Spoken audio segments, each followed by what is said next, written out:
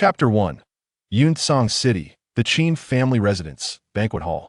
At the head of the table sat Qin Futian, the patriarch of the Qin clan. Numerous clan members occupied the seats on his right. On the left side, however, were the members of the esteemed Jiang family, the foremost family in Yunsong City. The atmosphere was lively, filled with the clinking of cups and cheerful conversation. Suddenly, a voice pierced through the revelry. Qin Futian. Next month, the Heavenly Sword Sect shall recruit new disciples in Yunsong City. Do you believe you have the capability to join them? Among the Jiang family, a young lady clad in an exquisite long gown stood up. Her name was Jiang Yunlan, radiant with a brilliant smile. Possessing an extraordinary beauty that combined both allure and talent, her status as the daughter of the Jiang family only intensified the admiration and frenzy of countless young heroes. As Jiang Yunlan spoke, the once boisterous banquet hall fell into an immediate hush. All eyes turned to a young man in white seated across from her. He was tall and slender, his appearance strikingly handsome, exuding an ethereal aura that seemed almost otherworldly. He was none other than Qin Futian, the current heir of the Qin family. Upon hearing her words, Qin Futian slowly opened his previously half-closed eyes and gazed at the young lady before him, replying coolly, "I should have some measure of confidence." Jiang Yunlan scoffed lightly. "At this juncture, you still choose to feign arrogance?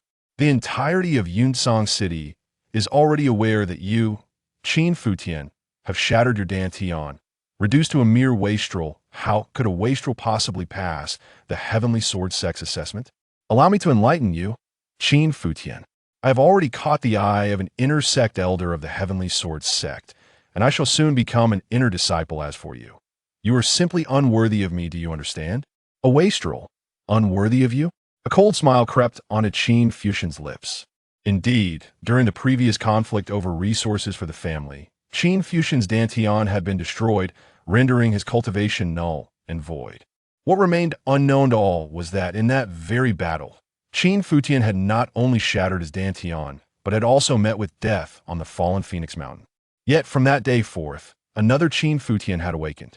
This Qin Futian was the supreme Divine Emperor, the God Emperor Futian, who had stood at the pinnacle of countless realms for eons.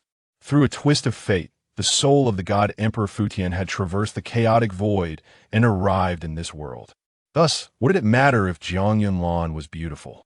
What significance did her talent hold?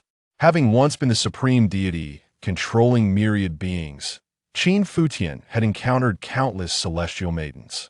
Any one of the divine maidens under his command would possess unparalleled talent and captivating beauty, enough to ensnare the hearts of mortals in this realm. How could a mere Jiang Yunlan capture the attention of Qin Futian? Yet, at this moment, Jiang Yunlan dared to assert that he was unworthy of her. How utterly ludicrous. So we mean, Qin Futian cast a dispassionate glance at Jiang Yunlan. If you had any awareness of your situation, you would proactively present the marriage decree and destroy it before everyone, Jiang Yunlan declared coldly. Her words sparked an uproar among the guests. Many members of the Qin clan wore expressions of indignation. Jiang Yunlan's public rejection of the marriage was not only a blatant humiliation towards Qin Futian, but also a disgrace to the entire Qin family. Qin Tianxiong, seated at the head, furrowed his brow, the veins on his forehead visibly throbbing. At that moment, Jiang Zhinshan, the head of the Jiang family, stood up with a smile. "Everyone, there's no need to be so agitated. The situation is not without room for reconciliation." He then turned to Jiang Yunlan, saying, "Yunlan, there's no need to make the situation so irreparable lest the people of Yunsong City say that our Jiang family is heartless." "Yes, father," Jiang Yunlan acknowledged, casting a disdainful glance at Qin Futian. "Qin Futian, do not claim I have not given you a chance. Next month, the Heavenly Sword Sect will conduct assessments for outer disciples in Yunsong. If you manage to pass, our marriage contract may still hold. However, if you fail the assessment, our engagement will naturally be voided." Jiang Zhinshan added with a smile, "Futian, our Yunlan has extended an opportunity to you. If you cannot seize it, do not blame fate." "An opportunity?" Qin Futian's internal laughter grew colder. fully aware of his ruined cultivation. To expect him to pass the Heavenly Sword Sex assessment next month was hardly an opportunity. This charade served to portray the Jiang family and Jiang Yunlan as compassionate individuals, while simultaneously branding Qin Futian as inept. Ultimately, it would render him a laughingstock. So, Qin Futian, what do you think? Jiang Zhenshan inquired once more. Now, he merely awaited a definitive response from Qin Futian. By doing so, he maintained control of the situation. I think there is nothing to think, Qin Futian replied. Qin Futian, why bother? You should understand that there is no future for us. Jiang Yunlin's voice turned increasingly frigid, suspecting that Qin Futian was attempting to weasel out. Yet Qin Futian merely smiled coldly, saying, indeed, there is no future for us, Jiang Yunlan. But why should our engagement be voided if I fail the assessment, while it remains valid if I succeed? His words left the crowd momentarily speechless. Qin Futian continued, what I wish to convey is this. If I pass the assessment for outer disciples of the Heavenly Sword Sect, our engagement shall be nullified as well. It will not be a matter of you, Jiang Yunlan, looking down upon me, but rather I, Qin Futian, choosing to divorce you. Divorce you? The final words echoed resoundingly throughout the hall. The entire chamber reverberated with the weight of his declaration. Jiang Yunlin's expression shifted dramatically. How could a mere wastrel dare to speak of divorce? But soon, she regained her composure and laughed coldly. Utterly ridiculous. At this point, you still cling to verbal sparring. A waste with a shattered dantian believes he can pass the Heavenly Sword Sex assessment. How deluded. Around her, Jiang Zhenshan and the other members of the Jiang family erupted in laughter. To them, Qin Futian was merely a youthful soul unwilling to concede. Qin Futian, your words are not without merit. Jiang Zhenshan spoke slowly. However, a gentleman's word is his bond on the day of the Heavenly Sword Sex assessment next month. I hope you will carry the marriage decree with you. And at that moment, declare your intentions to the entirety of Yunsong City. Rest assured, I understand what must be done. Qin Futian replied nonchalantly. Excellent. In that case, I shall not say more. Jiang Zhenshan smiled lightly, a glimmer of mockery flashing in his eyes. Youthful exuberance is not inherently a flaw, but ignorance of one's limits may render one a mere subject of ridicule. Ultimately, he believed that Qin Futian could never pass the Heavenly Sword Sex assessment next month. Thus, regardless of how Qin Futian might boast now, his fate would culminate in the dissolution of his engagement with Yunlan, becoming a laughingstock throughout Yunsong City. Then, esteemed Patriarch Qin and all members of the Qin family, I shall take my leave. Jiang Zhenshan bowed to the assembly before turning to depart. Qin Futian, I hope you will keep your word, bring the marriage decree next month, and do not falter at the last moment, so I may not look down upon you. With that, Jiang Yunlan too turned with her head held high, her demeanor akin to that of a proud swan. As the Jiang family members departed, the once silent banquet hall erupted once more into a clamor. Bang! Qin Tianxiong, who had remained silent, suddenly slammed his palm on the table. The black ironwood table shattered into splinters. Qin Futian, why do you not kneel? Qin Tianxiong's authoritative rebuke reverberated throughout the hall. He fixed a cold gaze upon Qin Futian, the veins on his forehead bulging. Kneel? Why should I? Qin Futian narrowed his eyes, meeting Qin Tianxiong's gaze heated. Why? You dare question why? Qin Tianxiong let out a cold laugh, stating, if you had not become a wastrel, how could Jiang Yunlan have come to annul the engagement? So, it is my desire to become a wastrel? Qin Futian retorted with a sneer. Furthermore, the annulment was proposed by the Jiang family. Jiang Zhenshan is present, but you dare not confront him now. You turn your ire upon Muhat. Does that signify? Impudent. Qin Tianxiong laughed in fury. At this moment, you still dare to retort?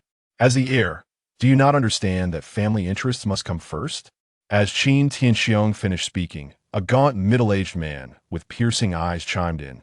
The patriarch speaks truth. Qin Futian is heedless of the bigger picture. Acting on impulse, this is utterly outrageous in my opinion. He should be stripped of his position as heir and denied all cultivation resources. This man was the seventh elder of the Qin family, Qin Futian. His words quickly drew a chorus of agreement. I concur with the sentiments expressed by Elder 7. Qin Futian's nature is unruly and disdainful. Showing no respect towards the esteemed elders of our clan, this youth is unworthy of the position of young master. I, too, am in agreement we must depose Qin Futian from the role of young master. One and all echoed this sentiment, their gazes towards Qin Futian akin to that cast upon a discarded shoe. In that moment, Qin Futian laughed in wrath. If memory serves me correctly, it was you who came to me, one by one, beseeching that I assume the mantle of young master. And why was that? Was it not due to my exceptional talents? Over the years, as the young master of the Qin clan, I have fought countless battles, earning immense merit for our family. At the age of 11, during the Battle of Donghua Mountain, I vanquished 3 young geniuses from the Bai family, securing 3 iron mines for the Qin clan. For this, my left arm was nearly severed. Qin Futian tore open the sleeve of his left arm, revealing a horrifying scar that encircled his shoulder like an unsightly centipede coiling around his limb. When I was 13, the Qin merchant caravan was ruthlessly raided by bandits. It was I who, despite sustaining 18 wounds, bloodied and battered, repelled the marauders, salvaging our family's losses. With a wave of his hand, his robe fluttered open, exposing a multitude of ghastly scars across his chest, shoulders, and back. And let us not forget last year, when contending with the Shao family for the coal mountains of Xiling. Qin Futian recounted his past sacrifices for the Qin clan, each scar a testament to his unwavering dedication. Even in the recent battle at Falling Phoenix Mountain, I shattered my dantian, all for the sake of securing that scroll of profound techniques for the Qin clan. Qin Futian shook his head, feeling an unjust sorrow for himself.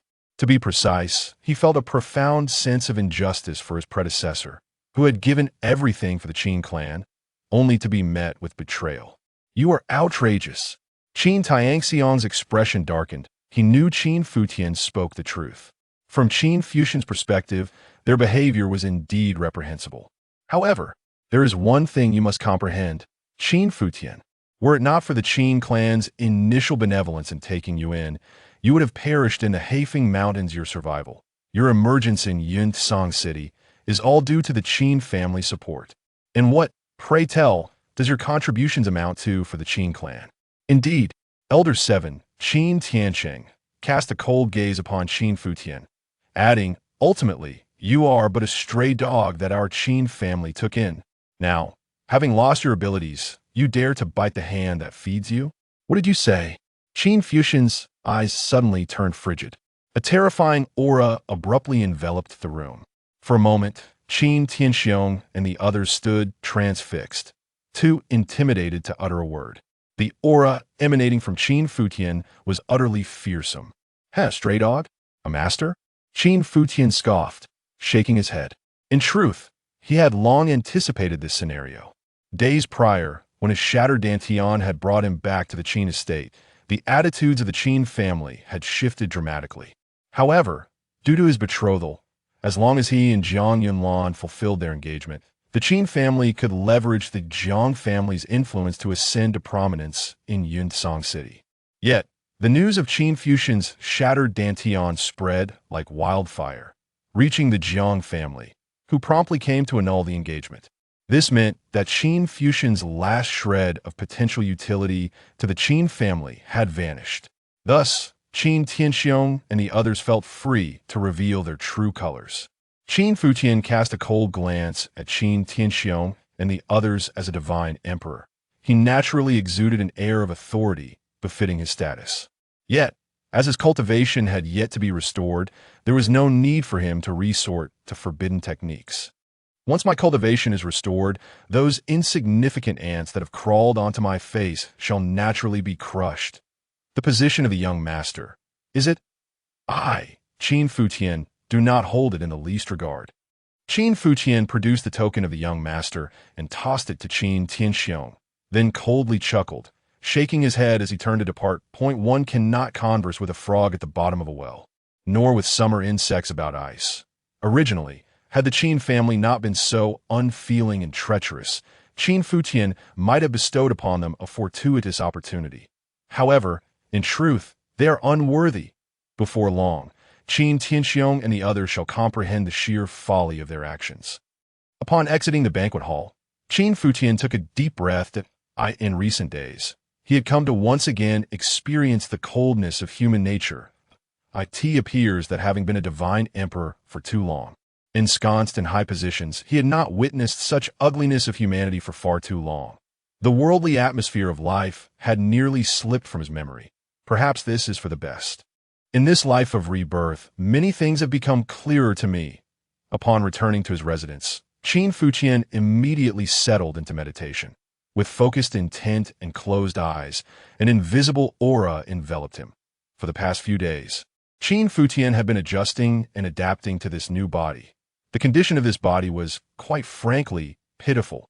Not only was the dantian shattered, but there were also 6 or 7 broken meridians and several broken or even pulverized bones. Coupled with the accumulated injuries from years of arduous battles for the Qin family, his body had been left in a deplorable state.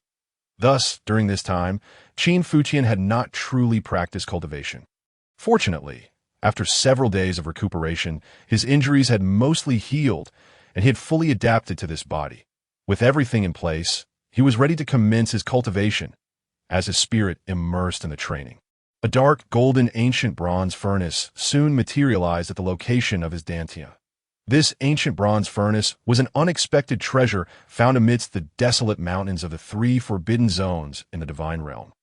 To his surprise, upon transmigrating to this world, the ancient bronze furnace had accompanied him here. Qin Futian did not know the original name of the furnace, but due to the inscription of the character's creation upon its body, he named it the Creation Divine Furnace. The Creation Divine Furnace contained a mysterious technique known as the Devouring technique. Based on this secret method, Qin Futian speculated that the Creation Divine Furnace might have originated from the forbidden domain mentioned in myths. It is said that within the divine realm, there exist mysterious realms that touch upon taboos that in my past life, even as I reached the pinnacle of the divine realm, I still could not uncover the secrets of the rumored forbidden domains. In this life, with the aid of the Creation Divine Furnace and the Devouring technique, can I break through the taboos and explore the unknown world hinted at in legends. Qin Futian calmed his mind and began to cultivate the Devouring technique. In his previous life, when he obtained the Creation Divine Furnace, he was already at the level of Divine Emperor. Yet the cultivation of the Devouring technique required starting from zero and necessitated the shattering of the dantian. Rebuilding from the ground up, Qin Futian had never made the resolute decision to abandon his cultivation as a Divine Emperor. However, now, this body possessed exceptional innate talent, and the dantian had just shattered, effectively allowing him to start anew. Perhaps this was the destined will of the heavens. Boom! As the Devouring technique commenced its operation, the surrounding void trembled violently. Spiritual energy from all directions surged toward Qin Futian in an instant. His body absorbed the spiritual energy as if it were a great whale drinking water, engulfing it all in a brief moment. This terrifying speed of absorption even caused the air to emit low, mournful sounds as the spiritual energy was drawn in. Such a rate of absorption is astonishing. This is still within a lower-tier world. If it were in the divine realm, with its denser spiritual energy, the speed of absorption would increase dramatically. And oh wonder, this technique is called the Devouring technique.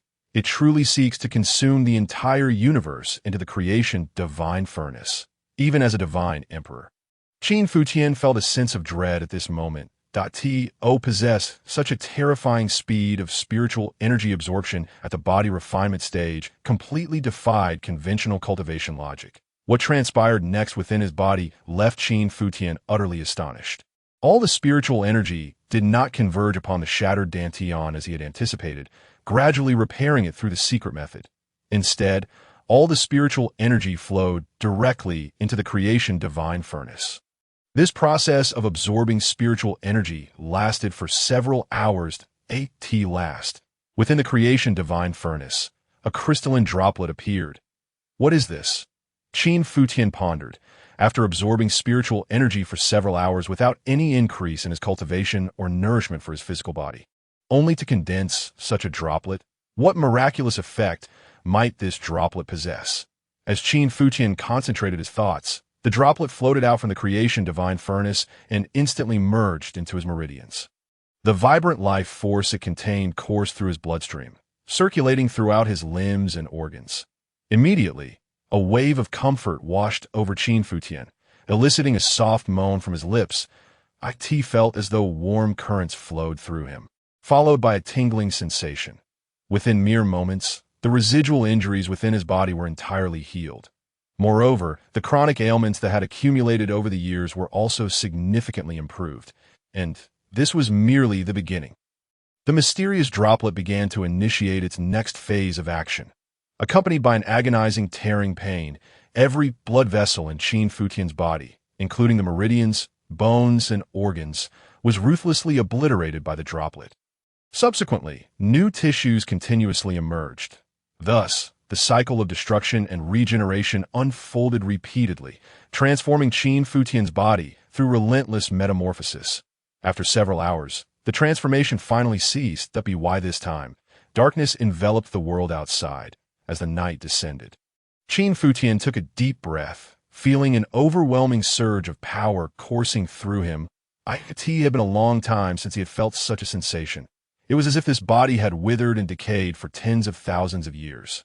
And now, he had regained control over his strength. Following this, Qin Futian unleashed a punch. Boom! His fist struck the air, producing a resounding explosion. Simultaneously, a faint radiance emanated from his fist. Has he already manifested fist light so quickly? Even with his previous cultivation reaching the Divine Emperor realm, he could not help but feel a hint of surprise. Fist light, akin to sword chi and blade light, is a sign of the external manifestation of spiritual power. Typically, for a martial artist to achieve this, they must reach the Qi Si stage. The path of martial arts can be broadly divided into stages: meridian opening, Qi Si, true essence, divine gate, and so forth. Each major realm comprises 9 minor layers, known as the 9 heavens. Qin Futian took a moment to assess his current cultivation level. Among his 9 meridians, 2 had been completely opened. Meridian opening, 2nd layer. The speed of cultivation could only be deemed average.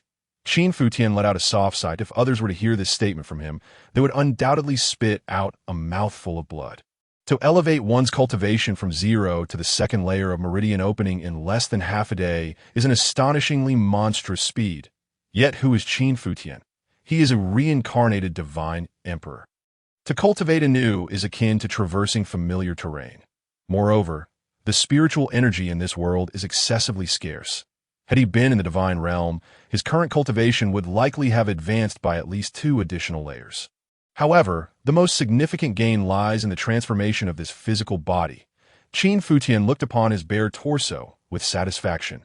This body, once marred by grotesque scars, had now become smooth and flawless. Well-defined, muscular contours delineated perfectly, exuding an aura of explosive power with even the slightest movement. This was exponentially stronger than when he had reached the 2nd layer of meridian opening in his past life. Qin Futian understood that all of this was due to the creation divine furnace and the heaven devouring technique. The heaven devouring technique had amplified his rate of absorbing spiritual energy by dozens of times. Even more intriguingly, though his dantian was shattered, the creation divine furnace effectively served as his dantian now. Qin Futian was filled with astonishment.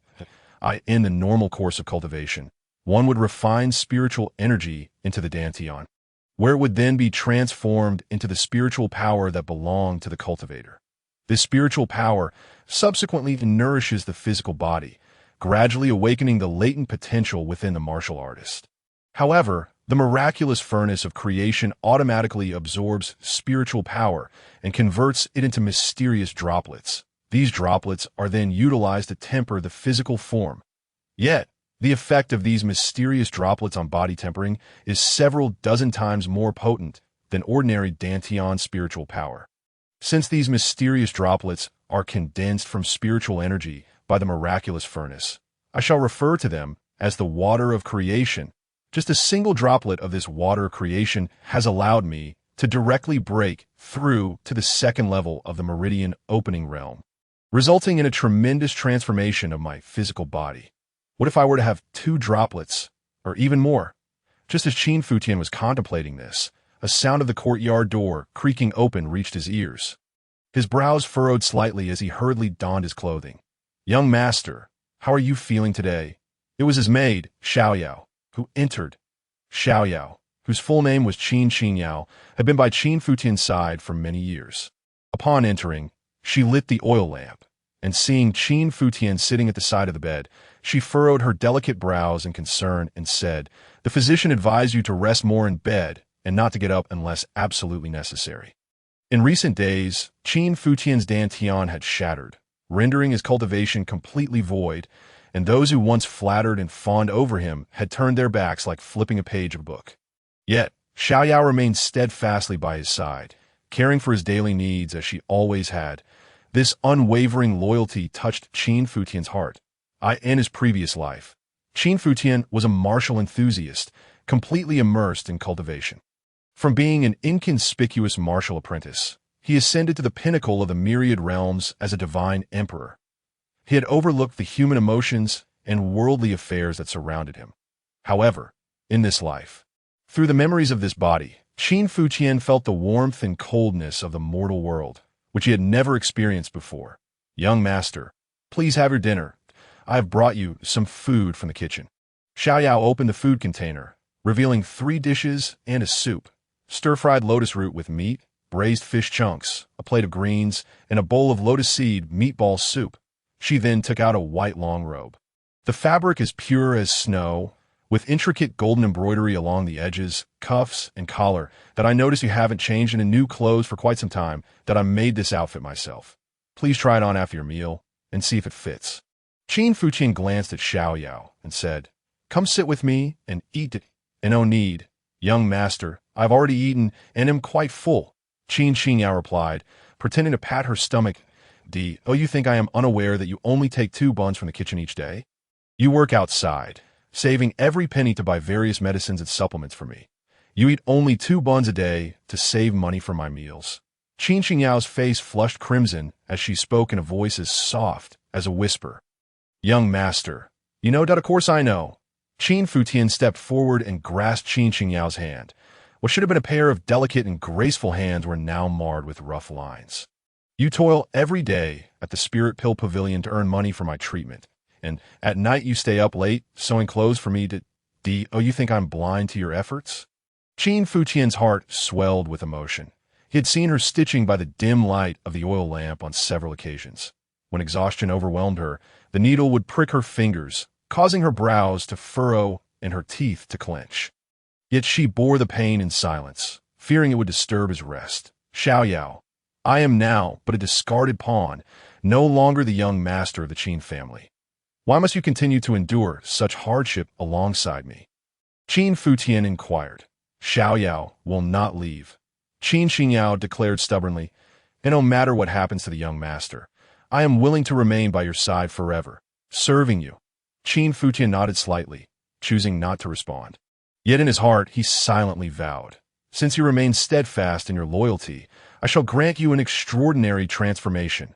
The following day, as dawn broke, Qin Futian stepped into the courtyard, after a night of cultivation. He had ascended another small realm, reaching the 3rd level of the meridian opening realm. Transitioning from the 1st to the 2nd level had consumed 1 droplet of the water of creation, while moving from the 2nd to the 3rd level had required 2 droplets. The spiritual energy in this world remained exceedingly thin. After an entire night, the miraculous furnace could only condense 2 droplets of the water of creation.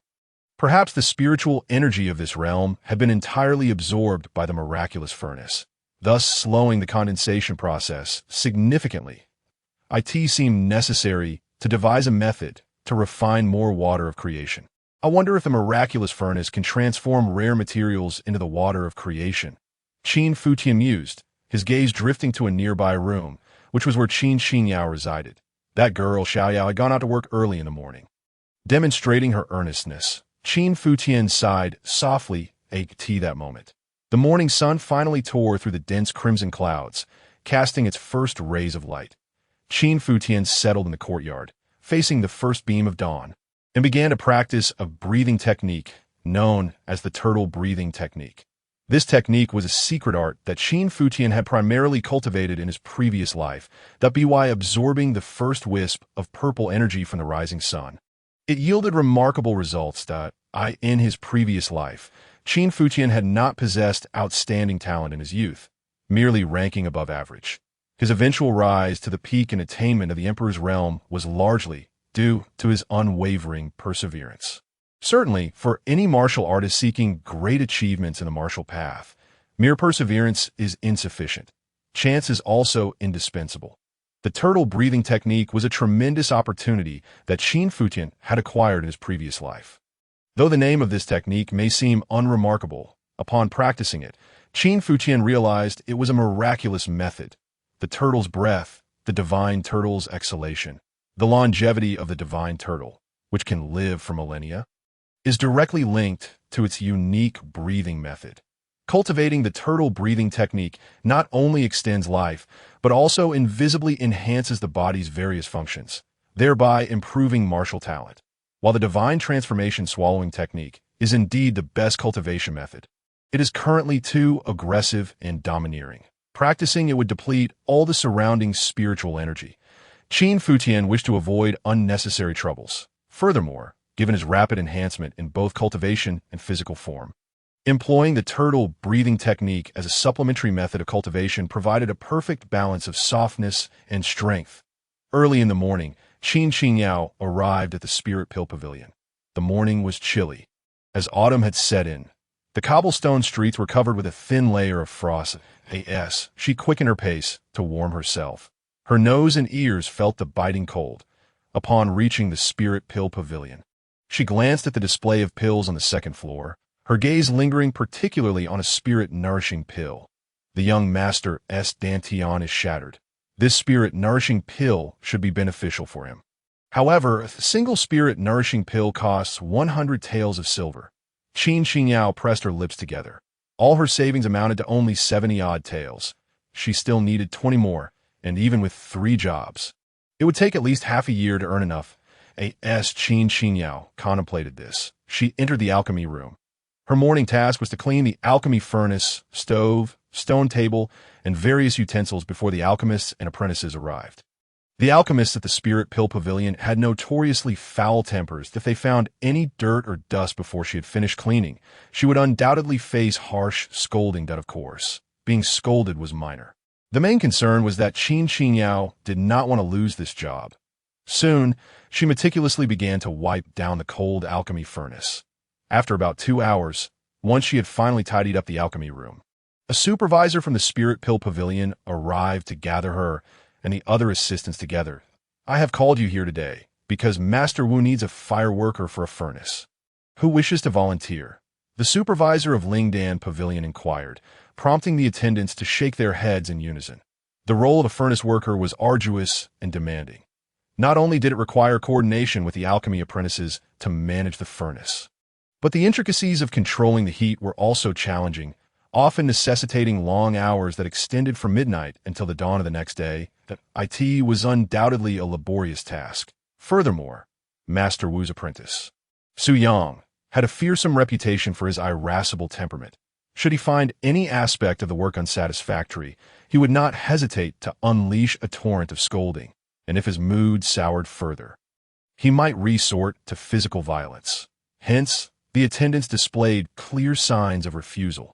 The compensation for this labor was a modest 3 taels of silver each month.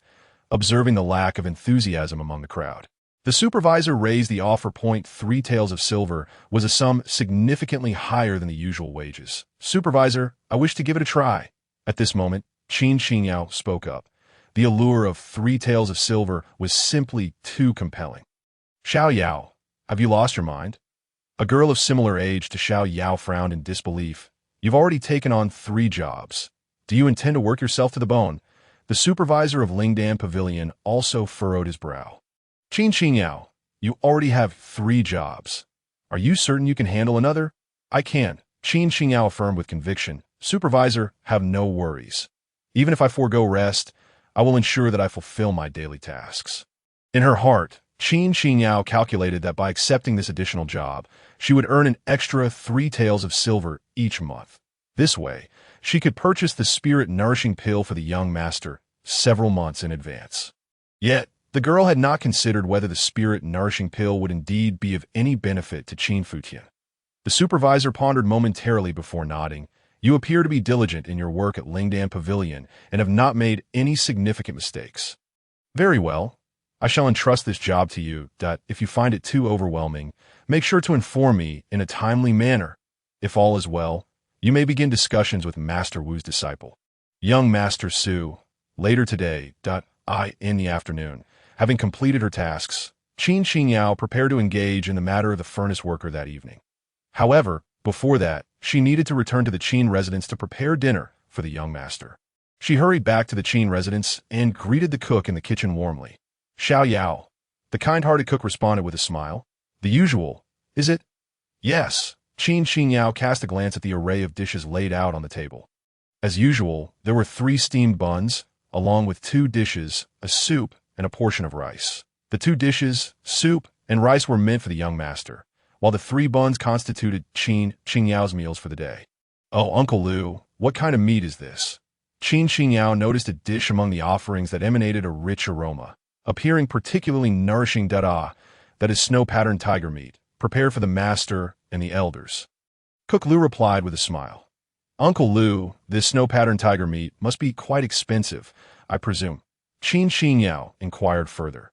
Indeed, this meat sells for 5 taels of silver per tael. It is not something most can afford. However, it is highly nutritious, beneficial for cultivation, and aids in healing injuries sustained by warriors. Cook Lu elaborated. Helps heal injuries? At this, Qin Yao's eyes sparkled. Uncle Lu, could you spare me a portion of the snow-patterned tiger meat? I can pay you in the Qin residence. The allocation of meals followed strict hierarchies. For instance, the master and elders enjoyed significantly better fare, while the servants often received the least. However, those wishing to improve their meals could purchase additional food with their own money. You little girl, if I am not mistaken, you wish to buy this snow-patterned tiger meat for your young master, correct? Cook Lu asked knowingly.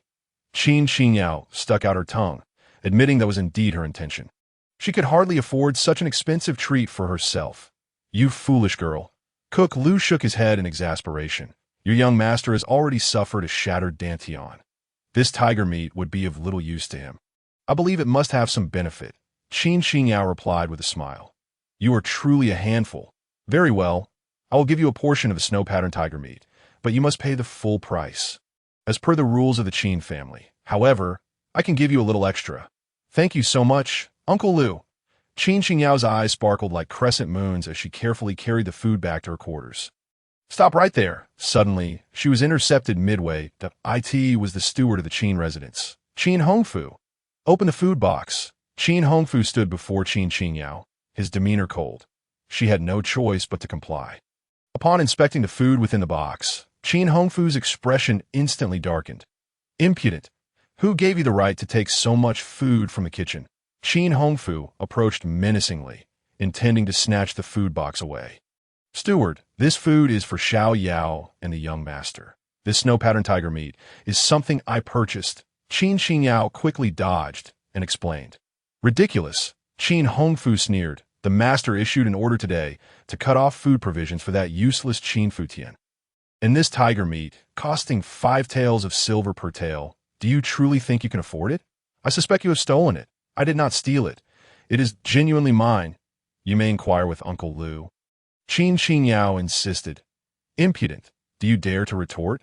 Qin Hongfu scoffed, and with a cold snort, he delivered a resounding slap across Qin Yao's face as a practitioner at the 4th level of the Meridian realm. The force behind his blow was considerable.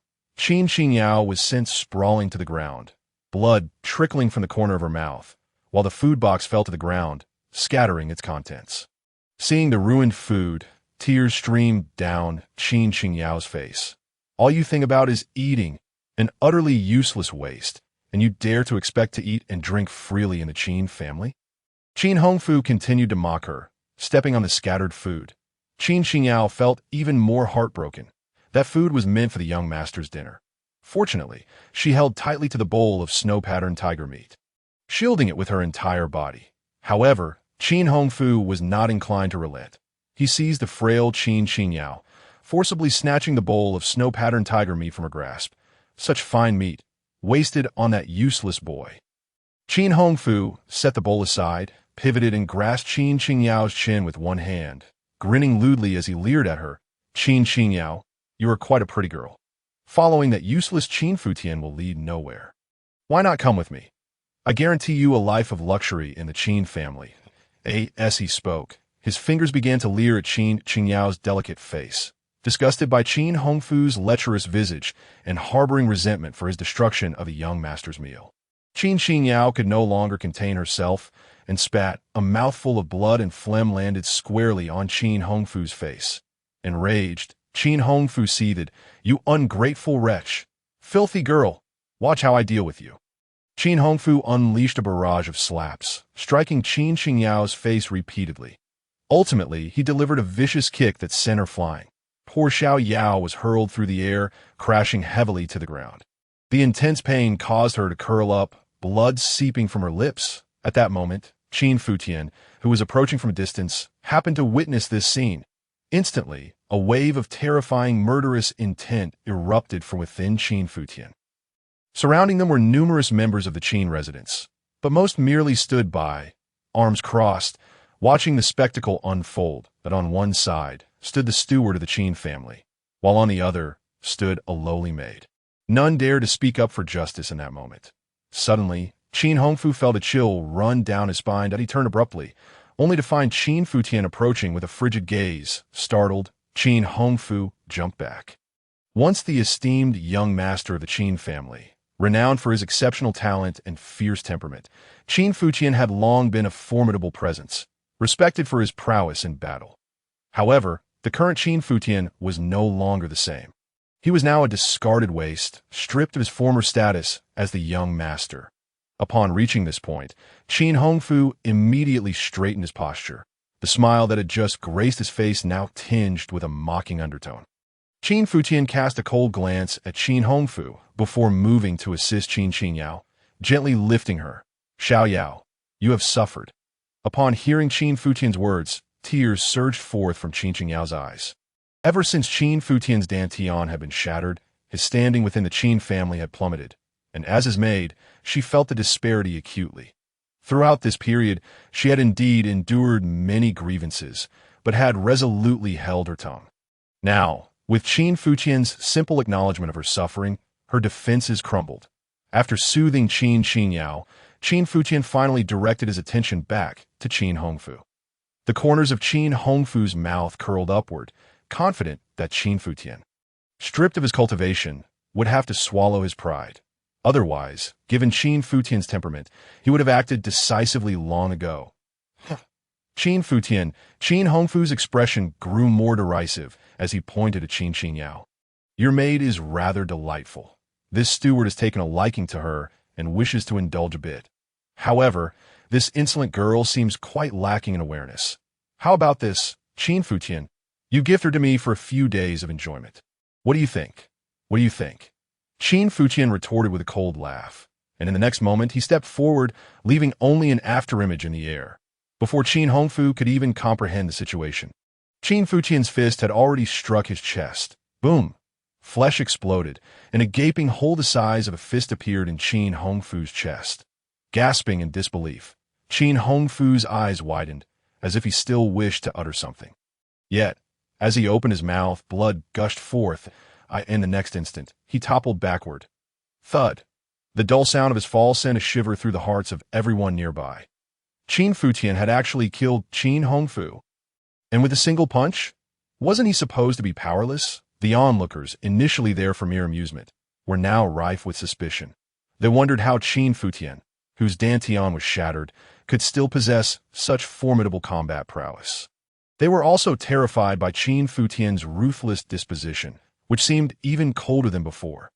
Yes, terrifyingly cold. "We are leaving."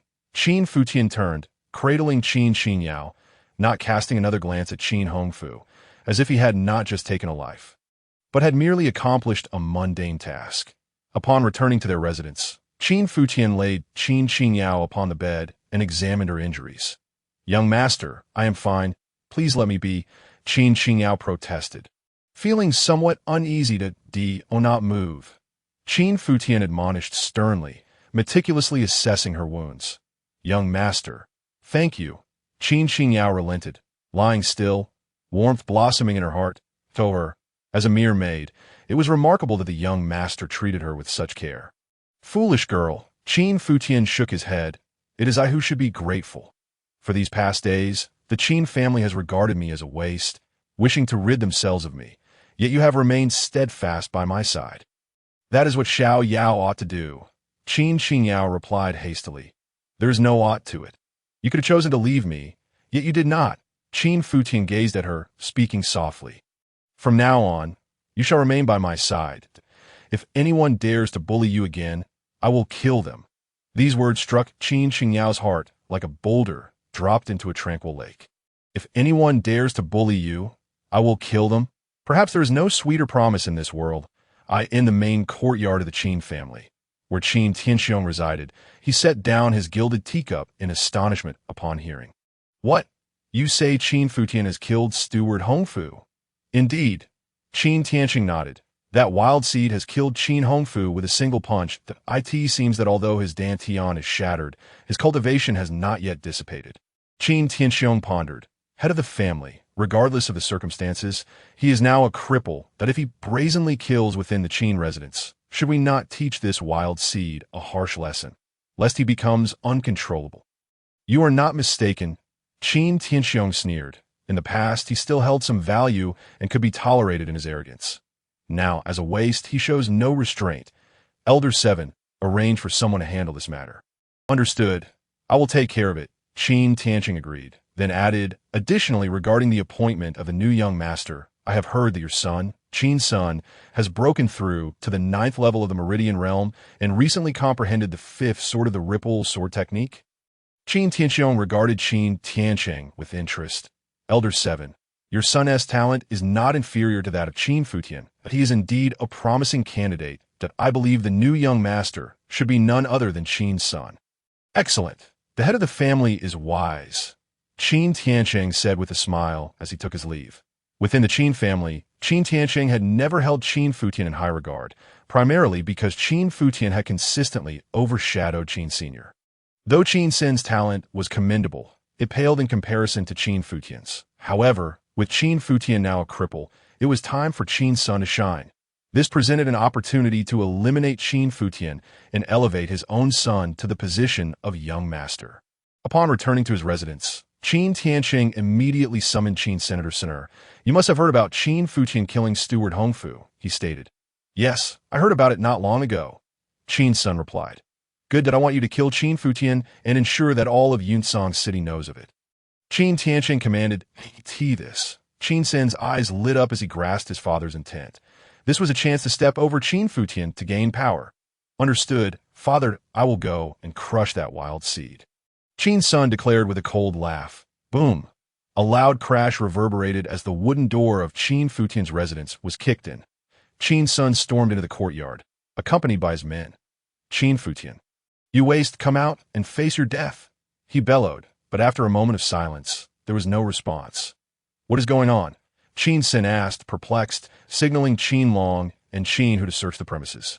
Upon entering the house, Qin Long and Qin Hu rummaged around, but found no sign of Qin Futian. "Brother son, that waste is not here, nor is his maid," Qin Long reported. "Has he fled?" Qin's son frowned. This wild seed likely realized he had stirred up trouble and did not dare remain in the Qin residence, opting instead to escape. Qin Hu spat on the ground in frustration. "Humph," Qin's son scoffed. His gaze filled with disdain. This waste truly knows how to run. He had escaped with his life intact. Outside Yunsong City, along a narrow ancient path, two figures walked ahead of one another. The young man wore a flowing white robe, his appearance lean and handsome, with dark hair casually tied back, exuding an air of nonchalance and ethereal grace. The young woman was slender, her strides less composed than the young man's, yet she gritted her teeth, striving to keep pace. After walking for about an hour, the young man halted. "Xiao Yao, are you tired?" Qin Futian inquired. "Yes, I am tired," Qin Qingyao replied, panting heavily. For the past hour, Qin Futian maintained a steady pace that allowed Qin Qingyao to struggle to keep up without falling too far behind. Good. Fatigue is expected. If you wish to tread the path of martial arts, you must endure hardship. Otherwise, you will achieve nothing. Qin Futian stated, I understand. Xiao Yao will persevere. Qin Qingyao affirmed, her lips pressed together, her eyes resolute. Indeed, your spirit is commendable. However, talent is indeed lacking, but it matters not. Qin Futian nodded. Talent is undeniably crucial for others. Yet for the once mighty god Emperor Futian, it poses no issue whatsoever. He possesses countless methods to enhance Xiao Yao's cultivation aptitude. What truly matters, however, is one's disposition. Young master, have you recovered your cultivation? Qin Qingyao inquired eagerly. Yes, I've regained a portion, Qin Futian affirmed with a nod. Indeed, it is merely a fraction, compared to the realm of the god emperor. He has only achieved the third stage of the meridian opening, which could be deemed trivial at best. Nonetheless, every journey begins with a single step, and now, reborn, what he lacks most are cultivation resources. Remaining at the Qin residence serves no further purpose. Thus, Qin Futian plans to venture into the Black Wind Mountains for a few days to seek sufficient cultivation resources. Next month, the Sky Sword sect will recruit new disciples in Yunsong City. Joining a sect is the swiftest means to acquire cultivation resources, and Qin Futian certainly intends to seize this opportunity. That's wonderful, Qin Qingyao exclaimed with excitement, nearly jumping up, her earlier fatigue entirely forgotten. I knew young master would surely recover. Qin Futian chuckled softly. She truly is a naive girl, as if the one regaining strength is herself. After a little over an hour, the two had entered the Black Wind Mountains. This foray serves dual purposes: to seek more cultivation resources for himself, and to find medicinal herbs that could aid Xiao Yao in accelerating her cultivation. Qin Qingyao closely followed Qin Futian. For once inside the Black Wind Mountains, danger lurked at every turn. Soon, they arrived at a thicket, concealing themselves behind a patch of bushes. Not far ahead, a fire-maned pig lay napping on a slab of greenstone. Its body was covered in long red fur, roughly the size of a small calf, with remarkably developed limbs and a physique marked by well-defined muscles. Suddenly, Qin Futian dashed forward, like an arrow released from a bow. He swiftly approached the fire-maned pig. Only then did the slumbering beast sense the impending danger. It abruptly opened its eyes to find a fist descending upon its head. The fire-maned pig attempted to evade, but was far too late. Bang! Qin Futian's fist landed solidly on the pig's head, producing a dull thud. The creature let out a horrific scream. Yet, Qin Futian followed up with several consecutive punches, each one powerful and decisive. Bang! Bang! Bang! After a few muffled thuds, the pig's cries abruptly ceased, its massive form collapsing. Young master, you are incredible. At this moment, the trembling Xiao Yao emerged from the bushes, her face a canvas of astonishment and admiration. The sheer size of the fire-maned pig had been imposing, merely lying there exuding an overwhelming pressure. Yet, Qin Futian had effortlessly brought down such a formidable spirit beast with just a few punches. Qin Futian smiled. This is nothing. Although the fire-maned pig is large, it is in fact the lowest tier of spirit beasts, rather weak among first-tier spirit beasts. What is a first-tier spirit beast? Xiao Yao asked curiously. Spirit beasts, much like human warriors, are categorized into various tiers from low to high. A first-tier spirit beast roughly equates to a human martial artist at the meridian opening stage, Qin Futian explained. Then a second-tier spirit beast corresponds to a practitioner at the Qi Si stage, and a third-tier spirit beast to one at the true essence stage. Before entering the Black Wind Mountains, Qin Futian had briefed Xiao Yao on the tiers of martial artists. Exactly, Qin Futian nodded. However, because humans are the apex of all beings, possessing far greater intelligence than spirit beasts, and utilizing various weapons, they often manage to defeat higher-tier spirit beasts. After saying this, Qin Futian retrieved a sharp dagger from his spatial ring. Using the dagger, he extracted a red ore from the fire-maned pig's body, known as the beast's essence or inner core. Next, Qin Futian intended to test whether the creation divine furnace could directly refine and absorb the spirit beast's essence.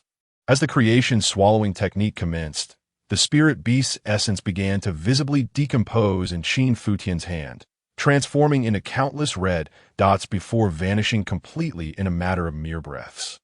Simultaneously, Qin Futian distinctly felt a surge of rich spiritual energy flooding into his body, all absorbed by the creation divine furnace.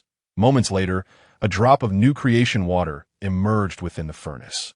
Indeed, it works. Furthermore, the speed and efficiency of this refinement far surpass that of directly refining spiritual energy. Qin Futian's heart soared with joy. It appeared that the creation divine furnace could not only condense spiritual energy.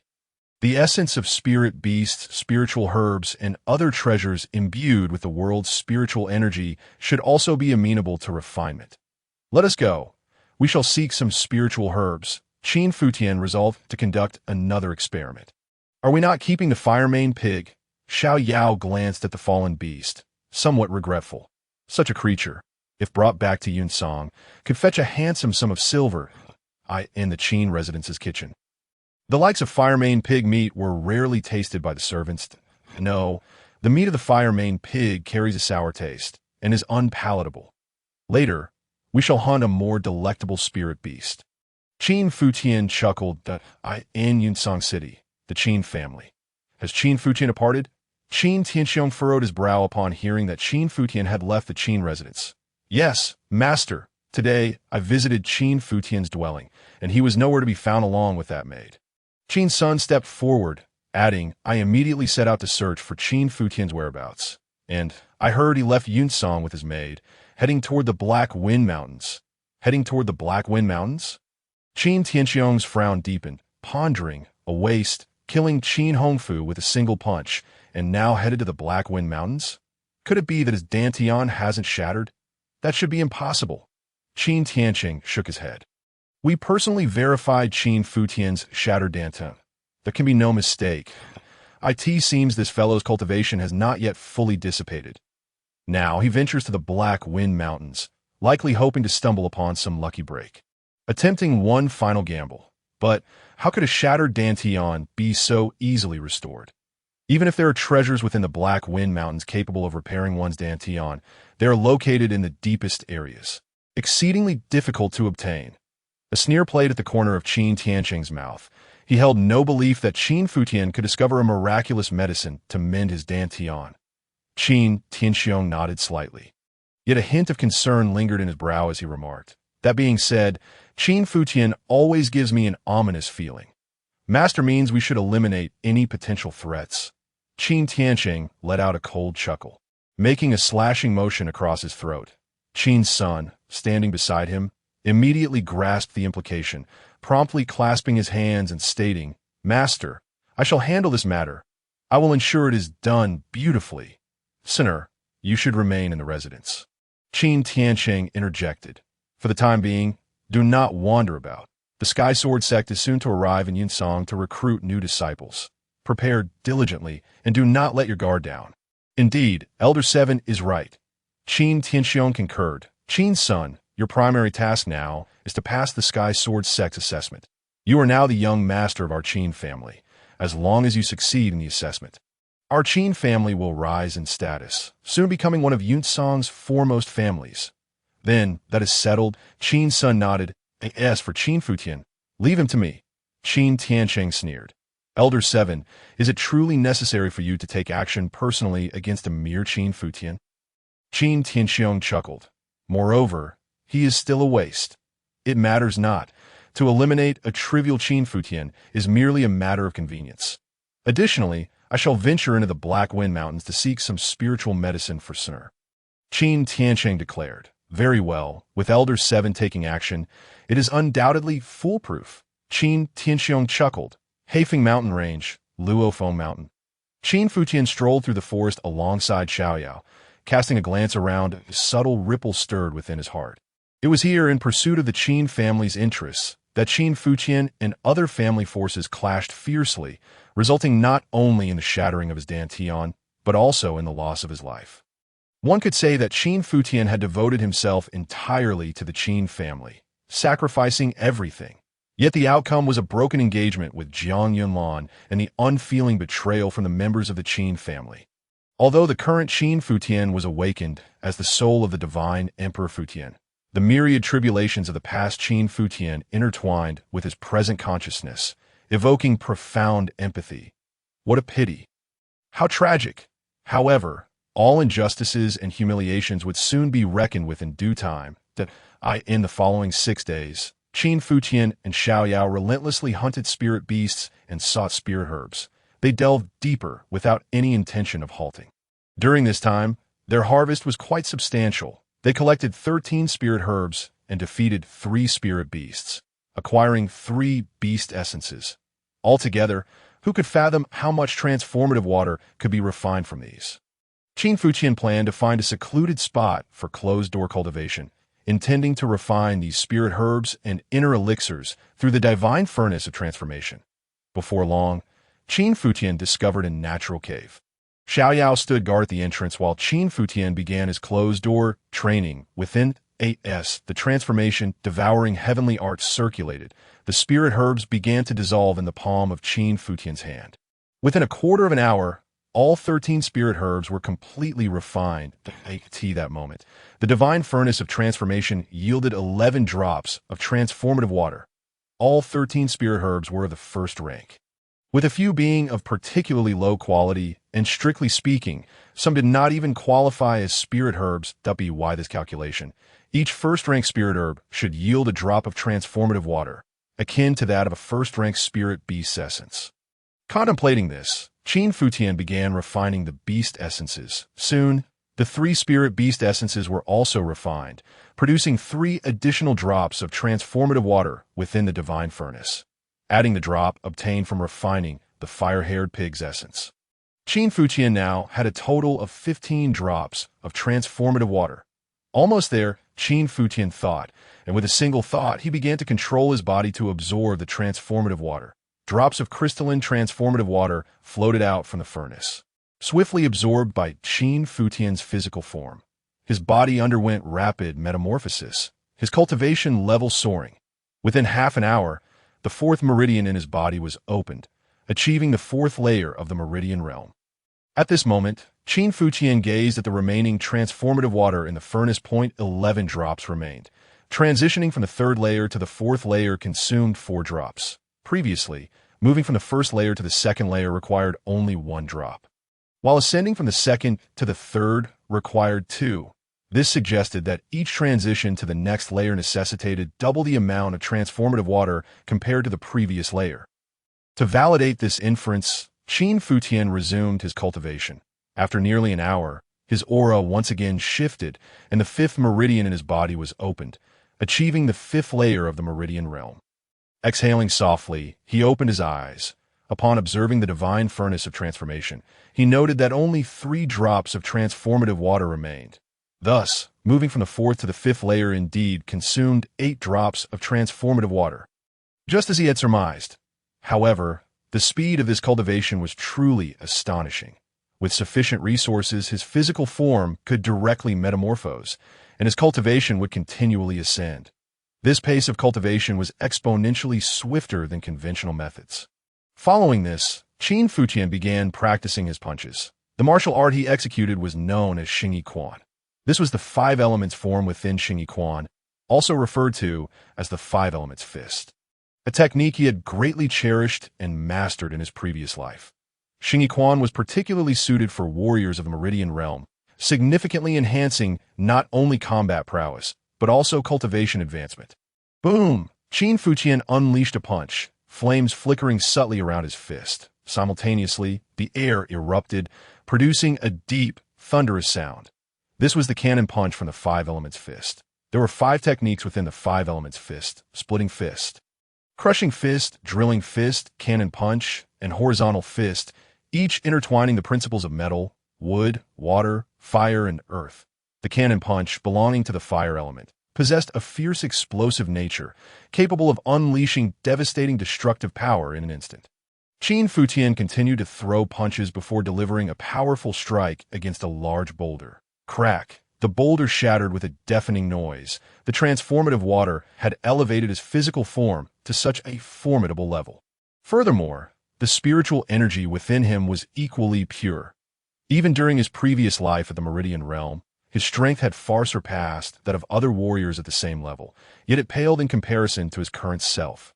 Now, merely at the 5th layer of the Meridian Realm, he could unleash fist lights akin to those achievable only by warriors at the Qi realm. The might of his punch could likely overwhelm even warriors at the 6th and 7th layers of the Meridian Realm. Presently, Qin Futian's strength was already comparable to the zenith of this body's previous capabilities. At its peak, this body had reached the 9th layer of the Meridian Realm. Although he was now only at the 5th layer, the disparity in strength was not insurmountable. Furthermore, with the myriad skills and combat strategies possessed by the Divine Emperor Futian within this body, his true battle prowess could rival that of the pinnacle. And this was without resorting to forbidden techniques. As the former Divine Emperor Futian, he naturally wielded numerous forbidden techniques capable of unleashing terrifying power in a short span, even transcending great realms in combat. However, the cost of using such techniques was considerable, so Qin Futian would not employ them lightly unless in extraordinary circumstances. Taking a deep breath, he steadied his aura, with only 3 drops of transformative water remaining. Any further enhancement in cultivation would necessitate the search for more spiritual materials. The transformative water derived from first-rank spirit herbs and first-rank beast essences was still somewhat lacking, but if he could obtain second-rank spirit herbs or second-rank beast essences, the essence from a second-rank beast would contain 10-fold the spiritual energy compared to that of a first-rank beast. Thus, a single second-rank beast essence could potentially yield nearly 10 drops of transformative water in one go. Pondering this, Qin Futian exited the cave. Meanwhile, Xiaoyao was nearby by a small stream. She was cleaning a piece of spirit deer meat and preparing to roast it over a bonfire. The meat was turning golden, and an enticing aroma wafted through the air. During these days with Xiaoyao by his side, Qin Futian had not gone hungry. In fact, he relished these delectable meals. Xiaoyao was indeed skilled, preparing roasted spirit deer meat. Fragrant chicken, steamed silver needle fish, and a variety of wild vegetables, all delectable. Young master, you've come out? Are you hungry? Xiaoyao has prepared roasted spirit deer meat for you. It will be ready shortly.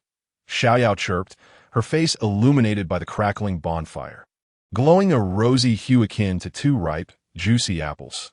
Coupled with her pair of sparkling, watery eyes, one couldn't help but feel a surge of affection. Qin Futian smiled gently, walking over to sit on a nearby stone slab.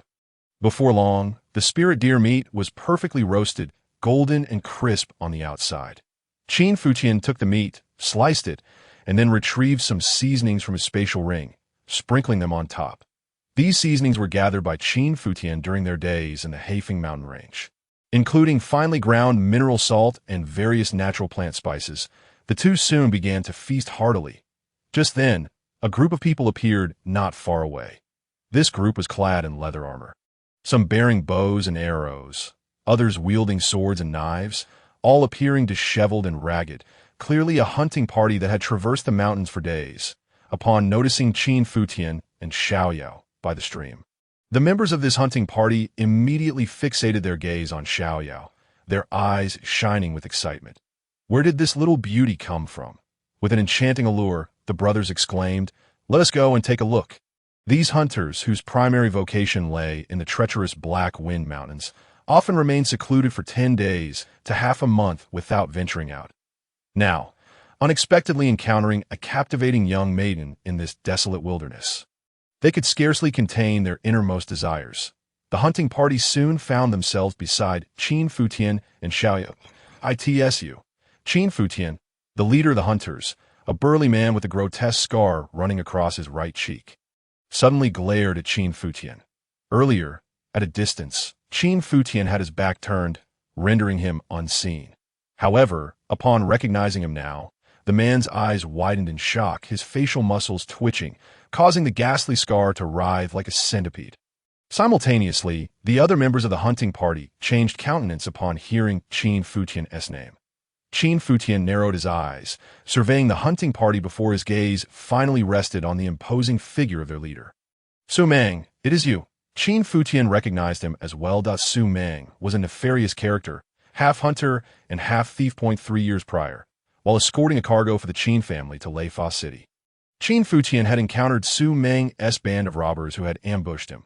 Yet, that band of thieves was thwarted by Qin Futian alone, with Su Meng sustaining a wound from a blade that left a permanent mark on his face, allowing him to narrowly escape. Qin Futian, I never expected to cross paths with you here. Su Meng suddenly chuckled menacingly, and if I'm not mistaken, you should now be a broken man, your dantian shattered. Right? That scar on my face. You left it for me. Over the past 3 years, your cultivation has steadily ascended, and I thought I would never have the chance to exact my revenge. But lo and behold, I recently heard that you, little brat, have become a worthless waste. How wonderfully poetic is the cycle of fate. Today, I shall let you experience the taste of having your face floured with injuries. And this maiden, she must be your companion, right? I will make sure you witness how my brothers and I will ravage and torment her. Upon hearing Su Meng's words, Qin Xinyao trembled in fear. She took a few steps closer to Qin Futian and whispered, "Young master." Qin Futian gently patted her shoulder, signaling her to remain calm. He then handed her the Linglu meat, saying, "Hold on to this for now. I will deal with him first before we eat." With that, Qin Futian rose to his feet. "That you frightened Xiaoyao." Qin Futian's gaze swept over Su Meng and his cohorts. Su Meng was momentarily taken aback. He had expected Qin Futian, having been rendered a waste, to flee in terror. Yet, Qin Futian showed no inclination to escape, which stirred a sense of unease within Su Meng. "Brothers, charge! Let us kill him," with a low growl. Su Meng commanded, and the others rushed towards Qin Futian. Swish, swish! 2 machetes swung from either side towards Qin Futian. He deftly evaded the oncoming blades, retaliating with 2 explosive punches. Bang, bang! The punches unleashed the true essence of the explosive force. Striking the 2 assailants with the precision of a rapid-fire cannon point, one of them fell lifelessly to the ground, a gaping hole in his back, while the other was sent flying, his shoulders shattered and flesh mangled. Convulsing uncontrollably on the ground at that moment, the remaining 3 launched their assault point. One brandished a sword, aiming directly for Qin Futian's face, while another swung a blade, seeking to cleave him in 2. The third thrust a spear straight at his chest. Their attacks were fierce, vicious, and remarkably coordinated. Though each was merely at the 3rd or 4th level of the Meridian realm, their synergy revealed that they were seasoned killers. However, who was Qin Futian? With a cold glint in his eyes, he stepped forward boldly, advancing towards the spear aimed at him. Just as the spear was about to pierce his chest, he swiftly grasped it, bending it with immense force. Snapping the iron spear in 2 simultaneously, he leaned back like a leaping fish, narrowly dodging the sword aimed at his face, as well as the blade sweeping towards his waist. As he spun mid-air, the jagged end of the broken spear sliced through the air. Thud! The sword-wielding woman had her throat severed in an instant, blood gushing forth. Qin Futian then thrust the spear's tip, piercing through the mid-aged man who had attempted to cleave him. The last remaining burly man, holding the broken spear, gaped in horror at the scene unfolding before him, terror seizing his heart. "Spare me," he stammered, but before he could utter another word, the spearhead flew forth, entering his open mouth and exiting with a spray of blood. In a mere 10 breaths, Qin Futian had dispatched 5 foes. The hunting party, originally comprising 7 men, was now reduced to 2, Su Meng and an elderly man with a hawk-like nose. How is this possible? Su Meng's face turned pale with fear. He had never anticipated that Qin Futian not only remained unscathed, but had become more formidable than ever. When they last clashed, Qin Futian was merely at the 6th level of the Meridian realm. Now, though he was at the 5th level, his strength far surpassed that of their previous encounter. What terrified Su Meng even more was the absence of any emotional fluctuations emanating from this young man. The swift execution of 5 men was executed with such precision that it seemed effortless, devoid of hesitation or remorse. That Su Meng, who considered himself a seasoned killer, felt woefully inadequate compared to this youth. "I was wrong. Qin Futian, no, young Master Qin, please spare my life." Su Meng quivered, his courage evaporating, No longer daring to resist, he understood that given Qin Futian's exhibited combat prowess, he stood no chance of survival. Yet, Qin Futian offered no reply, merely advancing towards him step by step. Su Meng trembled uncontrollably, sensing an unprecedented aura of terror emanating from Qin Futian's. That dreadful presence intensified with each step closer. He could endure no longer and turned to flee. However, Qin Futian was now less than 10 paces away. Boom! A powerful punch struck Su Meng's head, causing it to explode in a shower of blood. The last remaining elder, his legs trembling, felt a foul stench emanating from himself as a stream of murky yellow liquid pooled at his feet. His legs buckled, and he was about to kneel. Yet, before he could fully bend, Qin Futian's fist descended upon him. Thus, the 7-member hunting party was obliterated by Qin Futian alone, the entire process spanning no more than a mere 20 breaths. Ants, Qin Futian's cold gaze swept over the lifeless bodies strewn across the ground. His expression betraying no emotion, he collected the spirit rings from each corpse, quickly rummaging through their contents. Among the 7 rings, he discovered a wealth of spiritual items, inner Dan, numerous banknotes, and various miscellaneous goods. In total, there were 32 spirit herbs and 10 beast cores. These could potentially yield 40 drops of creation water, and with the 3 drops he had remaining, he was just a step away from advancing to the 8th level of the Meridian Realm. Based on previous patterns, it can be inferred that to ascend from the 5th layer of the Meridian Realm to the 6th layer, one requires 16 drops of creation water. Furthermore, to progress from the 6th layer to the 7th layer, 32 drops are necessary, totaling 48 drops. This implies that 5 more drops are still needed. Qin Futian does not intend to refine them directly, as his cultivation has just transitioned from the 3rd to the 5th layer of the Meridian Realm, and his body has yet to fully acclimate. He plans to first practice 2 fundamental martial techniques to further adapt to his current level of cultivation. That moment, Qin Futian turned his head and noticed that Xiao Yao was crouching on the ground. Her arms wrapped around herself, her face pale, and her eyes betraying a sense of terror. It appeared that the girl had been quite frightened moments ago. Qin Futian shook his head slightly. He had not given it much thought. As a divine emperor, the lives he had extinguished were countless. Thus, the annihilation of a few insignificant beings had not stirred even a ripple in his heart. However, Xiao Yao was different. She had witnessed very little bloodshed. The last time she had seen a killing, when Qin Hongfu was slain, it was far less brutal and bloody than what had just transpired. Xiao Yao, Qin Futian called out. Xiao Yao looked up at him. If you wish to tread the path of martial arts, you must confront slaughter. I understand, Xiao Yao, she replied softly. Remember, slaughter is inevitable. It is an ever-present reality. If I do not eliminate them today, they would have taken my life instead. Qin Futian continued that I understand. They are all villains and deserve to die. Xiao Yao asserted that no. Qin Futian shook his head. It matters not whether they are villains or not. Even if they are not, so what? In this world, what exists is not absolute good or evil. The mantis stalks the cicada, while the oriole waits in the shadows, which is virtuous and which is malevolent. In the myriad realms, survival of the fittest prevails.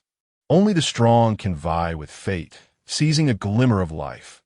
The weak, on the other hand, are destined to be eliminated, obliterated in the vastness of dust and smoke, if you desire to achieve great heights in martial arts. To ascend step by step, vying with the heavens for life and with others for existence. If you do not kill, others will kill you. Qin Futian's words illuminated Xiao Yao's understanding and the myriad realms. The law of survival prevails. If you do not kill, others will kill you. Xiao Yao's gaze gradually became resolute. Young master, I understand, she declared with conviction. Good. This spirit ring is for you. Imprint your blood to recognize it as your own. Qin Futian said, taking one of the 7 spirit rings and handing it to Xiao Yao. She accepted the spirit ring and placed it on her finger. It was the ring of the sword-wielding woman. Perfectly fitting. In this black grass, you must consume it now. Qin Futian added, producing a spirit herb shaped like a fern and offering it to Xiao Yao. Following his instructions, Xiao Yao complied. Now, you shall begin your cultivation. Under Qin Futian's guidance, Xiao Yao commenced her training. The technique she practiced was a divine secret art, known as the True Spirit Mysterious Water Technique. Qin Futian meticulously examined Xiao Yao's physique, sifting through all the martial arts in his memory, and concluded that this supreme divine art was the most suitable for her cultivation. As Xiao Yao sat cross-legged in meditation, Qin Futian placed one hand atop her head, beginning to draw in the spiritual energy from the heavens and earth. Then, through the method of imparting wisdom, he infused a strand of spiritual energy into her body. Xiao Yao quickly sensed the influx of spiritual energy and promptly activated the True Spirit Mysterious Water Technique to guide it into her dantian. With this initial step, the subsequent absorption of spiritual energy became a natural progression at this moment. The little girl likely had no idea of the profound nature of the impartation technique Qin Futian was employing on her. Though it may sound simple, the technique of impartation is, in truth, a transcendent divine skill. Even the mightiest martial saints in this world may not grasp such methods. While Xiao Yao engaged in her cultivation, Qin Futian quietly sat nearby, unknowingly entering a state of profound mystery. His breathing fell into a specific rhythm, as though he had fused with nature itself. The turtle breathing technique.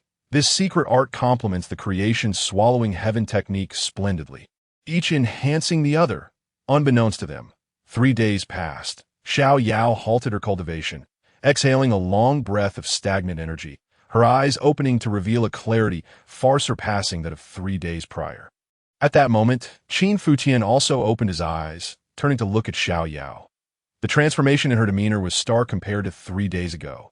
The absorption of spiritual energy and entry into the martial realm marked a significant evolution in her being. Without the ability to autonomously absorb spiritual energy, one would forever lack the essence of spirit. Yet now, Xiao Yao possessed this essence, rendering her far more vibrant than before. Previously, she had appeared haggard and weary from her daily frugality and labor. Now, however, the pallor of fatigue had vanished, and she radiated vitality. Xiao Yao's features had always been commendable, but now, enhanced by the infusion of spiritual energy and the blessings of the True Spirit Mysterious Water Technique, she could rival even Jiang Yunlan, the foremost beauty of Yunsong City. "How do you feel now?" Qin Futian inquired. "I feel wonderful, young master. It's as if I possess boundless strength," Xiao Yao exclaimed, her delicate hands forming fists, her face alight with excitement. "Thank you, young master," she added. Xiao Yao had never imagined she would one day embark on the path of cultivation in the Tianyin continent. Humanity, as the pinnacle of all beings, numbered in the billions. Yet, only a fraction ever had the fortune to step into the martial realm. Born into humble beginnings, Xiao Yao hailed from a poor background, her parents having sent her away as a maid from a young age. Thus, she had never dared to entertain even a flicker of ambition regarding martial arts. Yet now, she had truly become a martial apprentice of the Meridian realm. It all felt like a dream. This realization only solidified Xiao Yao's resolve. Henceforth, she would serve her young master diligently, for her life belonged to him.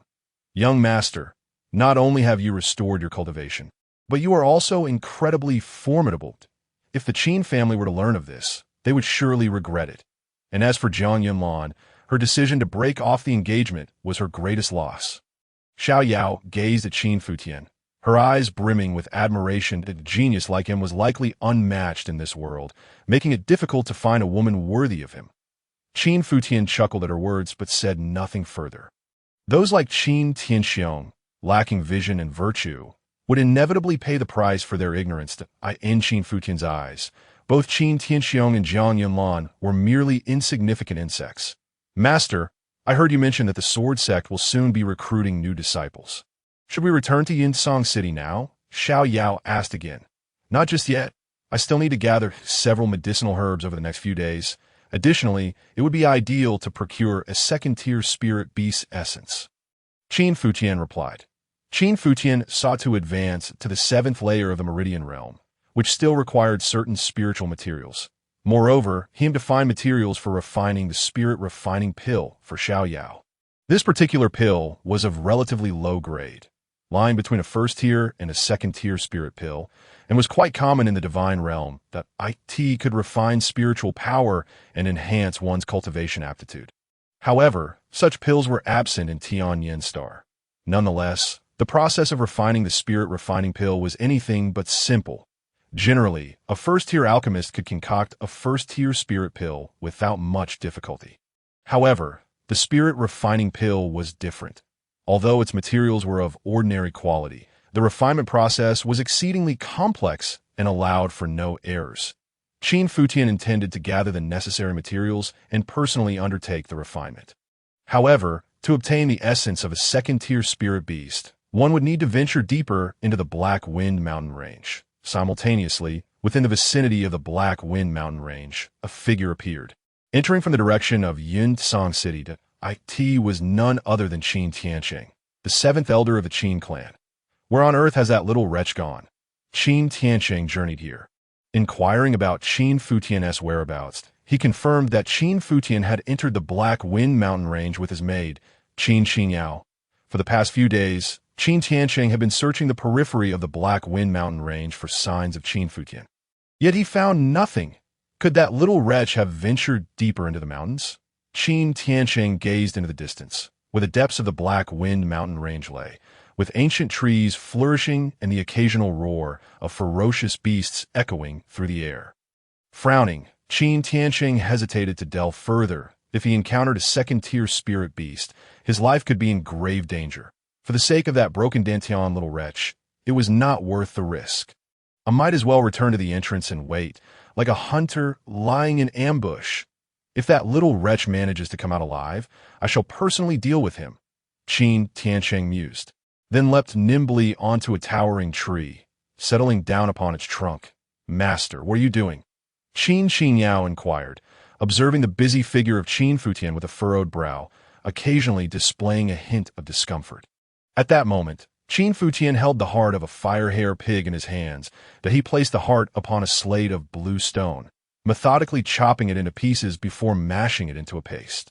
Subsequently, he took a dozen red, blood-like fruits and chopped them into the meat paste as well. Xiao Yao, this is ergua. Ergua enhances the aroma. The heart of the fire-hair pig has a deadly allure for the second-tier spirit beast.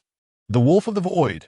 I am using the heart of the fire-hair pig combined with ergua to lure the wolf of the void, Qin Futian stated with a smile. The wolf of the void is a second-tier spirit beast, equivalent to a martial artist at the Qi realm among humans. Are you confident, master? Qin Xingyao expressed her concern. The martial artists at the Qi realm are considered top-tier experts in Yunsong City. Within the entire Qin family, the most formidable is the Qi realm martial artist, Elder Qin Tiansheng, who has just entered that realm. The family head, Qin Tianxiong, is merely at the third level of the Qi realm. The most powerful is the Grand Elder, who rarely makes an appearance and is rumored to be in the late Qi realm. Moreover, among the few most formidable individuals in Yunsong City, such as the city lord and a certain elder of the Jiang family, Jiang Yuanhai, they're only at the peak of the Qi realm. Oh, not fret. I never undertake endeavors without assurance.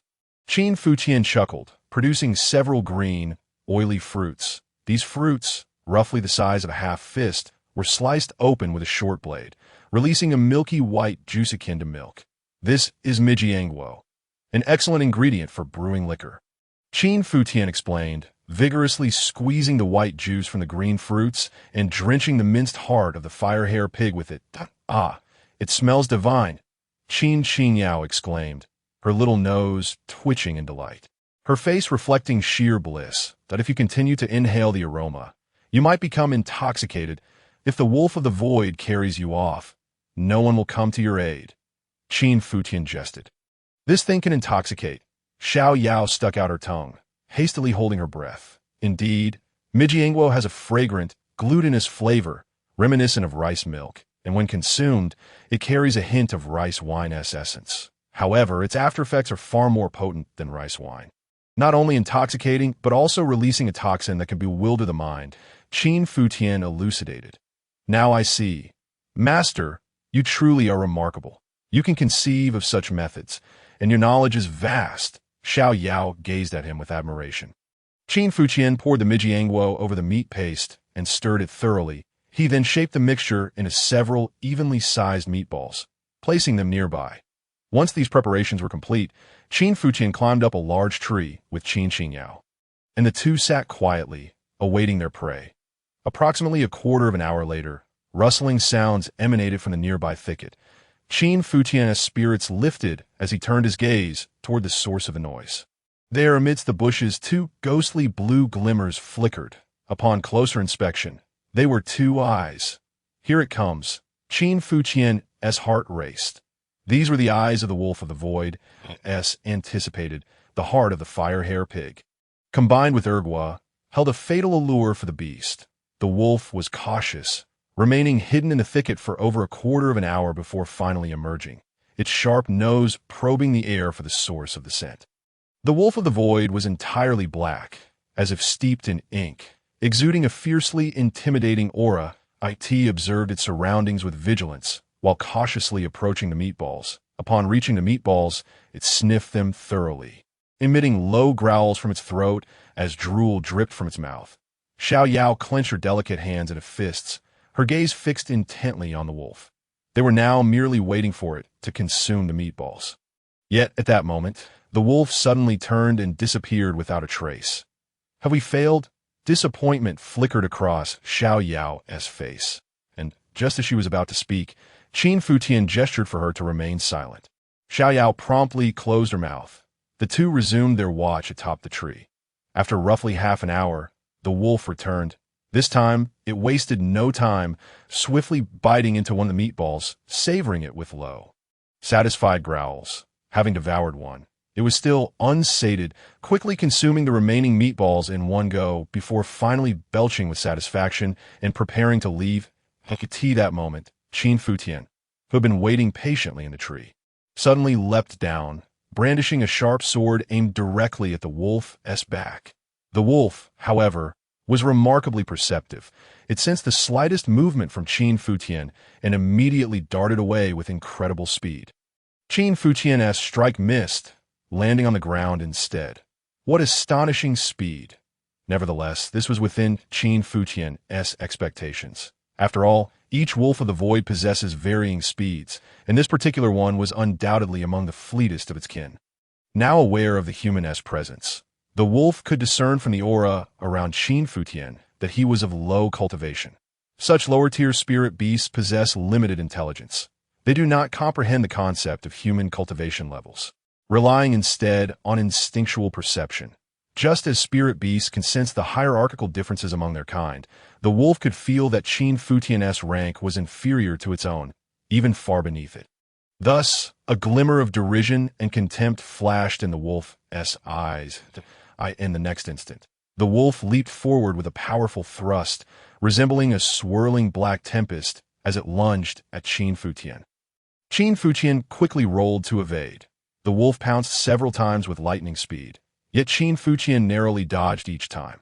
However, on the fifth attempt, when the wolf lunged once more, Qin Futian chose not to evade. As the wolf prepared to pounce upon him, Qin Xinyao, perched in a tree, instinctively shut her eyes in fear. I could see that very moment. Qin Futian suddenly fell backward, simultaneously swinging his sword upward. Puff! Blood splattered as the sword plunged directly into the wolf's neck, slicing downwards along its throat and creating a gash over a foot long, brutally tearing open its abdomen. In an instant, the wolf's entrails and innards spilled forth.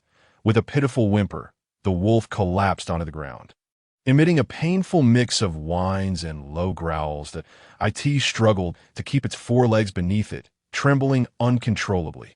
Hissing, the wolf bared its sharp teeth at Qin Futian, a warning evident in its demeanor. Qin Futian, however, remained unhurried, circling the wolf in search of an opening. Despite its grievous injuries, this was still a second-tier spirit beast. A moment's carelessness could allow it to turn the tide, after circling for several rounds. The wolf finally faltered, stumbling multiple times before collapsing, its gaze becoming unfocused, letting out a series of high-pitched and low, growling cries. Qin Futian realized that the effects of the meat-sai fruit had fully taken hold. Without further hesitation, he charged forward with his sword. With a swift motion, Qin Futian seized the opportunity, driving his sword into the wolf's skull that a single strike ended its life. At that moment, Qin Yao, who had been observing from tree, finally exhaled deeply and leapt down. "Young master, that was perilously close," she remarked, her heart still racing. Qin Futian merely smiled lightly. Perilously close? In truth, everything had been well within his control, even without the meat-sai fruit. He had the means to slay the wolf directly. It would simply have come at a greater cost, which was unnecessary. Before long, Qin Futian extracted the wolf's beast essence. Indeed, the essence of a second-tier spirit beast contained a much richer spiritual energy. He sensed that the inner elixir could refine considerably more than just 10 drops of transformative water. Next, Qin Futian intended to enter seclusion once more to strive for the 7th level of the Meridian realm. He settled down again, having previously advanced from the 3rd to the 5th level during his last retreat. After several days of consolidation and with the turtle breathing technique further solidifying his foundation, his cultivation had become thoroughly stabilized, allowing him to pursue a new realm without worry. Entering a stone cave, Qin Futian sat cross-legged, concentrating as he began to operate the transformation swallowing heaven technique. In his dantian, the transformation divine furnace emitted radiant brilliance, interweaving with profound Tao rhythms. Various spiritual herbs and beast essences were continuously refined and absorbed, transforming into transformative water. This time, the process took even longer.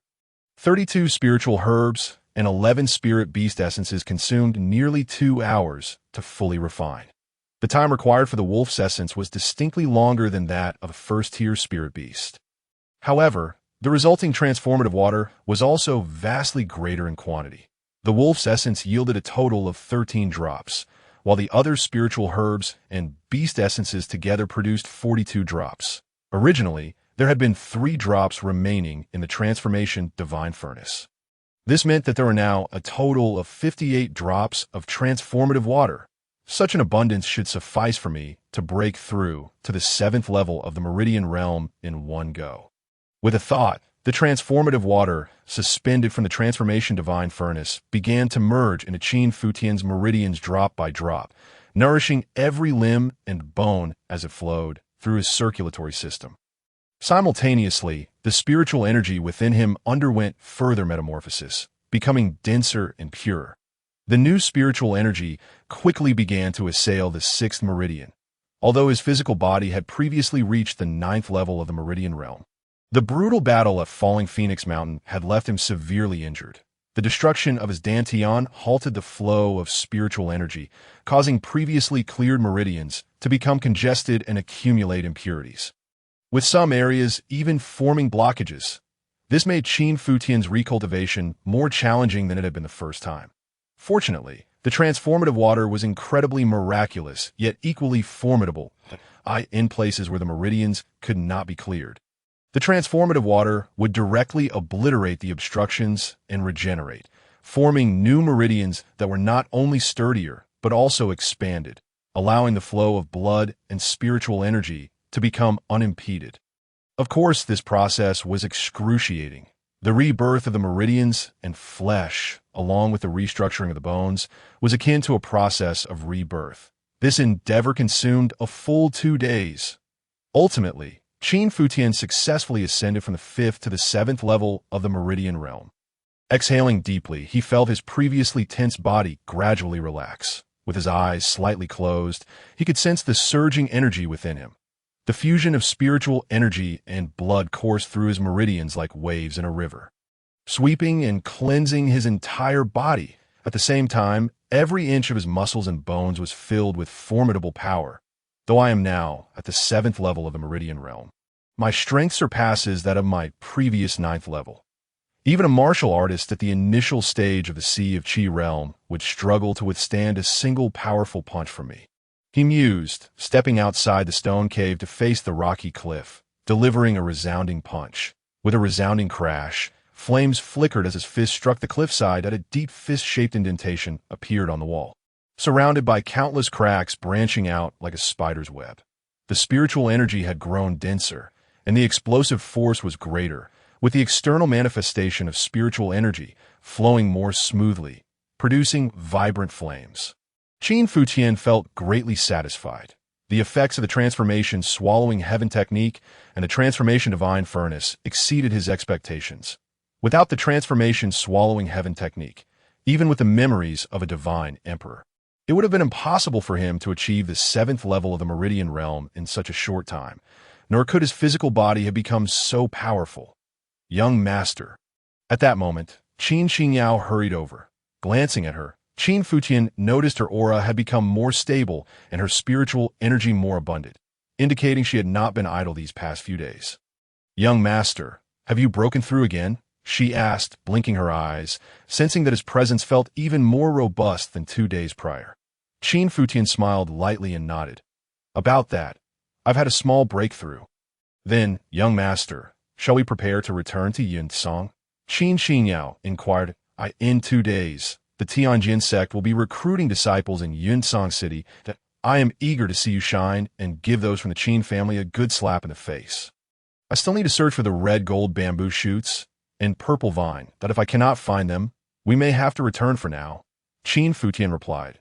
He then instructed Qin Xingyao to wait here while he ventured deeper into the forest, swiftly navigating to search for the required spiritual herbs. However, after half a day's effort, he only managed to find the red gold bamboo shoots and a few other spiritual herbs, failing to locate the purple vine. The purple vine was a crucial primary ingredient for refining the spirit-quenching pill. Since he could not find it, he would have to return to Yunsong City to purchase it. The Spirit Pill Pavilion in Yunsong City should have the purple vine for sale.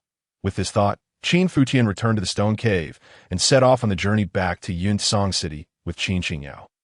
Meanwhile, near the exit of the Black Wind Mountain Range towards Yunsong City, Qin Tiancheng had been waiting for 3 days. Why hasn't that wild spawn Qin Futian emerged yet? He muttered, growing increasingly impatient as he had been perched in a tree for 3 days without catching a glimpse of Qin Futian. Could it be that he did not enter the Black Wind Mountain Range? That seems unlikely. The information he had gathered earlier indicated that Qin Futian had indeed entered the Black Wind Mountain Range, bringing his mate along. This should not be mistaken. Could it be that this wild spawn has already perished within the Black Wind Mountain Range? That is a possibility, with his dantian shattered and his cultivation scattered. His proud nature would undoubtedly compel him to seek out recovery herbs at all costs. Yet, such extraordinary herbs are not easily obtained. He surmised that he was most likely dead by now. Tomorrow marks the day when the Tianjin sect recruits new disciples that I yearn to witness Sinner pass the assessment and become a disciple of the Tianjin sect. Thus I shall not linger here in idle anticipation. Qin Tiancheng mused, preparing to depart. Yet, at that moment, a spark ignited in his eyes, and his expression shifted. Not far away, a young man clad in white, accompanied closely by a young maiden, was gradually approaching. Qin Futian. Qin Tiancheng's brow twitched. After waiting for so many days, the moment had finally arrived. Thankfully, I lingered a while longer.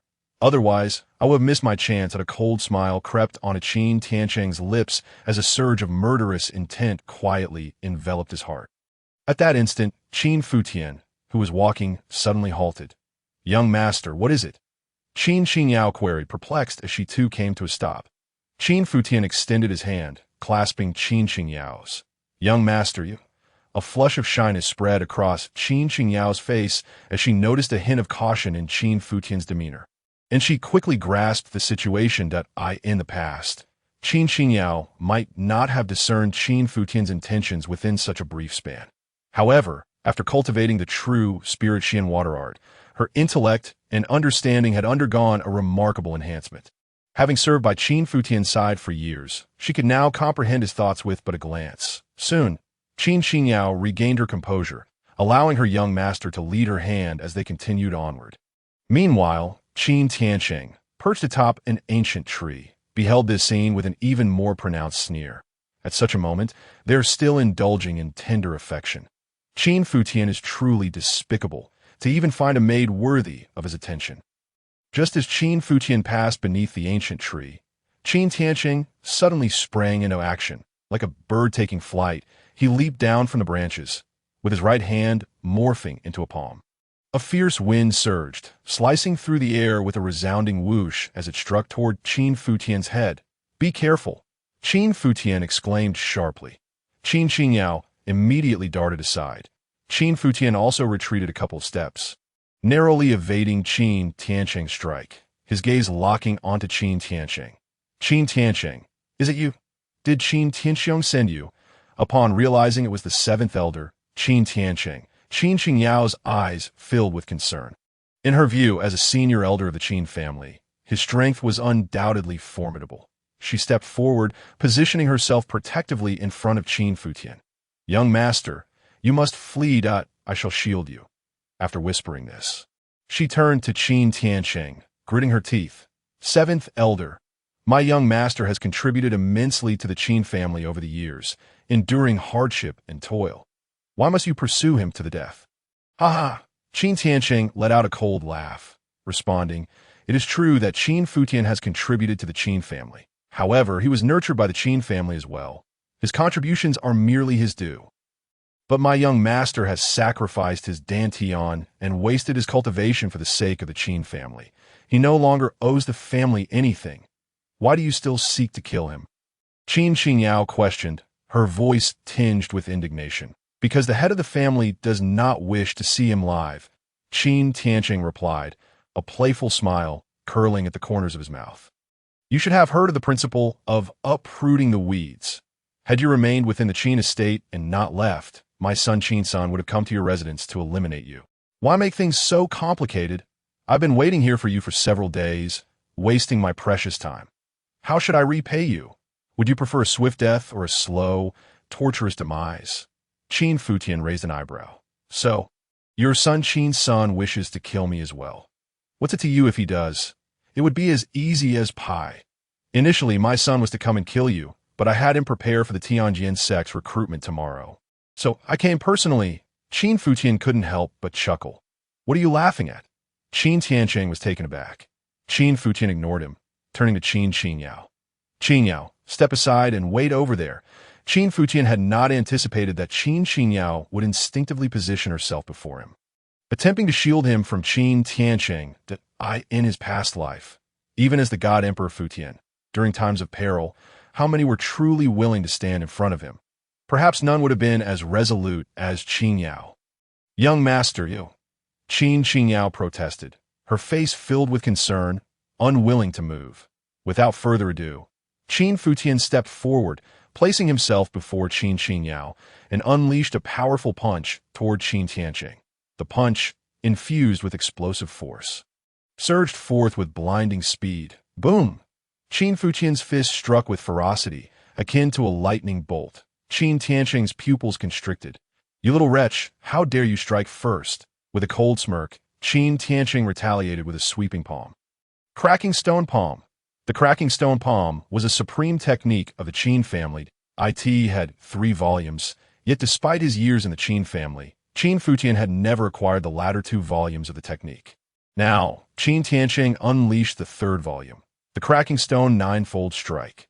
Whoosh! The air crackled as the palm strikes collided, producing a sound akin to surging waves. 9 palm prints surged toward Qin Futian simultaneously. Boom! The force of the fist and palm clashed violently in that moment. Both combatants unleashed their full power. Qin Futian was eager to gauge the extent of his newfound strength. Surging spiritual energy erupted, causing the air to reverberate with deafening explosions. After the intense collision, Qin Tianqing staggered back 6 or 7 steps, feeling a tumultuous surge of blood and qi in his chest, leaving him quite uncomfortable. Simultaneously, his arms were racked with intense pain. How could this be? Qin Tianqing gaped in horror at Qin Futian, who stood firm, unyielding. You little wretch, wasn't your dantian destroyed? How do you possess such formidable strength? Qin Futian chuckled coldly. Indeed, his strength surpassed that of Qin Tianqing, who had just entered the Qi realm. Without uttering a word, Qin Futian launched another punch. Boom! Another cracking fist. Qin Tianqing hastily raised his palm in defense. Crack! This time, the sound of bones fracturing echoed. Qin Tianqing's arms broke, and he was sent reeling back more than 10 steps, his legs trembling as if they would collapse at any moment. In his eyes, only terror remained. As Qin Futian unleashed his 3rd punch, It struck Qin Tianqing's chest directly. Thud! Qin Tianqing coughed up a mouthful of blood, his 7 orifices bleeding simultaneously. His chest caved in, his organs reduced to a pulp. So, you have been waiting here for me all this time? Qin Futian approached, a smile that was neither a smile nor a frown gracing his lips as he regarded Qin Tianqing. I could see that moment. Qin Tianqing's eyes were filled with despair and helplessness. He finally understood that he had not merely been waiting for Qin Futian, but waiting for death. Thud! Unable to bear it any longer, the structure of Qin Tianqing's upper body collapsed, his legs failing to support him, leaving him sprawled on the ground like a lifeless heap. Gurgle! Qin Tianqing gasped, blood surging forth. Qin Futian! Qin Futian! He struggled to lift his head, looking up at Qin Futian with a pleading gaze. I beg you. Please, spare her. Qin Tianqing, now fully aware of his impending demise, harbored no hope of survival. Yet in that moment he thought of his son, Qin's son, Qin Futian, whose cultivation had not only been restored but had grown even more powerful than before, would undoubtedly participate in the Tianjin's sex assessment. And at that time, he would inevitably encounter Qin Senator Qin Tianqing, recalled how Qin Futian had asked him earlier whether Qin's son wished to kill him. In that moment, he had not given it much thought, responding to Qin Futian without hesitation. Had it not been for the preparations for the Tianjin sex assessment, it would have been Qin's son coming to the Heifeng mountain range. Now, he realized that Qin Futian's question had deeper implications. Knowing his character, Qin Futian would surely not let Qin's son escape unscathed. Aware that he could not survive, Qin Tianqing's only plea was for his son, Qin's son, to live on. Qin Futian gazed coldly at Qin Tianqing. Beg me. Am I well acquainted with you? While speaking, he had already plucked the spirit ring from Qin Tianqing's grasp, once the spiritual mark upon it was erased. Its contents were laid bare, as so many spiritual herbs, and with spirit pills as well. As an elder of the Qin family, it appears you have indeed reaped a considerable bounty. Over the years, I have risked my life for the Qin family, and 99 of the cultivation resources I earned have found their way into the Qin family's treasury, while you elders likely divided the majority amongst yourselves. Did you not? This truly is quite a lucrative arrangement. In light of these treasures, I shall grant you my word. Upon hearing this, Qin Tianqing's dim eyes sparkled with a flicker of hope. Yet, the subsequent words of Qin Futian plunged him into darkness. Extinguishing his final breath, I assure you, I will ensure his death is swift and merciful. Watching Qin Tianqing's life slip away, Qin Futian remained unfazed. It was little Qin Qingyao, however, who was filled with delight. She had not anticipated that her young master had grown so powerful, capable of vanquishing even the elders she had once regarded with reverence. Qin Futian meticulously rummaged through Qin Tianqing's spirit ring. The bounty included Jinxiao, Qijin bamboo shoots, Yufeling, and Dihuang essence. Indeed, there were quite a number of spiritual herbs here. If counted individually, there were nearly 60 portions. Among them, 3 were second-tier spiritual herbs. The inner cores of spiritual beasts amounted to only 3, all from first-tier creatures. After all, the cores of spiritual beasts are challenging to preserve. Their efficacy diminishes significantly once dried. Hence, it is common practice to refine them directly or sell them to pill shops. In addition to the spiritual herbs and beast cores, there are also 3 vials of pills.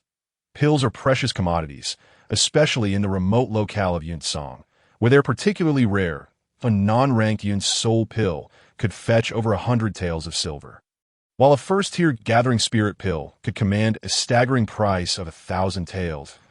In a place like Yunsong City, silver is the true currency of value, given the prevalence of ordinary folks who have yet to embark on the martial path.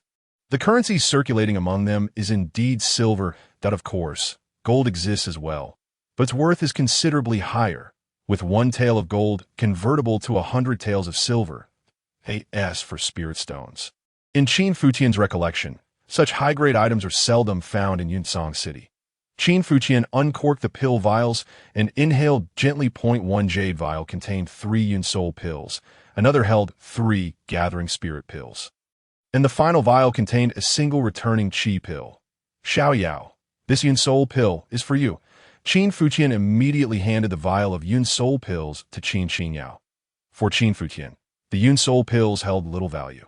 Their primary function is to nurture the dantian and enhance the absorption of spiritual energy. However, as Qin Futian currently did not possess a true dantian, these pills were of no use to him. As for the gathering spirit pills, they aid martial cultivators in gathering and absorbing spiritual energy into their bodies.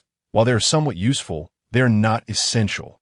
With the terrifying speed at which the Zhao Hua Tun Tian technique absorbs the world's spiritual energy, there is no need to rely on gathering spirit pills. The returning Qi pill, on the other hand, should prove somewhat beneficial.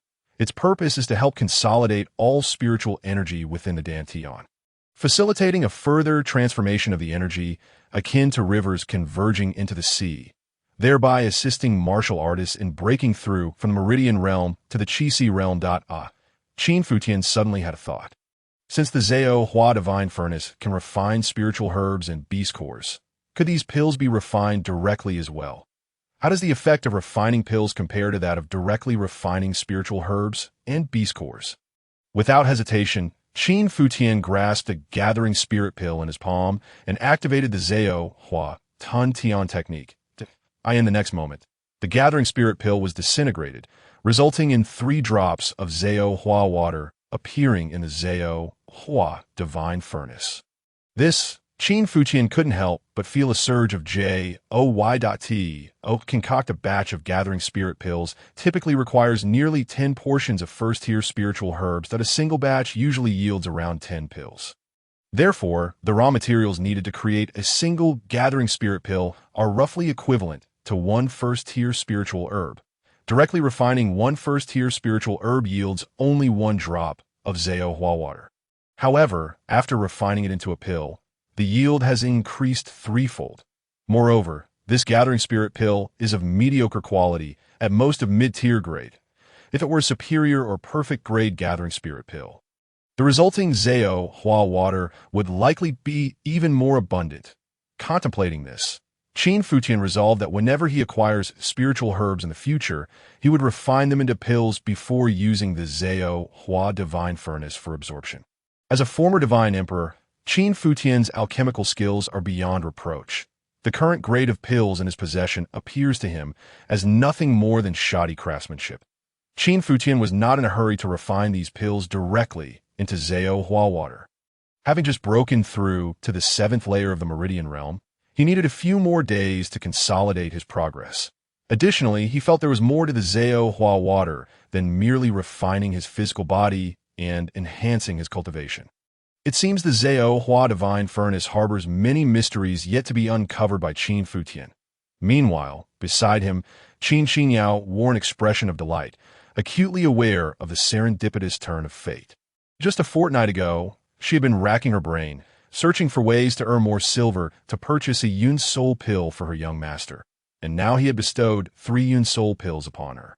"Thank you, young master." Qin Xinyao carefully stowed the Yun Soul pills within her spirit ring, her face adorned with a light, satisfied smile. This return to Yunsong has completely altered the trajectory of her life compared to her departure a fortnight ago. In fact, it had brought about a profound transformation. Upon re-entering Yunsong City, the atmosphere was far more vibrant than when she had left. The Tianjin sect had chosen Yunsong City for its recruitment of disciples, drawing martial aspirants from dozens of nearby towns. Those young martial cultivators with promising talents were eager to seize the opportunity to gain entrance to the Tianjin sect, even knowing the odds were slim. None were willing to relinquish their chance. Qin Futian walked steadily along the main road, with Xiao Yao trailing closely behind him, her former timidity replaced with newfound confidence and composure. "Who do you think will claim the top spot this time?" "I've heard that whoever secures the top position will gain direct qualification to become an inner disciple of the Tianjin sect." A group walking ahead of Qin Futian and Qin Xinyao was engaged in lively discussion. "I believe there is no doubt that the position of champion will belong to Jiang Yunlan of the Jiang family in Yunsong City. Indeed, Jiang Yunlan's strength and talent are universally acknowledged as the best. It is said that the Tianjin sect chose to hold their recruitment in Yunsong precisely because of him. I wouldn't be so certain. Besides Jiang Yunlan, there are also Lei Chong, Su Tenglong, and Yi Yu, who all have significant prospects. I'm backing Lei Chong. I've heard he has mastered the Thunderblade technique to perfection, that if he unleashes it, Jiang Yunlan might not be able to withstand it. The Thunderblade technique is indeed a formidable family secret of Lei Chong's, and its power is nothing short of extraordinary. However, I still have greater faith in Jiang Yunlan. If anyone could challenge Jiang Yunlan's position, it would have to be that former genius of the Qin family, though it's a pity. Are you talking about Qin Futian of the Qin family? A nearby girl sighed at this, reminiscing, once they were the golden boy and girl of Yunsong City. The golden boy was Qin Futian, and the girl was Jiang Yunlan. Both possessed remarkable talents, and Qin Futian's abilities were even said to surpass Jiang Yunlan's. Alas, he has become a waste, his dantian shattered. What a pity to see such a genius fall so low. A scholarly-looking young man shook his head in regret. Hearing the remarks about himself, Qin Futian couldn't help but find it amusing, yet his expression remained unperturbed. Meanwhile, Qin Qingyao beside him pouted in dissatisfaction, evidently displeased by the mention of Qin Futian's shattered dantian rendering him a waste. The term waste was somewhat uncomfortable for her. Her young master was clearly not a waste. He was a supreme genius. What was Jiang Yunlan compared to that? Once the assessment for the Tianjin sect's recruitment begins, her young master would surely astonish everyone, proving that he is not the so-called waste. Qin Futian, however, was unfazed. In his past life as the Divine Emperor, he had been a subject of countless discussions throughout the divine realm. If he were to be overly serious at every turn, he might as well abandon his training altogether.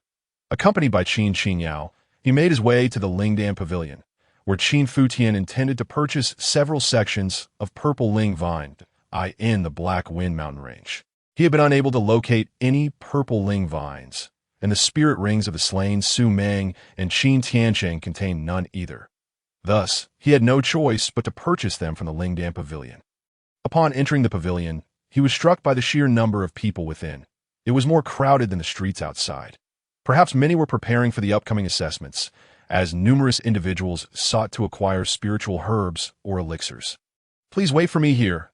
Qin Futian, noticing the throngs of people, instructed Qin Qingyao to remain at the entrance. Qin Qingyao obediently nodded and stood waiting. Qin Qingyao. Not long after, a sudden reprimand echoed through the air. Turning around, Qin Qingyao spotted a young man in blue attire, his hair styled in a top knot, glaring angrily at her from short distance away. Su Yang, the son of Su. Qin Qingyao looked at the young man and inquired, "Might I ask why Su Gongzi has called for me?" Initially, Su Yang was filled with rage, seemingly ready to unleash his fury upon Qin Qingyao.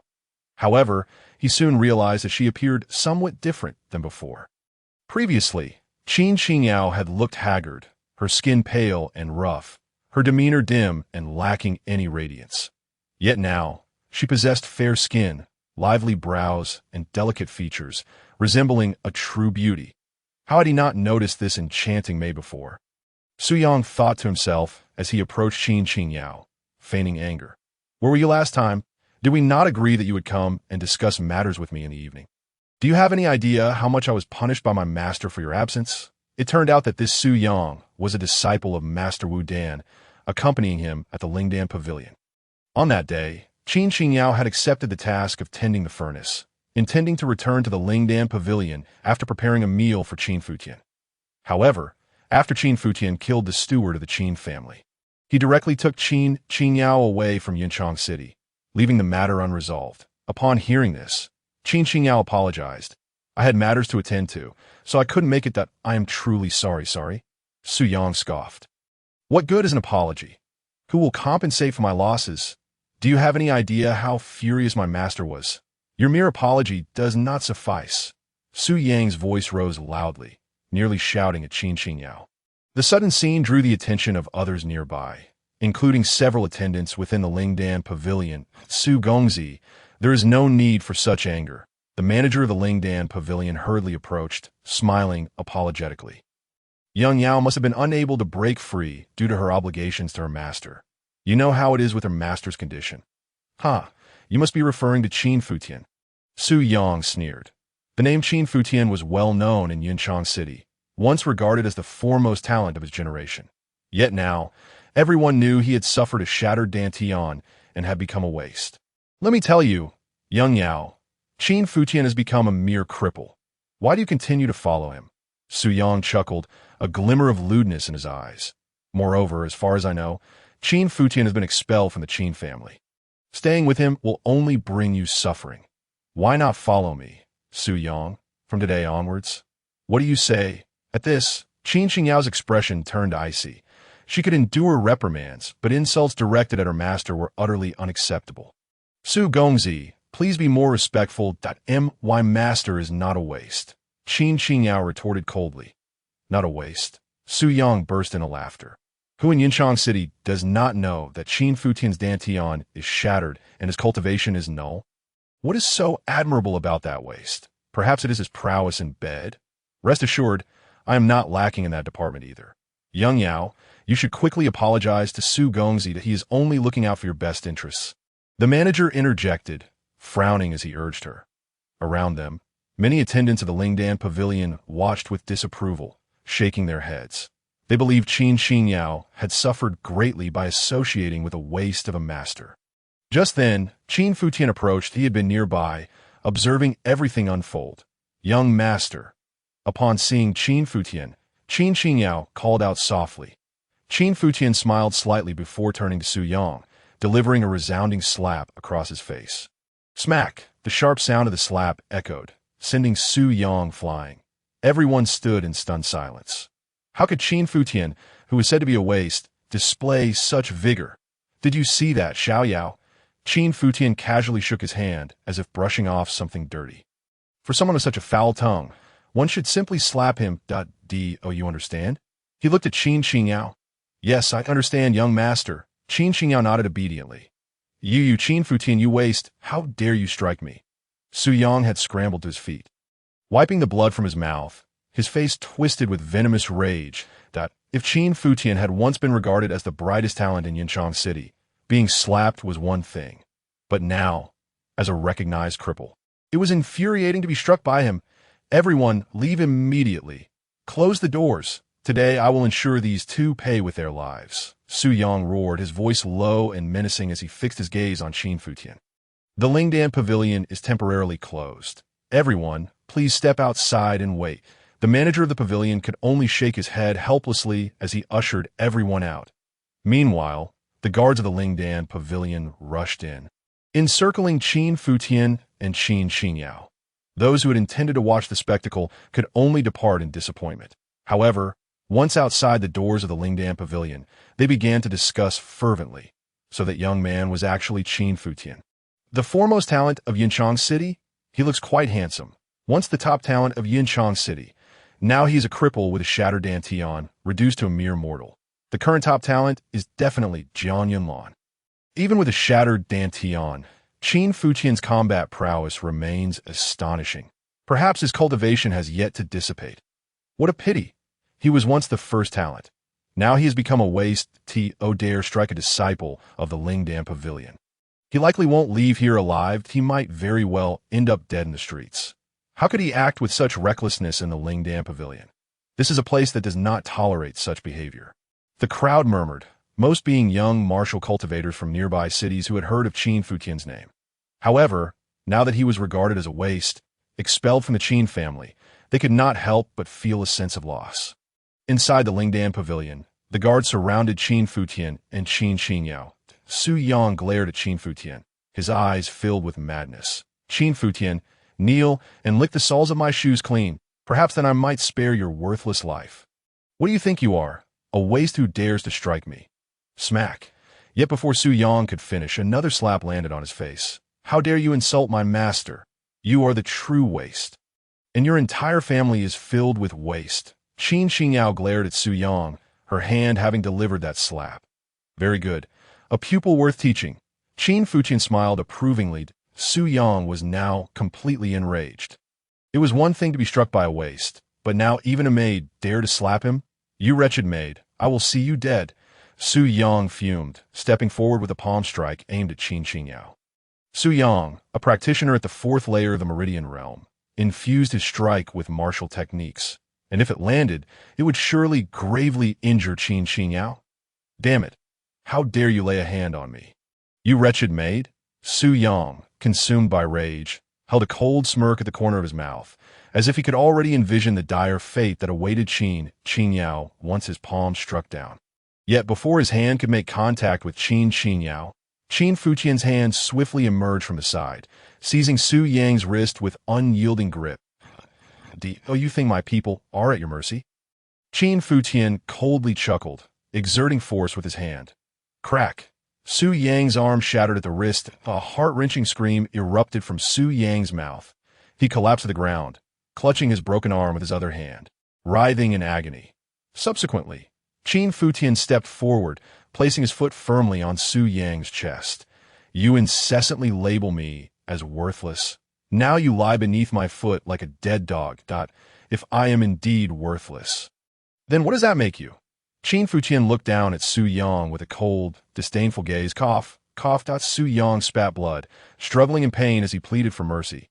"Qin Futian, I was wrong. Young Master Qin. Spare me. I'm the worthless one. Spare you. It's too late," Qin Futian remarked with a chilling smile, ready to apply more force with his foot. "Stop." Suddenly, a furious shout rang out, and a middle-aged man clad in a gray robe approached with a grim expression. The surrounding guards of the Spirit Pill Pavilion parted to make way for this man. "Master Wu Dan, you have arrived." The pavilion's supervisor hurriedly stepped forward. This man was none other than Su Yang's master, Wu Kaihe, a renowned alchemist of the Spirit Pill Pavilion. The Spirit Pill Pavilion did not belong to any faction within Yunsong City. Its true backing was the Tianjin sect. In fact, the entire area of Yunsong City, spanning hundreds of kilometers, fell under the jurisdiction of the Tianjin sect.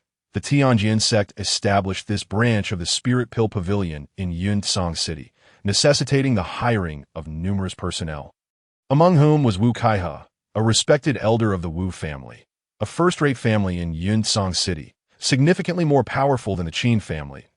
As Wu Kaihe approached, his gaze fell upon Su Yang, who was being trampled by Qin Futian. Upon seeing Su Yang's severed arm, his expression turned ice-cold. "Master, save me! Master, this Qin Futian has gone mad. Please, save me!" Su Yang's eyes lit up with hope as he called out to Wu Kaihe. "Release Su Yang!" Wu Kaihe commanded coldly, his voice brooking no argument, as if Qin Futian must obey his command. "Qin Futian, did you hear that? My master has ordered you to release me. You worthless fool. Are you deaf?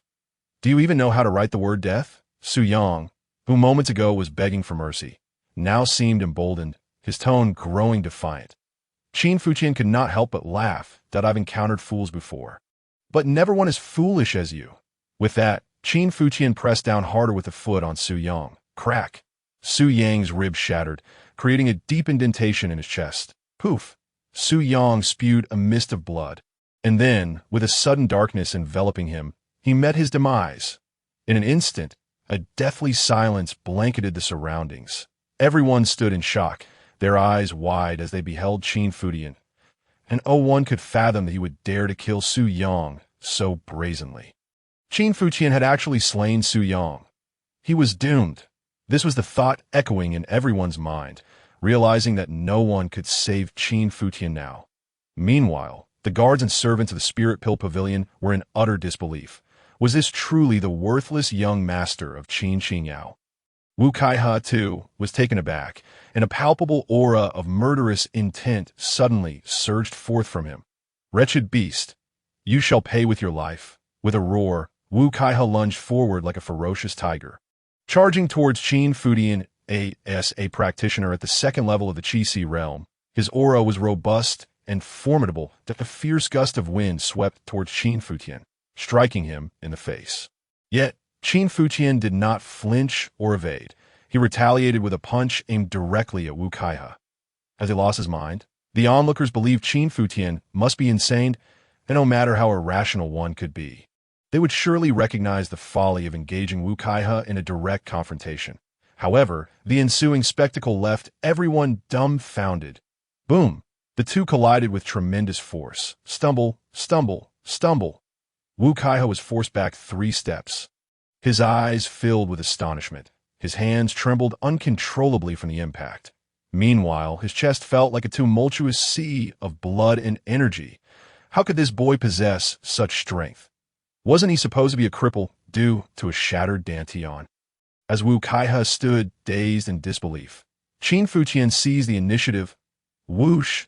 Qin Futian launched a powerful punch, employing the collapse fist technique from the Five Elements fist, before reaching the Qi realm. There was no need to cultivate more advanced martial skills. The foundational techniques of the Five Elements fist served as the best form of offense. Once in the Qi realm, the Five Elements fist could evolve into myriad powerful techniques. Endlessly versatile, as Qin Futian's fist came barreling toward him, Wu Kaihe swiftly brought his hands together, channeling his spiritual energy into his palms, summoning forth a wave of force. However, at the moment of impact, the spiritual energy in Wu Kaihe's palms was obliterated, sending him reeling back. Yet, Qin Futian's momentum was unrelenting. With a series of 3 ferocious collapse fists, each strike was ruthless and sharp. Boom! Boom! Boom! Wu Kaihe staggered backward. With the third punch, he could no longer withstand the force, and like a rag doll, he was sent flying, spewing blood mid-air. With a resounding thud, he crashed to the ground, his body convulsing momentarily before all life left him. With such meager strength, you think to take my life? Ant, Qin Futian chuckled coldly. Though Wu Kaihe was at the second level of the Qi realm, his true strength was likely not much greater than that of Qin Tianqing. It seemed he had consumed a plethora of medicinal pills, relying on them to artificially elevate his cultivation, while his inherent strength was woefully inadequate at that moment. The atmosphere within the spirit pill pavilion shifted dramatically. Qin Futian had consecutively killed Su Yang and Wu Kaihe, an act that had stirred the heavens themselves, since the establishment of the spirit pill pavilion by the Tianjin sect in Yunsong City. Such a ludicrous incident had never occurred. Young Master Qin, you have truly stirred up a great disaster this time. The pavilion's supervisor lamented, knowing that following this incident, his position was likely at an end, and he might even face repercussions. Just then, a terrifying aura erupted from the upper level of the Spirit Pill Pavilion. Ignorant youth, do you dare to wreak havoc in my Spirit Pill Pavilion? Bow down and await your fate. As the voice resounded, an elderly man with a commanding presence and a white beard appeared before the crowd. The moment he emerged, a wave of oppressive energy swept through the Spirit Pill Pavilion. The guards turned pale, too intimidated to face this sudden arrival. Qin Futian felt a slight tremor within him. This elder was actually a martial sovereign at the True Yuan realm in the Tianyin continent.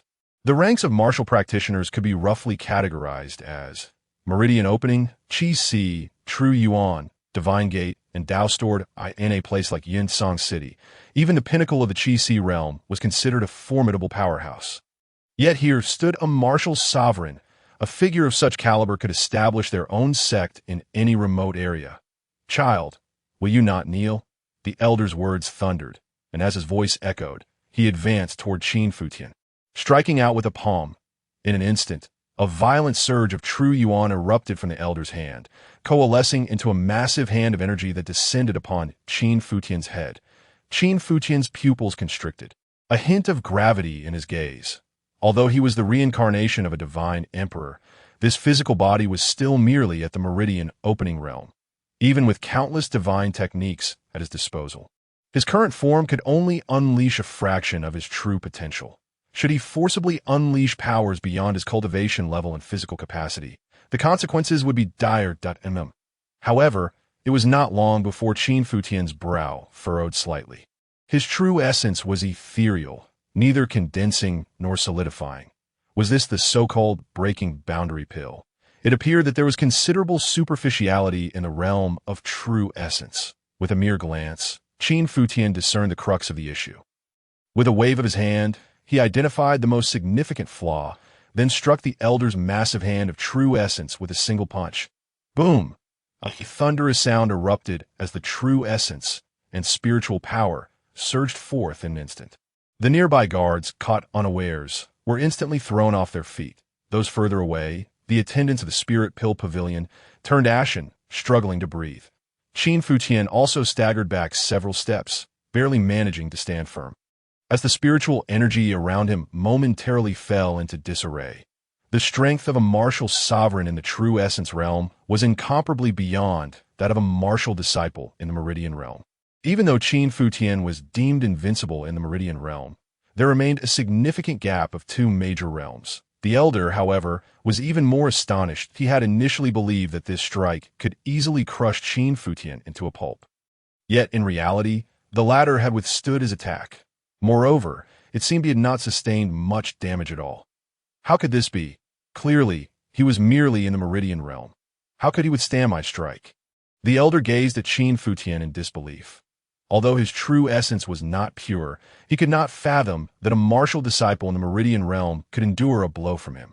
At that moment, he was ready to unleash a second strike, forcing his true essence. Did he wish for an earlier demise? Suddenly, a statement from Qin Futian caused the elder to freeze on the spot. The elder's long brows shot up, his lips quivering, and his eyes blazing as he glared at Qin Futian. "Boy, what did you just say?" "I said, your true essence is ethereal, neither condensing nor solidifying. Forcing your true essence will only lead to chaotic blood flow and internal fire. Originally, you could have lived for 3 more days, but if you strike again, I guarantee that by the time of the midnight hour, you shall suffer from true essence attacking your heart and die violently." The elder's expression changed once more, his flickering gaze unmistakably revealing his inner turmoil. "Boy, do you know what you were saying?" He inquired again. "Of course I do. But are you certain you want me to say it here?" Qin Futian's gaze swept around, a cold smile forming on his lips. It was then that the elder realized everyone was focused on this exchange. Just moments ago, Qin Futian had unveiled his dire predicament, leaving him in shock and oblivious to the prying eyes around them. "All of you, step back." The elder's gaze swept around, directing his command to the guards and attendants. "Quickly, everyone, leave at once." The supervisor of the Spirit Pill Pavilion hurriedly shouted to the others. The crowd dispersed rapidly. Soon, on the second floor of the Spirit Pill Pavilion, only Qin Futian, Qin Xinyao, and the elder remained. "Boy, now you may speak. What do you know?" the elder asked through gritted teeth. Qin Futian smiled lightly and replied, "Originally, you were a step away from the true essence realm, forcing a half step forward while knowing you were still half a step short. But as your lifespan wanes, you had no choice but to forcibly break through with the breaking boundary pill. Indeed, you have now reached the true essence realm. However, your dantians are in complete turmoil. Your true essence is boiling over. Coupled with the side effects of the breaking boundary pill, you are now tormented to the point of being neither human nor ghost." The elder's eyes widened in shock, as if he had seen a ghost. "How could you possibly know all this?" "Extend your hands and take a good look. Your nails are blackened, and purple spots are spreading from your fingertips. These are typical symptoms of true essence turmoil. Your breath is ethereal, neither condensing nor solidifying. These are the aftereffects brought about by the breaking boundary pill. Your hair is falling out in clumps. Your eyes are lifeless. Your pupils are bloodshot, and your breath is unstable. There's also the scent of the gathering essence pill on you, indicating you attempted to mask these symptoms with it. Unfortunately, even if you can deceive everyone now, you will surely perish within 3 days." Upon hearing Qin Futian's revelations, the elder became even more convinced a martial disciple in the Meridian realm could withstand his attack and accurately pinpoint the issues plaguing him. This indicated that Qin Futian was far from ordinary. However, he still harbored a shred of doubt. Since he had forcefully broken through, his internal condition had worsened day by day. Thus, he had secretly sought assistance from several formidable alchemists. Hence, it was not impossible that Qin Futian had gleaned this information from them. "Young Master Qin, previously I was indeed presumptuous to be. By the way, I am called Duan Gongyu." The elder inhaled deeply, his demeanor considerably softened. He tentatively asked, "Young Master Qin, since you can identify the hidden dangers within me, you must possess a means to resolve them?" Qin Futian nodded slightly. "Of course, your issue can be deemed serious or not serious. As long as we prescribe the right remedy, we can resolve the crisis of your dantians boiling over and solidify your cultivation in the true essence realm. Is that truly the case?" Duan Gongyu's heart surged with uncontainable joy. "Young Master Qin, if you can help me through this calamity, I shall be forever indebted to you." willing to serve you like an ox or horse. Duan Gongyu knelt before Qin Futian and reverenced that moment. To him, Qin Futian represented all hope for survival. If he could continue to live and stabilize his cultivation in the true essence realm, what was the harm in kneeling before him? Yet, simultaneously, Duan Gongyu harbored a trace of coldness within. Qin Futian, if you are merely boasting and toying with me, I assure you that before I perish, I will ensure you meet a fate worse than death. Qin Futian cast a sidelong glance at the kneeling Duan Gongyu. The latter involuntarily trembled, a chill coursing up his spine, reaching his forehead. It felt as though everything about him was laid bare in the eyes of this young man. This, Duan Gongyu's heart raced, had it not been for Qin Futian standing right in front of him. So clearly a mere youth in his teens, he might have believed he was facing an ancient demon who had lived for millennia. A cold smile played on Qin Futian's lips. He was well aware of Duan Gongyu's thoughts. This old man appeared respectful, yet if he were unable to assist him, he would surely turn hostile in an instant. Just like those from the Qin family, such as Qin Tianxiong, that I in his previous life as a divine emperor. How could Qin Futian not understand such simple truths? However, having been a divine emperor for too long, those around him had only offered flattery and reverence. Even though he comprehended many principles, he had not personally experienced them for far too long. Thus, he still felt disheartened by the actions of those from the Qin family, reflecting the coldness of the world. Rise, Qin Futian said, gazing at Duan Gongyu, before continuing. Do you have silver needles? Silver needles? Duan Gongyu was taken aback, but quickly nodded. Yes, I have them. He instructed someone to fetch the silver needles. Young Master Qin, do you intend to administer acupuncture? Duan Gongyu remained somewhat skeptical. Qin Futian cast a cold glance at Duan Gongyu. What? Do you think administering acupuncture is merely the means of an ordinary alchemist? In Duan Gongyu's view, ordinary alchemists treated mortals by using needles to stimulate acupoints, relax muscles, and expel toxins. However, for martial artists, such mundane methods were rarely employed. In the next moment, Qin Futian made his move at a silver needle shot directly toward Duan Gongyu's chest, landing at the center of his chest. Duan Gongyu's pupils constricted as a mixture of surprise and horror flickered in his eyes. At the moment the needle pierced him, he felt an extraordinarily refreshing sensation permeate him that was as if the tension that had gripped his body and mind for days suddenly melted away. Following that, Qin Futian thrust another needle into the bygone acupoint atop Duan Gongyu's head. Then, a third needle struck the dasui acupoint at the top of his spine. The fourth needle landed in the middle of his spine, at the zhongshu acupoint. The fifth needle found its place at the chongqiang acupoint at the base of his spine. The sixth and seventh needles were inserted into the temples on either side of his head. At this moment, all doubt in Duan Gongyu's heart had completely vanished. The entire process of Qin Futian administering needles flowed like a graceful dance, each movement exuding an indescribable elegance and nonchalance. It was as if Qin Futian was not treating a patient, but rather practicing a form of extraordinary swordsmanship. Yes, it was akin to demonstrating a transcendent sword art. Every motion appears graceful, yet is intricately infused with exquisite swordsmanship. Moreover, Duan Gongyu can distinctly sense that each descending silver needle retains a trace of spiritual energy upon it. Indeed, it is as if each silver needle serves as a vessel, harboring a stream of spiritual power that continuously and slowly emanates from the needles and subsequently flows into the 7 acupoints. Ever since the forced breakthrough into the true Yuan realm, his dantian has been tumultuous, and coupled with the aftereffects of the breakthrough elixir, Duan Gongyu's body has been subjected to relentless torment each day.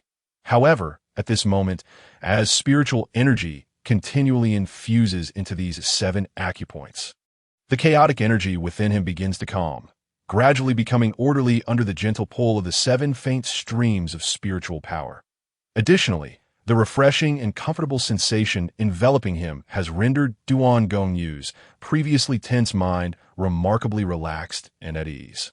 Master Qin, Duan Gongyu inhaled deeply, and at this moment, any doubts that once lingered in his expression vanished, leaving only gratitude and admiration. He attempted to kneel once more, but was halted by Qin Futian. Do not move just yet. These 7 silver needles must remain for at least half an hour. After that, the spiritual energy within them will have diminished sufficiently, Qin Futian stated calmly. Master Qin, I am eternally grateful for your life-giving grace. Were it not for you, my life would have reached its end. Duan Gongyu trembled, fully aware of the profound significance of this rebirth. You do not believe that your condition of being possessed has been completely eradicated, do you? Qin Futian shot a glance at Duan Gongyu, his tone indifferent. What? A jolt of shock coursed through Duan Gongyu's heart. I have merely suppressed the chaotic state of your internal spiritual energy. I have not eradicated it entirely. To achieve complete healing and stabilize your true yuan cultivation, it is imperative to concoct a specific elixir. What elixir? Duan Gongyu inquired urgently. Guyuan Dan. Upon hearing this, Duan Gongyu's expression shifted noticeably.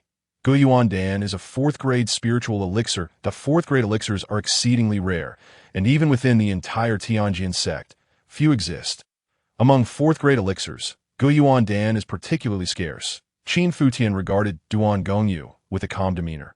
Rest assured, I can concoct Guyuan Dan, but first you must procure the necessary materials for its creation. What? Duan Gongyu felt a pang of disbelief. Qin Futian claimed he could concoct Guyuan Dan. That is a 4th-grade elixir, achievable only by 4th-grade alchemists. Yet there are no 4th-grade alchemists within the entire Tianjin sect. Master Qin, no. Master Qin Futian, Duan Gongyu's attitude became increasingly reverent, if his previous respect stemmed from gratitude and flattery. Now, it was rooted in genuine respect and devotion that I, in the meantime, prepare the materials required for Guyuan Dan. Qin Futian instructed, then added, I have come to your Lingdan pavilion today to purchase Z Lingtong. You should have some in stock, correct? Yes, indeed. Duan Gongyu nodded vigorously. Master Qin, I shall accompany you at once to select the finest Z Lingtong. Qin Futian nodded slightly, indicating his approval. Outside the Lingdan pavilion, a crowd gathered, eager to witness the unfolding drama, including alchemists, apprentices, and various attendants within the pavilion. Poor Qin Yao, following such a reckless master, lamented one female attendant, shaking her head. She shared a decent rapport with Qin Yao and had often looked out for her, feeling it unjust and advising her to distance herself from Qin Futian. Other attendants murmured in low tones, believing Qin Futian was doomed. As Qin Futian's servant, Qin Yao would inevitably share in the repercussions. The Qin family's expulsion of Qin Futian was indeed a wise decision. Otherwise, they would be inviting disaster. Never had they heard of anyone daring to cause a scene at the Lingdan Pavilion, especially given its affiliation with the Tianjin sect. Which force in Yunsong City would dare provoke them? The crowd buzzed with speculation, all anticipating the spectacle that, of course, some were merely waiting for the Lingdan Pavilion to reopen, as they needed to purchase elixirs in preparation for the upcoming recruitment assessment by the Tianjin sect. Creak, at that moment, the door of the Lingdan Pavilion swung open. The crowd surged inside, only to be met with disbelief.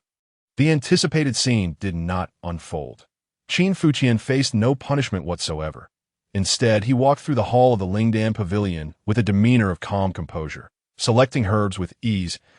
An elderly man with white hair bowed respectfully at his side, wearing a smile as he occasionally elucidated the properties of the herbs.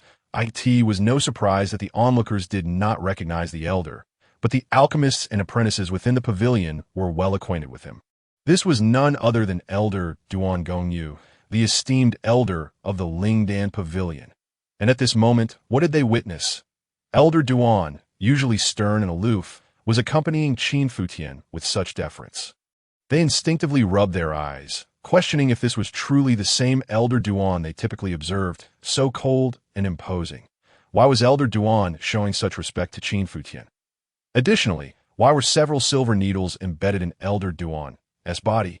These questions lingered in the minds of the onlookers, but none dared to approach and inquire further. Master Qin, the Z Ling tongue displayed here is not of the finest quality. We have set aside the best specimens. I shall have them fetched immediately, Elder Duan Gongyu said, bowing with a smile and summoning the pavilion manager. Elder Duan, Master Qin. The manager, a shrewd individual, could discern the disparity in status between Qin Futian and Elder Duan Gongyu. If even Elder Duan treated him with such reverence, how could he, a mere manager, afford to offend him? He too bowed slightly in respect to Qin Xinyao, who was taken aback by the unexpected deference. Having been at the Lingdan Pavilion for so long, she had never imagined that even the manager would show her such courtesy. Before long, the manager returned with the finest Zi-Ling tongue.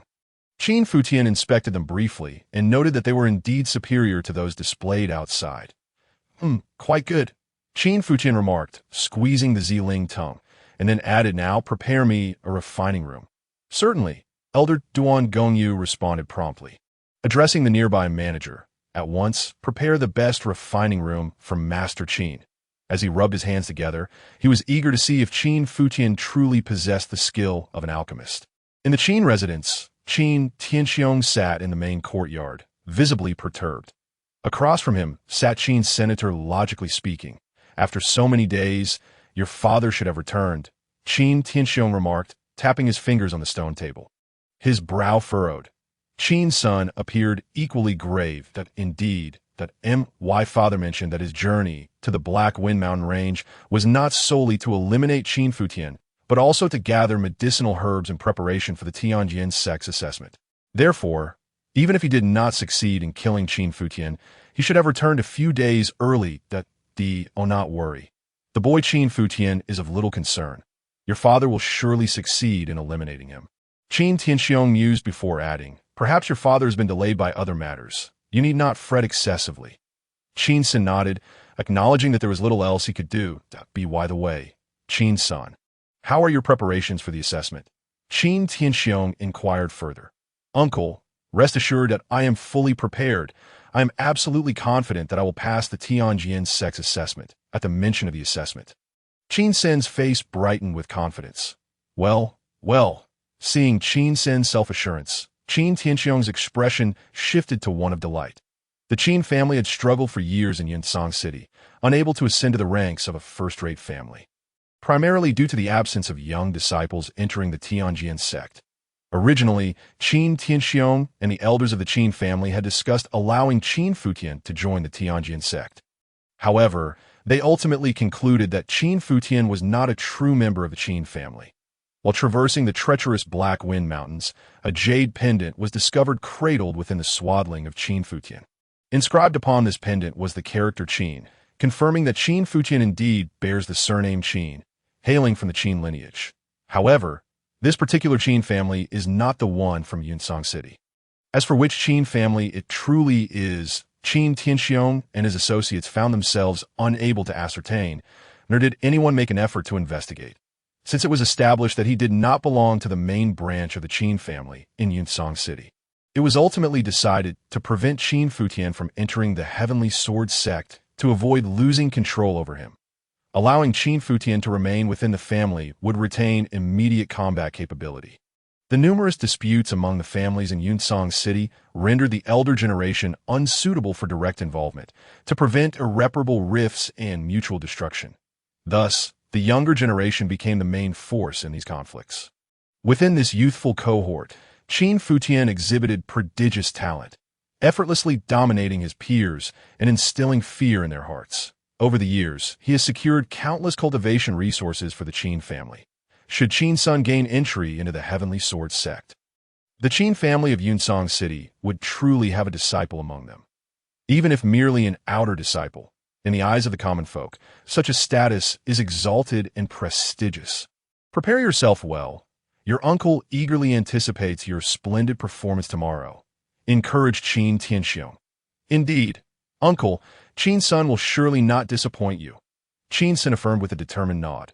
Inside the Spirit Pill Pavilion, all the requisite herbs had been meticulously prepared, and the alchemy chamber was immaculately clean. Qin Futian now intended to concoct 2 batches of elixirs. Point 1 would be the Spirit Refining Pill, while the other would be the Spirit Gathering Pill. The Spirit Gathering Pill is a common first-tier elixir, utilized by martial cultivators to accumulate spiritual energy. Of course, for Qin Futian, the primary objective of refining these herbs into pills is to enhance the efficiency of the creation divine furnace in producing creation water. As for the spirit refining pill, it serves to improve innate talent. Qin Futian could benefit from it, and so could Qin Yao, whose talent in martial arts is lamentably poor. The spirit refining pill could facilitate her continuous improvement. With his various methods, transforming an inconspicuous mediocrity into a formidable prodigy capable of overshadowing an era would be but a trivial endeavor for Qin Futian. Young Master Qin, may I observe as you refine the elixirs? Duan Gongyu asked, rubbing his hands together nervously as he stood beside Qin Futian. Qin Futian cast a glance at the silver needles on Duan Gongyu's person and nodded. Certainly, but do remove the silver needles first. As for how much you can learn, that depends on your own capabilities. If there were other alchemists from the Spirit Pill Pavilion present at that moment, they would undoubtedly regard Qin Futian as excessively arrogant. Duan Gongyu, the esteemed elder, had earned his title as the first elder of the Spirit Pill Pavilion, not merely due to his peak cultivation in the Qi-Si realm, having forcefully broken through to the true essence realm, but also because of his remarkable alchemical skills. Duan Gongyu is capable of producing second-tier precious pills, with precious referring to the quality of the elixirs that in the Tianyin continent. Pills are graded from 1 to 9 tiers, with higher tiers signifying greater rarity and value. Each tier further divides into special quality classifications based on the subtle luminescent patterns emitted upon successful refinement that a single luminescent pattern indicates as standard. Low-grade elixir. 2 patterns denote a 2-pattern elixir. Only those elixirs exhibiting 3 or more patterns can be deemed precious pills. For instance, a first-tier spirit gathering pill, while merely first-tier, can be classified as a first-tier precious pill if it manifests 3 luminous patterns upon refinement. Duan Gongyu's ability to produce second-tier, 3-pattern precious pills underscores his exceptional prowess in alchemy, especially considering the scarcity of skilled alchemists in a small locale like Yunsong City.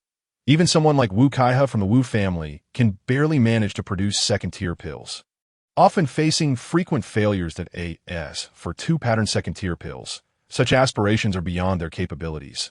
Among the Heavenly Sword sect, only 3 individuals can refine second-tier 3-pattern precious pills. Generally, to concoct a second-tier 3-pattern precious pill, one must be a 3rd-tier alchemical master. How rare are such masters! Allow me to tend the flames for you, young Master Qin, Duan Gongyu exclaimed, hastily removing his silver needles and rubbing his hands together in eager anticipation. Alchemy requires a flame, and for refining lower-tier pills, a standard flame suffices. When greater heat is necessary, one can add auxiliary combustibles to intensify the fire. However, for crafting higher-tier pills, one requires spiritual fire. Spiritual fire, born from the essence of heaven and earth, transforms into spiritual fire after absorbing sufficient spiritual energy to become a top-tier alchemist. Possessing spiritual fire is essential. That said, Qin Futian, in creating first-tier spirit gathering and spirit refining pills, naturally does not require spiritual fire. Light the fire, Qin Futian commanded in a resolute tone. Duan Gongyu promptly ignited the flames. The first step in alchemy is to warm the furnace, facilitating the extraction of the herb's essence. While many alchemists forego this step, deeming it unnecessary, Qin Futian is different. He pursues perfection in every aspect, including his alchemical endeavors. As Duan Gongyu ignited the flames, Qin Futian lightly traced the inner wall of the alchemy furnace with his fingertips.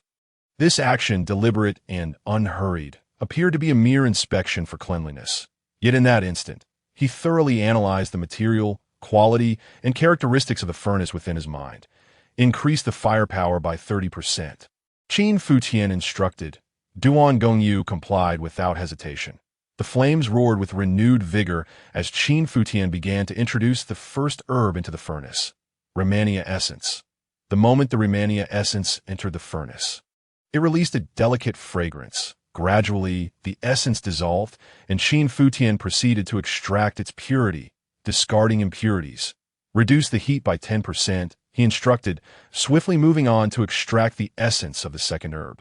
Duan Gongyu was left in awe as he observed that each essence Qin Futian extracted was remarkably pure, with virtually no waste.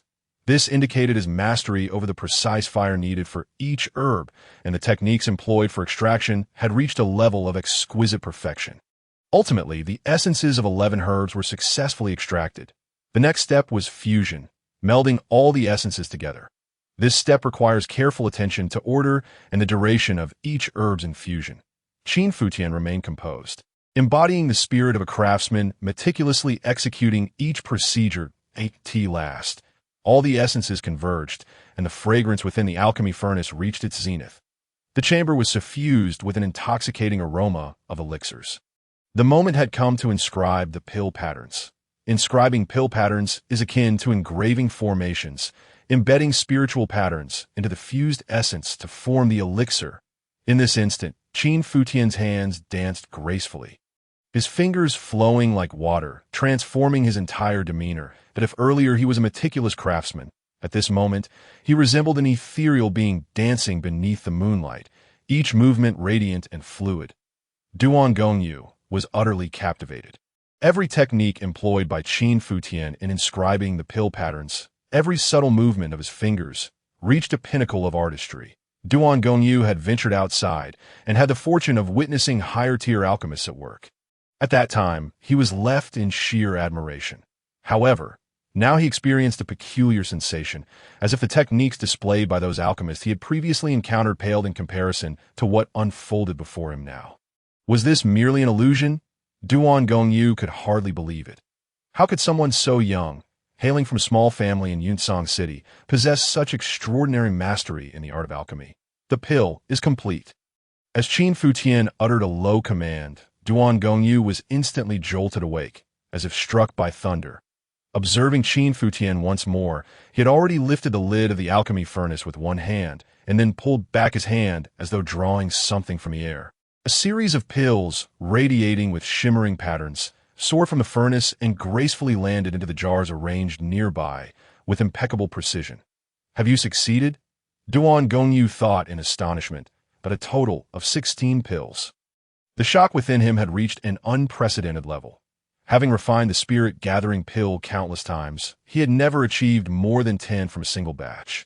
The maximum being 9, yet Qin Futian had effortlessly produced 16 pills in one go.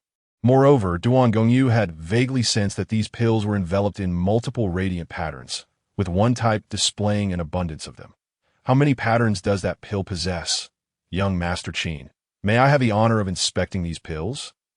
Duan Gongyu inquired, rising with beads of sweat forming on his forehead, though he had no time to wipe them away. Of course. Qin Futian replied with a nonchalant smile. Duan Gongyu extended his trembling hand to grasp the vial containing the pills. It was certain that he had never felt such exhilaration holding a vial of spirit-gathering pills before. He poured the contents out, and the pills tumbled into a milky white jade dish. Resembling jade beans, 0.4 patterns, 5 patterns for patterns, 6 patterns, 7 patterns. Each revelation sent waves of astonishment crashing over Duan Gongyu. Ultimately, he nearly felt his knees before Qin Futian. At that moment, Qin Futian had become akin to a deity in his eyes.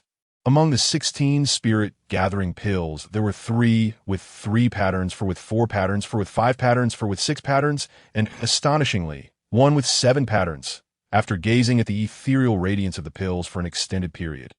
Duan Gongyu swallowed hard once more. Alas, however, Qin Futian shook his head helplessly upon seeing the pills. He had been far too long since he practiced alchemy, and his skills had become somewhat rusty. The absence of spiritual fire was the reason he could not refine an 8-patterned or 9-patterned holy pill. A Dan master without spiritual fire could never achieve the latter. Furthermore, the furnace itself was rather mediocre. Although it was the best furnace of the Spirit Pill Pavilion, it still failed to meet Qin Futian's discerning standards. Witnessing Qin Futian's apparent dissatisfaction, Duan Gongyu felt a pang of regret. Young Master Qin, would you consider taking me as your disciple? He implored, excitement bubbling within him as he spoke with utmost reverence. Qin Futian raised an eyebrow. No, Duan Gongyu suddenly realized he had misspoken and quickly corrected himself. Young Master Qin, would you allow me to take you as my master? That is not right. Duan Gongyu shook his head repeatedly, hastily clarifying, Young Master Qin, would you consider accepting me as your disciple? Upon hearing this, Qin Futian chuckled. Do you truly believe you are worthy of being my disciple? Duan Gongyu's heart trembled. awakening him to the reality. Indeed, what right did he have to be Qin Futian's disciple? With such formidable alchemical prowess, the number of individuals vying for the honor of being his apprentice must be countless.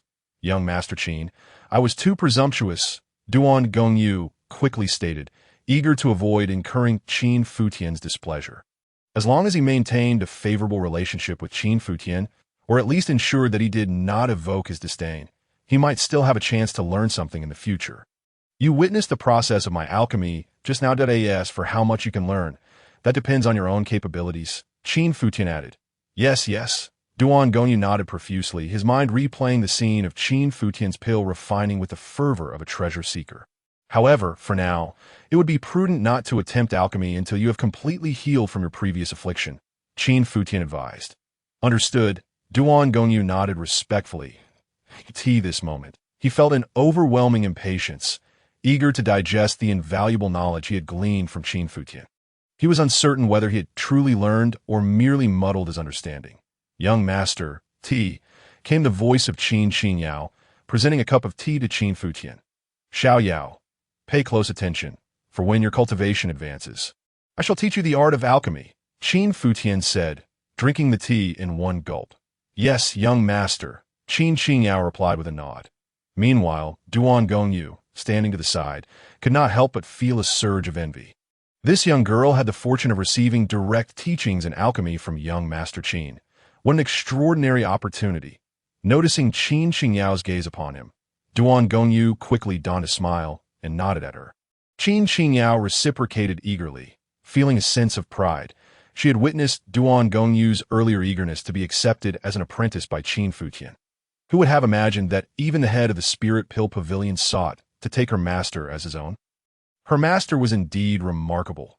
Subsequently, Qin Futian refined another batch of spirit-tempering pills, yielding both a greater quantity and superior quality than the previous spirit-gathering pills. He consumed one of the spirit-tempering pills, and soon, a refreshing sensation coursed through his body, making him acutely aware of his heightened sensitivity to spiritual energy. He then handed the remaining pills to Qin Yao. Xiao Yao, from this moment on, take 2 of these spirit-tempering pills each month. With this vial, your innate talent will undoubtedly undergo a transformative leap. Such a divine pill was commonplace in the divine realm, as its ingredients were simple, though the refining techniques were demanding. However, the divine realm was not lacking in alchemists. A master like Duan Gongyu had yet to even touch upon the threshold of alchemy, in the lower plane of Tianyan continent. However, spirit-tempering pills were nothing short of miraculous. One could significantly enhance their talent with a single pill, and 2 would equate to a rebirth. After consuming several pills, Qin Yao's talent would surely rival that of the continent's greatest prodigies. Young Master Qin, Duan Gongyu interjected once more. What are your plans for the future? I recall you mentioning an intention to participate in the Tianjin sex examination. Indeed, Qin Futian affirmed with a nod. Duan Gongyu continued. However, I believe there is no need for you to take the examination. Why not directly join my Tianjin sect? I am certain that with your alchemical mastery, you would undoubtedly become the chief alchemist of our sect. Yet, Qin Futian's brow furrowed slightly as he replied solemnly. Elder Duan, today's events must remain confidential. Do you understand my intent? This includes the matters regarding Wu Kaihe and Su Yang. This moment, Qin Futian was keen to avoid exposing his extraordinary capabilities, that if word of his remarkable alchemical talents were to spread, it could invite insurmountable troubles. As for Duan Gongyu, he was currently at Qin Futian's mercy, and thus Qin Futian held no concerns over him. Yes, young Master Qin, I understand, Duan Gongyu promptly replied. Soon after, he summoned all members of the Spirit Pill Pavilion and sternly warned them not to divulge a single word of what transpired that day. The consequences would be dire.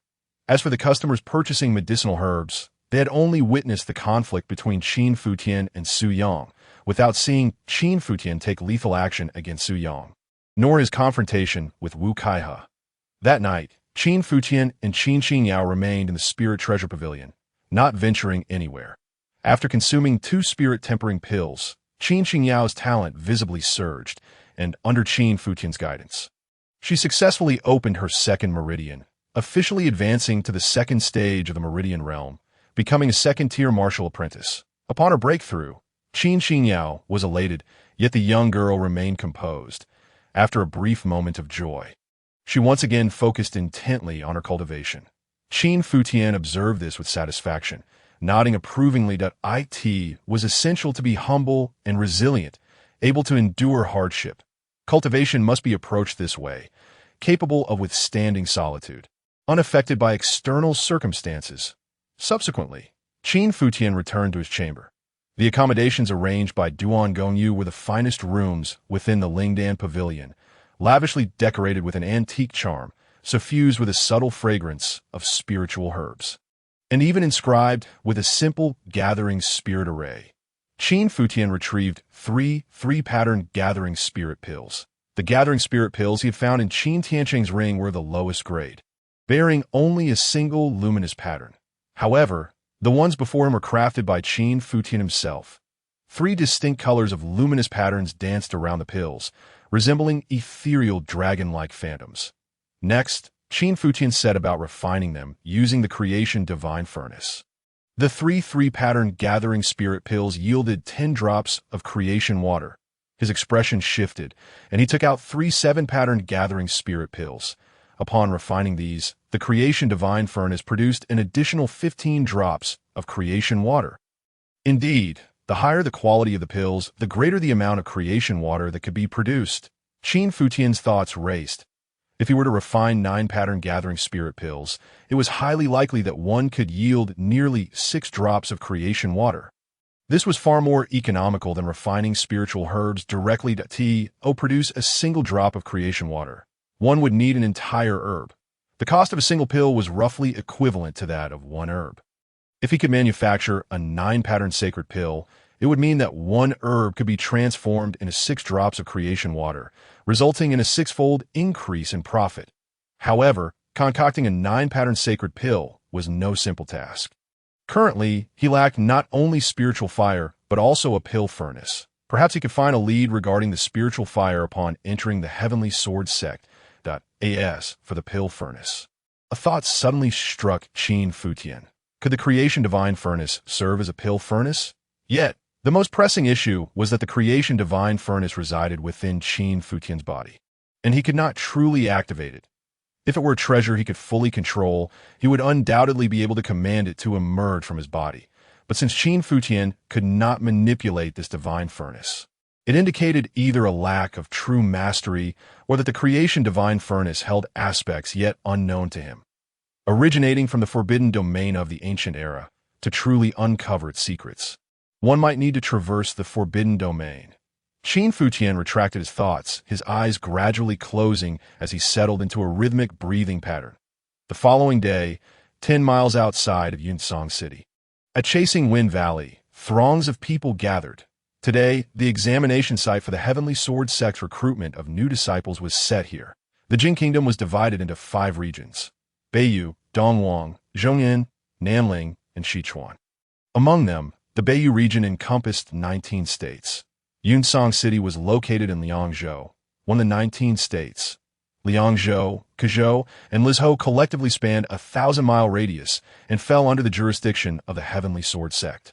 In these 3 states, the Heavenly Sword Sect was undeniably the dominant power. Even when considering the vast expanse of Beiliangzu, the Heavenly Sword Sect once basked in unparalleled glory. I could see this moment within Chasing Wind Valley. A continuous stream of young martial cultivators traversed the area, heading towards the registration point. These young martial cultivators were all strikingly handsome and beautiful, brimming with vigor and grace. The number of onlookers was even greater, all eager to witness firsthand which talents would gain entry into the Heavenly Sword Sect. Jiang Yunlan has arrived. Suddenly, someone in the crowd shouted. Instantly, the throng surged. Eyes converge upon the direction of Jiang Yunlan. Clad in a sky-blue long gown, her long hair elegantly tied up, revealing her fair and slender neck. Her eyes sparkled like autumn waters, and her brows resembled distant peaks. Beneath her straight, delicate nose, her lips were slightly pursed, exuding an air of aloofness and pride. During this recruitment examination, the loudest calls were for Jiang Yunlan. As she entered Chasing Wind Valley, many young martial cultivators eagerly approached her. seeking her favor. Among them were several who had long admired Jiang Yunlan and had attempted to get closer to her. Yet, Jiang Yunlan merely nodded slightly in acknowledgement, responding coldly to their advances. Meanwhile, on a relatively flat expanse on a hillside within the valley, several tables and chairs were set up, occupied by numerous individuals. Most of these persons hailed from prominent families in Yunsong City and other cities in Liangzhou. Among them was Jiang Jinshan from the Jiang family. Apart from the Jiang family, other families such as the Su family, Lu family, and Qin family were also present. Qin Futian sat not far from Jiang Jinshan. Congratulations, Jiang family head. You truly have a remarkable daughter. Lu Yuanhui, the head of the Lu family, complimented Jiang Jinshan. Not at all. Not at all, Jiang Jinshan replied with a smile and a wave of his hand. I've heard that your daughter has already been chosen by the elders of the Heavenly Sword sect. Thus, even if she doesn't participate in this examination, she can still enter the sect, someone else added. That simply won't do. Jiang Jinshan shook his head repeatedly. The Heavenly Sword sect has its own rules. To become a disciple, one must pass the examination. However, there is no need for concern. Given my daughter's talent, she is bound to be the top scorer in this examination. A hint of pride flickered in Jiang Jinshan's eyes. Indeed, he was well aware of the competitors participating in the examination. The only ones capable of challenging Jiang Yunlan were Lei Chong, Yiyu, and Su Tenglong. Su Tenglong was a disciple from the Su family in Yunsong City, while Lei Chong and Yiyu hailed from elsewhere. However, Jiang Jinshan had a rough understanding of their strengths, which were inherently inferior to Jiang Yunlan's. Furthermore, 7 days prior, his daughter Jiang Yunlan had achieved another breakthrough, a secret that remained unknown to anyone. Thus, Jiang Jinshan felt even more assured that his daughter would undoubtedly secure the top position in the examination. Nevertheless, outwardly, Jiang Jinshan feigned humility, saying, that may not be the case. I believe Su Tenglong from the Su family is quite formidable. His strength might be on par with Yunlan. Moreover, as for Lei Chong from Tianfa City, Jiang Jinshan remarked, nodding toward a middle-aged man in a brocade hat and mink coat not far away. Brother Lei Ao, it seems our last meeting was 3 years ago. I hear your son Lei Chong has already reached the 9th level of the Pulse Unblocking Realm this year, and he has mastered the Thunder Punishment Blade technique up to the 4th level. The younger generation is indeed impressive.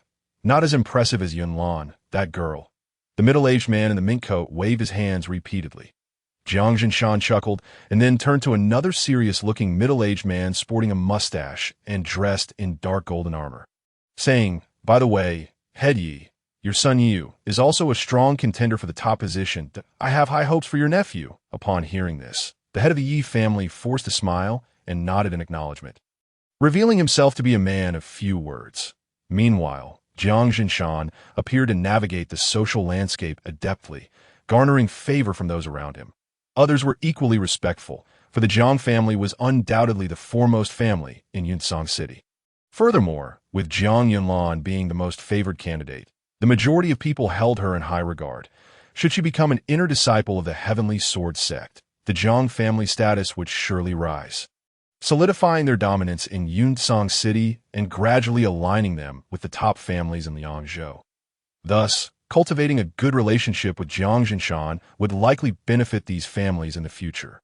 In contrast, Qin Futian found himself rather uncomfortable. The broken engagement with Jiang Jinshan had left the Qin family in a disgraceful position, and as its head, he felt particularly embarrassed. Yet, the Qin family simply could not compare to the Jiang family, a fact that would not change in the short term. Now that the Jiang family had produced a daughter like Jiang Yunlan, it would be at least a decade or two before they could hope for a reversal of fortunes. Thus, even though he was filled with resentment, he could only force himself to swallow it down to tea that moment. Someone looking to stir up trouble spoke up. By the way, Jiang Jinshan, I heard that your daughter Jiang Yunlan is betrothed to Qin Futian of the Qin family. The speaker was a burly bald man, the head of the Xiong family, Xiong Bia. Jiang Jinshan's eyes narrowed slightly, a flicker of coldness crossing his gaze, but his face quickly resumed a smile as he replied. Indeed, what you say is correct. Head Xiong.my daughter was indeed betrothed to Qin Futian. However, that was merely an unintentional act of my father under the influence of alcohol. This, I believe, can be attested by the head of the Qin family. Jiang Jinshan turned his gaze towards Qin Futian, who already felt a sense of embarrassment. Now, with Jiang Jinshan's inquiry, there was an undercurrent of threat in his tone on that day. Old Master Jiang indeed had indulged in drink. But whether it was an unintentional act remains uncertain. Qin Futian replied nonchalantly, whom Jiang Jinshan chuckled lightly before continuing. Naturally, a decision made by a grandfather on behalf of his granddaughter cannot be revoked. However, the current generation is quite resolute in their opinions. Therefore, they have already determined that this upcoming assessment by the Tianjin sect will serve as the basis for the validity of their engagement. Oh! Upon hearing Jiang Jinshan's statement, the crowd immediately became intrigued. How can the head of the Jiang family validate such an arrangement? Someone inquired. Jiang Jinshan scanned the crowd, deliberately raising his voice a notch. Such matters are not for us elders to meddle in. However, I do know a thing or two about their agreement, which hinges on this assessment by the Tianjin sect. Should Qin Futian pass the evaluation, even if he becomes merely a servant disciple at the Tianjin sect, the engagement remains valid. Conversely, if Qin Futian fails to pass, the engagement will be rendered null and void.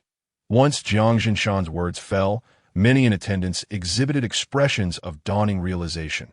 They were already aware that the Qin family's genius, Qin Futian, had suffered a shattered dantian in battle at Luofeng Mountain, rendering him a cripple. Yet now he had entered into this wager with Jiang Yunlan, essentially implying that the engagement was already voided. Moreover, this would surely lead to Qin Futian's disgrace, solidifying his reputation as a waste, I dare say. This seems rather unprincipled of your Jiang family.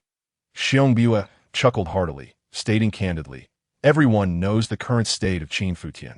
You choose to play this game, which is quite unkind. Bang! Just as the crowd was engaged in discussion, a sudden chime resonated throughout the valley, echoing all around. This signified the commencement of the Tianjin sect's disciple recruitment assessment. An elderly man with white hair stepped forward among the crowd.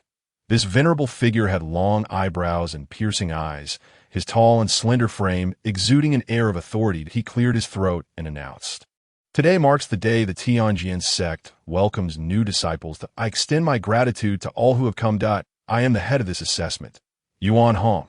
Before Yuan Hong's words could fully settle, a chorus of gasps erupted. It turned out that this man was Elder Yuan Hong of the Tianjin sect. It was said that Elder Yuan Hong was a peak master of the Qi realm, on the brink of becoming a true master, with one foot already in the realm of true essence. You are mistaken. As an elder of the Tianjin sect, Elder Yuan must have already condensed his true essence. Noticing the commotion among the crowd, Yuan Hong raised his hand for silence. Once the crowd settled, he continued, "Let us dispense with unnecessary words. This assessment is open to all young martial artists under the age of 20.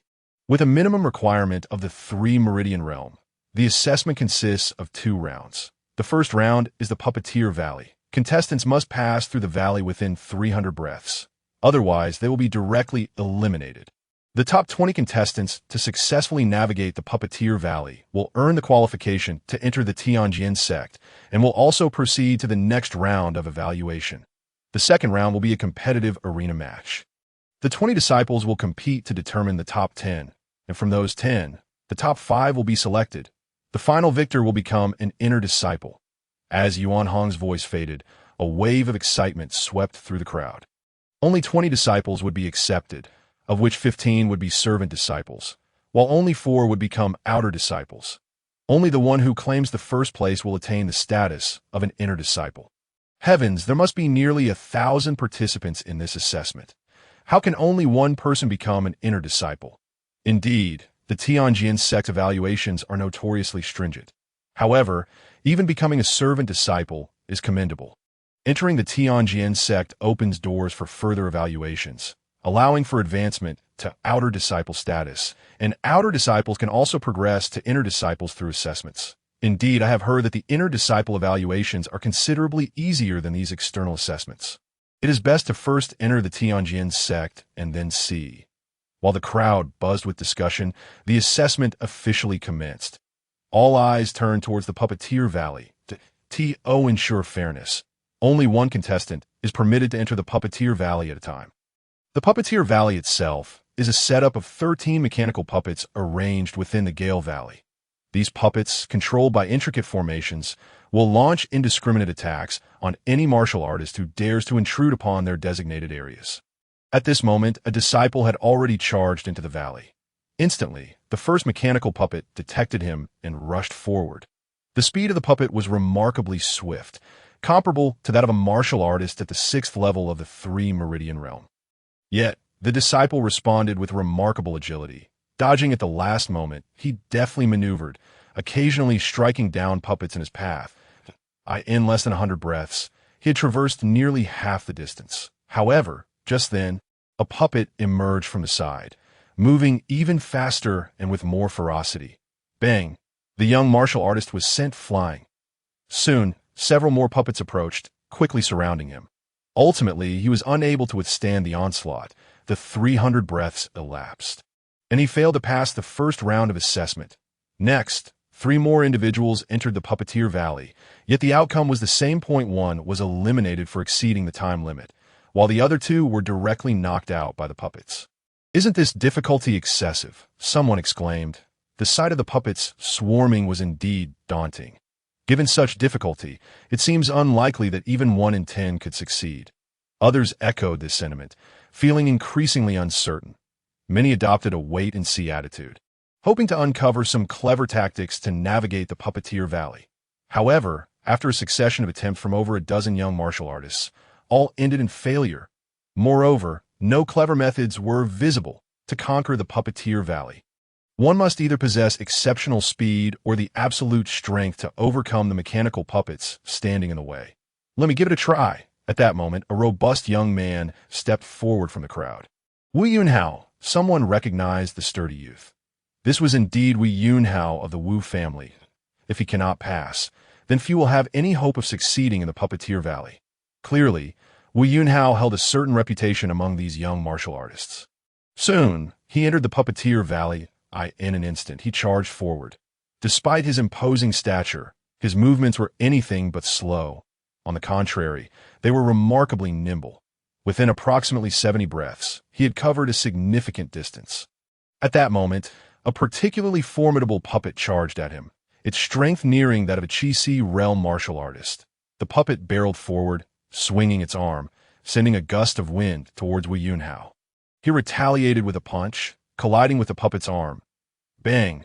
A dull sound reverberated. It was akin to stone striking iron. Wu Yunhao was sent sprawling backward, but as he fell, he used the momentum to slap the ground, executing a swift roll to evade the oncoming puppets. Then he surged forward like a whirlwind. The Yunhao's series of actions drew gasps and cheers from the onlookers.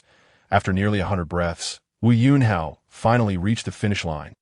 He became the first disciple to successfully navigate the Puppeteer Valley. Tianq City, Wu family's Wu Wenhao completed the first round of the Puppeteer Valley assessment in 192 breaths. As the voice of Yuan Hong faded, many cast envious glances towards Wu Yunhao. Numerous members of the Wu family who had come along were equally excited, rushing forward to envelop Wu Yunhao in a jubilant embrace. The Wu family, considered a third-rate clan in Tianq City, had pinned all their hopes on Wu Yunhao. Should he manage to gain entry into the Tianjin sect this time, it would signify a complete turnaround for the Wu family in Tianq City. Similarly, among the heads and elders of various clans gathered on that hillside, the head of the Wu family was present as well. The heads and elders from surrounding families offered their congratulations to the Wu family head. Wu Yunhao had successfully passed the first round of assessments, completing it within 200 breaths, which significantly enhanced his prospects of securing a spot among the top 20. This meant he would obtain a qualification to enter the Tianjin sect. Even becoming a mere servant disciple of the Tianjin sect was an invaluable opportunity for these families.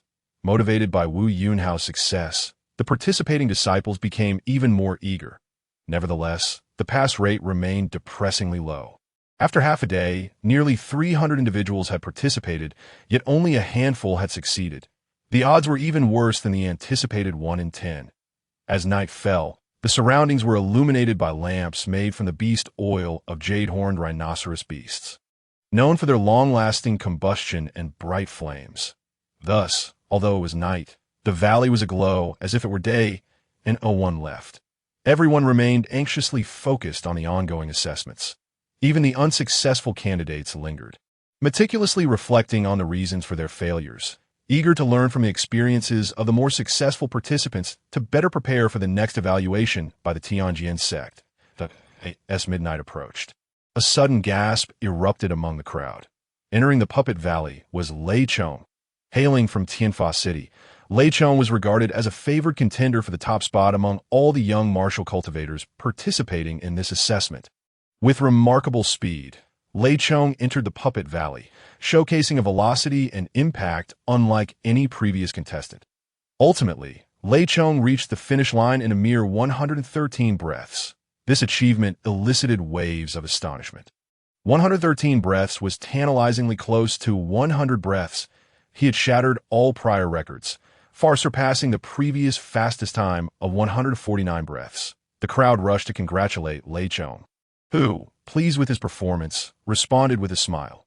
Shortly thereafter, Yu, another favorite contender for the top position, entered the Puppet Valley.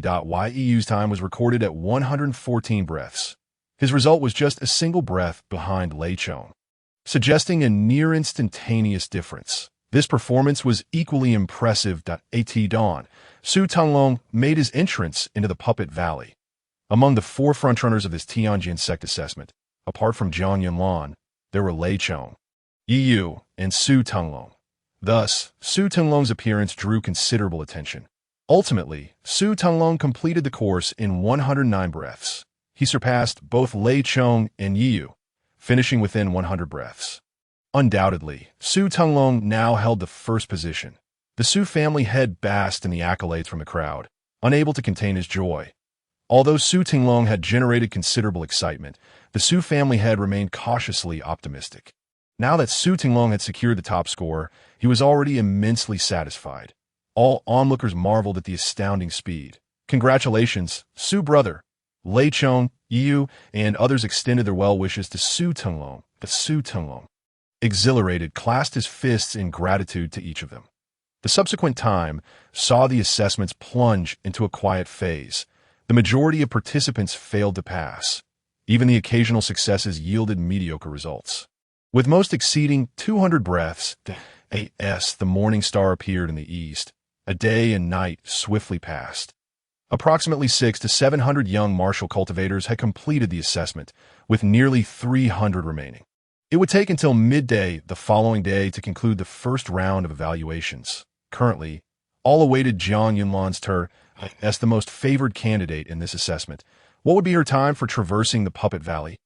Would she break Su Tenglong's record?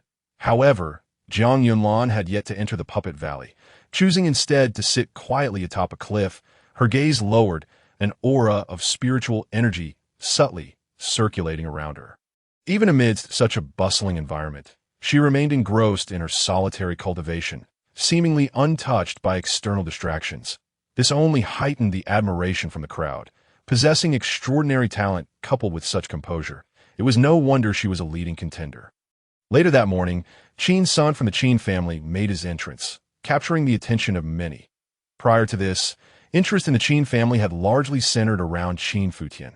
With Qin Sen's arrival, discussions erupted among the crowd. Is Qin Sen truly at the 9th level of the Meridian realm? I hadn't heard much about him before. That was because of Qin Futian. With him around, Qin Sen was hardly noticed. Indeed, Qin Futian was a true genius. What a pity! He was the only one capable of overshadowing Zhang Yunlan in talent and intelligence, but it's unfortunate he became a cripple. Had Qin Futian not fallen, he would undoubtedly have claimed the top spot in this assessment. Without a doubt. And no matter how exceptional Zhang Yunlan's talent may be, she ultimately pales in comparison to Qin Futian. Otherwise, how could Zhang Jinshan have betrothed Zhang Yunlan to him? Alas, fate is cruel. The crowd buzzed with conversation, and these remarks naturally reached Qin Sen's ears, darkening his expression. Qin Futian, always Qin Futian. 4 years, ever since he embarked on the path of martial cultivation, Qin Sen had been overshadowed by Qin Futian. Despite his own commendable talent and diligent training, he had always remained in Qin Futian's shadow. And no one paid attention to him, as all the accolades were reserved for Qin Futian. This had long fostered a deep-seated resentment within Qin Sr. Now that Qin Futian was a cripple, only I, Qin's son, remained the true genius of the Qin family. You all know Qin Futian. This time, I, Qin's son, will prove that I am no less capable than him. With a grim expression, Qin's son stepped into the puppet valley, as all eyes focused on him. He surged forward. Swish, swish. Only the afterimage of Qin's son remained in the must be said that Qin Sen's speed was indeed impressive. Rivaling even Su Tinglong's, the Qin family possessed a unique movement technique known as the falling leaf steps, a mysterious lower-grade martial art. In a place like Yunsong City, a mysterious grade martial art was already the highest tier. With even the powerful Jiang family boasting merely a medium-grade secret technique, in the Tianyin continent, martial arts and secret techniques are generally classified into 4 tiers: heaven, earth, mysterious, and yellow. Each tier is further divided into upper, middle, and lower grades. Mysterious grade techniques are notably rare. During the battle at Falling Phoenix Mountain, Qin Futian suffered a shattered dantian and even perished on the spot while vying for a mysterious lower-grade technique for the Qin family. Yet despite this, Qin Futian had never had the opportunity to fully observe this falling leaf steps technique during his time in the Qin family. Qin's son, however, was different. Not only could he directly study the complete technique, but he also received meticulous guidance from the family elders, imparting numerous insights. Thus, although Qin's son was still young, he had achieved a modest mastery of this movement technique that in approximately 50 breaths, Qin's son had traversed a standard distance. Such a performance instantly captured everyone's attention. The Qin family's Qin's son displayed such astonishing prowess. Su Tanglong, Lei Chong, Yi Yu, and others also shifted their focus to Qin's senator. Ultimately, Qin's son completed the puppet valley. Taking only 106 breaths? Wow! The crowd erupted in astonishment. 106 breaths. This time was shorter than the record set by Lei Chong, Su Tanglong, and Yi Yu. Qin Jia, Qin's son. To think he completed it in merely 106 breaths. This outcome has taken everyone by surprise. Upon the hillside, numerous members of various families turned their gazes towards Qin Tianxiong. At this moment, Qin Tianxiong was equally astonished. Although he anticipated Qin Sen's commendable performance, he did not foresee that he would achieve first place in the Puppeteer Valley. Congratulations, head of the Qin family. It seems that the Qin family truly produces prodigies. Qin's son is undoubtedly destined for the Sky Sword sect. Even if not as an inner disciple, that I believe that within 3 years, he will surely pass the inner sect assessment of the Sky Sword sect. Qin brother, I have a daughter, exceptionally beautiful and with remarkable talent, that I believe it would be wise to consider a betrothal between her and Qin's Senator Qin brother. It appears that heaven favors the Qin family. It is impossible for the Qin family not to rise now. In my opinion, Qin Sen's talent is certainly on par with the former Qin Futian. The crowd eagerly spoke, seeking to draw closer to Qin Tianxiong. Qin Sen's performance exceeded everyone's expectations. Barring any unforeseen circumstances, a new star was set to rise. Your kind words are too much, Qin Tianxiong thought to himself, filled with pride, yet he maintained an air of modesty as he responded to everyone. Sinner has diligently cultivated in solitude, seldom venturing out and rarely revealing his talents. Thus, it is entirely understandable that many are unaware of him. As for the matter of marriage, I believe it is best left to Sinner to handle himself. To establish a betrothal now, only to have it rescinded in the future, would bring shame upon the Qin family. As he spoke, Qin Tianxiong's gaze swept over to Jiang Jinshan, not far off. Secretly, he harbored hope that if Qin's son could defeat Jiang Yinlan in the next round and secure the top position, it would be a significant blow to Jiang Jinshan's pride. Clearing his throat, Qin Tianxiong continued, regarding the talents of Qin's son and Qin Futian, I must assert that Sinner's abilities have never been inferior to those of Qin Futian. It is merely that Qin Futian enjoys being in the limelight and possesses a brash and boastful nature. In contrast, Sinner is focused on his cultivation, uninterested in external distractions. If we are to truly discuss talent, Qin Futian pales in comparison. Qin Tianxiong's words further astonished the crowd, causing their gazes toward Qin's son below to burn with even greater fervor. At that moment, Pei Nian, the lord of Yunsong City, approached. Previously, Pain Yin had been accompanying the Sky Sword sect elder, Yuan Hong. Congratulations, head of the Qin family. The Qin family has produced yet another genius. This is indeed a source of pride for our Yunsong city. Pain Yin exclaimed with a smile. Thank you. Thank you for your kind concern. Lord Pei. Qin Tianxiong quickly rose to his feet. He dared not show any negligence toward Pain Yin, despite their families appearing grand in the eyes of ordinary folk. They were nothing in the presence of the city lord's estate. The city lord's estate is an institution under the jurisdiction of the Jing Kingdom's court, capable of mobilizing 1,000 elite soldiers. Moreover, the various city lord estates maintain intricate connections with the major sects of the Northern Abyss. Thus, neither Qin Tianxiong nor Jiang Jinshan would dare offend any local family, let alone the city lord's estate. Qin Tianxiong felt both honored and astonished by Pain Yin's visit. His gaze upon Qin's son below transformed entirely. Qin's son, you have truly surprised me greatly. With you in the Qin family, why would we need Qin Futian? Qin Tianxiong mused inwardly. Qin Sen's evaluation had once again elevated the first round of the Sky Sword sex assessment to a climactic peak. From this moment on, Qin Sen's name resounded through the air, and all began to include him in the competition for the top position.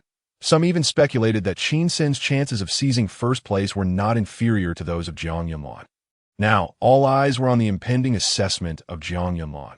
How long would she take in the Puppeteer Valley? Yet, Jiang Yunlan remained seated upon the azure stone slab. Undisturbed up by midday, the first round of assessments was nearing its conclusion.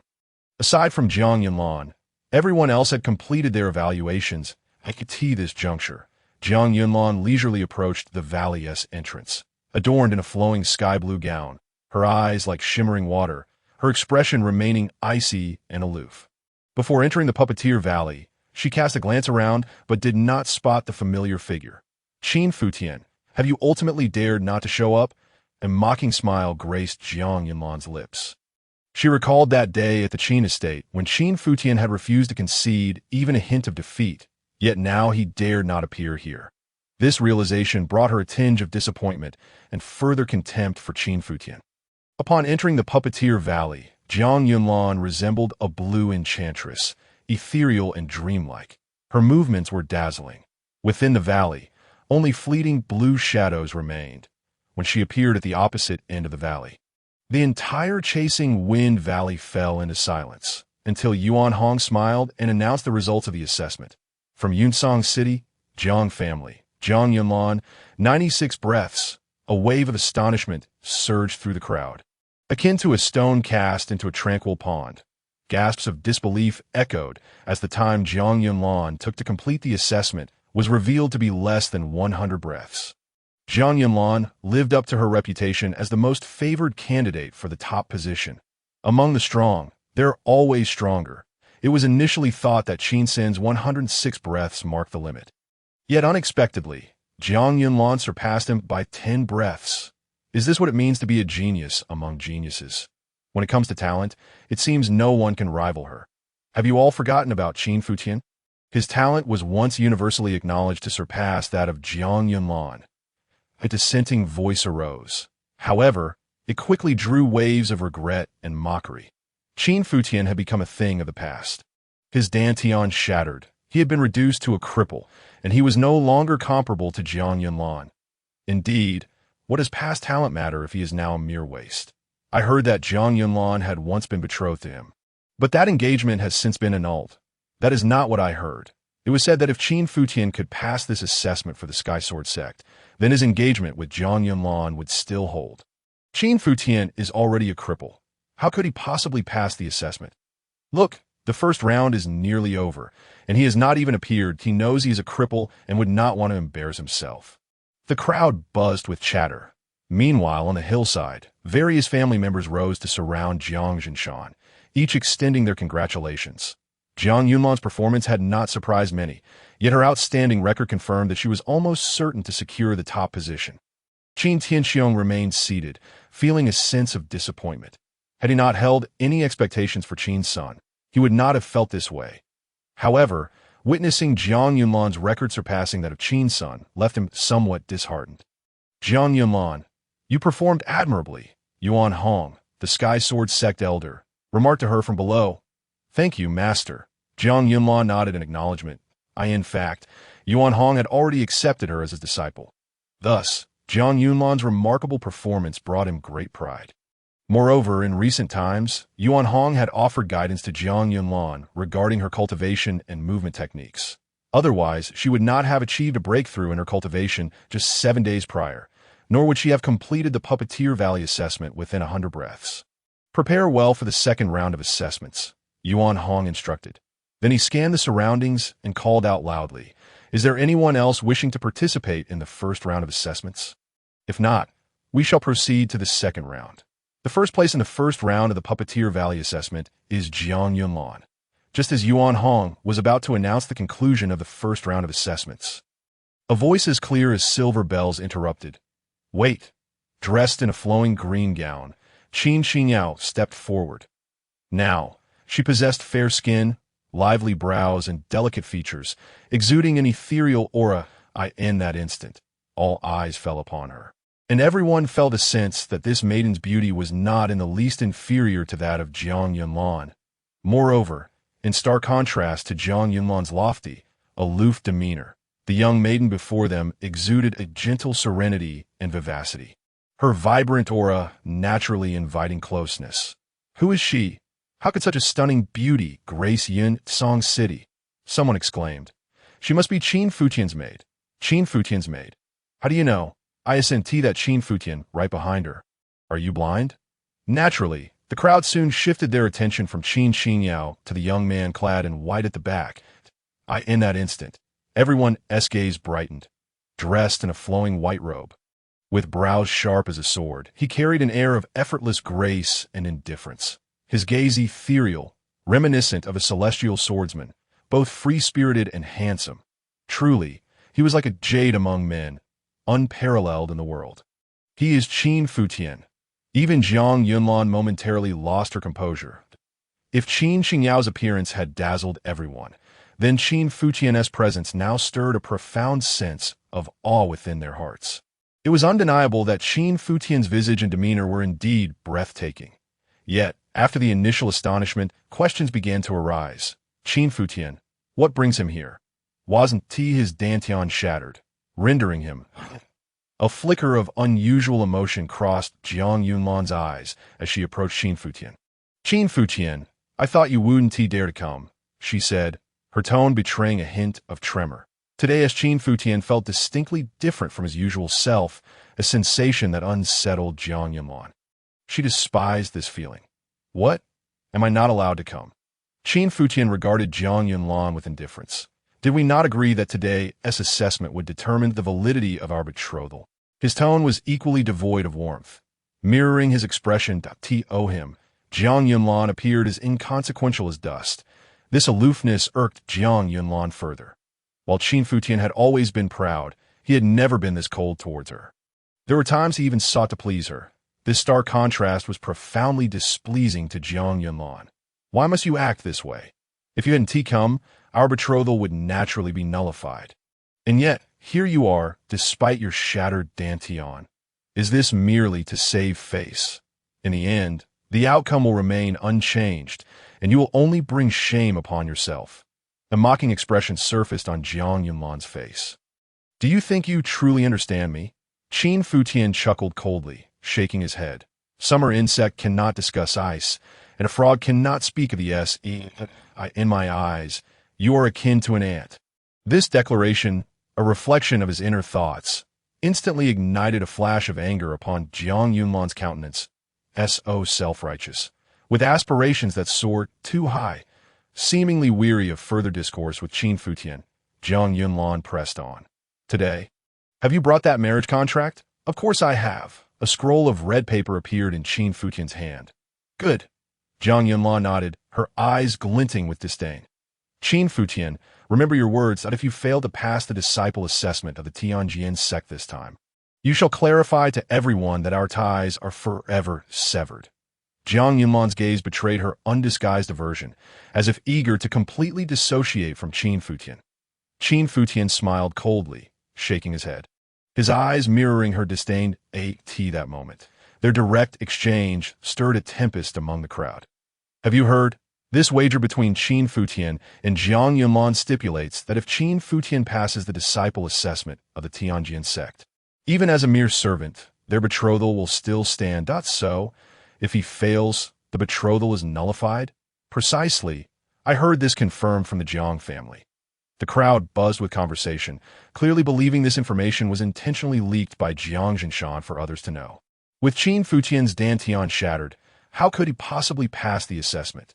Thus, the Jiang family has set a trap for him, fully aware he cannot succeed, yet establishing such a wager. If Qin Futian fails this assessment, he will be deemed useless, while the Jiang family will escape blame for their heartlessness. Were I in Qin Futian's position, I would not have come here. Point 1 must possess self-awareness. Should Qin Futian force himself into the assessment, he would only lose face, crushed even in his final shred of dignity. Meanwhile, on the hillside, many families were discussing the matter.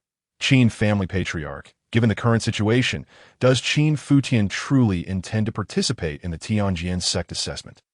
The Lu family patriarch inquired. Qin Tianxiong squinted, then shook his head. Qin Futian's affairs are no longer of concern to the Qin family. This child has been expelled from the Qin family. And from this day forth, we have no ties. At that moment, Qin Tianxiong was astonished. He had not anticipated Qin Futian's appearance here. Clearly, Qin Tianxiong had already ventured into the Haifeng Mountains. Could it be that he failed to locate Qin Futian?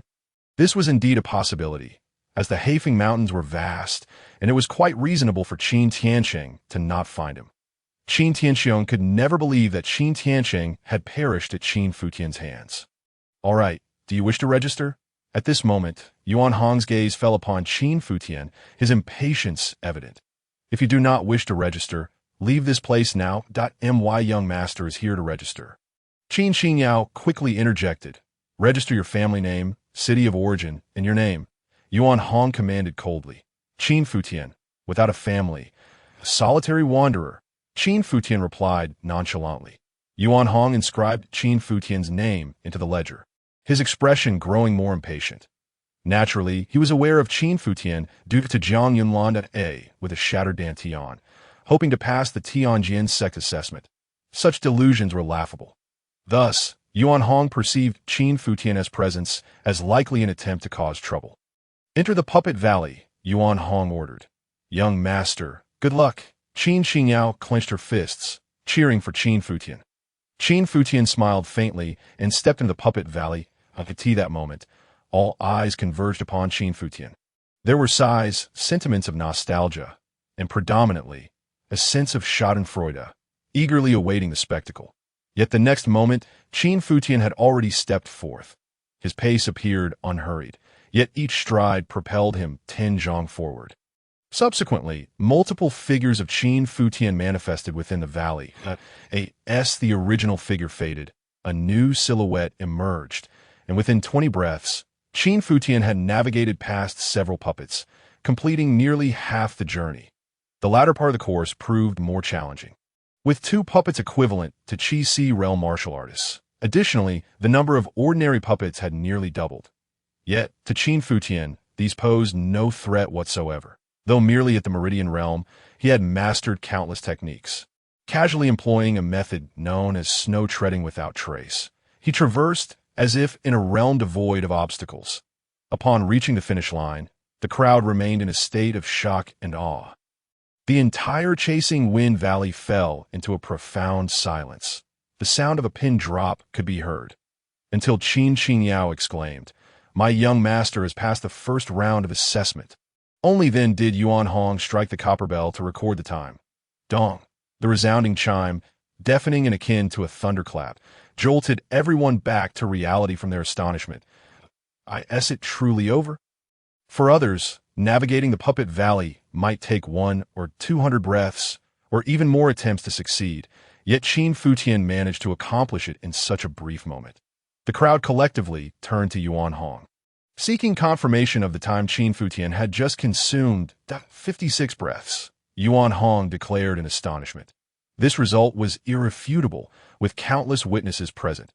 Yet the shock within Yuan Hong was unmistakable. He could hardly fathom that a martial artist at the Meridian realm could complete the Puppet Valley assessment in 56 breaths. In his estimation, even a Qi realm martial artist could not achieve such speed. In truth, the time consumed by Qin Futian was even less than 56 breaths, due to the overwhelming shock. Yuan Hong did not immediately take stock of the situation. It was only when Qin Qingyao spoke up to remind him that nearly several more breaths had passed. This implies that Qin Futian completed the Puppetry Valley assessment in approximately 50 breaths. Not far away, Jiang Yunlan also stood with her red lips slightly parted, her eyes filled with profound astonishment and disbelief. Previously, she had taken 97 breaths and was regarded as a prodigy. Yet Qin Futian's 50 breaths? His speed was nearly double hers. At that moment, Qin Futian had already approached Jiang Yunlan, casting a cold gaze upon her. "I hear you took 97 breaths to pass this stage and are hailed as a genius?" Immediately, a hint of derision curled at the corners of Qin Futian's mouth. While the insult was not overtly harmful, its implications were profoundly degrading. Jiang Yunlan's eyes instantly reflected a mingling of shame and anger. Impossible. She shook her head vehemently. "Qin Futian, your dantian has shattered, rendering you a waste. How could you possibly surpass Puppetry Valley in such a short span of time?"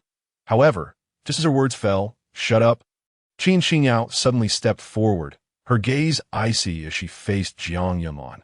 "My young master is not a waste. You are the one who is worthless." At that moment, Qin Qingyao stood before Jiang Yunlan. The two young women, one a once unknown maid, the other the celebrated beauty of Yunsong City, were now on equal footing. The former maid's demeanor and beauty were not at all inferior to that of the so-called heavenly beauty.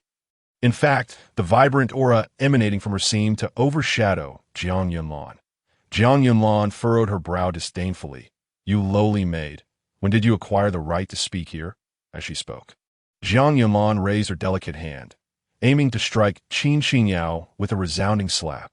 Jiang Yunlan was at the 9th level of the Pulse Realm, while Qin Qingyao had just entered the 2nd level. However, Qin Qingyao had received direct guidance from Qin Futian himself. One can only imagine the profound impact of a God Emperor's teachings. Thus, it was unreasonable to gauge Qin Qingyao's strength purely by her Pulse Realm level. Upon seeing Jiang Yunlan's hand coming towards her, a flicker of panic crossed Qin Qingyao's eyes, but it was quickly replaced by the recollection of several simple self-defense techniques imparted by Qin Futian. In an instant, her hand darted out like a nimble serpent, effortlessly deflecting Jiang Yunlan's palm. And then, with a swift motion, she delivered a resounding slap to Jiang Yunlan's face. Smack! The sound of the slap echoed crisply, leaving 5 distinct finger marks on Jiang Yunlan's cheek. Everyone was taken aback. Qin Futian's maid had slapped Jiang Yunlan. Jiang Yunlan, the celebrated beauty and undeniable young genius of Yunsong City, had been struck by a mere maid. To think that Qin Futian's maid was also a martial practitioner. Jiang Yunlan trembled with rage, utterly blindsided by the revelation that Qin Futian's maid possessed such formidable strength. Indeed, she had underestimated Qin Qingyao, failing to recognize her capabilities, and thus had approached without caution. Otherwise, even with Qin Qingyao's tutelage from Qin Futian, it would have been improbable for her to gain the upper hand against Jiang Yunlan, given her relatively short training period and lack of practical experience. Yet, should Qin Qingyao possess strength above the 6th level of the Pulse Realm, coupled with Qin Futian's guidance, she could undoubtedly overwhelm Jiang Yunlan. After all, following the baptism of the spirit refining pill, Qin Qingyao's innate talent was not to be trifled with, even when compared to Jiang Yunlan. "You seek death." Jiang Yunlan's fury boiled over, her lovely face frozen in icy disdain. With a flicker of her finger, a spiritual ring glimmered, and she drew a sharp sword, intent on striking Qin Qingyao. "Stand back." Qin Futian's voice rang out sharply as he stepped forward. "Jiang Yunlan, are you courting death?" His voice cut through the air like a blade, and a chilling aura enveloped the surroundings. Jiang Yunlan froze momentarily, the aura emanating from Qin Futian instilled in her a terrifying chill that rose from her feet.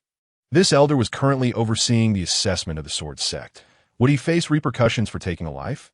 Qin Futian then turned to Yuan Hong, seeking clarification. "Cease this at once." Yuan Hong's expression was grave. The assessment of the sword sect was not yet complete, and he sought to avoid further chaos. Jiang Yunlan, we are currently in the midst of the assessment. Any grievances can be addressed after it concludes. Yuan Hong spoke with authority.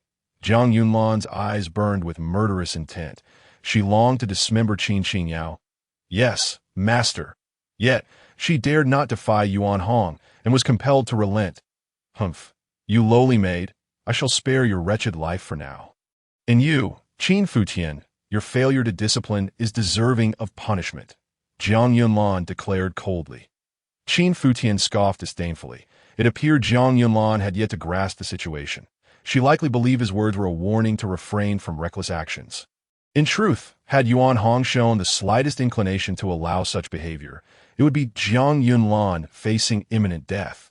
The first round of assessments concluded, with 62 individuals passing. Only the top 20 would move forward. The rest eliminated.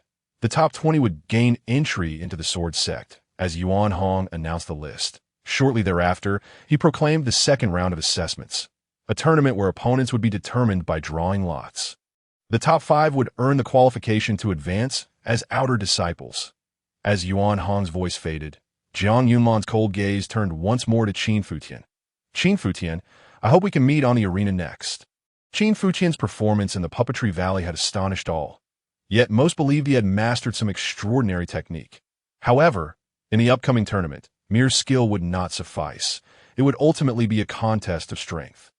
Despite his shattered dantian, Qin Futian's true combat power was likely significantly diminished. Jiang Yunlan shared this sentiment. The slap Qin Xinyao had delivered in front of everyone had left her humiliated. If she could eliminate Qin Futian in the upcoming tournament, it would serve as a most gratifying revenge for that lowly maid. Once Qin Futian was dealt with, it would be her turn. The drawing of lots commenced swiftly. The top 20 from the Puppetry Valley assessment would face off in pairs. As fate would have it, Qin Futian drew the lot for Xiongyu from the Xiong family. Xiongyu, that little girl? Upon discovering his opponent was Xiongyu, Qin Futian glanced in her direction. His memories of Xiongyu were quite fond. She was the daughter of Xiong Biyue, the head of the Xiong family in Yunsong City, and they had known each other since childhood. The two often played together and even practiced their cultivation side by side. For a time, Xiongyu had followed Qin Futian like a shadow, accompanying him wherever he went, eager to join him in his adventures, only to be pulled back by Xiong Biyue each time. However, after the engagement between Qin Futian and Jiang Yunlan became known throughout Yunsong City, Xiongyu had rarely appeared before him since. At this moment, when Qin Futian's gaze met Xiongyu's, she too was looking his way. Their eyes locked. Xiongyu bore no resemblance to her father, while Xiong Biyue was robust and boisterous, with a bald head. Xiongyu was delicate and graceful, with bright, expressive eyes, lustrous black hair, fair skin, and delicate features. In her gaze, Qin Futian perceived a hint of long-lost affection, mingled with sympathy and pity. In an instant, he understood. It seemed Xiongyu regarded a shattered dantian with a sense of sorrow. Futian Gij, upon catching Qin Futian's gaze, Xiongyu hesitated for a moment before approaching him, softly calling out his name. Her tone mirrored that of their childhood, laced with a touch of shyness. Little you. A smile graced Qin Futian's face. After the news of his shattered dantian spread, those who had previously flattered and fawned over him turned their backs without a hint of compassion. Yet, Xiongyu remained steadfast. This loyalty warmed Qin Futian's heart, revealing that amidst the tumult of the world, there existed enduring beauty. Brother Futian, I have long wished to see you. I heard about your dantian. Xiongyu bit her lip. But my father forbids me from visiting the Qin residence. Little girl, I am perfectly fine. Qin Futian chuckled softly. Brother Futian, during the upcoming duel, rest assured, I will not let you lose face. After a moment's thought, Xiongyu lowered her voice to a near whisper. Or perhaps, Brother Futian, I shall let you win that I could feign defeat and be sent flying from the stage. Huh, sounds good. Qin Futian laughed and shook his head, realizing that Xiongyu was genuinely feeling sorry for herself. After Qin Futian drew his lot, Lei Chong, Su Tenglong, Qin's son, and Jiang Yunlan also received their respective numbers. Upon receiving his lot, Qin's son stepped down from the platform, his gaze inevitably falling upon Qin Futian. Qin Futian, Qin's son could not help but shout inwardly as he passed through the puppet valley. He released the pent-up frustration that had been weighing on his heart. What of Qin Futian? In a mere 106 breaths, he left everyone in awe. Qin's son believed he had finally escaped the shadow of Qin Futian. From that moment on, whenever the talents of the Qin family were discussed in Yunsong City, only he, Qin's son, would be mentioned, and Qin Futian would fade into obscurity. Yet, when Qin Futian appeared, all attention gravitated back to him. Even more infuriating was the fact that just as Qin's son had begun to bask in the limelight, it was instantly overshadowed by Qin Futian with an unrelenting force. In this round, you were fortunate not to encounter me. Otherwise, I would surely trample you, the once great talent, beneath my feet, proving to all that I, Qin's son, am not in the least inferior to you. Qin Futian. The second round of duels commenced swiftly. This was the 20-10 elimination round. Aside from the occasional intense battle, most were brief yet fierce. Lei Chong and Su Tenglong effortlessly defeated their opponents. Next was Qin Sen's turn. His opponent was Hong Wunyan from the Hong family of Tianke City. This match was equally intense. Hong Wunyan was a promising martial artist, yet only 14 years old and merely at 70% of the Meridian opening stage. Ultimately, he proved no match for Qin's son and fell in defeat. Thus, Qin's son smoothly advanced into the top 10. Following him was Jiang Yunlan, who also decisively triumphed over her opponent, securing her advancement. As for the duel between Qin Futian and Xiong Yu, it was saved for the final match. This contest had long been anticipated. Not necessarily for the excitement of the battle between Qin Futian and Xiong Yu, but rather to witness the extent of Qin Futian's current capabilities after his dantian's destruction, a significant hurdle to overcome. Below the stage, Jiang Yunlan, Qin's son, and others awaited Qin Futian's move. Upon stepping onto the platform, Xiong Yu followed closely behind. Brother Futian, shall we refrain from using spiritual power in our attacks? Xiong Yu suggested softly. That is acceptable. Qin Futian responded with a gentle smile, gesturing for her to proceed. Then, Xiong Yu advanced a step, launching her fists forward like twin dragons emerging from a sea. This was the Xiong family's dragon descending fist. Qin Futian waved his palm to meet her fists. When Xiong Yu's fist struck his palm, it felt akin to hitting a wall of bronze and iron, startling her. Little Yuer, your punch lacks proper force. The dragon descending fist relies on foundational strength. Your stance is incorrect, resulting in insufficient power. Qin Futian possessed keen insight, immediately identifying the issue. Brother Futian, how should I adjust? Xiong Yu retracted her hands, gazing at Qin Futian with curiosity and eagerness to learn. Your stance should resemble that of a dragon. Indeed, many mistakenly believe the dragon stance to be merely a mimicry of a dragon's form, which was a grave misunderstanding. Qin Futian began to explain while demonstrating on the spot. This scene astonished the onlookers. While others fought with fervor, these two were engaged in a discussion, occasionally pausing to illustrate techniques. With Qin Futian's guidance, Xiong Yu re-established her stance and exerted force, yielding immediate results. It was as if a long-standing blockage had been cleared, allowing her to finally grasp a breakthrough point. Excellent. Qin Futian noted her quick understanding with satisfaction. Xiong Yu's talent was indeed commendable, surpassing that of Qin Xinyao from before. Yet now, in comparison, she still fell short. Xiong Yu, take this spirit-enhancing pill. Qin Futian offered her a spirit-enhancing elixir. Prior to arriving at the wind-chasing valley, he had refined 2 batches of these pills, which explained his delayed arrival. Xiong Yu, puzzled, accepted the pill without questioning its nature and swallowed it whole. As the elixir entered her system, her beautiful eyes widened in astonishment. Brother Futian, this pill is incredibly precious. Isn't it? She exclaimed, realizing its true value as its effects began to unfold. Lil Yuer, do not speak of this pill to anyone. Qin Futian urged quietly. Understood, brother. Xiong Yu nodded. Thank you, Brother Futian, I concede this match. Her large eyes regarded him earnestly. Brother Futian, be wary of Jiang Yunlan. Should you find yourself in a tight spot, do not hesitate to withdraw. The spirit-enhancing pill began to take effect within her, prompting her desire to immediately commence cultivation and fully absorb its benefits. As for this battle, she had never intended to win. although she believed she could defeat Qin Futian should she unleash her spiritual power. She understood that he had come to participate in the Tianjin assessment to reclaim his dignity, and thus she chose to preserve that opportunity for him. In her own way, she was helping Qin Futian. Meanwhile, on the hillside, among the many family heads observing the match, Xiong Biyue wore a cold expression.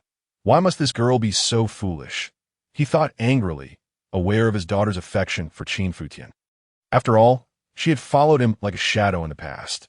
Xiongyu had once confided in Xiong Biyue her feelings, and he had even considered arranging her marriage to Qin Futian. However, after rumors of a betrothal between Qin Futian and Jiang Yunlan surfaced, the matter was dropped. For a long time, Xiong Biyue had kept Xiongyu confined to her room, believing that with the passage of time, she would have moved on. Yet he never anticipated that she would forsake her opportunity to become an external disciple of Tianjin for Qin Futian. Brother Biyue, your daughter is truly infatuated, Jiang Jinshan teased. Having taken note of Xiong Biyue's previous remarks about him lacking integrity, seizing the opportunity, he did not miss the chance to mock his counterpart. Honestly, with Xiongyu's talent, if luck were on her side in the second match, against a weaker opponent, she could very well secure a spot in the top 5. That is a chance to become an external disciple. I hear that the miscellaneous disciples of Tianjin endure great hardships and lack resources for cultivation. For her to relinquish that opportunity to a waste like Qin Futian is truly unworthy. Jiang Jinshan shook his head repeatedly, appearing genuinely sympathetic for Xiongyu. Humph! Xiong Biyue snorted, ignoring Jiang Jinshan, yet inwardly resolved to discipline Xiongyu once the assessment concluded. Furthermore, he intended to warn Qin Futian not to harbor any delusions regarding his daughter. Xiong Biyue had only one daughter and did not wish to push her into a perilous situation. Yuan Hong could not have anticipated that this duel would conclude in such a manner. However, he had no choice but to announce the result. Qin Futian emerged victorious, securing his place in the next round, advancing to the top 5. As for Jiang Yunlan and the others who originally anticipated witnessing the true prowess of Qin Futian, they could not help but feel a tinge of disappointment. Simultaneously, they secretly acknowledged that Qin Futian had indeed stumbled upon extraordinary luck. Qin's son also muttered a few curses under his breath, yet soon a look of joy spread across his face. After all, the fact that Qin Futian had not been eliminated by others meant there still existed a chance for him to confront him. Should they encounter each other on the stage, it would be destined for Qin Futian to meet his demise. In truth, it was not solely Qin's son who harbored such thoughts. Jiang Yunlan shared a similar sentiment. Qin Futian advancing to the next round significantly increased the likelihood of a clash between them. Next came the drawing of lots. From 10 to 5, the matches would consist of pairs, requiring the drawing of 5 sets of lots. In the first match, Lei Chong faced Wu Yunhao. Upon hearing the result, a hint of ease flickered across Lei Chong's face. Among the upcoming opponents, Wu Yunhao could be considered relatively weaker. Conversely, Wu Yunhao wore a look of despair. Facing Lei Chong, he harbored virtually no hope. Simultaneously, his gaze involuntarily shifted toward Qin Futian, for he yearned to draw him as an opponent. Indeed, the majority of others shared Wu Yunhao's desire. Qin Futian had secured his place in this round thanks to a concession from Xiongyu. And in truth, with his dantian shattered, he was likely the weakest among them. Thus, everyone wished to draw him as their opponent in this round. In the second match, Yi would duel Su Tenglong. The announcement of this pairing elicited a wave of gasps. Both Yi and Su Tenglong were favored contenders in this competition. Their clash was akin to a collision of celestial bodies. In the third match, Jiang Yunlan would face Lu Xingyun. Upon this announcement, Jiang Yunlan's expression soured slightly. She had hoped to draw Qin Futian. However, her desire to face Qin Futian differed from that of others. While others sought to select weaker opponents, Jiang Yunlan yearned to personally teach Qin Futian a lesson, to showcase before all how he fell disgracefully at her hands, thereby proving to everyone that Qin Futian was unworthy of her. Jiang Yunlan. As for Lu Xingyun, a martial artist of the Lu clan at the 8th level of the Meridian Realm, Jiang Yunlan did not regard him as a threat in the 4th match. Su Kuei would face Qin's son. In the 5th match, Qin Futian would duel Gongsun Hong. With all the matchups revealed, Many gazed enviously at Gong Sun Hong, with some already extending their congratulations to the onlookers. Although Qin Futian had dazzled during the assessments in the Puppet Valley, it was largely attributed to his cunning agility. The fact that his dantian was shattered was indisputable. This meant that Qin Futian's combat capabilities could not be sustained for long. Even if his strength had not yet completely dissipated, a decline was undeniably imminent. Therefore, all regarded Qin Futian as a mere target for points. However, upon learning that his next opponent was Qin Futian, Gong Sun Hong furrowed his brow, a hint of hesitation evident in his eyes, as if he were grappling with a particularly challenging decision. "What a pity," Qin Sun murmured as he passed by Qin Futian. "I had hoped to defeat you personally in this round and demonstrate to all that you, Qin Futian, have become a thing of the past. I, Qin Sun, am the true genius of the Qin clan now." Alas, that opportunity has slipped away. Qin Futian, raising an eyebrow, replied with a faint smile, "Not necessarily. Perhaps in the next round, we might still cross paths that I await your attempt to best me." The battles commenced swiftly. In the first match, Lei Chong faced Wu Yunhao. The two ascended the stage, exchanging no words, their combat intent palpable.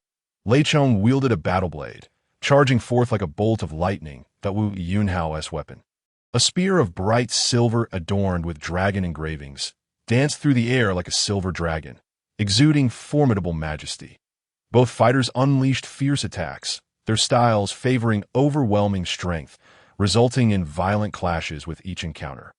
However, Lei Chong ultimately possessed greater strength, standing at the 9th level of the Meridian realm, thus quickly establishing a dominating position.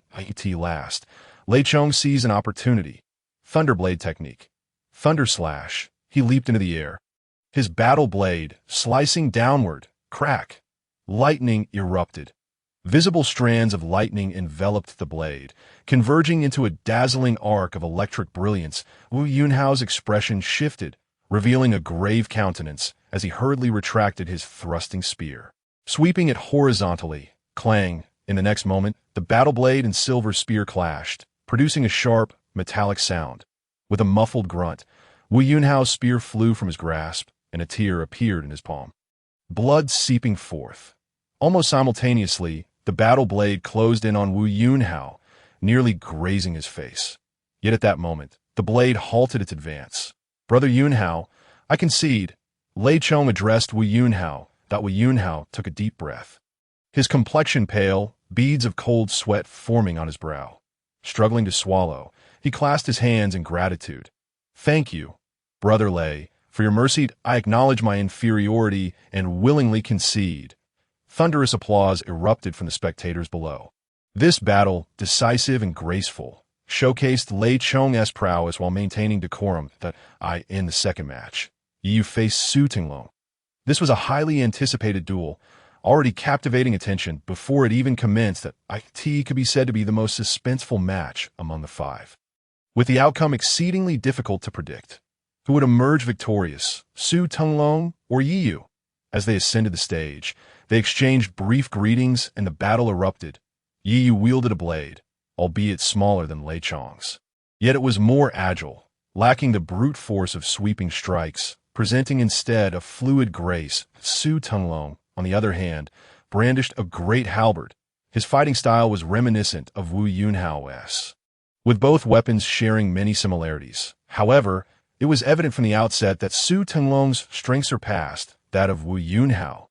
Their combat was intensely fierce, each trading blows, and within a brief span, they had exchanged over 100 strikes. Young master Qin Xinyao observed intently from below. Now a martial cultivator herself, she was naturally intrigued by these arena battles. Why is it that Lei Chong, and now Su Tinglong, Yu, can all exhibit the externalization of spiritual energy during their fights? Qin Futian replied with a casual smile. Typically, only those at the Qi realm can achieve externalization of spiritual energy. However, they are not ordinary martial cultivators. At least in Liangzhou, they belong to the ranks of geniuses. Thus, they can achieve externalization even at the 9th level of the Meridian realm. Additionally, the explosive nature of martial techniques can also allow martial artists to externalize spiritual energy, especially those of a commendable tier. Su Tinglong and the others employ profound tier martial techniques, which makes externalization rather effortless that I see. Qin Xingyao nodded, her expression reflecting newfound understanding. Meanwhile, the battle on the stage continued unabated. The clash between Su Tinglong and Yi Yu intensified. Both were evenly matched, and neither held back. Su Tinglong wielded his halberd with a ferocious grace, its blade cutting through the air in brilliant arcs. Yi Yu's blade danced in a dazzling display, overwhelming in its brilliance. Ultimately, both combatants were bloodied and wounded, the battle proving to be exceptionally brutal. Yet Su Tinglong narrowly triumphed, sending Yi Yu flying off the stage and securing victory in this encounter. In the aftermath of the war, the Su family swiftly arranged for the finest apothecary to attend to Su Tinglong's injuries, simultaneously administering precious elixirs to aid in his recovery. Should Su Tinglong's condition improve favorably, he might still have a chance to compete in the next round of challenges. However, if he faltered, they would concede. After all, merely entering the top 5 had already secured him a position as an outer disciple, a result the Su family could accept. The third match commenced swiftly. Jiang Yunlan faced off against Lu Xingyun. Miss Yunlan. Lu Xingyun ascended the stage, clasping his hands in a gesture of respect. Miss Yunlan, I do not presume to match your strength. I kindly request your mercy. Yet, Jiang Yunlan's expression remained impassive. Strike, she commanded coldly. Devoid of any warmth, a flicker of irritation crossed Lu Xingyun's eyes, prompting him to silence himself. With a fluid motion, he unleashed his long sword, slicing through the air like a serpent. Whoosh, whoosh, whoosh, the sword energy rippled like waves upon water. However, Jiang Yunlan made no attempt to evade. Instead, she extended her delicate hand, deftly deflecting the oncoming sword energy. In an instant, she was upon Lu Xingyun. Lu Xingyun's countenance shifted, and he swiftly swept his sword horizontally, aiming to cleave the approaching Jiang Yunlan. With piercing eyes, she flicked her fingers, clang. Her subtle gesture struck Lu Xingyun's blade. The sword flew from his grasp as if it were a frenzied serpent, twisting and spiraling away from him. Following this, Jiang Yunlan delivered a palm strike, pressing against Lu Xingyun's chest. Puffed. He expelled a mouthful of blood, his body hurtling backward, crashing outside the ring. An inconsequential challenge, Jiang Yunlan remarked coldly. Lu Xingyun lay on the ground, gazing up at Jiang Yunlan, who towered over him from the stage, gritting his teeth in helplessness. He could only blame himself for his inadequacy. Yet, Jiang Yunlan displayed not a shred of compassion. As she descended the platform, she passed by Qin Futian, slightly turning her head to say, Qin Futian, you're up next, and I hope you don't embarrass yourself too much. Keep your eyes wide open. Qin Futian responded with a scoff. Jiang Yunlan's eyes flashed with indignation, but she quickly shook her head. At this juncture, engaging in a war of words was futile. Qin Futian lowered his gaze, choosing to ignore her, standing beside him. Qin Xingyao huffed, crossing her arms and rolling her eyes at Jiang Yunlan. Jiang Yunlan's words hovered on the tip of her tongue, but seeing their indifference, she swallowed her retort, letting out a cold laugh. Meanwhile, the fourth match was underway. The combatant for the fourth round were Su Kuei and Qin. Senator Su Kuei hailed from Yunsong City and belonged to the Su family. Su Yang, who had been slain by Qin Futian at the Lingdan Pavilion, was also from this family. Thus, Su Yang and Su Kuei shared a cousinly bond. Qin's son leaped onto the stage, followed closely by Su Kuei. Their gazes met, and an overwhelming aura of combat filled the air. The relationship between the Su and Qin families had always been fraught with hostility, often clashing over resources. When Qin Futian met his demise at Falling Phoenix Mountain, the Su family had been among the opposing forces. Hence, upon meeting, Qin's son and Su Kuei were filled with animosity. Moreover, Qin's son was eager to prove himself before all, to demonstrate that the Qin family's genius was not solely Qin Futian. Qin's son, was equally formidable. As the two engaged, their true strength erupted. Qin's son wielded a sword, employing the Qin family's wave-cresting sword technique. Whoosh, whoosh, whoosh, the blade danced in his hand, unleashing waves of sword energy that surged forth. Each wave built upon the last, expanding in both reach and potency, epitomizing the essence of the wave-cresting sword technique. Conversely, Su Kuei brandished a pair of bronze hammers, his imposing stature and brutish visage radiating menace. Whoosh, whoosh, whoosh, he swung the heavy hammers, shattering the oncoming waves of sword energy. The clash of sword against bronze echoed like pearls falling on jade, a melodious yet deadly symphony. Qin-san, is this all the strength you possess? Daring to vie for the qualification of an outer disciple, Su Kuei's voice boomed like thunder, stepping forward with the presence of a ferocious tiger, exuding immense pressure. With a resounding roar, he unleashed his double hammers, which blazed with blinding fire. Qin-san felt the searing heat wash over him, the scorching light reflected in his eyes, compelling him to remain vigilant. His sword energy continued to swell as he faced Su Kuei's relentless assault. With a swift thrust, Qin-san merged a dozen waves of sword energy into one, colliding violently with the bronze hammers. Boom! Another resounding impact sent Qin-san staggering back, retreating several steps. Haha, Qin-san, are you a cowardly shrimp? Su Kuei laughed heartily, pressing forward as he spun the hammers like a windmill.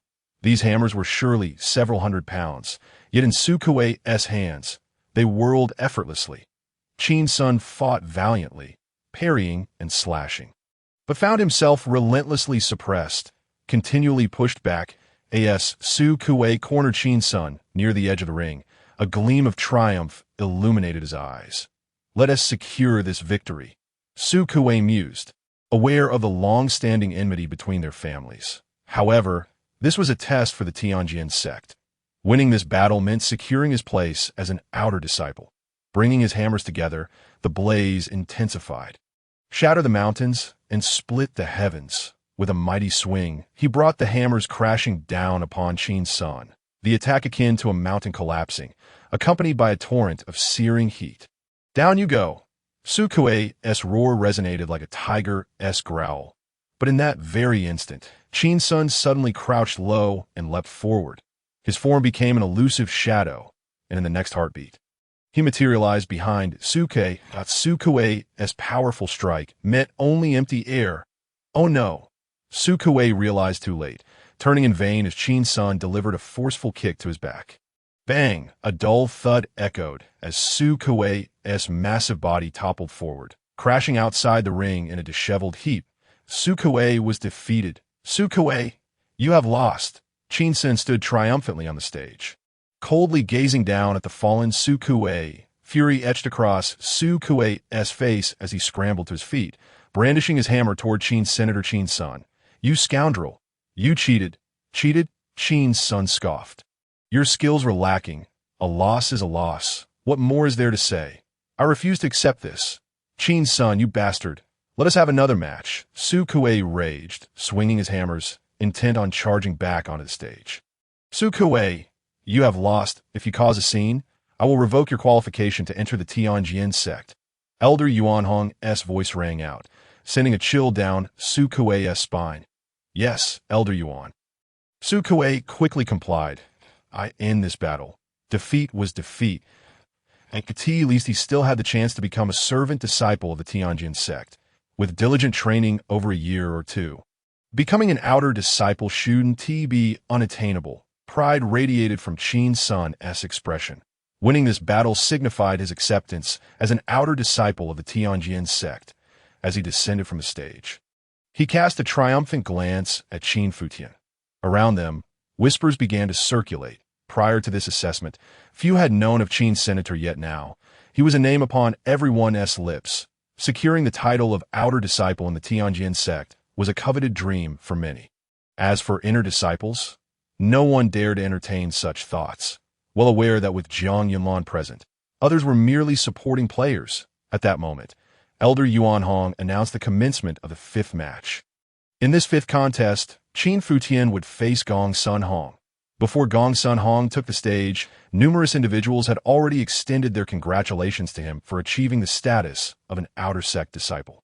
In stark contrast, no one held any optimism for Qin Futian. It seemed that apart from Qin Qinyao, no one believed he could possibly defeat Gong Sun Hong.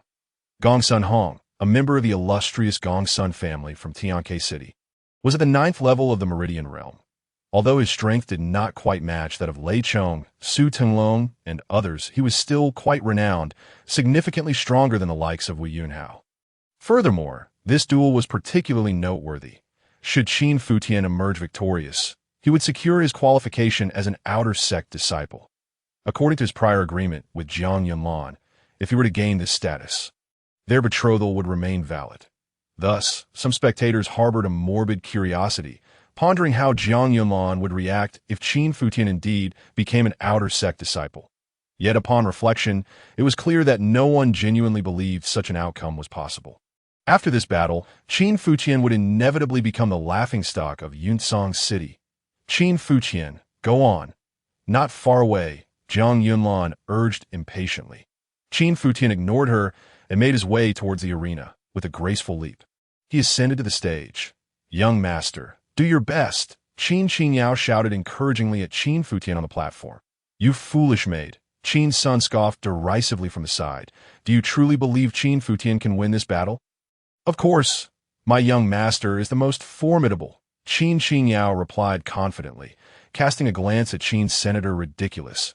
Qin Futian is nothing but a waste now that I alone am the true genius of the Qin family. Qin's son mocked. You, Qin Qingyao shot him a disdainful look. You aren't even worthy to carry my young master's shoes. You, Qin Sen's anger surged, itching to retaliate, but he quickly suppressed it, smirking instead. Very well, just wait and see how Qin Futian meets his miserable defeat. Qin Futian stepped onto the arena, where Gongsun Hong stood across from him. Qin brother, Gongsun Hong clasped his hands in greeting. It has been a long time. The last time we met was 3 years ago. Indeed, it has been quite a while. Gongsun, I trust you have been well, Qin Futian replied with a gentle smile. Gongsun Hong, with a tinge of pride in his expression, remarked, in these 3 years, I have progressed from the 7th to the 9th level of the Meridian realm. He felt a genuine sense of pride for his relentless training over the years. However, he soon realized that mentioning this in front of Qin Futian might be inappropriate, and an expression of regret crossed his features. With a sigh, he continued, originally, I had hoped that when we met again, we could share a drink together. Alas, the tides of fate have changed, and here we are.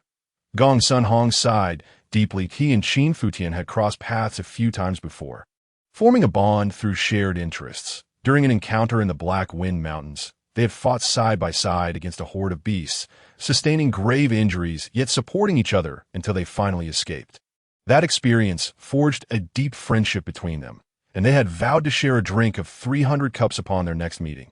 Little did they know that when they met again, Qin Futian had become a mere shell of his former self, his dantian shattered and reduced to a state of impotence. Indeed, the whims of fate are unpredictable. Qin Futian shook his head slightly, reflecting on how he had fallen from being a divine emperor to a mere youth of the Qin family in a lowly realm. This was something he had never anticipated. Qin brother, Gongsun Hong suddenly changed his demeanor. It seemed he had made a decision and spoke earnestly. I am aware of the situation between you and Jiang Yunlan.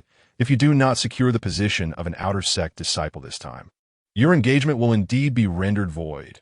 I know that with your character, you would never cling stubbornly to it. However, if the power to determine the fate of the engagement lies in your hands, it need not end in disgrace. Therefore, Qin brother, in this battle, I concede. Wait, Qin Futian interjected. Gongsun brother, I am but a waste now. Why must you go to such lengths? Qin brother, even if your dantian is shattered, you are still my comrade in arms, Gongsun Hong replied, shaking his head with a wry smile. Our bond remains unshaken in my heart. Regardless of your current predicament, I will not waver. After declaring this, Gongsun Hong called out towards Elder Yuan. Elder Yuan, I, Gongsun Hong, concede this battle. Gongsun Hong's voluntary concession left the crowd in stunned silence. Such a golden opportunity, and he chose to forfeit. Everyone had believed that Gongsun had drawn the winning lot. Others could only watch in envy. What a waste of an opportunity. Yi Yu lamented, recalling his arduous battle with Su Tenglong, which had ended in failure despite his injuries. If I had drawn Qin Futian, I would have advanced by now. He sighed. Naturally, Su Tenglong nodded in agreement. sharing Yu's sentiments, his expression one of bitter resignation. Had I drawn Qin Futian, the outcome would not have been so dire. Now, my injuries prevent me from participating in the next round. Similar thoughts were echoed in the minds of Su Kuei, Lu Xingyun, and Wu Yunhao. Their elimination and inability to progress as outer sect disciples left them lamenting their mischance against Qin Futian. Meanwhile, an elder from the Gongsun family, Gongsun Yuan, wore a grim expression as he called Gongsun Hong over. Gongsun Hong, do you realize what you have done? Gongsun Yuan glared furiously. Father, I know exactly what I am doing. Gongsun Hong replied defiantly, I have long been acquainted with Qin Futian, as I have previously mentioned to you that if not for him, I would have perished during that beast tide in the Black Wind Mountains. I am aware, Gongsun Yuan retorted, his expression one of deep disappointment. But you must understand that those events are in the past. If you defeat Qin Futian now, you will directly become an outer sect disciple of the Tianjin sect. Do you think you are helping him by doing this? While he may advance to the next round, should he encounter Qin Sun or Jiang Yunlan, do you believe they would not attempt to eliminate him? Gongsun Yuan's words struck Gongsun Hong like a bolt from the blue. Indeed, why did I not consider this? Gongsun Hong frowned, realizing it seems I appear to be helping Qin brother, but in truth, I may be harming him. No, wait, Gongsun Hong murmured. Qin brother has already secured his qualification as an outer sect disciple. He can forego the next battle, as long as he possesses the status. His engagement with Jiang Yunlan remains valid. Yet, he quickly shook his head again. No, that is incorrect. Given Qin brother's character, he would never voluntarily forfeit. I must persuade him. If he draws Jiang Yunlan or Qin Sun, he should simply concede. Seeing Gongsun Hong still concerned for Qin Futian, Gongsun Yuan's anger flared further. Gongsun Hong, when we return, you will reflect in solitude for 3 months. To let such an opportunity slip through your fingers is truly pathetic. At that moment, the final 5 contenders have been decided. Su Tenglong, Lei Chong, Jiang Yunlan, Qin Sun, and Qin Futian. The 5 stood in a line at the center of the arena. Qin Futian, you truly are lucky. Qin Sun sneered derisively, standing beside Qin Futian. Yes, that's so. Qin Futian remained noncommittal. However, he had not anticipated that he would consecutively encounter both Xiong Yu and Gongsun Hong in the arena, nor that these two would directly forfeit their matches for his sake. It seems that in this world, he indeed possesses a few genuine friends that a twinge of envy stirred within Qin Futian. In his previous life as a divine emperor, he was surrounded by sycophants, as well as various so-called divine kings and divine emperors who called upon their friends. Yet in truth, there was not a single individual with whom he could truly connect to have friends like Xiong Yu and Gongsun Hong, who would forsake their martial aspirations to support him, was something he realized he lacked entirely. Perhaps it was the loneliness that accompanies high status, or perhaps in his former existence, he had overlooked far too much. Thus, in this new life, since he was starting anew, he would savor the myriad experiences of the world and its myriad complexities. The arena matches continued, with the drawing of lots to determine opponents. Due to the presence of 5 participants, one would inevitably remain unpaired. Just before the lots were drawn, Su Long announced his withdrawal from the next round. After his battle with Yu, he had expended too much energy and sustained serious injuries. Thus he had no choice but to concede. This meant only 4 contestants remained, perfectly dividing them into 2 groups for the upcoming duels. Lei Chong, Jiang Yunlan, Qin Sun, and Qin Futian prepared to draw their lots. Qin Futian. At that moment, Lei Chong, Jiang Yunlan, and Qin Sun were all silently wishing to draw Qin Futian. Lei Chong and Qin Sun. Qin Futian seemed the weakest. Defeating him would grant them entry into the final showdown. For Qin Sun, this was not merely about victory. Defeating Qin Futian in front of all the young martial cultivators of Yinsong City was an opportunity he yearned for. As for Jiang Yunlan, her intentions were clearer still. Now that Qin Futian had obtained the qualification of an outer sect disciple, their marriage contract was still valid according to their agreement. Jiang Yunlan wished to sever any ties with Qin Futian due to this contract, hoping to defeat him herself, perhaps even to eliminate him in the arena. Thus, the marriage contract would naturally cease to exist. Soon, the 4 received their respective lots. Yuan Hong maintained his usual demeanor as he announced the results. In the first group, Jiang Yunlan would face Lei Chong. Upon hearing this outcome, Lei Chong's brow furrowed slightly, and his expression grew grim. Not only had he failed to draw Qin Futian, but Qin Sun had also not drawn him. Facing Jiang Yunlan, Lei Chong had no confidence whatsoever as for the other group. The result was inevitable. Qin Sun would battle Qin Futian. Qin Sun was overjoyed by this outcome. It was what he had longed for. He firmly believed he could effortlessly defeat Qin Futian. Meanwhile, with the duel between Jiang Yunlan and Lei Chong, it was likely that both would exhaust themselves significantly, leaving Jiang Yunlan weakened even if she emerged victorious. At that point, his chances in the final showdown would be greatly enhanced. Qin Futian. Ha ha ha. Qin Sun could not help but laugh. You seem quite pleased. Qin Futian glanced at Qin Senator, of course. Qin Sun unabashedly admitted, I never expected we would meet in this manner on the arena. Xiong Yu and Gong Sun Hong believed they were aiding you, but little did they know they were leading you to the guillotine. Qin Futian coldly chuckled and shook his head, choosing not to engage further with the ebullient Qin as tea that moment.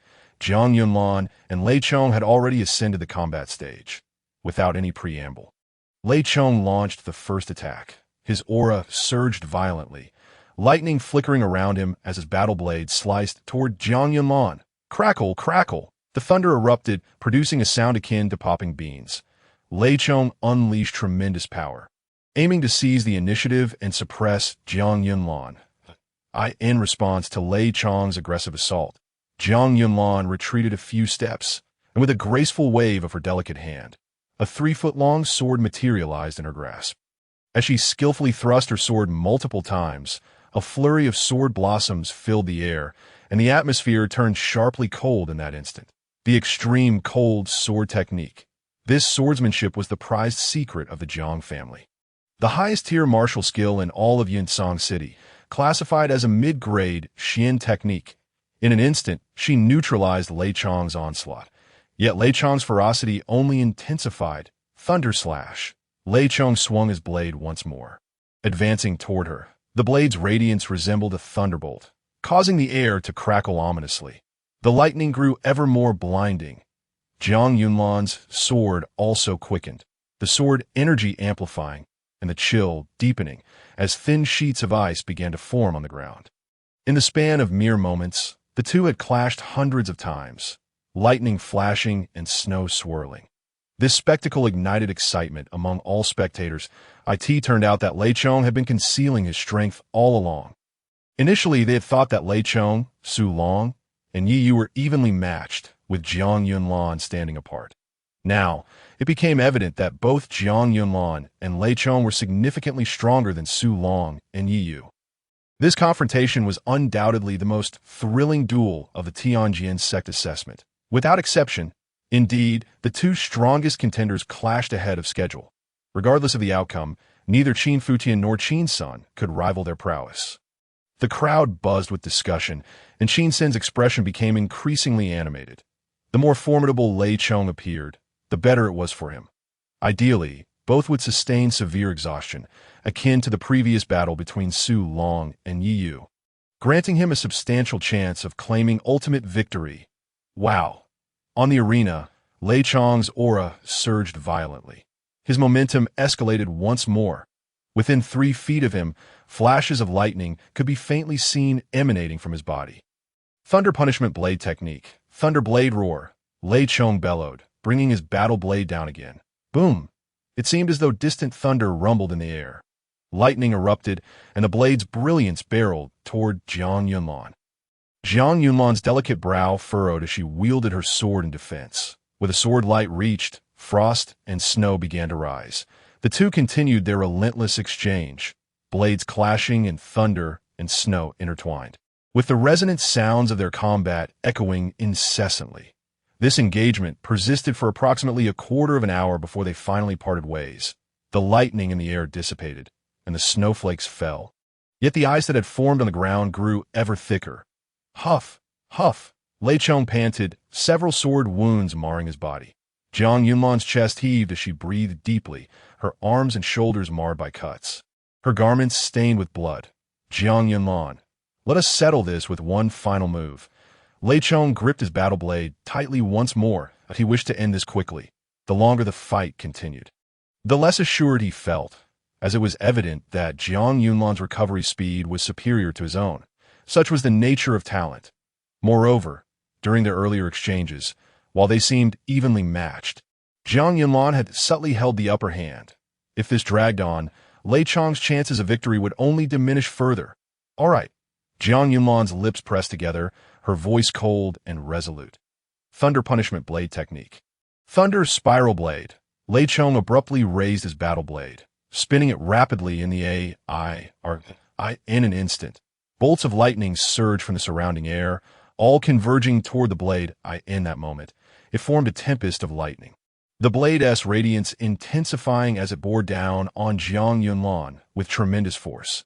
Extreme Cold Sword Technique. Cold Flood Dragon Sword. Jiang Yunlan's gaze turned frigid as she, clad in a sky-blue dress, thrust her sword forward, her aura surging violently, coalescing upon the blade. In an instant, a torrent of icy energy gathered, forming a fierce sword light. Hiss! The sword light took on a tangible form, resembling a serpent of ice as it lunged toward Lei Chong. Boom! Their energies erupted, the sword light and blade light colliding fiercely. Lei Chong's weapon could no longer withstand the force and was sent flying. Poof! Jiang Yunlan's sword pierced Lei Chong's left shoulder, an instant of cold enveloping him. Simultaneously, she struck a palm toward his chest. That I concede. Lei Chong shouted urgently. That moment, the force of Jiang Yunlan's palm had diminished by 7 or 8 parts. Nevertheless, the blow still landed upon Lei Chong, propelling him away with such force that he fell outside the arena. Upon closer inspection, Lei Chong's head, face, and even his body were covered in countless tiny shards of ice. In this battle, Jiang Yunlan emerged victorious. Immediately, cheers erupted from all directions like a surging tide. All eyes, filled with admiration, were fixed upon Jiang Yunlan. This battle was stirring and splendid, ultimately culminating in Jiang Yunlan's triumph, truly deserving of being the most favored candidate for the top position in this assessment. This victory was enough to establish his name in the realm of Tongmai.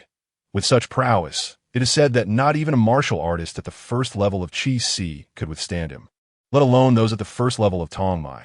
Indeed, the vast majority of those at the first level of Qi Si could hardly withstand the onslaught of Lei Chong and Jiang Yunlan. And even martial artists at the second level of Qi Si might not be assured of victory against them. Such is the nature of genius. This talent is indeed enviable, the crowd murmured. Simultaneously, the head of the Lei family, Lei Ao, extended his congratulations to Jiang Jinshan. Other prominent families also rushed to express their goodwill and congratulations. With Jiang Yunlan's hard-fought victory, the suspense of the final battle had significantly diminished. As for Qin's son, he had originally hoped to benefit as a bystander after a grueling battle between Lei Chong and Jiang Yunlan. However, now he felt half of his hopes had been dashed. Judging by Jiang Yunlan's earlier performance, it appeared that even half of his strength would be sufficient to crush him. Nevertheless, it mattered little. He had never held much hope for the top position. Now, if he could defeat Qin Futian and secure a stable second place, that would still be commendable, Qin's son mused. Meanwhile, Yuan Hong had announced that the second match of the next round, featuring Qin Futian against Qin's son, had officially begun. As Qin Futian and Qin's son took the stage, the crowd's attention returned to the arena.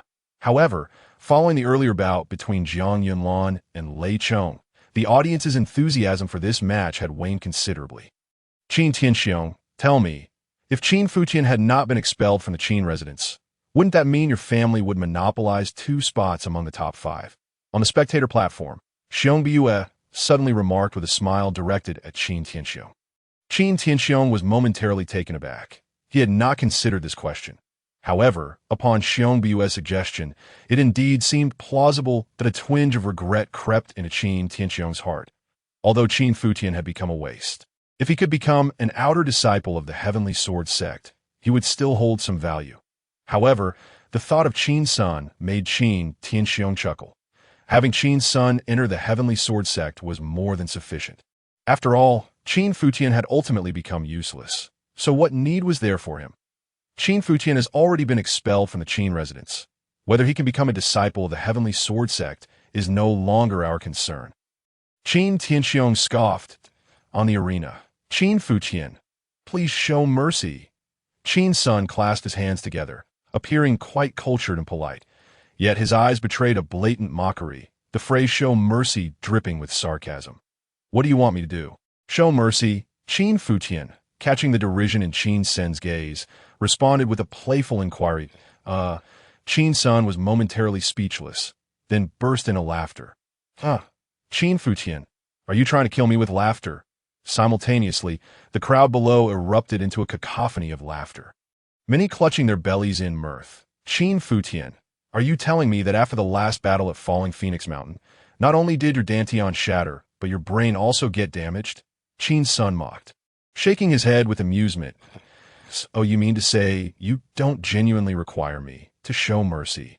A smile curled at the corners of Qin Futian's lips as he said, moreover, do you wish to experience the sensation of a shattered dantian and a damaged mind? Seeking death, Qin's son coldly snorted, a glint of cold light flashing in his eyes. As he swiftly lunged forward, a glint of sword light aimed at Qin Futian's brow. Yet, Qin Futian stood still, unmoving, as Qin Sen's sword tip drew perilously close. The onlookers observed that Qin Futian remained utterly still. That it was over to all observers. This battle could already be declared concluded. Qin Futian's inaction suggested he had been rendered speechless, or perhaps his cultivation had been entirely depleted, leaving him incapable of evasion. This match had held no suspense from the outset. If I were Qin Futian, I would concede immediately. After all, he had already secured a spot as an outer disciple of the Heavenly Sword sect. The crowd collectively sighed.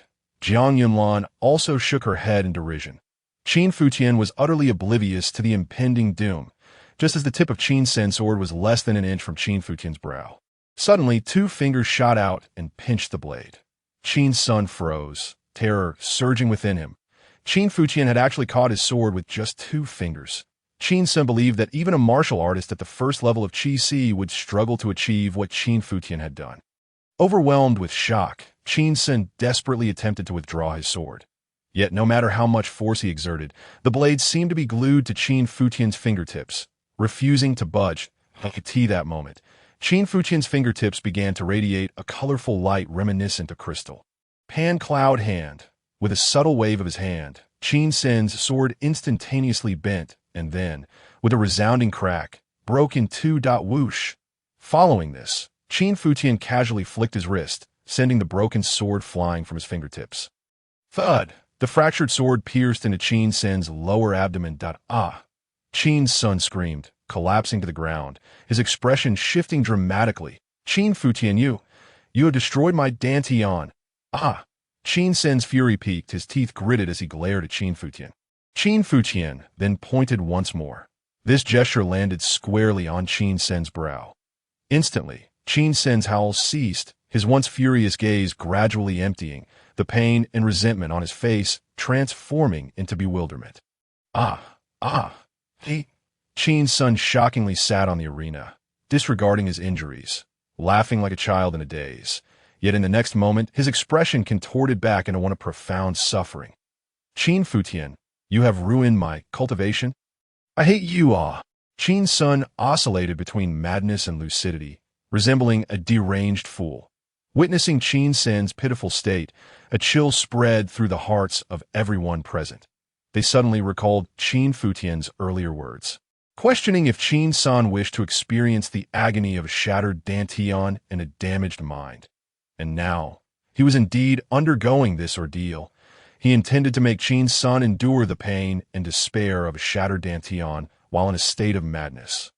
On the spectator platform, Qin Tianxiong stood up abruptly, his eyes wide with disbelief, staring at the scene unfolding on the stage.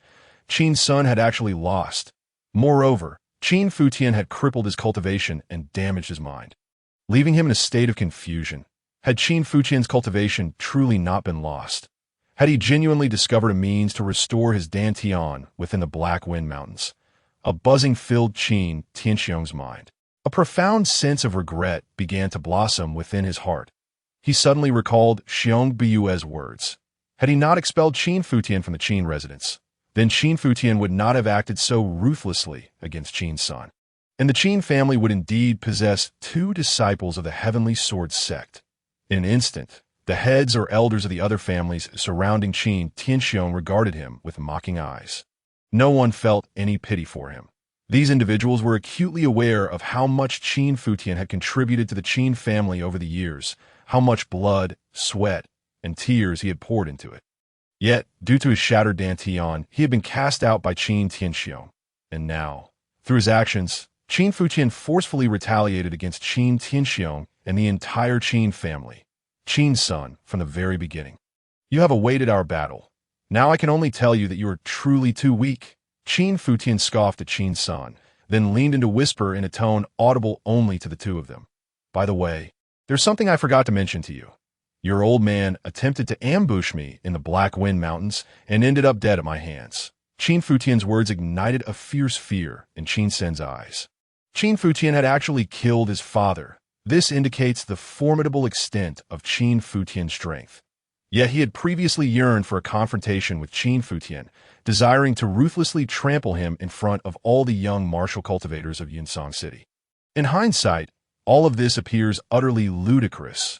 Finally, seizing the moment of clarity, Qin's son took his own life by biting his tongue, his last breath extinguished alongside his existence. At this juncture, Qin Futian's gaze slowly swept across his surroundings, ultimately resting upon the distant figure of Qin Tianxiong. In this manner, he communicated to everyone that Qin Futian was far from being a waste. Everything he had once possessed, even if lost, would be reclaimed anew. Subsequently, Qin Futian turned his attention to Jiang Yunlan. The final battle was imminent. All eyes converge upon the arena, filled with profound shock and disbelief. Prior to this, scarcely anyone had held faith in Qin Futian. Yet his recent display had utterly obliterated Qin's senator. The disparity in strength between the two was starkly evident. Lei Tinglong, Yu, Wu Yunhao, Lu Xingyun, and others wore expressions of bitter amusement. They had all previously believed Qin Futian to be the weakest among them. Each one had aspired to encounter Qin Futian on the arena. However, the ease with which Qin Futian dispatched Qin's son raised the unsettling question of how difficult it would be for him to eliminate them. In the stands, Qin Tianxiong rose to his feet. He swallowed hard, seemingly on the verge of speaking, but ultimately succumbed to silence once more. That moment, he felt as though all his strength had been sapped. Had Qin Futian not been forced out of the Qin manor, there would now be two disciples of the heavenly sword sect in the Qin manor, and Qin's son would not have perished here. One could envision that soon, the Qin family would truly rise in Yunsong City. Yet, all of that was now irretrievable. Suddenly, a thought struck Qin Tianxiong. He recalled the possibility that Qin Tianxiong had pursued Qin Futian into the Haifeng mountain range and had not returned. Logically, he should have made it back for Qin Sen's participation in the Heavenly Sword Sect assessment. Yet there was no sign of him. Coupled with Qin Futian's astonishing display of power, Qin Tianxiong could not help but entertain the grim possibility that Qin Tianxiong had likely met his demise at Qin Futian's hands in the Haifeng mountain range. If this were true, then Qin Futian's strength was far greater than anyone had imagined. Moreover, his cunning surpassed Qin Tianxiong's previous understanding. A chilling sensation suddenly coursed through Qin Tianxiong's feet. Meanwhile, Qin Futian stood upon the arena. Clad in white garments that shimmered like fresh snow, his appearance striking and his gaze profound and aged, he resembled a jade figure amidst the throng, a peerless young master. This aptly describes Qin Futian at this moment. Below the stage, Qin Qinyao clenched her delicate fists, her heart swelling with excitement as she gazed at Qin Futian, whispering, "Young master, young master." The little girl was so overwhelmed with emotion that tears brimmed in her eyes. She had awaited this moment for so long. While everyone claimed the young master was a waste, only Qin Qinyao refused to concede. She had longed for the young master to once again prove himself before all. And now, he had accomplished it. Simultaneously, Jiang Yunlan was also fixated on Qin Futian, her heart churning with tumultuous waves. Had Qin Futian truly restored his cultivation? Was his dantian unscathed? Yet, why had the Qin manor disseminated such news? The last time they met, Qin Futian's cultivation had been nearly depleted. His aura had not been deliberately concealed. But how could it be that, in such a short span of time, his strength had returned to its zenith? perhaps even surpassing his previous peak. Doubts swirled in Jiang Yunlan's mind, but she quickly regained her composure. Even if Qin Futian had restored his cultivation, she remained absolutely confident in her ability to defeat him. Indeed, she intended to eliminate Qin Futian on the arena. Beside the arena, Yuan Hong was observing the young man known as Qin Futian with keen interest. The 7th level of the Meridian opening realm? How could he possess such strength? Simultaneously, Yuan Hong felt a sense of bewilderment, for he had also heard that Qin Futian's dantian was shattered. However, it appeared that the news of Qin Futian's broken dantian was likely false or the result of a misdiagnosis. Yuan Hong resolved to delve deeper, to ascertain whether Qin Futian's dantian was truly shattered. If it were not, then taking him as a disciple would indeed be advantageous. With this thought in mind, Yuan Hong ascended the arena. Esteemed guests, we are left with one final battle to determine the champion of this Heavenly Sword Sect disciple assessment. However, after a series of grueling fights, both Qin Futian and Jiang Yunlan are greatly exhausted. Furthermore, the day is waning. Yuan Hong raised his gaze to the sky. It was now dusk, the sun sinking beyond the horizon, casting a golden hue over the autumn evening. The setting sun was obscured by thick, purplish clouds, transforming the heavens into a vast, colorful dye vat, staining the world in a riot of colors. The crowd gradually dispersed. The final battle would be held tomorrow at noon. Young master, Qin Qingyao eagerly bounced after Qin Futian. Along the way, Jiang Yunlan suddenly positioned herself in front of Qin Futian. Qin Qingyao, her expression wary, glared at the uninvited guest. Jiang Yunlan furrowed her brow slightly as she glanced at Qin Qingyao, impatiently commanding, "Step aside. What business do you have with my young master?" Qin Qingyao refused to budge, confronting her defiantly. "I have matters to discuss with him as a mere maid. Do you have the right to inquire?" Jiang Yunlan replied coldly. "Jiang Yunlan." Qin Futian's voice deepened. "Speak plainly. Moreover, while Qin Qingyao is indeed my maid, in my eyes, you lack the qualifications to be even that. You." Jiang Yunlan's eyes flashed with anger. And then she sneered, her tone turning icy. "Very well. Qin Futian, I have come to inform you that my master, Yuan Hong, wishes to take you as a named disciple. Your master, Yuan Hong, wishes to take me as a disciple?" Qin Futian was initially taken aback, then burst into incredulous laughter. A martial sovereign of the true essence realm wishes to take him as a disciple, and a named disciple at that. You should understand, Jiang Yunlan continued, that if you could join my master's tutelage, it would be an extraordinary opportunity for you. Yet, Qin Futian impatiently interrupted Jiang Yunlan. "Enough, there's no need to elaborate. Go back and tell your master that I am not interested." Unappreciative, Jiang Yunlan coldly retorted before turning to leave. However, just a few steps away, she halted. "Qin Futian, to be honest, I truly did not expect you to have deceived everyone. But so what? You don't really think you could defeat Qin Sun and then overcome me, do you? If you had joined my master's sect, perhaps we could have had a chance, but your blatant disregard for this opportunity will only lead to your regret." Qin Futian couldn't help but scoff. "Jiang Yunlan, allow me to clarify. Firstly, there is no longer any possibility between us. Secondly, whether or not you make me regret this will be determined by the outcome. Leave." With that, Qin Futian took Qin Qingyao's hand and departed without a backward glance, leaving Jiang Yunlan standing there, her expression dark and sullen. She had approached Qin Futian for a dialogue at her master's behest. Originally, she thought Qin Futian would cherish such a splendid opportunity, had he truly become a disciple of Yuan Hong. Jiang Yunlan would have considered giving Qin Futian another chance, allowing him to be with her, even to become partners in the path of cultivation. But it seemed that Qin Futian was utterly ungrateful. Upon returning to her residence, Jiang Yunlan conveyed Qin Futian's sentiments to Yuan Hong. Hearing this, Yuan Hong could not help but chuckle coldly. "So, Qin Futian claims he has no interest in becoming my disciple?" Indeed, the disciple tried to persuade him with kind words, but he refused outright. Jiang Yunlan explained, "In no matter." Yuan Hong waved his hand dismissively. "I merely saw him as a promising talent and wished to take him under my wing. However, I have just visited the Qin Manor and inquired thoroughly with Qin Tianxiong. They have conducted diagnostics on Qin Futian's dantian no less than 10 times and can assert with absolute certainty that his dantian is indeed shattered. Zhang Yunlan's brow furrowed. Yet today, during his battle with Qin Sun, he clearly displayed the prowess of the 7th level of the meridian opening realm, with strength comparable to that of a peak meridian opening cultivator. This indicates that his cultivation has not been entirely depleted. Yuan Hong analyzed. Before the fall of Qin Futian, his highest cultivation level was at the peak of the Tongmai realm.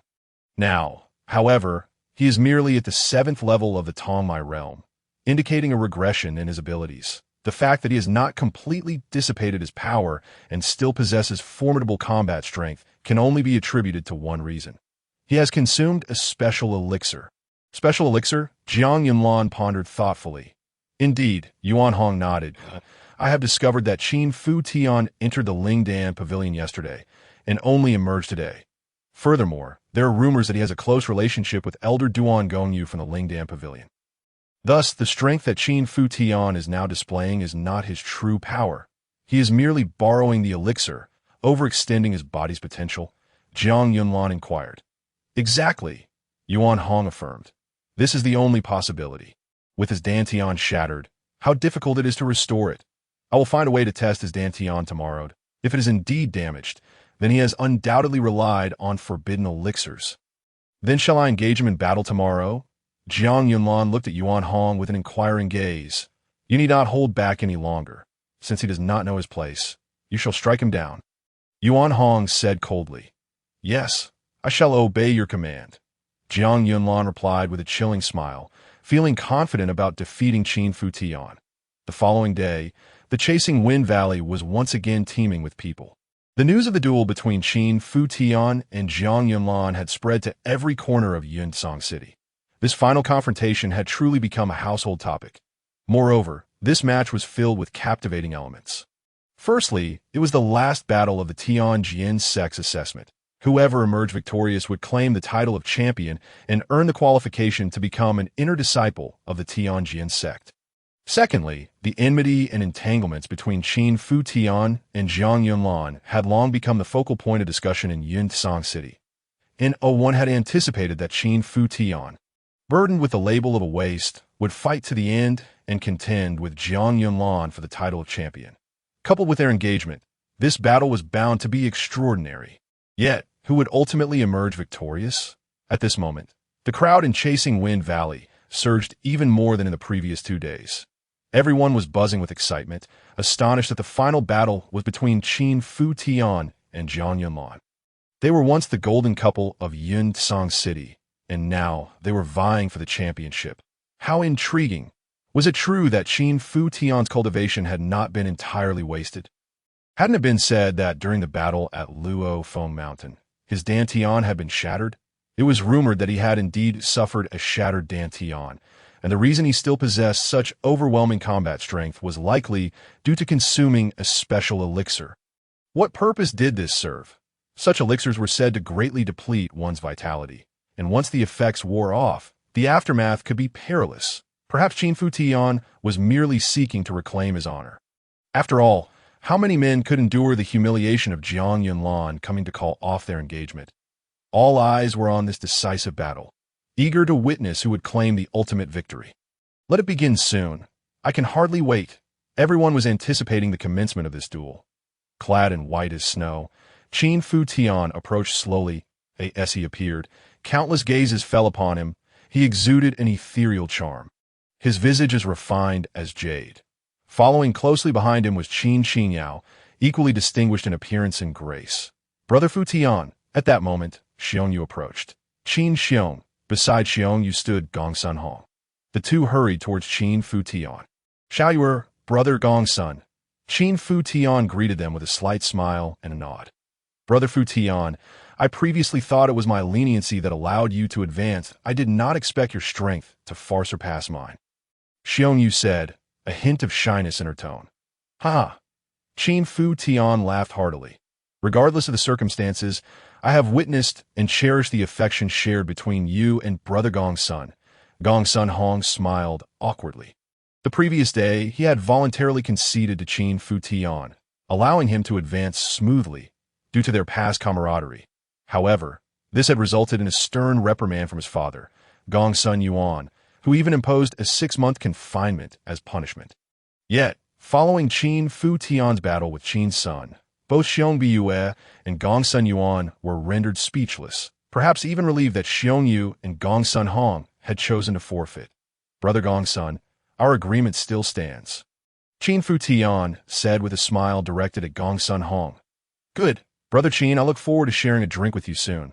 Gongsun Hong laughed heartily, pleased to see Qin Futian not only restored in strength, but also exuding such carefree charm. While the four engaged in jovial conversation, a sudden sharp voice rang out. Qin Futian. Jiang Yunlan stood on the battle stage, adorned in a sky-blue gown, gazing coldly at Qin Futian, her voice icy. Do not waste any more time. Come forth and fight.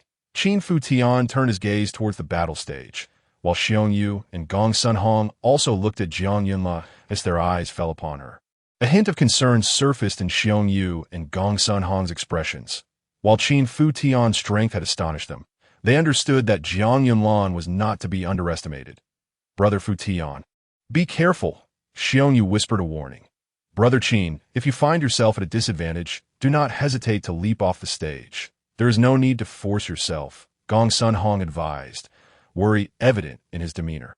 They could all sense that Jiang Yunlan harbored murderous intent towards Qin Futian. This battle was not merely about vying for the position of inner disciple in the Tianjin sect. Qin Futian had already secured his qualification as an outer disciple. If Jiang Yunlan could not eliminate Qin Futian, their engagement would still stand according to their previous agreement. Knowing Jiang Yunlan's character, she would undoubtedly seek to sever their engagement through Qin Futian's demise. My young master will surely defeat Jiang Yunlan. She is unworthy to be his fiancée, Qin Xinyao declared confidently. The seventh elder of the Qin family had perished at her young master's hands, and even Wu Kaiha from the Lingdan Pavilion could not rival him. What storm could a mere Jiang Yunlan stir? Young master, you can do it. Qin Xinyao clenched her fists, cheering him on. Haha, splendid. Qin Futian smiled gently before striding towards the battle stage, an ungrateful wretch. As he ascended the stage, Yuan Hong's cold gaze fell upon Qin Futian, his tone dripping with disdain. Merely a frog at the bottom of a well, an ungrateful frog at the bottom of a well. Qin Futian turned slightly, amused. Is it not merely a refusal to become your disciple? Yuan Hong scoffed, harboring a simmering anger. In his view, his intention to take Qin Futian as a disciple was a great favor to him. Yet, Qin Futian had proven to be ungrateful. However, upon confirming that Qin Futian's dantian was shattered, Yuan Hong had lost interest in accepting him as a disciple. You are not worthy to be my disciple, Yuan Hong declared disdainfully. Not worthy again? Qin Futian shook his head and laughed. In a wonder Jiang Yunlan chose to follow you. Birds of a feather flock together. You all believe that I, Qin Futian, am unworthy, yet in my eyes. It is you who are unworthy. On the battle stage, Jiang Yunlan sneered derisively. Qin Futian ascended the stage. It is only through combat that we can discern who is truly worthy. Very well. Let us resolve this through battle. Qin Futian, no longer wishing to engage in idle talk, leaped onto the stage. As Qin Futian stood upon the stage, Jiang Yunlan's beautiful eyes sparkled with intensity. Suddenly, as if struck by inspiration, she added, Qin Futian, in this battle, we shall not only determine victory or defeat, but also life and death. What say you? The crowd erupted in astonishment at her words. Jiang Yunlan clearly intended to leave Qin Futian with no avenue for retreat. She realized that if she defeated Qin Futian but failed to kill him on the stage, allowing him to escape, their engagement would still remain. Therefore, it was prudent to settle this matter once and for all on the battle stage. Life and death at stake. Upon hearing this, Qin Futian could not help but smile derisively. In truth, he regarded this battle as a life-and-death struggle, and naturally, only one of them would perish. Without a doubt, that would be Jiang Yunlan. However, it was unexpected for Qin Futian that Jiang Yunlan would be the one to propose such a notion. Elder Yuan Hong, Zhang Yunlan claims this battle is a matter of life and death, and surely the assessment of the Heavenly Sword sect does not prohibit such a confrontation, correct? Qin Futian turned to Elder Yuan Hong and inquired. Elder Yuan Hong cast a weary glance at Qin Futian and retorted, "There is no rule in the Heavenly Sword sect's assessment that forbids battles to the death. You two are certainly free to agree upon a life-and-death duel. Then if we engage in a life-and-death battle, no one should interfere, correct?" Qin Futian pressed further. "Indeed, the duel between the two of you is solely your affair. I shall merely oversee it here, and no one shall intervene." "Including you, Elder Yuan Hong?" "Naturally." Elder Yuan Hong raised an eyebrow and let out a cold snort. "Excellent." With Elder Yuan Hong's affirmative reply, Qin Futian nodded and turned to face Zhang Yunlan. At that moment, Zhang Yunlan was also glaring at Qin Futian, her eyes brimming with impatience. As Qin Futian pivoted, the spiritual energy within Zhang Yunlan began to circulate quietly. In an instant, an invisible aura of battle spread between the two. The fight was about to commence. All onlookers held their breath. This battle would be a life-and-death struggle. Would Qin Futian, the once-renowned prodigy, meet his end today? This was the outcome many feared in their hearts. After all, news of Qin Futian's shattered dantian had long circulated, stirring up a tempest in Yunsong City. Regarding Qin Futian's astonishing performance in the first round of the assessment, where he had ruthlessly eliminated Qin San, many believed it was due to the use of forbidden drugs. Such drugs could not sustain one for long, as they had a time limit. Moreover, Zhang Yunlan was a direct disciple of Elder Yuan Hong, who had apparently provided her with guidance. Did Qin Futian truly have any chance of defeating Zhang Yunlan? Suddenly, a cold wind swept through the air. Zhang Yunlan made her move. Her sky-blue gown billowed as her graceful figure advanced forward, the sword in her hand glinting like a shard of cold light, piercing straight towards Qin Futian.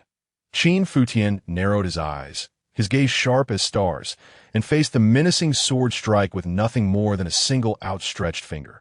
With his fingertip, Qin Futian attempted to counter Zhang Yunlan's blade. All present widened their eyes in disbelief. Was he mad? Did Qin Futian think his flesh was indestructible, to challenge the sword's edge with a mere finger? Was this not the epitome of insanity? Seeking attention, Elder Yuan Hong shook his head, his gaze towards Qin Futian growing increasingly scornful. That on the observation platform, Zhang Jinshan, Qin Tianxiong, and others displayed expressions of confusion and mockery. Yet in the next moment, Zhang Yunlan's sword met Qin Futian's fingertip. And suddenly, luminous patterns surged forth from his fingertip. Mystical spiritual runes unfurled from his fingertip, intertwining as if forming a formation imbued with profound principles. These formations intertwined, seemingly creating a powerful array, their potent force continuously emanating. This rendered Zhang Yunlan's sword incapable of advancing even a fraction. Zhang Yunlan's expression shifted repeatedly. She channeled her spiritual energy to its fullest, yet the tip of her sword remained immovable. Qin Futian's finger stood as an insurmountable barrier. "Is this your strength? You cannot even breach my finger." His disdainful voice echoed, causing Zhang Yunlan's complexion to darken, anger surging within her. "Qin Futian, do you think you can withstand me merely by relying on spiritual talismans?" Zhang Yunlan's aura turned frigid in an instant. Spiritual talismans? Qin Futian was momentarily taken aback. Then a cold smile crept across his lips. Indeed, for a warrior from such a lowly world, it was impossible to comprehend the concept of forming an array with a single thought. As the former Emperor Futian, he possessed unparalleled mastery in forging and alchemy. Even now, as a mere martial apprentice in the Meridian realm, constructing a simple initial-level array was not beyond his capabilities. Was it not so? You are merely a martial apprentice in the Meridian realm, relying on forbidden drugs and spiritual talismans, mere external aids. Yet, even with these, you are still limited. As his words fell, Zhang Yunlan's aura surged even more powerfully. In an instant, a torrent of spiritual energy erupted from her, enveloping her in a pale blue light, rendering her appearance even more sacred and noble. Qi realm. A gasp erupted from the crowd. All eyes were on Zhang Yunlan in astonishment. It turned out that she had already broken through to the Qi realm. Until now, Zhang Yunlan had only fought using her meridian realm cultivation, concealing her true strength. Now, facing Qin Futian, she revealed her Qi realm prowess in its entirety. Qin Futian, now you should understand why I said you will surely lose this battle. Zhang Yunlan regarded him coldly. In the past, they spoke of us as the golden boy and girl of Yunsong City, but I must say, you are unworthy. Even if your cultivation had not been destroyed, so what? Today, you shall still fall at my hands. Simultaneously, a sky-blue spiritual sword materialized in her palm. Spiritual weapon. Many gasped at this sight, that the spiritual weapon is an artifact inscribed with spiritual runes. High-tier spiritual weapons can even have spiritual arrays engraved upon them, unleashing terrifying power when infused with spiritual energy. Spiritual weapons, like martial techniques and skills, are generally classified into 4 tiers: heaven, earth, profound, and yellow. However, for ordinary martial apprentices, spiritual weapons are a coveted rarity in Yunsong City. Few factions possess spiritual weapons. For instance, the Qin family only possesses 2, one held by Qin Futian and the other locked within the ancestral hall, used only in exceptional circumstances. Furthermore, the locked spiritual weapon is merely a high-grade yellow-tier weapon. This illustrates just how precious a spiritual weapon is. Now, Zhang Yunlan wielded such a weapon. With a spiritual weapon in hand, her combat prowess soared. For 2 martial artists of comparable strength, the one with a spiritual weapon could even defeat 2 opponents of equal capability. Qin Futian narrowed his eyes slightly, studying the sword in Zhang Yunlan's grasp. The sight of this sword reminded him of the spiritual weapon that had accompanied him throughout countless eons during his time as the Emperor Futian, the Futian Divine Sword. The Futian Divine Sword was something Qin Futian obtained from an ancient relic and nurtured with his own essence for a millennium in his past life. Wielding the Futian Divine Sword, he traversed the divine realm for countless years, slaying numerous formidable foes, and the sword had been stained with the blood of countless powerful adversaries. Oh, old friend, I wonder where you are now and who wields you. Qin Futian mused internally at that moment. Zhang Yunlan's aura erupted dramatically. A torrent of might suddenly enveloped her. Buzz! A pale, blue spiritual force radiated from her, resembling intertwining blue flames. Simultaneously, Zhang Yunlan thrust her sword forward. Whoosh! The sword energy cleaved through the air. Spiritual energy surging from the blade, manifesting as a pale blue sword light that hurtled toward Qin Futian. A fierce pressure bore down upon him. Qin Futian felt a stinging sensation on his cheeks, as if the sword energy sought to penetrate every pore. Yet, Qin Futian stood still, unyielding. The spectators gasped in astonishment. Why did Qin Futian not evade? Perhaps he was too stunned to react. The revelation of Zhang Yunlan's Qi realm strength, combined with the might of her spiritual weapon, was enough to render him speechless. In this battle, the victor has already been determined. Qin Futian is undoubtedly destined for defeat. A mocking glint flickers in Zhang Yunlan's eyes. With this sword, I shall best you, Qin Futian, so that all may recognize the chasm that lies between us. With that, Zhang Yunlan's sword once again cleaves through the air, radiating a dazzling brilliance. Over the years, Qin Futian has gained profound renown in Yunsong City, celebrated as the foremost genius. Consequently, Zhang Yunlan's father, Zhang Zhinshan, betrothed her to Qin Futian for this very reason. Initially, Zhang Zhinshan believed that Qin Futian, being an adopted member of the Qin family, would strengthen the Zhang household's position if he were to become a son-in-law. This alliance would elevate the Zhang family to unprecedented heights, rendering them unrivaled in Yunsong City. However, Zhang Yunlan has always harbored reservations regarding her father's decision. Firstly, she does not share any genuine feelings for Qin Futian. Even their occasional interactions and gift exchanges occur solely at her father's behest. Secondly, she is unwilling to reduce her engagement to a mere transaction, merely because Qin Futian's talents surpass her own. Thus, Zhang Yunlan is determined to demonstrate that her gifts and future achievements will not pale in comparison to Qin Futian's. The title of Yunsong City's greatest genius rightfully belongs to her, not to Qin Futian. Therefore, she seeks to affirm her prowess with this very sword. Yet, Qin Futian remains rooted in place, as steadfast as a mountain. His gaze is as indifferent as still waters, as if he has witnessed the ebb and flow of countless eras. Just as Jiang Yunlan's sword approaches his brow, Qin Futian finally stirs. He extends his hand, pointing once more. This time, no divine patterns swirl around his fingertip. Yet an intense, cutting aura suddenly surges forth from his being. In an instant, the surrounding world seems to merge with Qin Futian. Futian Divine Technique. In a previous life, Qin Futian ascended as the Futian Divine Emperor, cultivating this very technique. This method was crafted through his own trials and has evolved into an incredibly formidable art. Its power lies in harnessing and even commanding the forces of heaven and earth, integrating them into oneself to become a source of strength. When perfected, it can even suppress the heavens. The name Futian Divine Technique stems from this capability. At this moment, Qin Futian activates the Futian Divine Technique. Though he is yet to practice it in this life, his understanding of it is already profound. Thus, when he forcibly manifests it now, an astonishing aura erupts forth. As he points, a formidable presence emanates from his fingertip. Jiang Yunlan's sword once more meets the tip of Qin Futian's finger, but a series of luminous halos unfurl around his fingertip.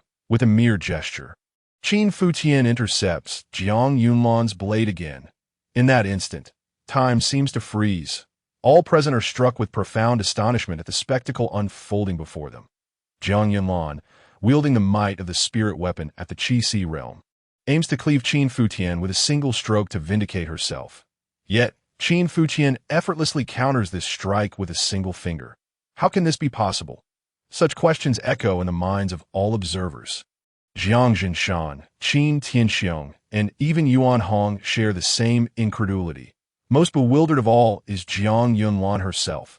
She has summoned her spiritual energy to its utmost limit, yet Qin Futian's singular finger stands as an unyielding barrier against her sword.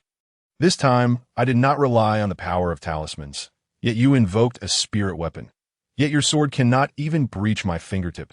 Qin Futian sneers at Jiang Yunlan. Her beautiful eyes widen in disbelief. How can this be?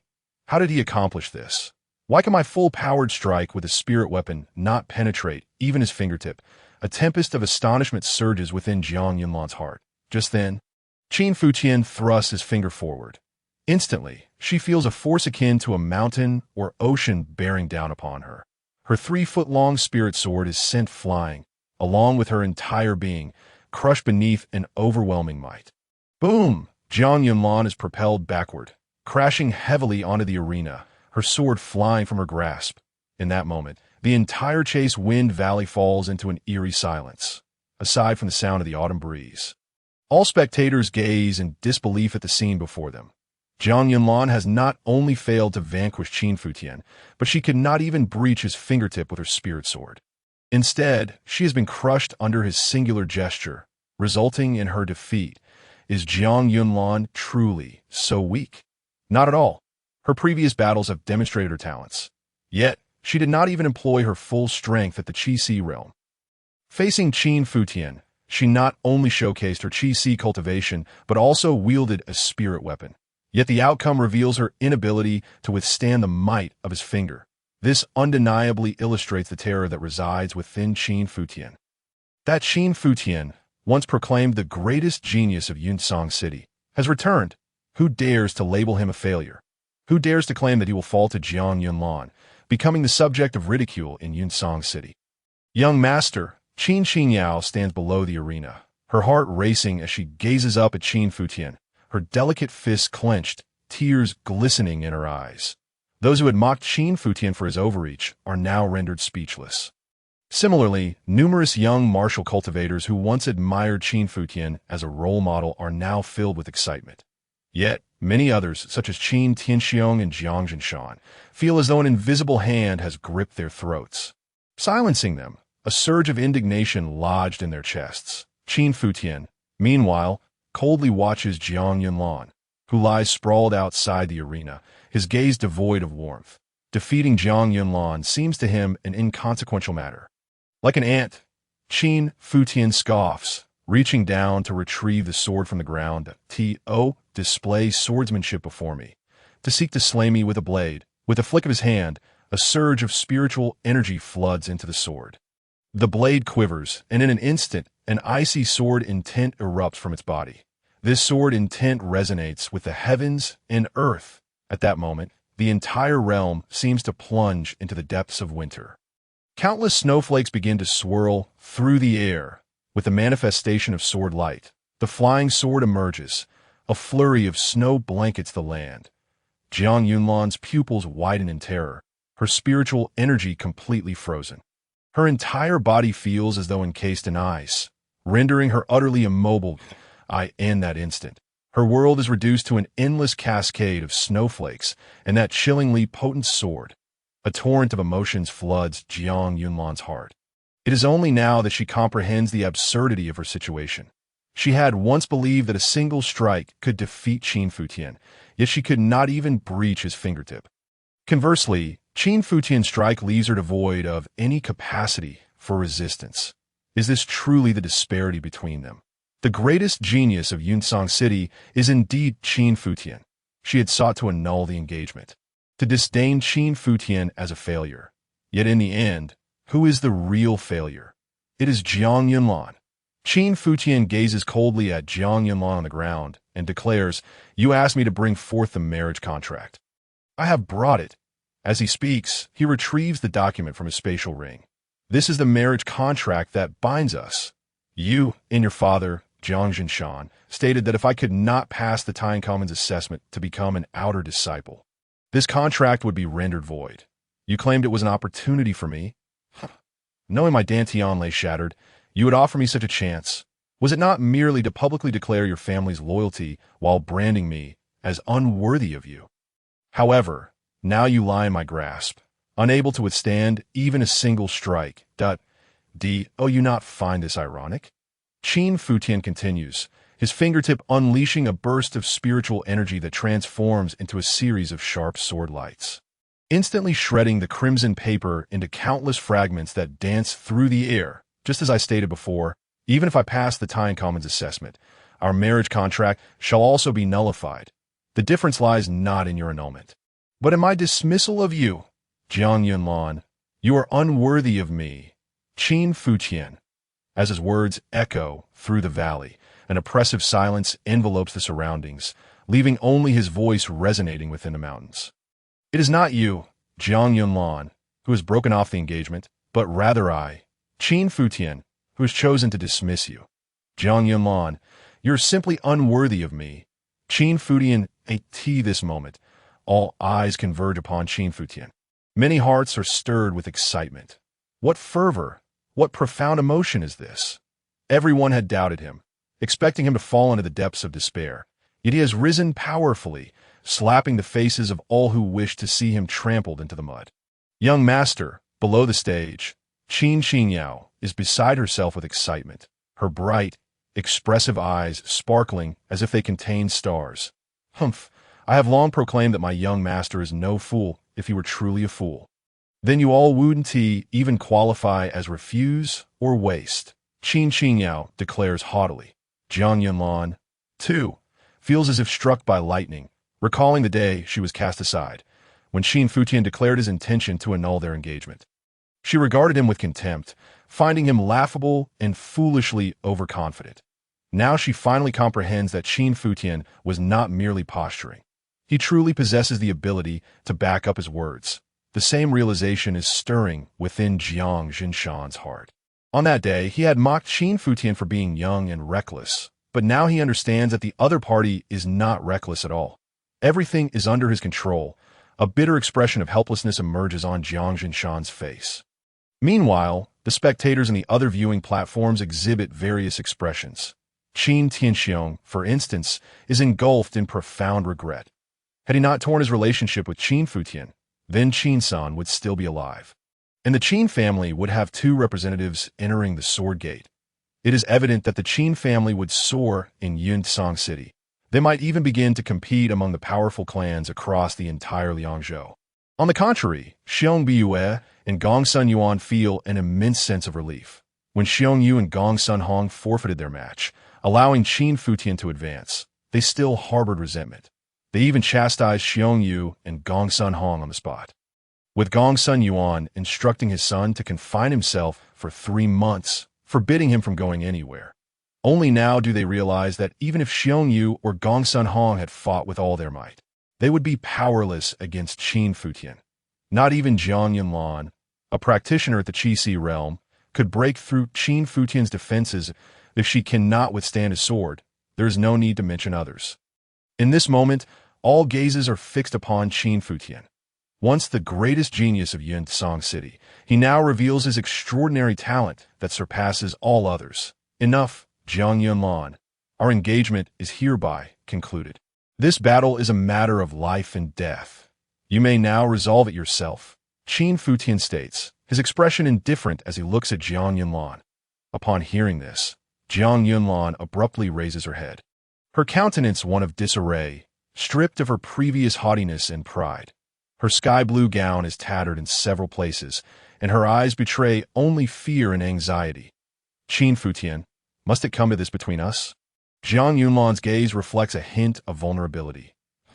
What do you mean? Qin Futian narrows his eyes. We once exchanged tokens of affection. Surely, we share some bond. Considering our past, there is no need for such ruthlessness. Is there? Jiang Yunlan bites her silver teeth, her demeanor pitiful. Her appearance evokes pity in many onlookers. After all, Jiang Yunlan is renowned for her exquisite beauty, often hailed as the fairest maiden of the younger generation in Yunsong City. Coupled with her current defeat and despondent expression, it is natural for sympathy to arise. Qin Futian, enough? You have won this battle. Spare Jiang Yunlan. Someone interjects.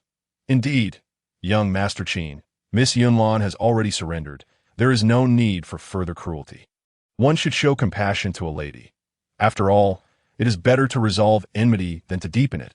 I believe we should cease this conflict and not press further upon a woman. Most of those who speak are young male martial cultivators, many of whom harbor affection for Jiang Yunlan, unwilling to see her perish here. Additionally, they believe that by standing up for her now, they could win her favor. Qin Futian, however, cannot help but chuckle. These individuals truly possess a knack for sweet words. With a flick of his hand, Jiang Yunlan's spirit sword soars into his grasp. He swings the sword, directing it at the very man who had spoken on Jiang Yunlan's behalf. You wish for me to spare Jiang Yunlan? Very well. If any of you step forward and are willing to die for her, I shall not take her life today. The previously vocal young martial cultivators find themselves momentarily speechless. What? Did you not say I should consider our past and show compassion? Qin Futian mocks, or perhaps you would prefer this. Step forward and challenge me to a duel. If you win, I shall spare Jiang Yunlan. But should you lose, you will take her place. Who among you dares to face me in battle? The young men blush deeply, yet none dare to respond. To challenge Qin Futian is akin to courting death. Their own lives surely hold more value than Jiang Yunlan's. Qin Futian's gaze sweeps over them, a scornful laugh escaping his lips as he turns back to Jiang Yunlan. Consider our past? Jiang Yunlan, you speak of our past? Is there even a remnant of it left? And should I find myself defeated today, do you think you would reflect upon our past? Enough of this idle talk. If you do not wish to resolve this yourself, then I shall take action. Prepare to witness the true essence of the extreme cold sword technique. With a swift motion, the spirit sword in his hand soars forth. His expression is cold, as if surveying the world with disdain. In an instant, an overwhelming chill emanates from the blade, and the very fabric of this realm seems to respond to its power.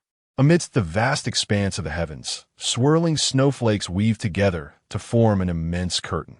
Within this grand tapestry, Qin Futian, donned in white, appears as if the heavens themselves have transformed into the sword he wields.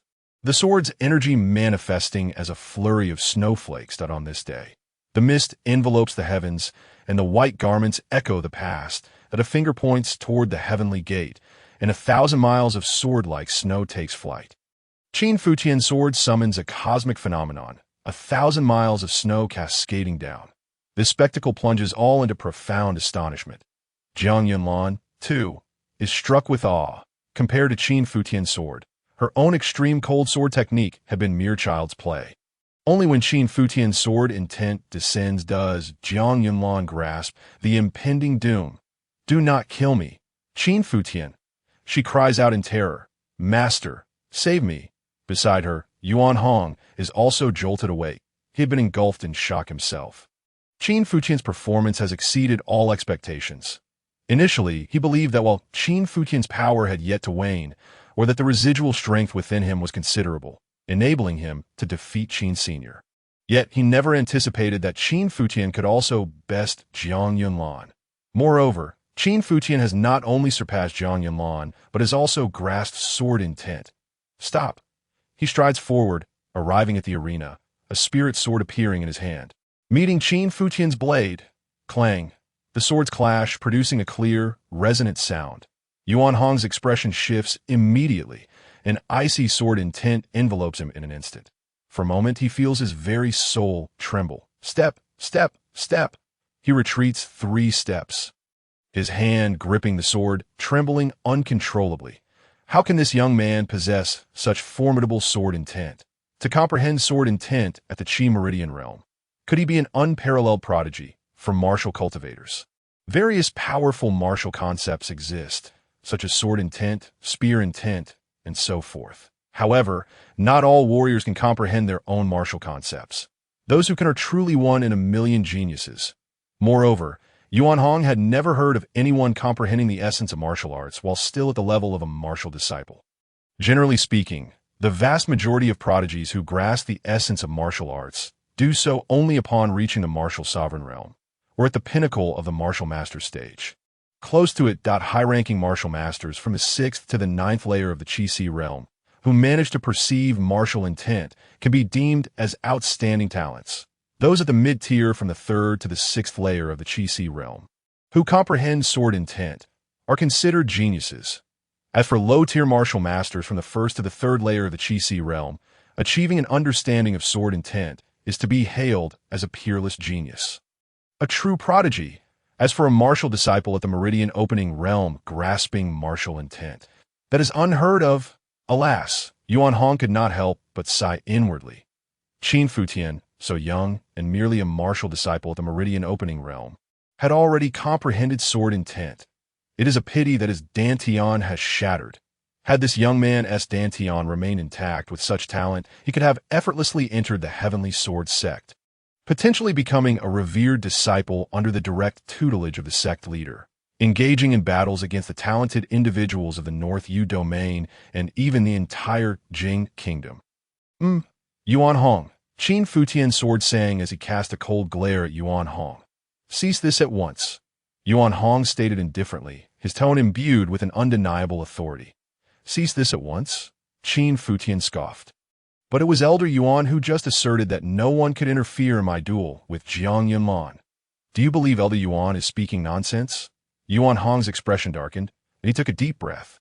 Suppressing his anger, "Qin Futian, both you and Jiang Yunlan are rare talents. The fall of either would be an irretrievable loss. Moreover, if I am not mistaken, the reason for your formidable combat strength in this battle is due to the use of forbidden drugs. Is it not? Forbidden drugs?" Qin Futian was taken aback. "You say I have taken forbidden drugs? I was not even aware myself." "No need for explanations, nor to conceal anything." Yuan Hong chuckled, as if everything was within his control. "I have already deduced that you sought Elder Duan Gongyu at the Spirit Pill Pavilion, and your forbidden drugs must have come from him." Upon this revelation, the crowd erupted in shock. Qin Futian truly had consumed forbidden drugs, which explained his immense power.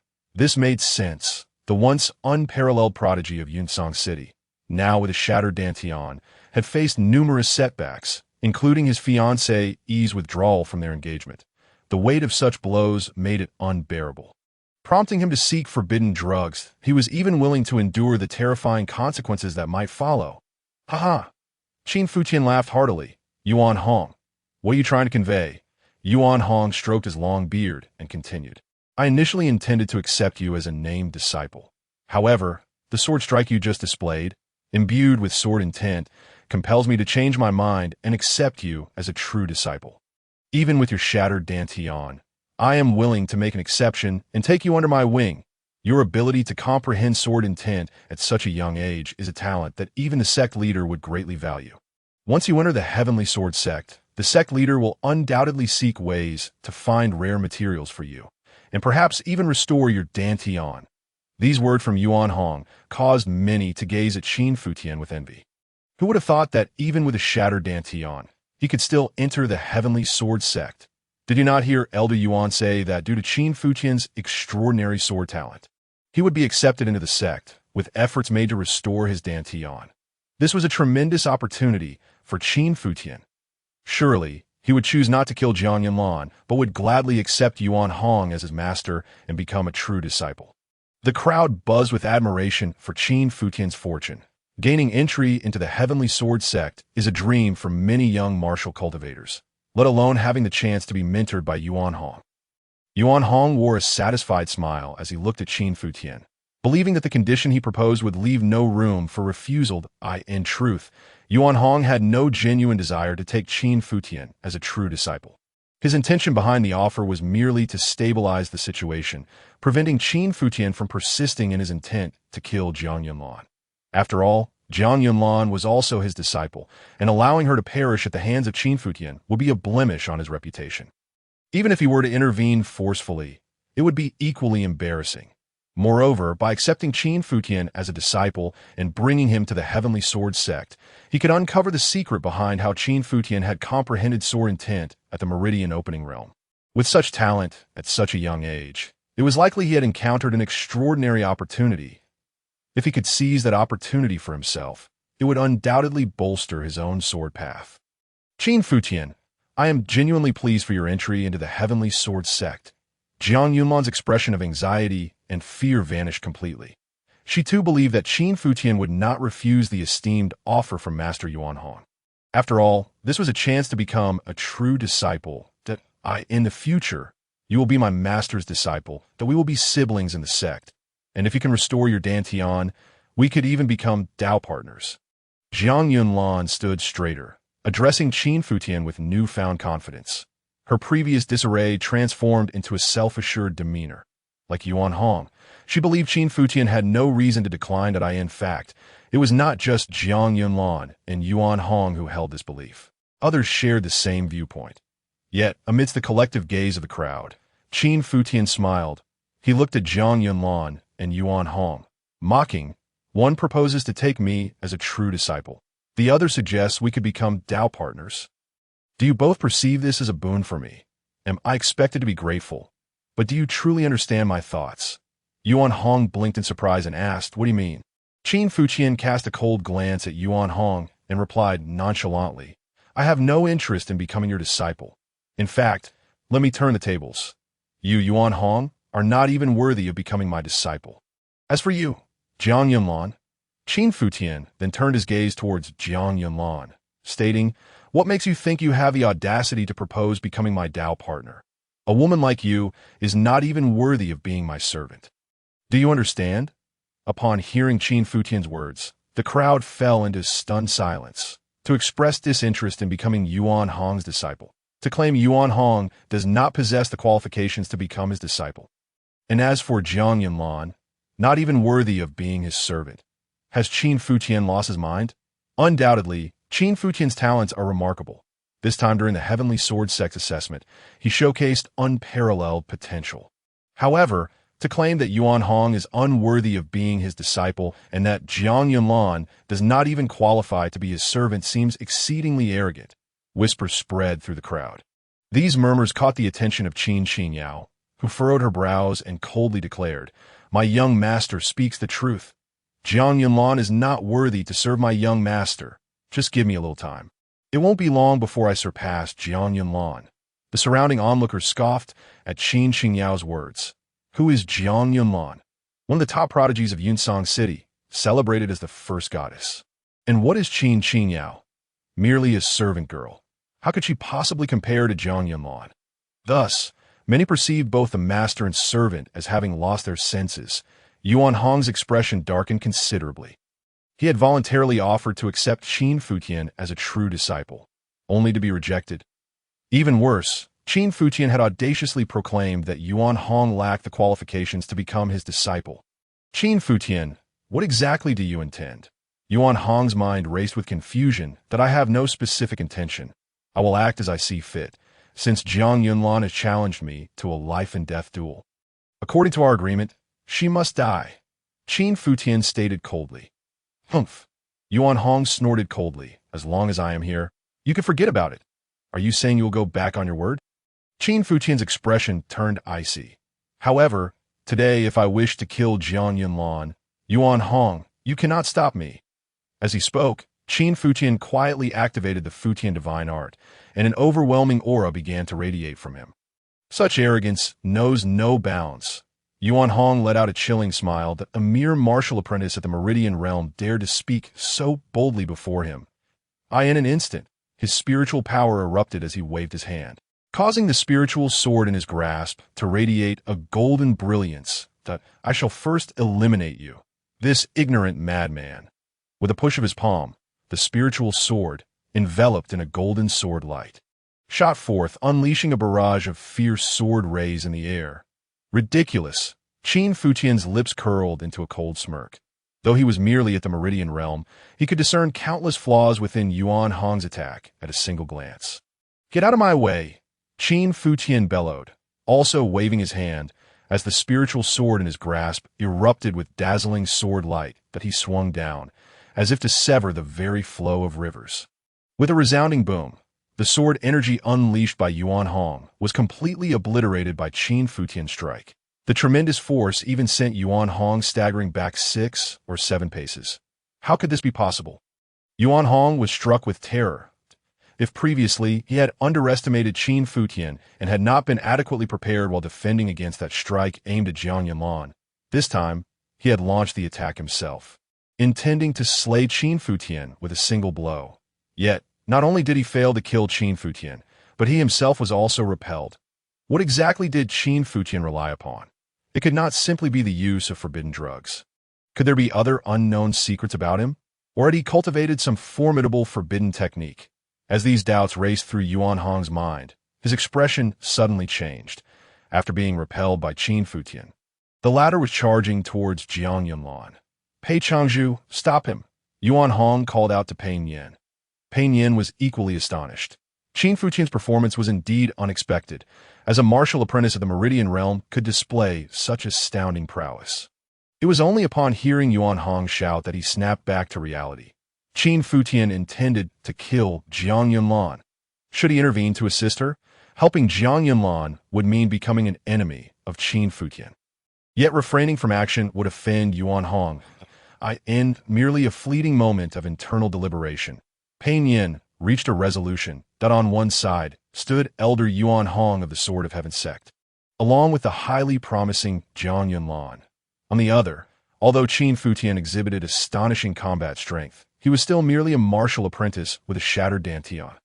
Thus, Pei Yin knew precisely how to choose.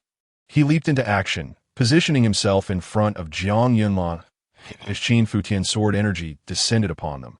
Pei Yin thrust his palms forward with force. A surge of robust spiritual power swirled around him, forming 3 tangible palm prints in the air.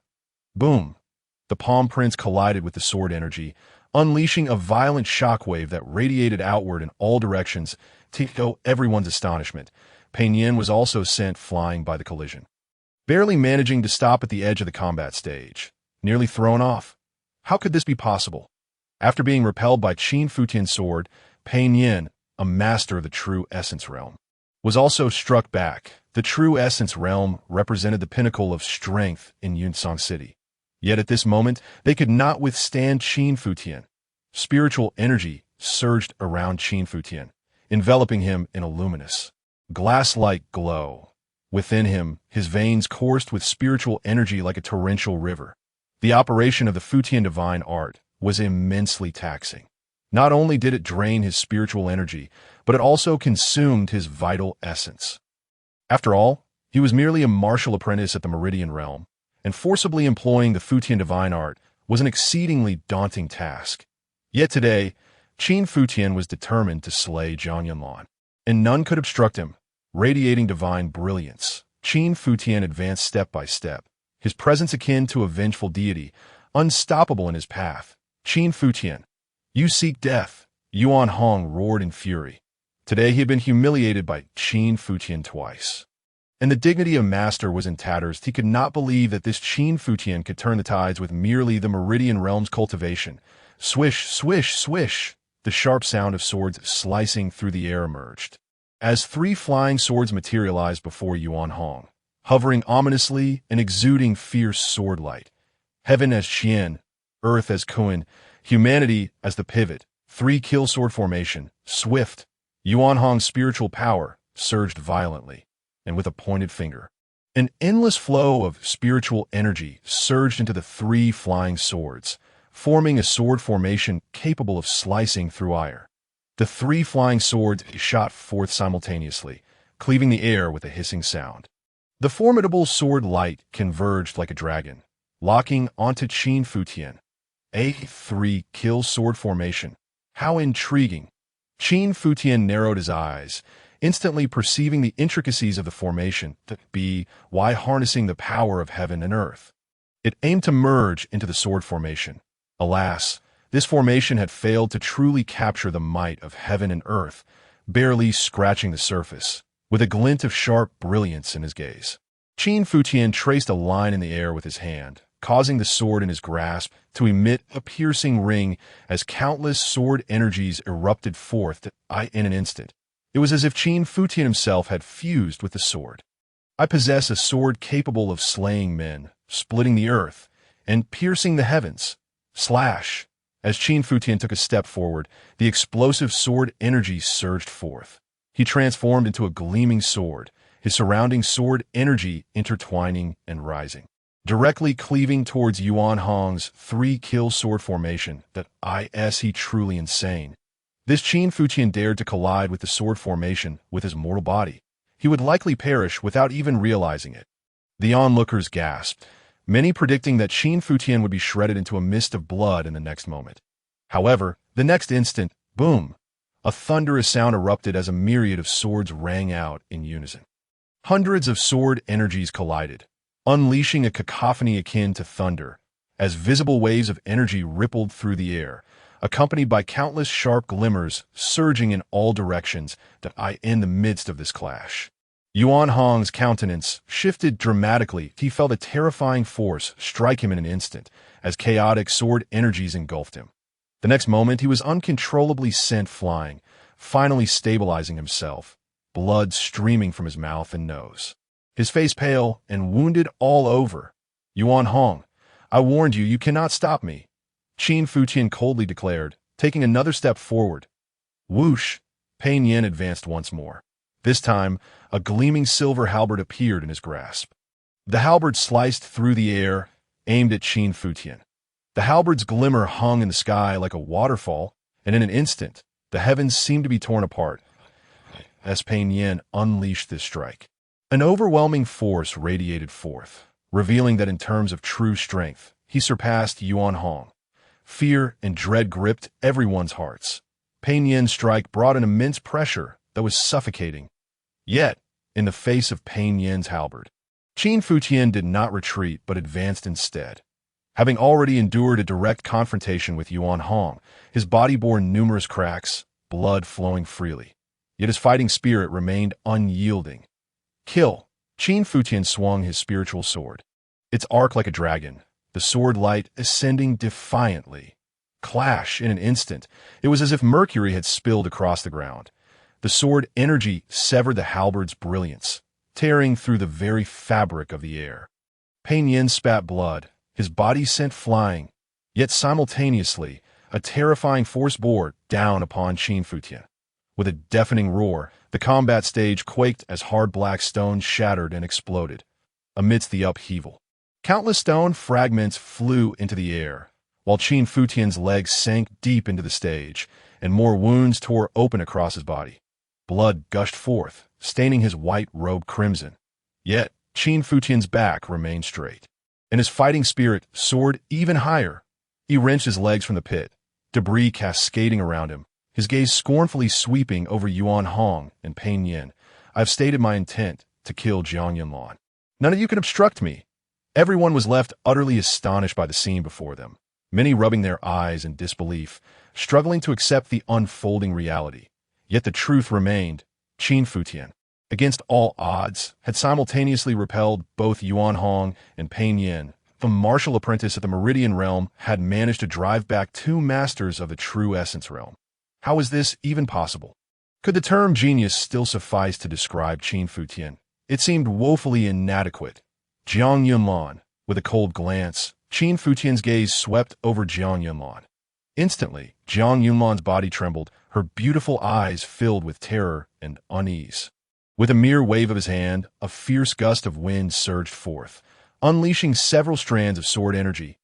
Puff, puff, puff, puff. The sickening sound of flesh being torn apart echoed, accompanied by Jiang Yunlan's heart-wrenching scream. 4 strands of sword energy pierced through her limbs, simultaneously propelling her body into the air. A flying sword pierced through her chest, pinning her firmly against a nearby stone cliff, like an ant. A cold smirk curled at the corners of Qin Futian's mouth as he coldly regarded Jiang Yunlan, as if observing a loathsome insect on the ground. Since this ant refuses to embrace death, allow me to assist you in your journey. Qin Futian's eyes were devoid of warmth, a chilling indifference enveloping him. Just as he waved his hand, a sudden roar shattered the air. Qin Futian, halt! Jiang Jinshan's eyes were bloodshot, filled with fury as he directed his wrath at Qin Futian. In his grasp was Qin Qinyao, a sword poised threateningly against her throat. It turned out that Jiang Jinshan had seized Qin Qinyao in a moment of opportunity, intending to use her as leverage against Qin Futian. Qin Futian's gaze fell upon Jiang Jinshan. Qin Futian, spare Yunlan. Jiang Jinshan ground his teeth, his features twisted with rage. Qin Futian regarded Jiang Jinshan with a frosty stare, his voice chillingly calm. Jiang Jinshan, do you comprehend the gravity of your actions? I am fully aware.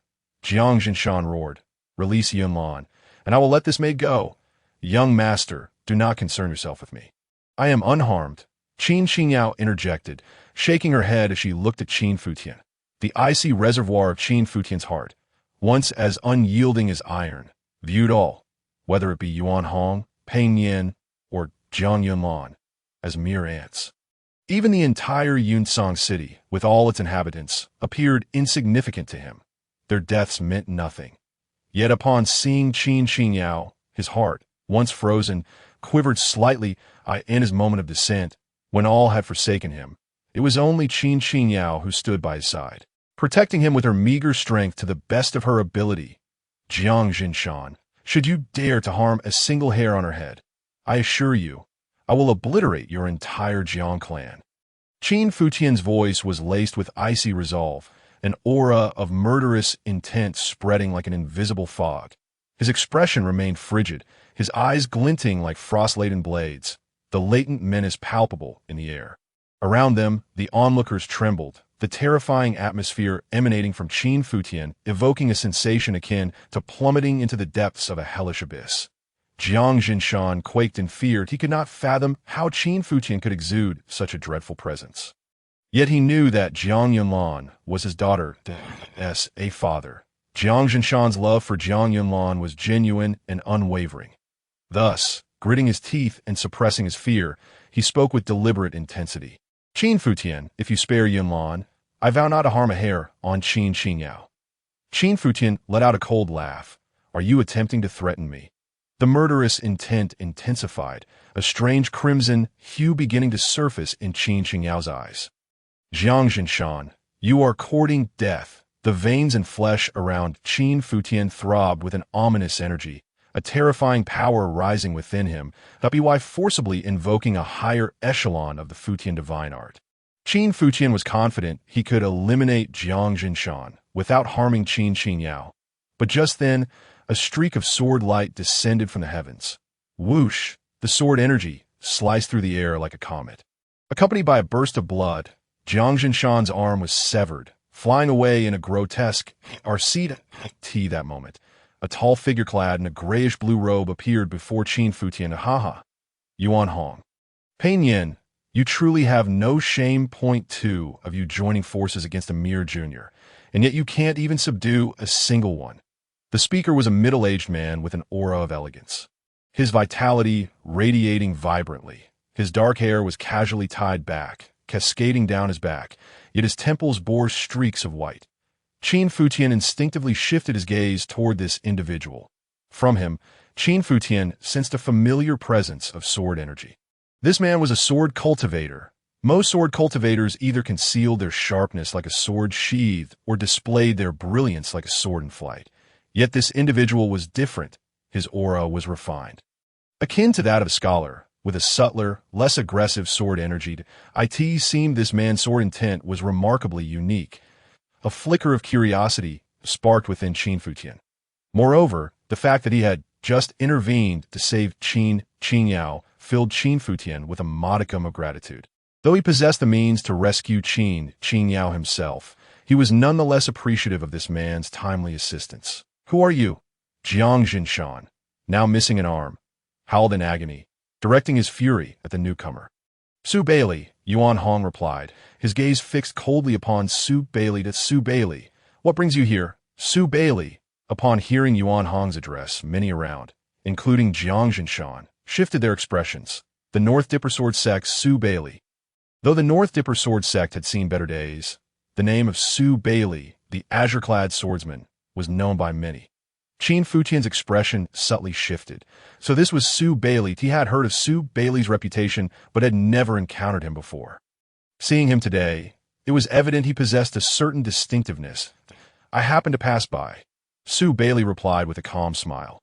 Seeing two martial grandmasters of the true element realm bullying a junior was somewhat unbearable. Hence I felt compelled to speak up for justice. With that, Su Bailey nodded respectfully toward Qin Futian. "You are Qin Futian?" Su Bailey inquired. "Yes, I have the honor of meeting Elder Su." Qin Futian nodded in acknowledgement. "You are quite impressive." Su Bailey's eyes sparkled with admiration as he continued. "The Heavenly Sword Sect fails to recognize your worth, and why North Dipper Sword Sect sincerely invites you to join us. Might I inquire if you would consider?" Qin Futian's heart stirred at Su Bailey's words. "Elder Su, my dantian is shattered. I am but a waste. The North Dipper Sword Sect likely has no need for someone like me." Su Bailey's brow furrowed slightly at this. Approaching Qin Futian, he asked, "May I examine your dantian?" "Of course." Qin Futian smiled and nodded. Su Bailey gently grasped Qin Futian's wrist, and the latter immediately felt a surge of spiritual energy coursing into his body. This stream of energy traveled through meridian and reached his dantian, where it was promptly absorbed by the cauldron of creation. Su Bailey's eyelids flickered as he tried again, but the outcome remained unchanged. Indeed, if the dantian were intact, Su Bailey's spiritual energy would undoubtedly elicit a response. However, the result was akin to casting a stone into the ocean, dissipating without a trace. Ha. Su Bailey. Qin Futian's dantian is shattered. He is now a waste. Does your North Dipper Sword Sect truly wish to recruit him? Yuan Hong laughed heartily. Su Bailey's eyes reflected a look of sorrow as he lamented. A talent capable of comprehending sword intent at the Tongmai realm is indeed a chosen one. Yet alas, his dantian is shattered. Su Bailey's brow furrowed deeply. Suddenly, as if struck by a thought, he turned to Qin Futian. "Qin Futian, although your dantian is broken, it does not mean you cannot continue on the path of martial arts. I possess a method that may allow you to pursue your cultivation further. However, Qin Futian, the success rate of this method is likely very low, and you must endure pain beyond what ordinary individuals can bear. Would you be willing to try?" Su Bailey inquired. "It wouldn't hurt to give it a try." Qin Futian replied with a smile, eager to learn what method Su Bailey proposed. "Very well. In that case, you should first go to the North Dipper Sword Sect. This is the North Dipper Sword Order." Su Bailey handed Qin Futian a jade pendant shaped like a sword. "With this order, you may enter the North Dipper Sword Sect and become a formal disciple. I have matters to attend to now. You should go to the North Dipper Sword Sect first. Upon my return, I will share the method of continued cultivation with you." "Understood." Qin Futian accepted the North Dipper Sword Order, a jade piece roughly the size of a palm. Sword-shaped and smooth to the touch. As he stored the order in his spiritual ring, His gaze returned to Jiang Yunlan, his cold eyes making her shiver. Qin Futian. Jiang Yunlan suddenly spoke, blood oozing from the corner of her mouth as she bit down in anguish. Aren't you a disciple of the Beidou Sword Sect? The Beidou Sword Sect and the Tianjian Sect participate in the Beiyou Grand Tournament every year, but aren't you the greatest talent of Yunsong City? If you possess the prowess, let us determine the victor in next year's Beiyou Grand Tournament. Another tiresome glitch. Another year of challenges? Qin Futian couldn't help but chuckle. I could slay you today. Why wait a year? Qin Futian had no interest in postponing for another year. The surge of spiritual energy within him revealed his murderous intent once more. Qin Futian, do not be reckless. Yuan Hong attempted to step forward to obstruct Qin Futian. Yuan Hong, Qin Futian is now a disciple of our Beidou Sword Sect. Let the younger generation resolve this themselves. Su Bailey also stepped forward. As Su Bailey's words fell, a sharp sword aura erupted from him, his presence resembling a sword itself, exuding a terrifying aura of intimidation. Yuan Hong hesitated, daunted by Su Bailey's formidable reputation. Although the Tianjian sect currently held immense power, firmly suppressing the Beidou Sword Sect, Su Bailey was among the few formidable warriors within the sect, renowned even throughout the entire Beiyou domain. Yuan Hong dared not act rashly, and Pei Nian naturally would not step forward at this moment either. In the face of Qin Futian, Pei Nian had no hesitation in attacking, but with Su Bailey standing alongside Qin Futian, he surely would not intervene further. Thus, with Su Bailey preoccupied with Yuan Hong, Qin Futian faced no further obstacles in his intent to kill Jiang Yunlan. Qin Futian. At that moment, Jiang Zhinshan suddenly knelt down. Spare Yunlan. Let her go this once. I am willing to pay any price. Any price? Jiang Zhinshan's voice was a heart-wrenching roar directed at Qin Futian. Any price? Qin Futian narrowed his eyes. Halting his actions, he did not answer Jiang Zhinshan directly, but glanced back at Qin Xinyao not far away. To Qin Futian, whether it was Jiang Yunlan, Jiang Zhinshan, or Pei Nian and Yuan Hong, they were all mere ants. The decision to kill or spare them mattered little. Thus, offering them to Qin Xinyao as sacrifices for her sword was also a fine choice. With a smile that bordered on mockery, he asked, Jiang Zhinshan, do you truly wish to pay any price? Yes. Jiang Zhinshan took a deep breath, nodding affirmatively. Very well, I demand 10 million taels of silver, Qin Futian declared. 10 million taels? Jiang Zhinshan gasped. Where am I to procure such an immense sum? I do not care. I will give you a quarter of an hour. You must gather 10 million taels of silver, or equivalent treasures to exchange. Originally, Qin Futian had no hesitation. He was set on killing Jiang Yunlan. However, upon hearing Jiang Zhinshan's words, he changed his mind. At this moment, what Qin Futian lacked most was indeed resources for cultivation. Draining Jiang Zhinshan's entire fortune would undoubtedly serve as substantial support for his training. Remember, you have a quarter of an hour. If you cannot gather 10 million taels of silver within that time, I shall kill her. Qin Futian pointed towards Jiang Yunlan, who was still pinned against the rocky cliff, his tone cold. Yes, I will go gather it immediately. Jiang Zhinshan nodded frantically. He began to devise every possible method, selling off all that could be sold. The Jiang family had dominated Yunsong City for many years, and their accumulated wealth surely exceeded 10 million. However, accumulated wealth and the ability to produce such a sum instantaneously were two entirely different concepts.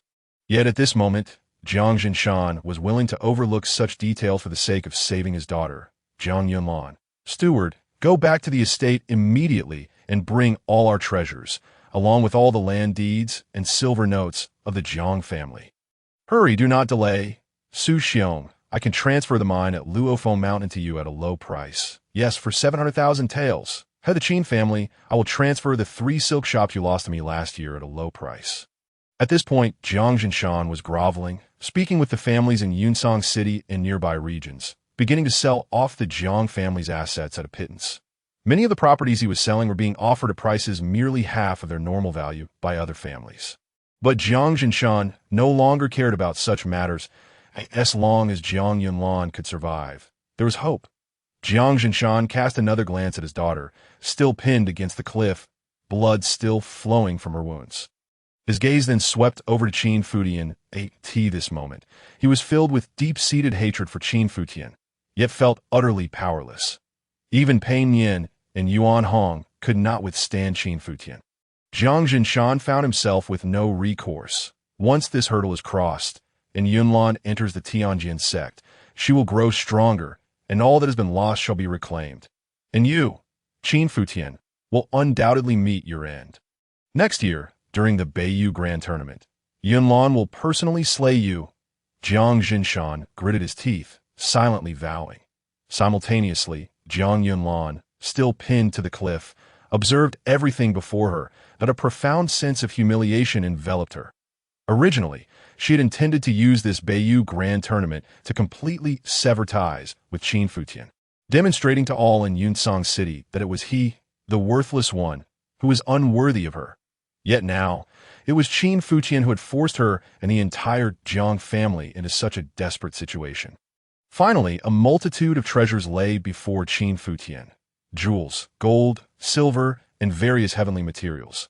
Additionally, there were stacks of banknotes issued by the Kingdom of Jing, land deeds, and financial seals. Qin Futian, these items combined are worth 10 million taels of silver, if not more. Please, examine them. Zhang Jinshan gritted his teeth, his heart bleeding. Qin Futian glanced over the items and indeed found them to be worth the claimed amount. Very well, with a wave of his hand. He stored all the items within his spatial ring. Thus, let Zhang Yunlan live for another year. Zhang Jinshan's eyelids twitched. Although he was immensely furious, wishing to tear Qin Futian apart, he dared not speak further, fearing that Qin Futian might renege on the deal after receiving the treasures. Since this matter is settled, I shall take my leave. You may use the sword order to head to the Beidu sword sect. When I return, I will seek you out, Su Bailey remarked to Qin Futian. All right, Elder Su, I appreciate your assistance this time. Qin Futian clasped his hands in gratitude. Without Su Bailey, everything would not have proceeded so smoothly. The backlash from forcibly employing a higher level of the Futian divine art would have been quite severe. Qing Yao, let us depart. After Su Bailey left, Qin Futian spoke to Qin Yao, then made his way towards the exit of Chasing Wind Valley. Yes, young master. Qin Yao hurriedly followed suit. Watching Qin Futian's departing figure, Zhang Yunlan could no longer contain herself. She gritted her teeth and shouted in anger. Qin Futian, your dantian is shattered. Your strength derives from forbidden drugs and secret techniques. A year from now, I will challenge you again, and I hope you dare to accept. This humiliation had utterly shattered all of Zhang Yunlan's pride. Only by personally defeating Qin Futian next time could she wash away today's shame. Thus, Zhang Yunlan endured the excruciating pain, issuing another challenge to Qin Futian for a year hence. This moment. Just as Qin Futian was about to leave, he scoffed, turned slightly, and said, a year from now, we may battle, but by then, you will not be facing me. Rather, you will be contending with her. Qin Futian pointed towards Qin Yao beside him. Her? Zhang Yunlan furrowed her brows. Qin Yao also displayed an expression of surprise. What, Qing Yao, do you lack confidence? Qin Futian smiled lightly, as long as the young master is present. Qing Yao is confident. Qin Yao nodded earnestly, then turned to Zhang Yunlan and declared, Zhang Yunlan, a year from now, I shall duel you. You? Zhang Yunlan's eyes reflected deep disdain. She held this maid's servant in utter contempt. Her only goal was to defeat and even kill Qin Futian, and she had absolute confidence in her ability to do so.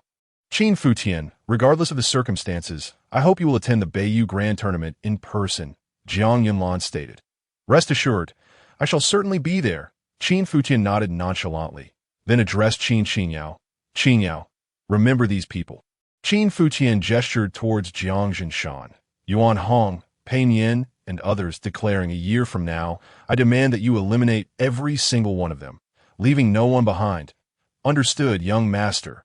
Qin Yao replied earnestly, nodding her head. Let us depart. With a wave of his hand, Qin Futian set off, and Qin Yao hurried to follow. The two moved further apart, gradually disappearing from the sight of the gathered crowd. A fool's errand. Qin Futian, should I refrain from taking your life next year and cleanse the humiliation of today? I, Zhang Yunlan, vow never to live as a mere mortal. Clenching her teeth, Jiang Yunlan silently swore her oath. A vast expanse of white snow drifted through the heavens. Yunsong City, along with the entirety of the northern Yu domain, seemed to have slipped into winter overnight. This phenomenon sparked speculation. Did the heavy snowfall occur because Qin Futian's sword stirred the heavens? Or was it simply the season's due? The relentless snow fell for 3 full days. After this period, Yunsong City was completely blanketed in a thick layer of pristine snow, transforming it into a city of ice and snow. This stood in stark contrast to the name of Yunsong City, which suggested a vibrant sanctuary for clouds. Yet in reality, after the onset of winter, the distinct clouds were scarcely visible. The entire sky was shrouded in leaden gray.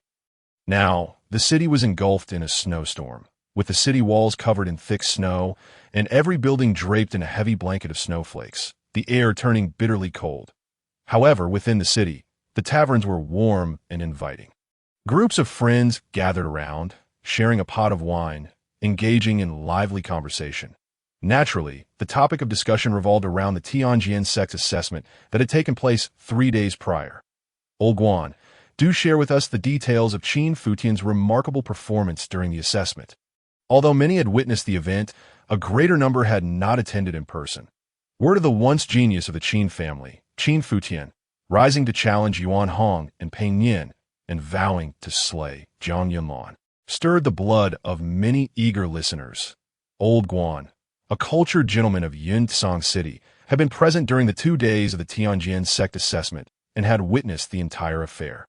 Upon hearing the question, he lifted the gourd of wine before him, uncorked it, and took a hearty swig. After wiping his mouth and savoring the taste, he began to recount. On that day, just as Elder Yuan Hong of the Tianjin sect was about to declare the end of the Puppeteer's Valley assessment, Qin Futian arrived with his maid, Qin Xingyao. Once the pride of Yunsong City, he had now fallen into disgrace, and everyone questioned whether Qin Futian could pass the Puppeteer's Valley assessment. Suddenly, he dashed into the Puppeteer's Valley. Old Guan narrated the events with vivid detail, captivating his audience, who listened with rapt attention as he transformed into a storyteller in the tavern. Ultimately, Jiang Jinshan, left with no other choice, was forced to liquidate his assets to compensate Qin Futian with 10 million silver taels, thus sparing Jiang Yunlan's life. Throughout this ordeal, I composed a poem. The misty clouds unveil the sky, the white garments recall the old year, the finger points at the gate to the heavens. 1,000 miles of swords dance in the snow. As Old Guan finished reciting, the crowd erupted in discussion, marveling at Qin Futian's astonishing display. Yet, the significance of Old Guan's poem remained elusive to many. Old Guan, do not keep us in suspense. Elucidate its meaning. Ha ha. Old Guan feigned an air of mystery, took another sip from the gourd, and then explained, the phrase that the misty clouds unveil the sky serves a dual purpose, depicting not only the weather of that day, but also intertwining the names of Jiang Yunlan and Qin Futian. The line "the white garments recall the old year" naturally refers to Qin Futian, known for his penchant for white attire. Though his dantian is shattered, he remains resplendent in his white garments, reminiscent of his former self. Thus, this line is titled "The White Garments Recall the Old Year."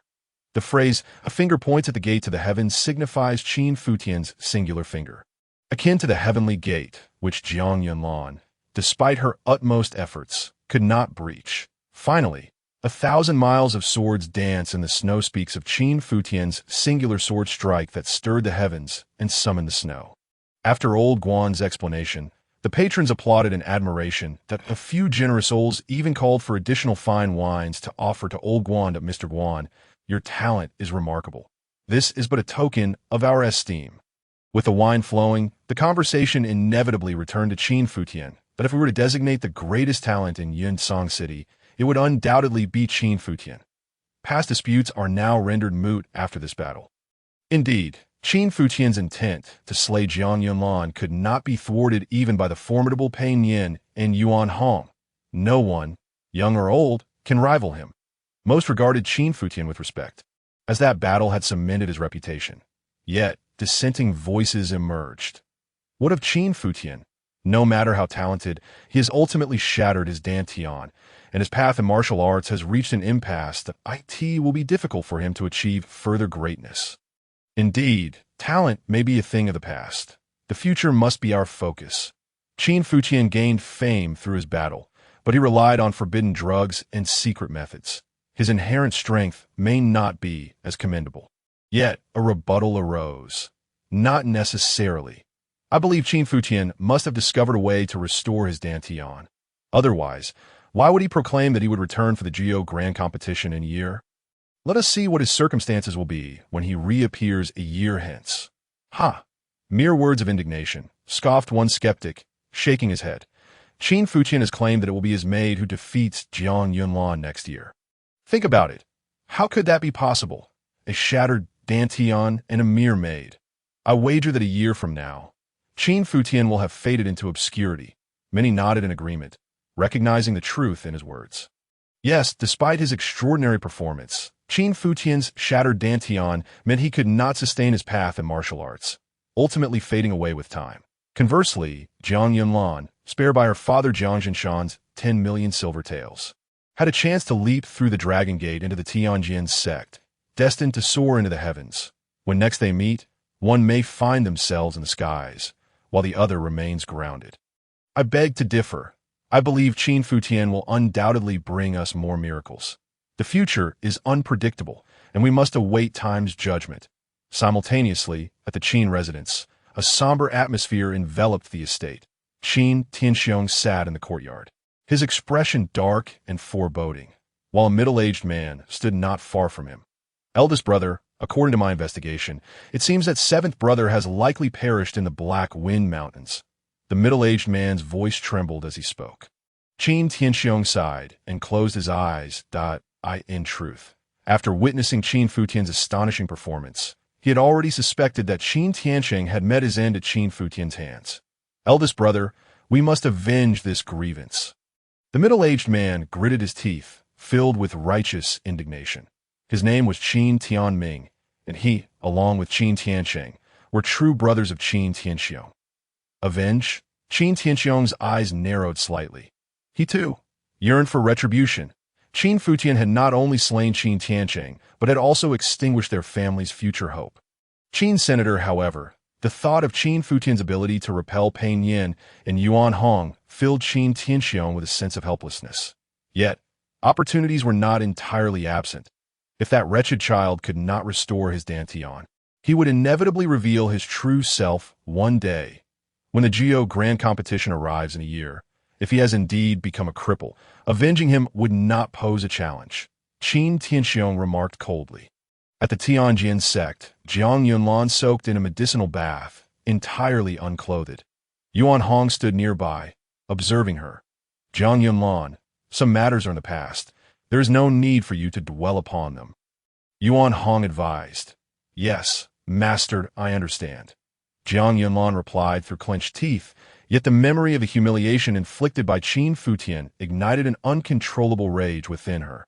Noticing the resentment and humiliation reflected in Jiang Yunlan's eyes, Yuan Hong shook his head. Qin Futian's dantian is shattered. No matter what means he employs to enhance his combat prowess, it is ultimately but a fleeting moment, and you, gifted with extraordinary talent, surpass not only your master, but also your fellow disciples. Given ample time, it would be no challenge to leave Qin Futian far behind. It is indeed permissible for you to harbor resentment and humiliation in your heart. Yet throughout this year, you must dedicate yourself wholeheartedly to cultivation. After a year, I wish to witness you personally cleanse that shame. Yes, master, I shall not disappoint you. Jiang Yunlan gritted his teeth, driven not only by the desire to vindicate herself, but also by the sacrifices her father made for her, nearly liquidating the majority of the Jiang family's wealth, and the loss of face her master suffered at the hands of Qin Futian because of her. All of this, in a year's time, she would reclaim with her own hands. The land where Liangzhou meets the Forbidden Region is a realm of towering mountains. After 3 days of heavy snow, the majestic peaks are cloaked in a pristine white blanket. As far as the eye can see, the mountains are covered in snow, with sheer cliffs rising dramatically, icy pines standing sentinel, and jagged rocks jutting out as if carved by supernatural hands as a horse-drawn carriage races along a winding ancient path through the mountains. Its speed remarkable, leaving deep ruts in the thick snow. The horse pulling the carriage is no ordinary steed, but a Qin horse, its body adorned with azure scales, a creature of spirit beast lineage, specifically, a tamed spirit beast. Thus, it gallops tirelessly through the frigid air, covering thousands of miles in a single day without faltering. Upon crossing the border of Liangzhou, the carriage enters the territory of the Forbidden Region. The terrain of the Forbidden Region suddenly flattens and opens up, allowing the carriage to speed up, resembling a dragon plunging into the sea, stirring up flurries of snowflakes in its wake, in stark contrast to the howling winds outside. The interior of the carriage remains quiet and stable. In the center of the carriage is a delicate bronze stove, from which wisps of white smoke rise, carrying a subtle, fruity aroma. This smoke emanates from aromatic charcoal burning within the stove. This so-called aromatic charcoal is a luxury used by the affluent to warm themselves in winter, crafted from precious spirit fruit wood. Not only does it burn slowly, but also produces minimal smoke and exudes a light, refreshing fragrance that calms the mind and aids in cultivation. At this moment, Qin Futian sits within the carriage. Beside him is Qin Yao, who is in a meditative state, her eyes closed in concentration. Opposite them, manipulating the aromatic charcoal, is Duan Gongyu, the alchemist from the Spirit Pill Pavilion. Where have we arrived? Qin Futian lifted the curtain of the carriage, glancing outside as the cold wind rushed in. Returning to Master Qin, we have left Liangzhou and entered the Forbidden Region. Duan Gongyu promptly set down the silver-white charcoal and replied to Qin Futian. The Jing Kingdom comprises 5 regions: Beiyu, Dongwang, Zhongyuan, Nanling, and Sichuan, of which the Beiyu region contains 19 states. Yinsong City is located in Liangzhou. One of these 19 states, Liangzhou, Kuzhou, and Lizhou, cover an area of 1,000 miles, all under the jurisdiction of the Heavenly Sword Sect. The Big Dipper Sword Sect resides in the Forbidden Region, that if we continue southward for half a day, we shall reach the Big Dipper Sword Sect. Qin Futian nodded slightly. Although he is still young, he has traveled extensively throughout the Beiyu region over the years. He possesses a general understanding of the geographical layout of the Beiyu region and is well acquainted with some of the major sects and powers therein. The Beiyu region is primarily comprised of 3 sects, 4 doors, and 6 factions, with the Big Dipper Sword Sect and the Heavenly Sword Sect being 1 sect and 1 door, respectively. In fact, there exists a profound connection between the Big Dipper Sword Sect and the Heavenly Sword Sect. In the past, there was no Heavenly Sword Sect, while the Big Dipper Sword Sect was one of the foremost sects in the Beiyu region, renowned for its prodigious talents. However, a traitor emerged within the Big Dipper Sword Sect, a person of exceptional talent who committed the heinous act of betraying his master and ancestors. This traitor founded the Heavenly Sword Sect. Subsequently, the Big Dipper Sword Sect gradually declined, retreating to the Forbidden Region. While the Heavenly Sword Sect came to govern Liangzhou, Kuzhou, and Lizhou, Duan Gongyu, are you truly willing to follow me, abandoning your status as an elder of the Heavenly Sword Sect? Qin Futian regarded Duan Gongyu with a hint of amusement. Do you truly not regret it? After the assessment of the Heavenly Sword Sect concluded, Duan Gongyu sought out Qin Futian at the first opportunity. Upon learning that Qin Futian intended to venture to the Forbidden Region to join the Big Dipper Sword Sect, Duan Gongyu proactively offered to accompany him, referring to him as Master Qin and pledging his service. Be able to follow Master Qin and become your disciple is a blessing for me. Duan Gongyu. Regret is out of the question, Duan Gongyu replied with a smile.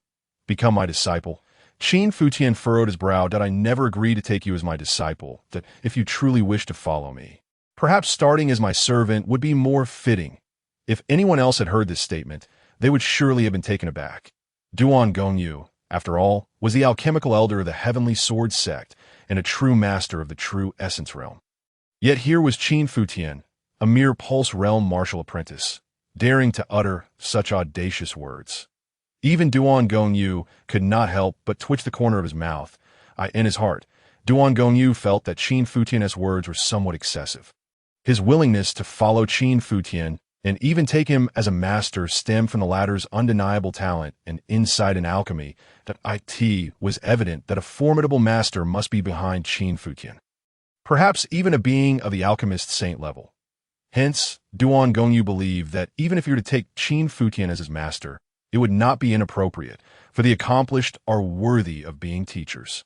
Furthermore, being by Qin Futian's side would allow him to learn a great deal. Additionally, it was a means of self-preservation, given that his condition of being possessed by demonic energy had yet to be completely cured. Indeed, Master Qin, although Duan Gongyu felt somewhat skeptical internally, he maintained an outwardly respectful demeanor, not daring to show any defiance. Qin Futian cast a calm glance at Duan Gongyu, discerning the subtle expressions that betrayed his thoughts. Even though Duan Gongyu skillfully concealed them, how could Qin Futian possibly remain oblivious? Yet he had no inclination to concern himself with Duan Gongyu's inner musings. Perhaps he would soon find his words absurd. However, it would not be long before he comprehended that every word spoken was not only sensible, but also profound truth. Closing his eyes, Qin Futian quietly activated the transformation, swallowing heaven art. And in silence, a drop of transformative water began to materialize within the divine furnace of transformation. As Qin Futian continued to cultivate the transformation swallowing heaven art, drop after drop of transformative water coalesced within the divine furnace. The silver notes and various treasures acquired from Jiangjinshan amounted to over 10 million in value, including many rare materials. Upon departing from Yunsong City, Qin Futian instructed Duan Gongyu to exchange all the unnecessary items, such as land deeds and gold and silver jewels, for medicinal herbs at the Spirit Pill Pavilion. As a result, the herb warehouse of the Spirit Pill Pavilion was nearly depleted. Of course, the warehouse originally held far more wealth than that. However, Duan Gongyu, considering he would soon leave to follow Qin Futian, realized that this departure likely meant severing ties with the Heavenly Sword sect. Thus, he leveraged his status to sell a significant portion of the herbs to Qin Futian at a low price. Consequently, the spirit herbs Qin Futian acquired in exchange for those jewels held a true value far exceeding their apparent worth. Throughout the journey, Qin Futian occasionally paused to concoct pills. During these moments, Duan Gongyu would attentively observe and learn the techniques of alchemy. Qin Futian tailored various pills based on herbs at hand, discovering that maximizing the efficacy of the pills allowed him to refine even more transformative water, whether for cultivation, healing, or temporarily boosting combat prowess. Thus, he meticulously combined the herbs he possessed to create a variety of distinct pills. Duan Gongyu witnessed every step of the pill-making process, deepening his admiration and awe for Qin Futian's alchemical prowess. Moreover, he grew increasingly curious about the identity of the formidable master behind Qin Futian. Could it truly be a being of alchemist saint caliber capable of training such an extraordinary alchemist? What leaves Duan Gongyu utterly speechless is that, on numerous occasions, after Qin Futian completes his alchemical concoctions, he cannot help but let out a sigh of exasperation, lamenting his insufficient cultivation level, which hinders him from forging higher-tier elixirs. He also expresses regret over his lack of spiritual fire, which prevents him from refining the pills to greater quality. However, from Duan Gongyu's perspective, each alchemical endeavor undertaken by Qin Futian is nothing short of perfection. Moreover, Qin Futian takes it upon himself to instruct Duan Gongyu in the art of alchemy, recognizing that Duan Gongyu is a true master of the martial arts at the true element realm. Certain third-tier elixirs necessitate the intricate engraving of third-level spiritual patterns. Thus, Qin Futian encourages Duan Gongyu to take the lead in the alchemical process while he provides hands-on guidance from the sidelines. Throughout several sessions of alchemical crafting, Duan Gongyu has certainly endured his fair share of reprimands. Yet he always realizes that the criticisms directed at him are entirely justified. What he once deemed faultless operations are revealed to be riddled with oversights under Qin Futian's keen observation. Upon the completion of each batch of elixirs, despite feeling utterly exhausted, Duan Gongyu is equally overwhelmed with joy at the results. In fact, after each refining session, he is struck by the sensation that all his years of practice have seemingly culminated in a mere exercise of futility. As for Qin Futian, over the past few days, apart from concocting elixirs and guiding Duan Gongyu, he occasionally offers insights to Qin Xinyao regarding her cultivation. The majority of his time, however, is devoted to his own training. Through the refinement of elixirs, the cauldron of creation has produced a total of 272 drops of the precious creation water. This miraculous liquid soon begins to nurture and repair Qin Futian's physical form. In the battle at Chasing Wind Valley, particularly in confronting Yuan Hong and Pain Yin, although Qin Futian managed to repel the two, he did not truly defeat them. Instead, he predominantly relied on the overwhelming force of the Futian Shenju, which he unleashed through sheer will to intimidate them into retreat. Engaging in direct combat with them would have been far from effortless for him, especially given that he is merely a martial apprentice at the Meridian Opening Realm. While they are both formidable opponents at the True Element Realm, separated by a significant gap in cultivation levels. Of course, had Qin Futian disregarded the consequences, he could have slain them, but the aftermath of such actions would have been uncertain. Thus, there was no need for him to take such risks. Nevertheless, even after a few forceful collisions, Qin Futian's body sustained considerable impact. Moreover, the reckless application of the Futian Shenju inflicted devastating rifts upon his physical form. Fortunately, the restorative properties of the creation water exceeded all expectations. These rifts encompass tendons, periosteum, and even internal organs. Under normal circumstances, complete healing would take several months. However, under the influence of the creation water, these injuries were entirely mended within a matter of days. Even the foundational damage caused by the reckless activation of the Futian Shenju has vanished.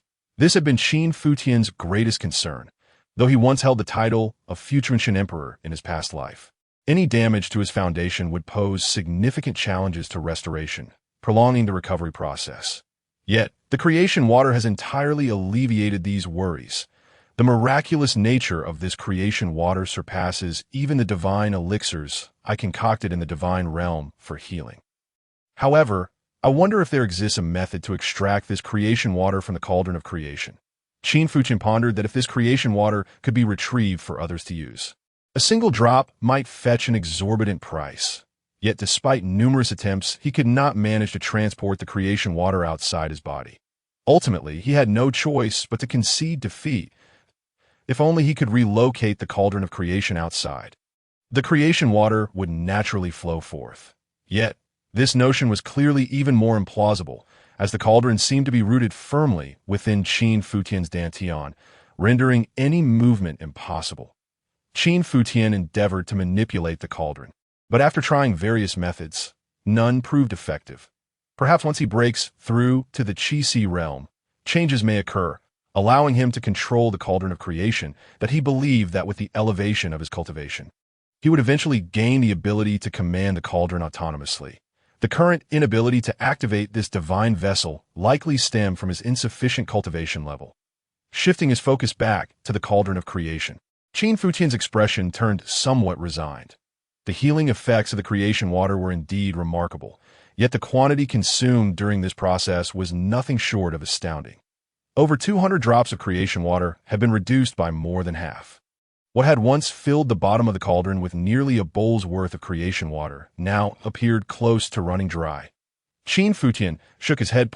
200 drops of creation water equated to the worth of 200 to 300 spear herbs. Nevertheless, the remaining creation water should suffice for me to strive for the 8th layer of the Meridian Opening Realm, right? Theoretically, transitioning from the 7th to the 8th layer requires 64 drops of creation water. Observing the remaining drops, which numbered around 100, he believed they would be adequate to achieve the 8th layer. Subsequently, Qin Futian immersed himself once more in his cultivation. Each drop of creation water was again refined and absorbed, transforming into pure spiritual energy that circulated around him in less than half a day. As the surge of spiritual energy and blood essence intensified, Qin Futian's aura began to shift. The 8th layer of the Meridian Opening Realm. Qin Futian opened his eyes, a smile gracing his features. That moment, a voice from outside broke the silence. Master Qin, we have arrived at the Beidou Sword Sect. Huh? Have we finally reached the Beidou Sword Sect? Upon hearing this, Qin Futian lifted the curtain of the carriage. Qin Xingyao also paused her cultivation, and the pair disembarked from the carriage. Duan Gongyu pointed toward the distant Beidou Sword Sect. Qin Futian and Qin Xingyao followed his gesture and beheld towering mountains ahead, rising majestically like swords thrusting into the heavens. Among these peaks, one could vaguely discern the presence of palatial structures. Master Qin, I can accompany you only this far, Duan Gongyu remarked. Elder Duan, are you not coming with us into the Beidou sword sect? Qin Xinyao inquired. Thy tea would not be appropriate for me to do so at this time. Duan Gongyu replied with a smile. Indeed.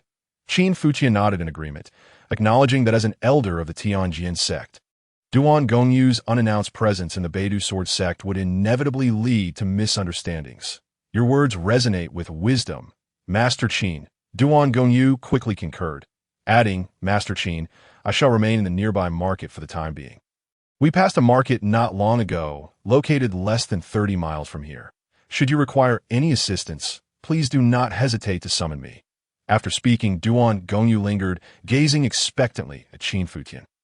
With a slight smile, Qin Futian nodded, saying, in the coming days, please prepare the materials for the Guiyuan pill. Within 10 days, I shall return to assist you in its refinement. With Qin Futian's assurance, Duan Gongyu felt a tremendous weight lift from his shoulders, his face breaking into a genuine smile. Excellent. Master Qin, I shall take my leave now. After Duan Gongyu departed, Qin Futian led Qin Xinyao toward the gates of the Beidou sword sect. The gates of the Beidou sword sect stood between two towering mountains, flanked by a pair of couplets. The treasures of nature and the heavens. The sword light marks the North Star. The talents of men and the spirits of the earth, their essence surpasses the northern domains. The horizontal inscription read Beidou sword sect in grand characters.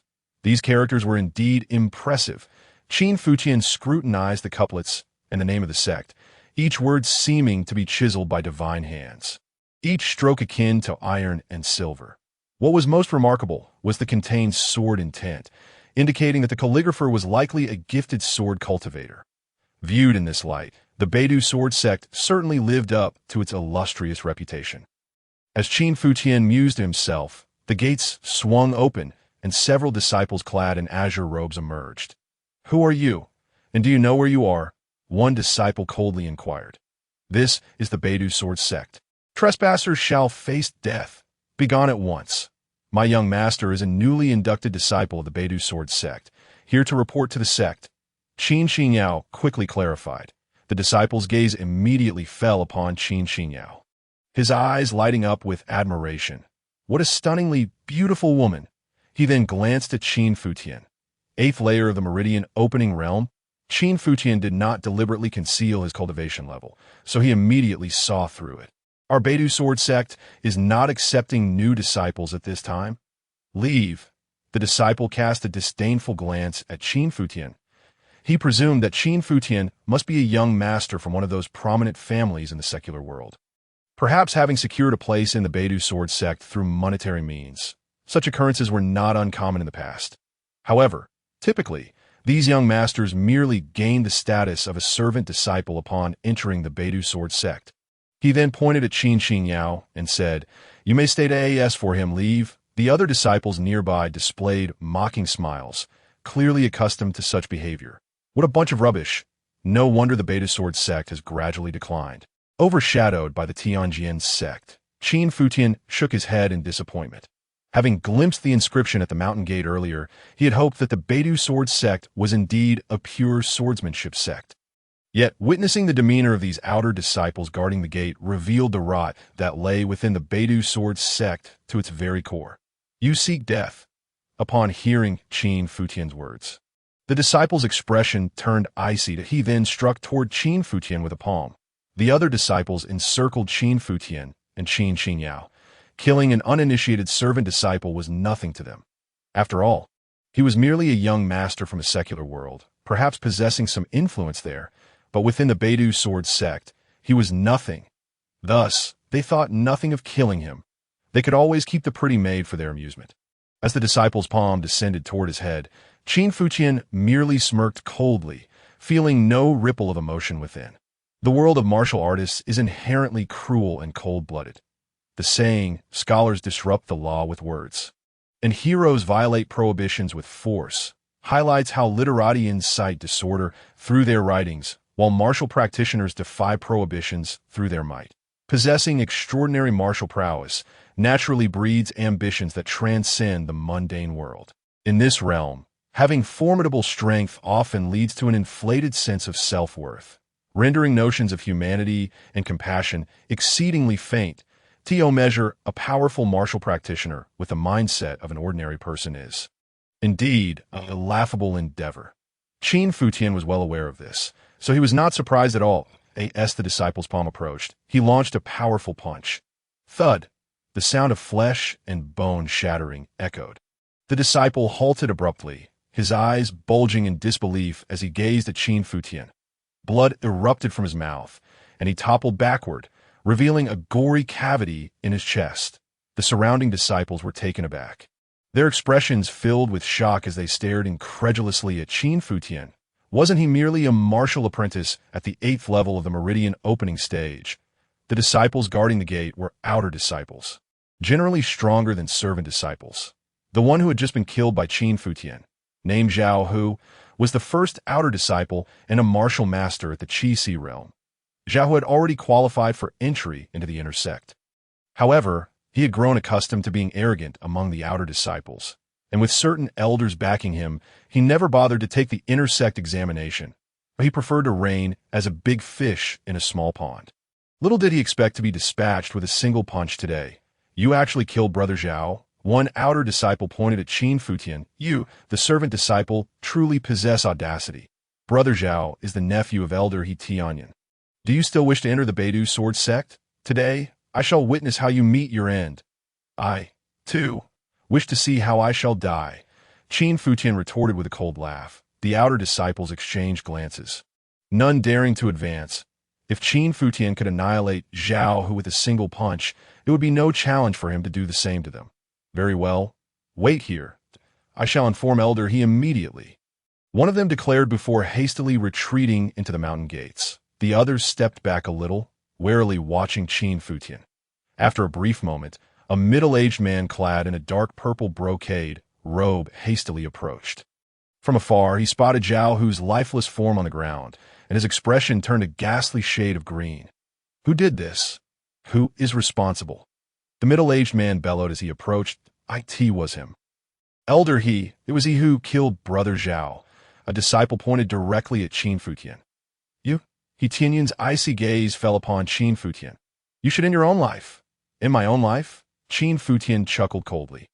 Isn't it necessary to inquire about the circumstances first? Are the details even relevant? He Tianyan trembled with rage. Zhao Hu was not just his nephew, but his beloved kin. When Zhao Hu entered the Beidou sword sect, He Tianyan's sister had implored him repeatedly to take good care of Zhao Hu.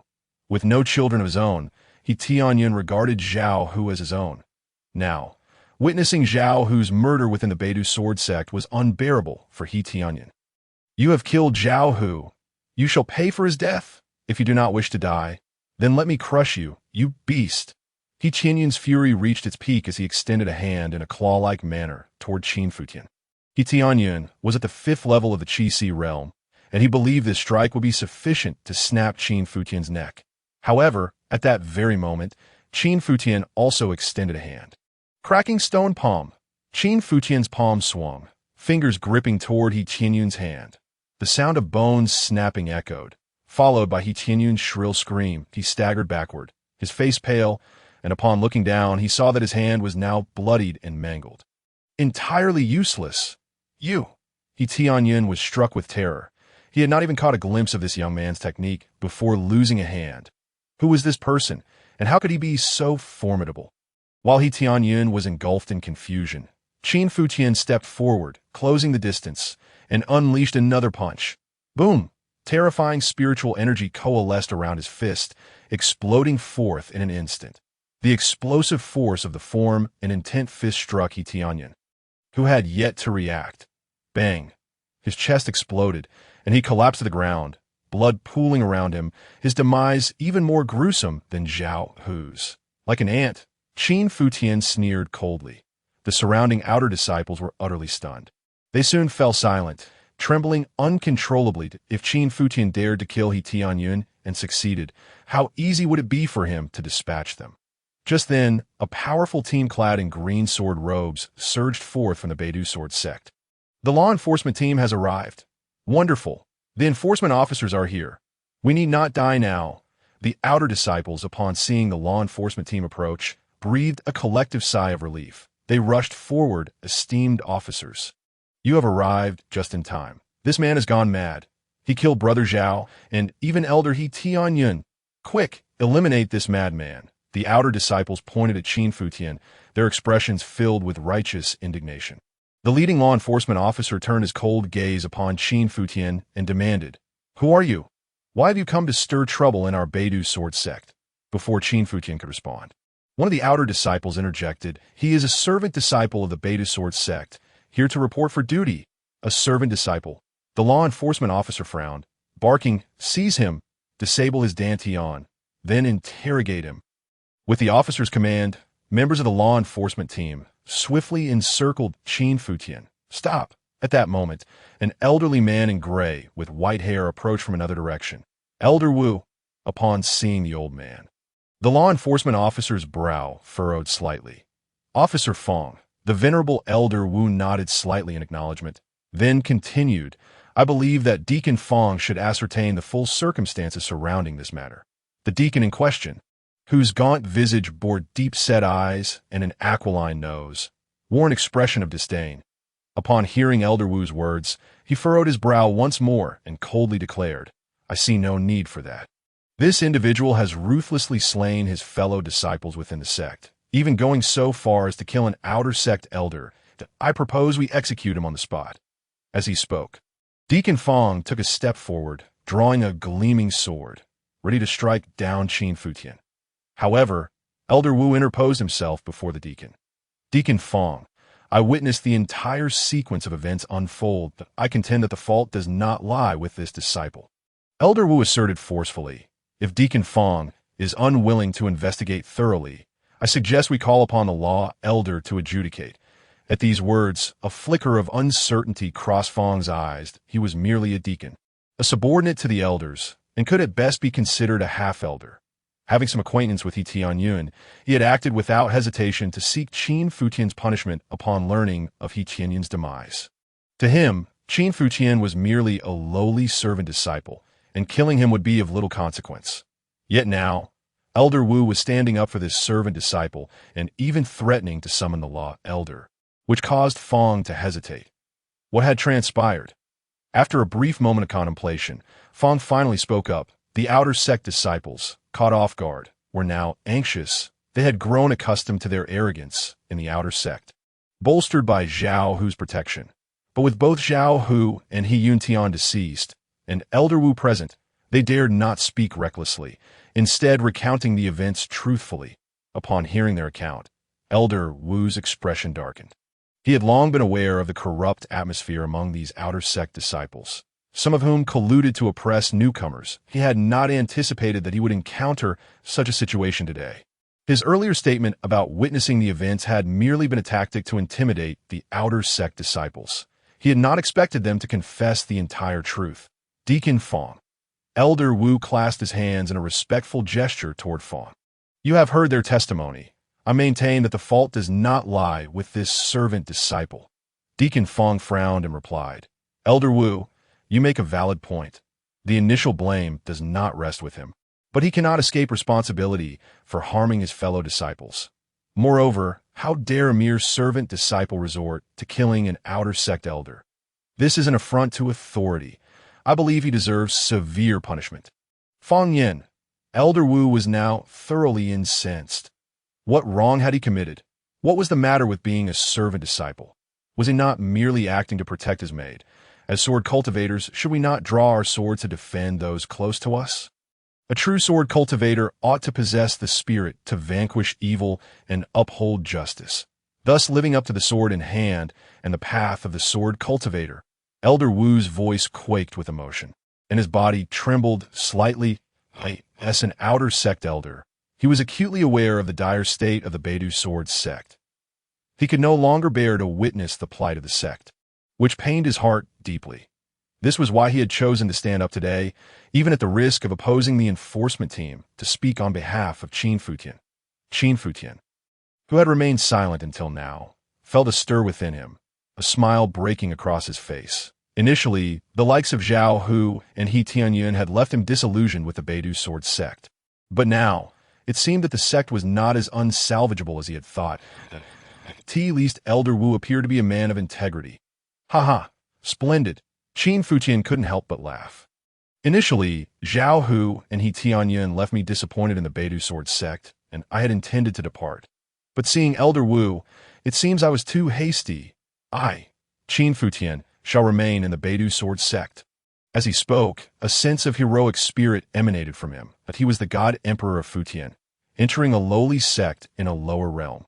For such a sect, it was indeed a tremendous opportunity. However, if the Beidou Sword sect had truly disappointed him, he would naturally choose not to join. Yet now, Fang Yin and Elder Wu had revealed to him the qualities of true sword cultivators, solidifying his resolve to remain in the Beidou Sword sect. He, Deacon Fang, also known as Fang Yin, sneered derisively at Qin Futian's words. You claim you are resolved to join the Beidou Sword sect? So, you have not yet officially joined us? My young master has come to report today. Qin Xinyao interjected. So you have not yet entered our Beidou Sword sect, yet you dare to kill here. Ha ha. Let us see how you intend to join the Beidou Sword sect. At that moment, Elder Wu turned his gaze to Qin Futian. Young friend, since you have not yet joined our Beidou Sword sect, may I inquire which elder has referred you? Elder Wu's brow furrowed deeply. If Qin Futian had not officially joined the Beidou Sword sect, then killing here would be a vastly different matter. Had he been a disciple of the Beidou Sword sect, killing Zhao Hu and He Tianyun in defense of his maid would have been somewhat justifiable.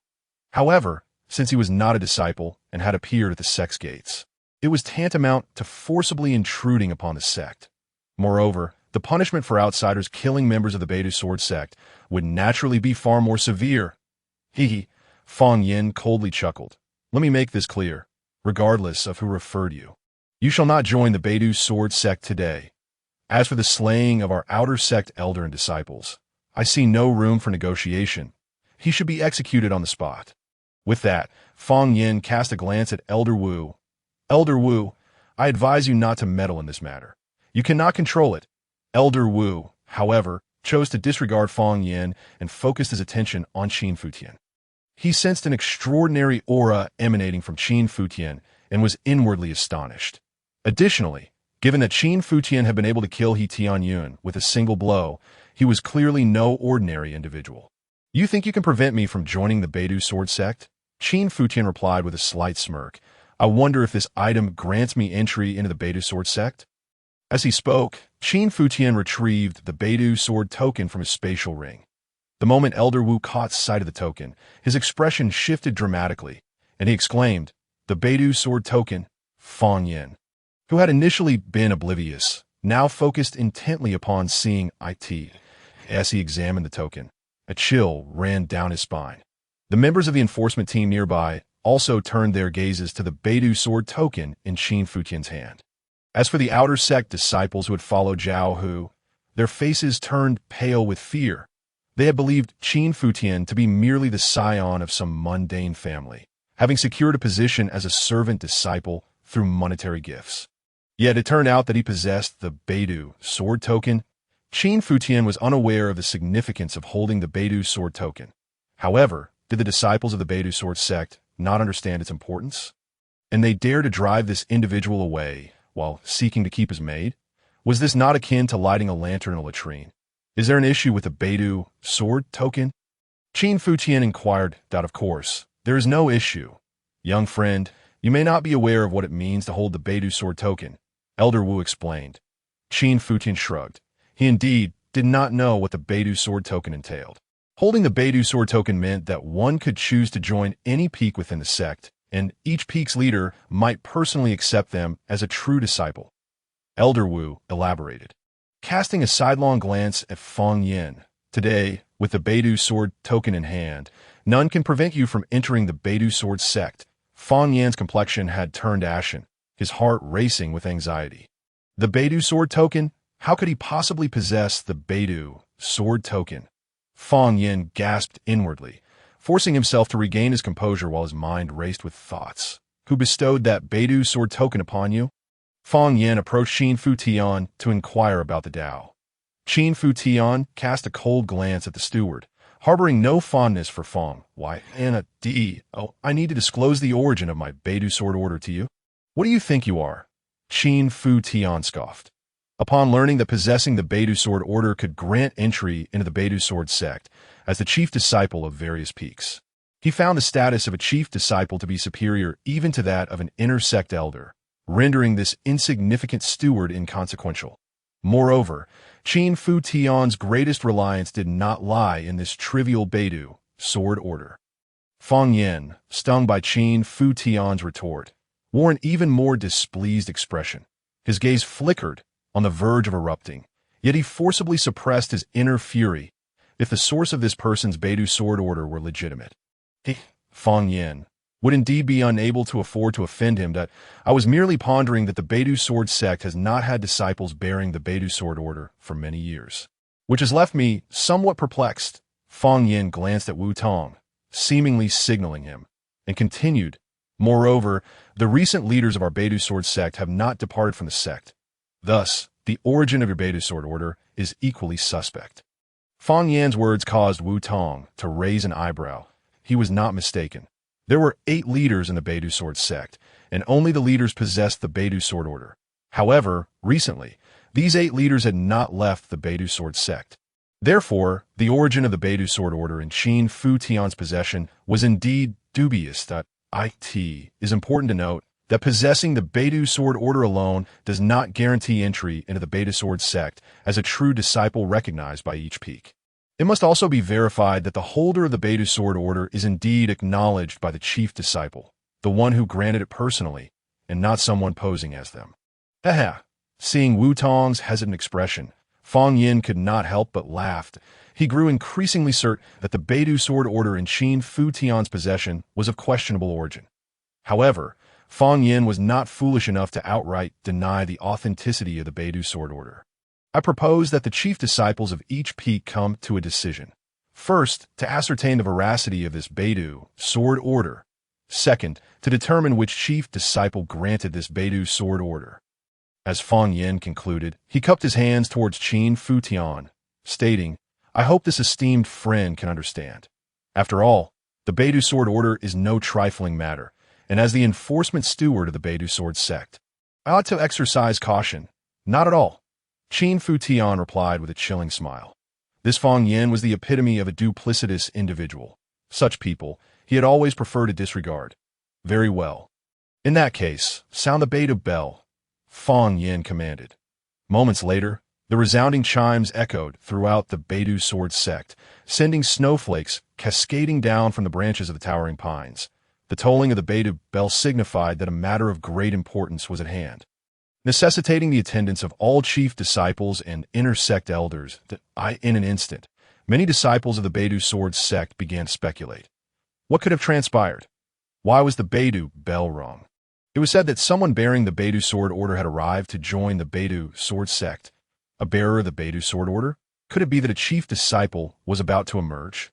What kind of prodigy could this be? It has been over a decade since anyone bearing the Beidou Sword Order joined us, hasn't it?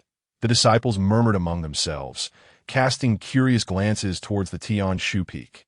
Tian Shu Peak, the foremost peak within the Beidou Sword sect and the residence of the sect's master, this moment. Within the grand hall of Tian Shu Peak, the chief disciples and elders from the other peaks swiftly gathered. Entering the hall, Qin Futian, Fang Yin, and Wu Tong stood within the hall. Soon, the assembly was complete, and all eyes converged upon Qin Futian, who stood at the center of the hall. You are the bearer of the Beidou Sword Order? A voice inquired, belonging to an elder clad in gray robes, standing at the forefront. Qin Futian, this is the Grand Elder Li Qingyuan of Tian Shu Peak. Wu Tong whispered to Qin Futian. Qin Futian nodded slightly and replied, Indeed, this is the Beidou Sword Order. He produced the Beidou Sword Order. Excellent. Li Qingyuan waved his hand, summoning the Beidou Sword Order from Qin Futian's grasp. He then scrutinized it carefully. It was indeed the genuine Beidou Sword Order. Subsequently, Li Qingyuan's gaze swept across the gathered peak masters. Which chief disciple granted this Beidou Sword Order? However, not a single chief disciple responded. Everyone exchanged glances, clearly indicating that none among them had conferred this Beidou Sword Order. Qingyuan furrowed his brow. Today, all the peak masters were present except for the sect master, Zhao Wuji. Surely, Each of you possesses your own Beidou sword order? Li Qingyan further inquired. The peak masters all nodded in affirmation, declaring that their Beidou sword orders were indeed in their possession and that they had not conferred it upon anyone, Grand Elder. Could this Beidou sword order have been granted by the sect master? Wang Li, the master of Tianji Peak, questioned. Impossible. Grand Elder Li Qingyuan immediately refuted, aware that the sect master had been in seclusion for some time, and the Beidou sword order had remained within the main gate, having not been conferred to anyone. Instantly, the expressions of those present in the grand hall shifted. Is not the sect master's Beidou sword order? This implies that the order presented by this young man is, in fact, a forgery? Upon hearing the Grand Elder's denial, a cold smile crept across Fang Yan's lips. How audacious to present a counterfeit Beidou sword order to the Beidou sword sect. Truly, you are unaware of the meaning of the word death, aren't you? He derisively remarked at Qin Futian. After mocking Qin Futian, Fang Yan turned to Grand Elder Li Qingyuan. Grand Elder, it has become abundantly clear by now that this Beidou sword order must have been forged. This fool likely does not realize that only the chief disciples of each peak possess the Beidou sword order, and each individual is entitled to only one. Even if the Beidou sword order he presents is a perfect imitation, it remains a counterfeit. Within the hall, the various peak masters and numerous elders were left dumbfounded and enraged, their gazes fixed upon Qin Futian with accusatory intensity. Meanwhile, outside the grand hall of Tianshu, the external disciples who had accompanied them were kneeling, closely monitoring the proceedings within the hall. Upon hearing Grand Elder Li Qingyuan reject the claim that Qin Futian's Beidou sword order was bestowed by the sect master, they erupted in elation. As long as the Beidou sword order presented by Qin Futian was indeed a forgery, they would be spared from punishment. Li Qingyuan furrowed his brow, sensing an unusual tension in the air. At this moment, Fang Yin continued, Grand Elder, in addition to forging the Beidou sword order, Qin Futian's actions are far from simple. What else has he done? Li Qingyuan inquired, unaware of the recent murders committed by Qin Futian against Zhao Hu and He Tianyan. Grand Elder, I believe it would be prudent for the 5 external disciples kneeling outside to recount everything that this reckless individual has done. Fang Yin gestured towards the kneeling external disciples outside the grand hall. Very well, let them in. Li Qingyuan waved his hand. You 5, enter and tell the Grand Elder everything that this madman Qin Futian has done. Fang Yin urgently signaled to the external disciples. In truth, he had already instructed these individuals on what to say during their journey to Tianshu Peak. Grand Elder, please advocate for us. Grand Elder, this individual is excessively arrogant, daring to kill indiscriminately within our Beidou sword sect, even slaying the outer sect Elder He Tianyan. Li Qingyuan's expression shifted instantly as he shot a cold glare at Qin Futian, then gestured for the external disciples to continue. This individual attempted to forcibly breach the Beidou sword sect, and when he was confronted by senior brother Zhao Hu, he killed him without hesitation. When Elder He intervened, this individual brandished the Beidou sword order. Just as Elder He was about to verify the authenticity of the order, he was ambushed, and Elder He Tianyan met an unfortunate fate. What? Upon hearing this, Li Qingyuan furrowed his brow at that moment. A peak master seated on the left side abruptly stood up that he pointed at Qin Futian, reprimanding him sternly. Qin Futian, do you not kneel and accept your punishment? This is Guxian, the master of Tianxian Peak. Just before entering the great hall of Tianshu, Wu Tong had already briefed Qin Futian on the general situation of the North Dipper Sword sect. The sect is named after the North Dipper, corresponding to the 9 stars of the Dipper. The so-called 9 stars of the Dipper, according to the study of constellations, is said to consist of 7 visible, present stars and 2 hidden ones. The 7 visible stars refer to the 7 stars of the Big Dipper that can be seen with the naked eye in the sky, including Tianshu, Tianxian, Tianji, Tianquan, Yuheng, Kaiyang, and Yaoguang. As for the 2 hidden stars, they refer to Dongming and Yin Yuan. The 9 peaks of the intersect of the North Dipper Sword sect are named after these 9 stars of the Dipper. Qin Futian furrowed his brow slightly, casting a glance at Guxian. From the moment Guxian entered the great hall of Tianshu, Qin Futian sensed a subtle yet palpable hostility emanating from him. Thus, he inquired of Wu Tong, who informed him that Guxian shared a close relationship with He Tianyin. The two were once sworn brothers under the same master. However, Guxian's talent far surpassed that of He Tianyin, allowing him to ascend to the position of a peak master within the North Dipper Sword sect, while He Tianyin remained merely an elder of the outer sect. Nevertheless, their relationship has always been amicable. The reason He Tianyin dares to indulge his nephew's reckless behavior in the outer sect is undoubtedly linked to Guxian. Understanding this, Qin Futian could comprehend why Guxian harbored animosity towards him. Elder, given the circumstances, there is no need for further discussion.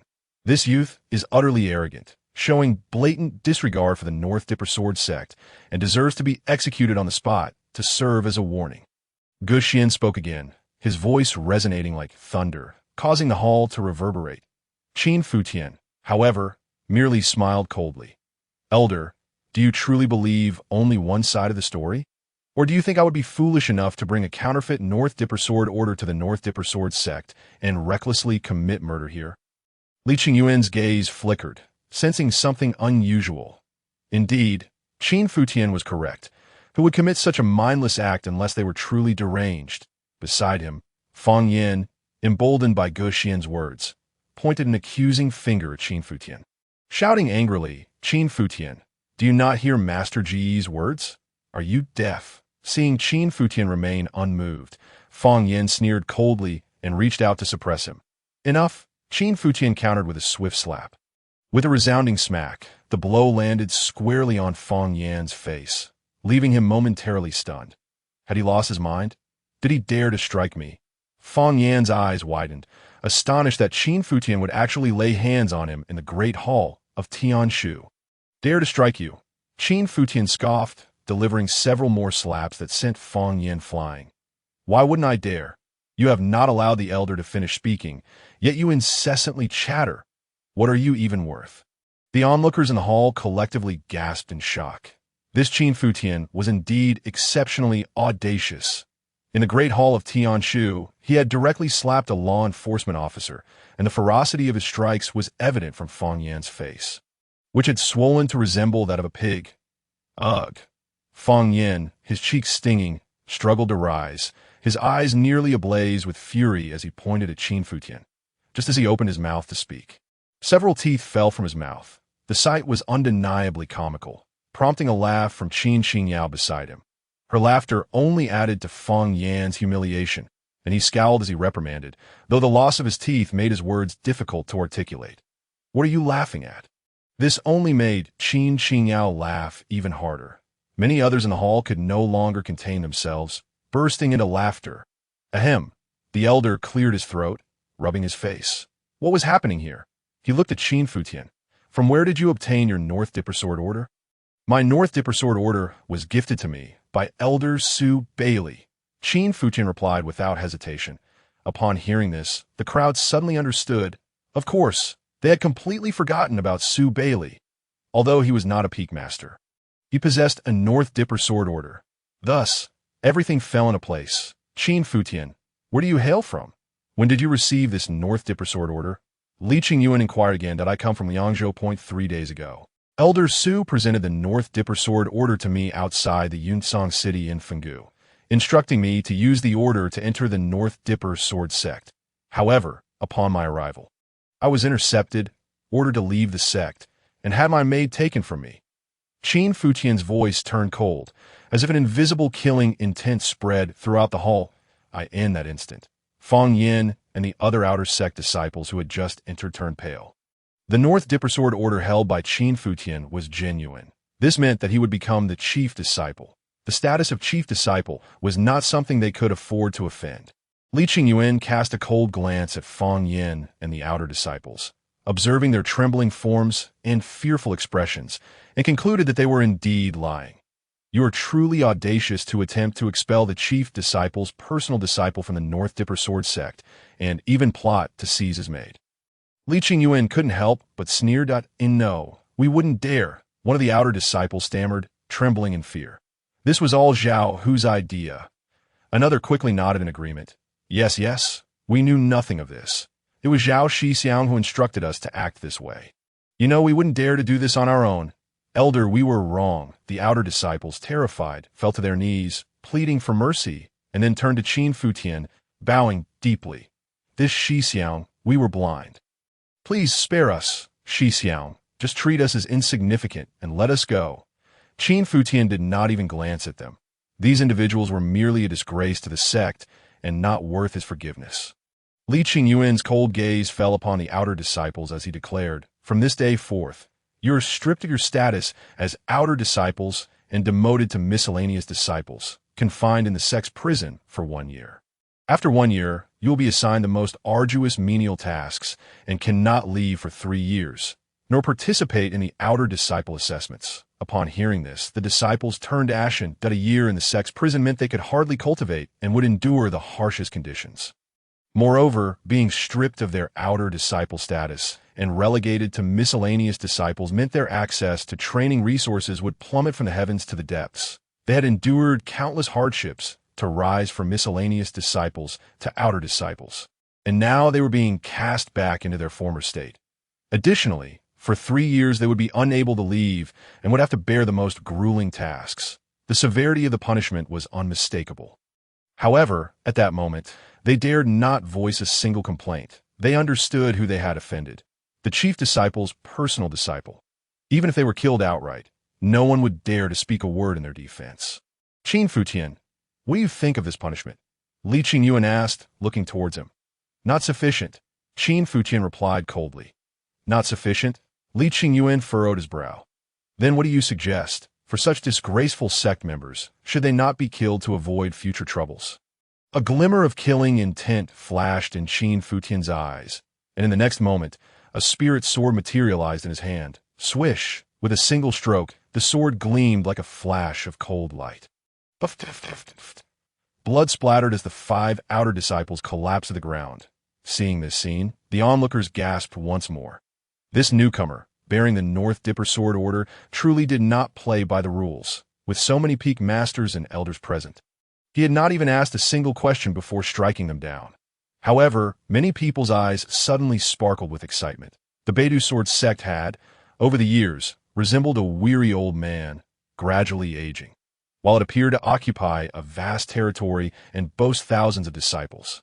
The reality was that it was deeply decayed within. Many had long harbored discontent and yearned for change, yet the intricate and antiquated relationships within the sect obscured any glimmer of vitality. Now, with the emergence of Qin Futian, it seemed as if a new hope had dawned. "Qin Futian," at this moment, Li Qingyuan spoke again. "Your Beidou Sword Order was bestowed upon you by Elder Su Bailey. Does this imply that you intend to take Elder Bailey as your master?" "No." Qin Futian shook his head. "I do not seek to take Elder Bailey as my master." He simply spoke the truth. His purpose for coming to the Beidou Sword sect was not to seek a master, but rather to access resources more swiftly through the sect. For instance, certain precious materials or the locations of ancient relics and caves could be readily acquired through the sect. Upon hearing Qin Futian's response, the other peak master's eyes brightened. If he did not intend to take Su Bailey as his master, did this mean they had a chance to recruit Qin Futian into their ranks? "Qin Futian, since you have no intention of apprenticing under Elder Su Bailey, why not join my Tianquan Peak?" Wang Li, the head of Tianquan Peak, was the first to rise and extend an invitation to Qin Futian. "Wang Li, you should not mislead the youth." Chao Qin, the head of Yuhing Peak, chuckled as he stood up, slightly nodding at Qin Futian. "Qin Futian, I am Chao Qin, the head of Yuhing Peak, skilled in the art of alchemy. If you join my Yuhing Peak and become my disciple, I can personally impart alchemical techniques to you. You possess great potential." "Qin Futian, I am Yi Jiuhan, the head of Tianji Peak," that a tall, middle-aged man clad in a black robe with piercing eyes rose. "I sense a sword aura within you. You appear to be a promising swordsman. Should you join my Tianji Peak, I can teach you exquisite sword techniques." In an instant, several peak masters stood in succession, proactively expressing their intentions to invite Qin Futian to join their respective peaks. Qin Futian smiled slightly, understanding their motives that on one hand, they believed that since he held the Beidou Sword Order, his talent must be exceptional, naturally fostering a desire to recruit him. On the other hand, it was a matter of competition among the peaks. In sects, the allocation of resources often posed a significant issue, necessitating reliance on disciples to vie for influence. Naturally, each peak aspired to attract more outstanding disciples. Oh, at that moment, Gu Xian's expression darkened as a flicker of interest crossed his gaze. Qin Futian, is there an issue with your dantian? Suddenly, Gu Xian, who had remained silent until now, spoke up. The others looked at Gu Xian in surprise. Knowing he practiced a unique technique that allowed him to discern a person's innate abilities and, consequently, any issues with their dantian. Indeed, my dantian is shattered, Qin Futian calmly replied as he met Gu Xian's gaze. What? Upon hearing Qin Futian's words, everyone was taken aback. Shattered dantian. What did this signify? Did it not mean that Qin Futian was a cultivator incapable of advancing? I once thought Su Bailey had keen insight. To think he would favor a waste. Fang Yin, who had initially appeared solemn, suddenly perked up when did our Beidu sword sect descend to the point of accepting useless disciples. With a face full of mockery, Fang Yin concluded that Qin Futian's shattered dantian signified zero potential, and thus, the Beidu sword sect could never accept a waste as a true disciple. Naturally, he felt no need to worry any longer. It seems your face hasn't been slapped enough, Qin Futian sneered coldly, looking at Fang Yin. Presumptuous, I wonder what Su Bailey was thinking to bestow the Beidu sword order upon a waste. When did the Beidu sword sect require the acceptance of useless disciples? Gu Xian rebuked sharply, then turned to Li Qingyuan and clasped his hands. Elder Li, I propose we directly eliminate this individual. No. Li Qingyuan waved his hand. Qin Futian's Beidu sword order was granted by Elder Su Bailey, indicating that Elder Bailey has his own considerations, that we shall await Elder Bailey's return before making any decisions. But what if Elder Bailey never returns? Everyone knew that Elder Bailey rarely stayed within the sect. If he did not return for 3 to 5 years, would they allow this individual to remain in the Beidu sword sect indefinitely? Absolutely not. Fang Yin interjected hastily. This individual, before even formally becoming a disciple of our Beidu sword sect, dares to recklessly harm fellow disciples, thereby committing a grave offense that if we allow him to stay, it could be difficult to maintain order. In my view, Qin Futian's shattered dantian disqualifies him from becoming a disciple of our Beidu sword sect. However, he holds the Beidu sword order, and if we deny him the opportunity to remain, it would be disrespectful to Elder Su Bailey. Thus, I propose a solution. Upon hearing this, the gaze of the assembled peak masters turned towards him. Speak freely, Elder Fang. Gu Xian nodded, indicating for Fang Yin to voice his thoughts. Very well. A cold smile spread across Fang Yan's lips as he continued. In a month, the peaks will conduct an assessment for true disciples. Will they not? I propose that if Qin Futian fails to pass this assessment, he should be expelled. As soon as Fang Yan's suggestion was made, the peak masters nodded in agreement, engaging in hushed discussions. Indeed, next month is the assessment for true disciples across the peaks. Although Qin Futian holds the Beidu sword order, he is typically exempt from assessments. Yet, given his shattered dantian, it is reasonable for him to participate. This is acceptable. After all, our Beidu sword sect does not accept useless disciples. I concur with Elder Fang's proposal. Let Qin Futian participate in next month's true disciple assessment. Hearing the voices of support, Li Qingyuan nodded slightly, turning to Qin Futian. Qin Futian, do you have any objections to participating in next month's assessment, the true disciple assessment? Qin Futian smiled slightly upon hearing this. No problem. Upon hearing Qin Futian's response, Fang Yan's smile grew even broader. The true disciple assessment would feature the strongest among the inner disciples, whose abilities far surpassed those of the outer disciples.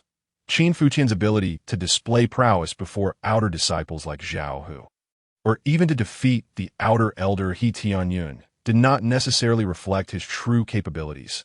The elite among the inner disciples were significantly stronger as for the inner disciples participating in the true disciple assessment.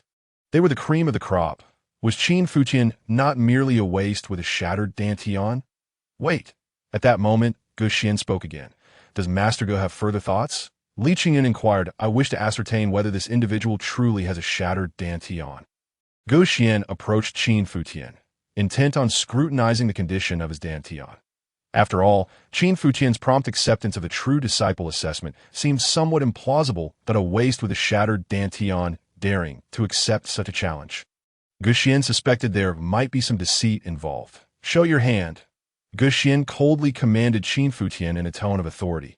"Get lost." Qin Futian shot Guxian a glance. "What makes you think you have a right to examine my dantian?" The crowd gasped in astonishment at Qin Futian's reaction. Such audacity! Guxian, as a peak master, was directly rebuffed by Qin Futian. "You seek death." Guxian's expression darkened, and the surging force of his profound energy radiated toward Qin Futian. This was the aura of a true master of the martial realm, imbued with the oppressive power of the soul, and Guxian was undoubtedly among the strongest within the martial sect. This overwhelming pressure was something a mere martial apprentice, or even a martial master, could hardly withstand. It could even severely injure their soul, rendering them unable to continue their martial pursuits. Guxian's actions were particularly insidious. Although he did not directly attack Qin Futian, the potential harm inflicted was far more severe than physical damage and significantly more challenging to recover from. At this moment, within the great hall of Tianshu, an involuntary silence enveloped the crowd. The elders seated nearby acutely sensed the oppressive atmosphere that approached them, causing their breaths to become somewhat labored. Yet, Qin Futian remained steadfast, his expression betraying not a hint of change. An oppressive aura. A cold smile played upon Qin Futian's lips. Had it not been for the inadequacy of his cultivation level and a lack of mastery over soul-related techniques, this Guxian, merely a single soul attack, could have effortlessly obliterated his spirit. Nevertheless, Qin Futian's gaze pierced through Guxian, his soul as unyielding as an indestructible boulder, remaining impervious to the pressure exerted by Guxian. Guxian detected something amiss. The pressure of his aura seemed ineffective against Qin Futian. This was inconceivable. He suspected it was merely a facade. How could his aura, a force meant to overwhelm a practitioner at the meridian opening stage, fail against someone who had rendered his dantian useless? Resolute, Guxian decided to close the distance and intensify the pressure. However, at that moment, Li Qingyuan's voice broke through. "Enough. Allow me to examine whether Qin Futian's dantian is truly shattered." Only then did Guxian halt, casting a derisive glance at Qin Futian, convinced that the latter was indeed suffering greatly. His outward composure was merely a facade of endurance. Li Qingyuan proceeded to inspect Qin Futian's dantian, and as anticipated, the results were unremarkable. Qin Futian's dantian was indeed shattered. Li Qingyuan proclaimed the verdict with certainty. Upon hearing this announcement, many of the peak masters and elders who had harbored a flicker of hope displayed expressions of disappointment. A martial artist with a shattered dantian could hardly ignite their interest. Elder, when I arrived, the medicinal pills were being refined in the cauldron. I must return immediately, lest the batch be ruined. Chao Qin, the head of Yuheng Peak, rose hurriedly to take his leave.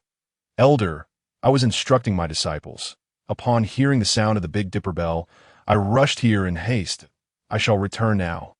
Wang Li echoed the sentiment, cupping his hands in farewell. Was this a jest? A mere waste of time to summon a dreg with a shattered dantian in the name of the Big Dipper Sword Order? Such an uproar was utterly ridiculous.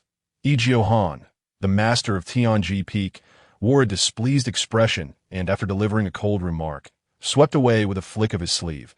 The various peak masters and elders departed with stern faces, their attitudes starkly contrasting with their earlier eagerness to recruit Qin Futian to their respective peaks. However, Qin Futian regarded the situation with indifference. He had never intended to join any peak.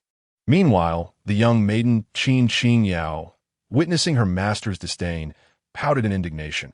Her master was certainly no waste. Those who looked down upon him would undoubtedly regret their judgments in the future.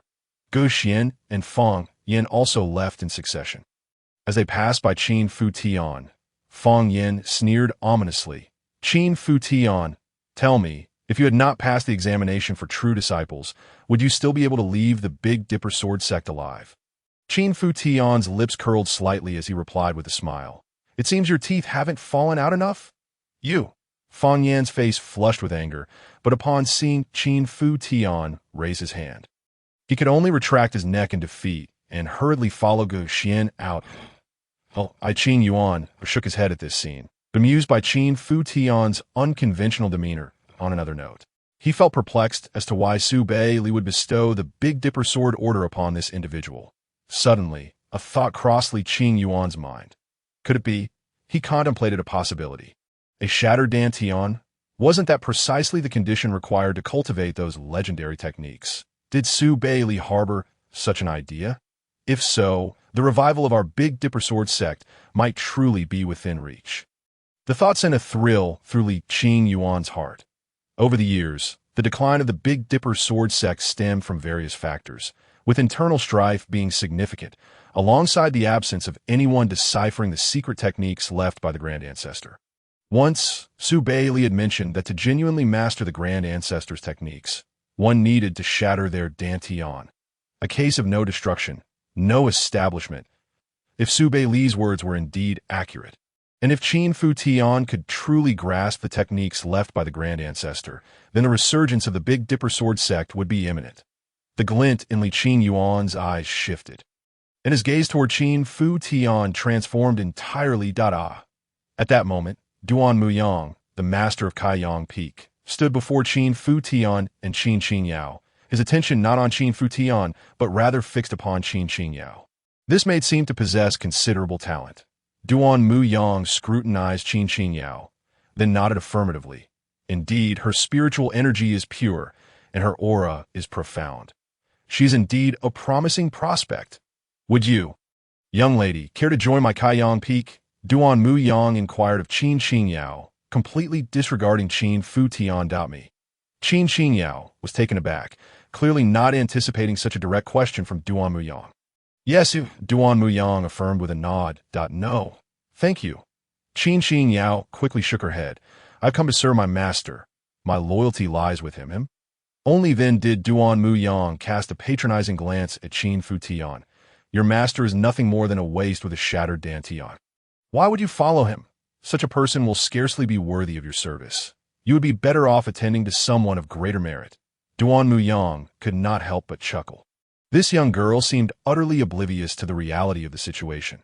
However, upon hearing Duan Muyang label her master as a waste, Qin Qinyao's expression darkened immediately. I forbid you to speak of my master in such a manner.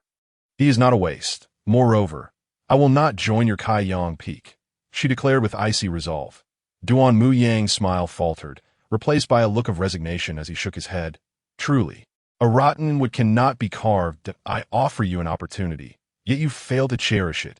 You are destined to remain a servant, limited to such meager prospects for your entire life. With that, Duan Muyang turned on his heel and departed. The accompanying elders followed suit, shaking their heads in disappointment, their gazes toward Qin Qingyao tinged with pity. In a short while, the various peak masters and numerous elders within the Tianshu Peak had already taken their leave. Li Qin Yuan had arranged for the hall to be cleaned. Qin Futian had just slain several outer disciples, leaving a pool of blood in his wake. Qin Futian, as you can see, no peak master wishes to take you in. Therefore, your only option now is to go to Yin Yuan Peak, Li Qin Yuan stated at this juncture. Yin Yuan Peak? Qin Futian shrugged nonchalantly. However, the elder Wu Tong, standing nearby, revealed an expression of intrigue upon hearing the name. Elder Wu, please escort Qin Futian to Yin Yuan Peak. Additionally, enlighten him on some matters concerning the sect, Li Qin Yuan instructed Wu Tong. Understood, Elder. Wu Tong nodded respectfully as they departed the great hall of Tianshu. Numerous disciples pointed and whispered about Qin Futian. Clearly, the events that had transpired within the hall had reached the ears of many. It was evident that a youth named Qin Futian had arrived bearing the Big Dipper Sword Order.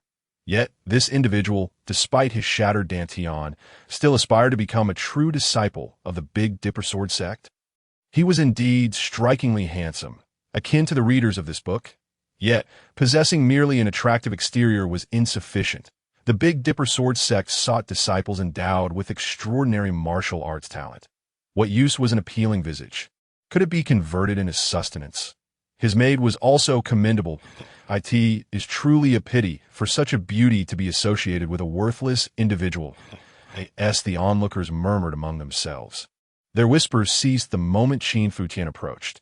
After all, they had heard that this Qin Futian had arrived bearing the Northern Dipper Sword Order. and had slain Zhao Hu and several other external disciples, even ambushing and killing Elder He Yuntian. They certainly did not wish to follow in the footsteps of Zhao Hu and his companions. Qin Futian walked past with an unperturbed demeanor, his keen senses easily picking up the murmurs of the disciples. However, his heart remained as tranquil as still waters, undisturbed by even the slightest ripple in his past life. As the Divine Emperor of Futian, his composure would not be swayed by the insignificant chatter of mere ants. The Northern Dipper Sword sect is comprised of 45 peaks. Among them, the outer 36 peaks form what is known as the Outer Sect. Throughout their journey, Wu Tong incessantly introduced Qin Futian to the nuances of the Northern Dipper Sword sect. All external disciples and servant disciples reside on these outer peaks, along with some administrative stewards and affiliated families. Only the 9 central peaks are designated as the Inner Sect. Qin Futian nodded, diligently observing the geographical features of the Northern Dipper Sword sect along the way. It must be said that, despite its declining influence, the sect had indeed chosen a magnificent location, rich in feng shui. Before long, Qin Futian followed Wu Tong to the Hidden Origin Peak. Qin Futian, this is Hidden Origin Peak. Wu Tong gestured toward a mountain ahead. Indeed, it is splendid. Qin Futian gazed upon the snow-capped peak, its majesty evident despite the blanket of snow. Snow-laden pines clung to the cliffs, while white cranes soared gracefully. Cascading waterfalls rushed forth, adorned with myriad auspicious colors. Qin Futian's brows furrowed slightly. Upon closer inspection, he realized that Hidden Origin Peak was indeed a convergence point of 9 dragons, in the realm of earthly feng shui. The so-called convergence of 9 dragons signifies a land of imperial auspices. For martial practitioners, it typically represents a blessed land where spiritual energy converges. It is even possible that such a place harbors spiritual stone veins. This is a fine location, Qin Futian thought with satisfaction. If he were to properly arrange formations here, he could undoubtedly transform Hidden Origin Peak into an exceptional sanctuary for cultivation. Indeed, it is a splendid place, but alas, it will soon be decommissioned. Wu Tong lamented. Decommissioned? Why? Qin Futian inquired, perplexed at is it not due to the lack of disciples? Wu Tong shook his head. You may not be aware, but there are hardly any disciples on Hidden Origin Peak, that if no one passes the assessment for true disciples next month, Hidden Origin Peak will be expelled from the Northern Dipper Sword sect. Upon hearing Wu Tong's words, Qin Futian quickly grasped the situation, and oh wonder the Grand Elder's expression had been peculiar when suggesting Qin Futian come to Hidden Origin Peak. It turned out that the peak was already a mere shadow of its former self. However, now that he had arrived at Hidden Origin Peak, he would not idly watch it be dismantled. Moreover, he himself was scheduled to participate in the True Disciple Assessment next month at that time. He could represent Hidden Origin Peak as a disciple, achieving 2 objectives in one go. Additionally, during this period before Elder Bailey returns, it would be wise for you to remain vigilant on Hidden Origin Peak. Wu Tong's expression revealed a hint of concern. Oh. Qin Futian responded, puzzled, do they still dare to trouble me on Hidden Origin Peak? This is within the sect. The Northern Dipper Sword sect should not permit disciples to cause disturbances within its premises, correct? Wu Tong could only offer a wry smile and shake his head. That may not necessarily be the case. Currently, within the Northern Dipper Sword sect, there are not so many rules to abide by. Just be cautious. With that, Wu Tong took his leave. Thank you, Elder Wu. Qin Futian nodded, recognizing Wu Tong as a person of genuine warmth. Elder Wu, should you encounter any troubles, feel free to seek me out. Qin Futian called out before Wu Tong departed. Wu Tong paused momentarily, then smiled and nodded. Very well. Should I face any difficulties, I shall certainly seek you out, young Master Qin. I shall take my leave now. While Wu Tong offered a compliment, he privately thought little of it, considering that Qin Futian was likely too preoccupied with his own issues to assist anyone else. As Wu Tong departed, Qin Futian ascended Hidden Origin Peak with Qin Qingyao. The path was winding and steep, yet for martial practitioners, it posed no challenge. The two moved as if on level ground. Qin Qingyao had already reached the 3rd level of the Meridian opening stage, and under Qin Futian's guidance, she had practiced the turtle breathing technique and the true spirit mysterious water art, which provided her with a solid foundation. in terms of spiritual energy alone, her capabilities surpassed those of ordinary third-level meridian opening disciples by a considerable margin. In fact, the richness of her internal spiritual energy exceeded that of most practitioners who had opened 5 meridians. The two moved gracefully like ethereal cranes, soaring several zhang with each leap. Throughout the journey, Qin Futian observed Hidden Origin Peak with increasing intrigue. It was certainly more complex than it appeared on the surface. The convergence of 9 dragons also marked it as a place where spiritual energy converges. Based on Qin Futian's deductions, there should be spiritual stone veins beneath Hidden Origin Peak. However, in a place like Jin country, which was a remote and spiritually barren region of this continent, it was unlikely that spiritual stone veins existed, in such low-level realms. Any area with spiritual stone mines had likely been claimed long ago by ancient families or those holy dynasties with millennia of lineage. Therefore, while Jin country may possess some spiritual stones, they would likely be of low yield and impure quality, lacking any substantial spiritual stone veins. Could it be the Hidden Origin Peak is a spiritual stone mine? Qin Futian felt a surge of anticipation. The value of spiritual stones goes without saying that in his years in Cloud Warehouse City, he had seen genuine spiritual stones only a handful of times.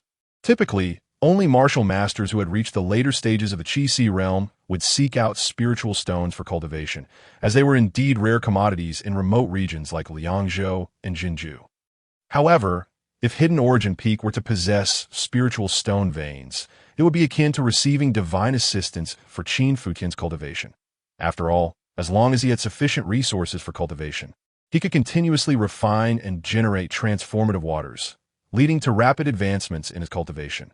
Before long, the two reached the summit of Hidden Origin Peak. To the peak, there stood a grand hall, naturally the Hidden Origin Hall. The hall appeared somewhat weathered and ancient. Much of the vermilion paint on the doors had flaked away, and the bricks and tiles of the hall were cracked. It was evident that it had fallen into disrepair over the years. Upon entering the Hidden Origin Hall, they found several interconnected courtyards. The central courtyard likely served as the dwelling of the former master of Hidden Origin Peak. The surrounding courtyards, intricately connected, probably housed the true disciples or elders of Hidden Origin Peak for living and cultivation. All these areas, however, bore signs of age and neglect. Qin Futian chose a nearby courtyard. Nestled against a cliff, the courtyard afforded a breathtaking view, evoking a sense of serenity. This will do. Qin Futian surveyed the courtyard briefly.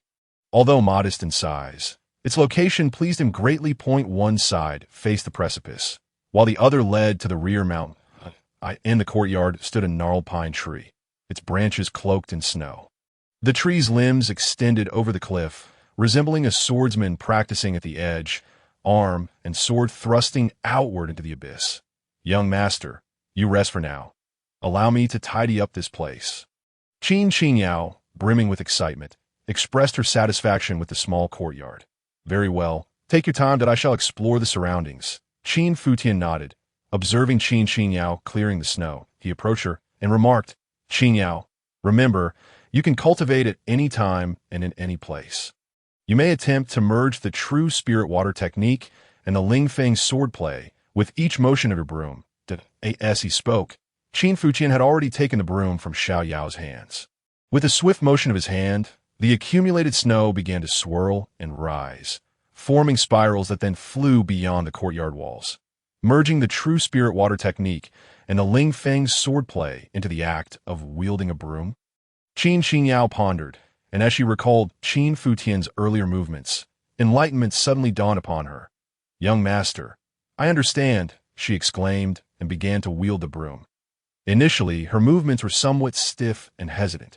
However, as time passed, her actions became increasingly fluid and graceful, subtly imbued with an inexplicable rhythm of Tao. Not bad."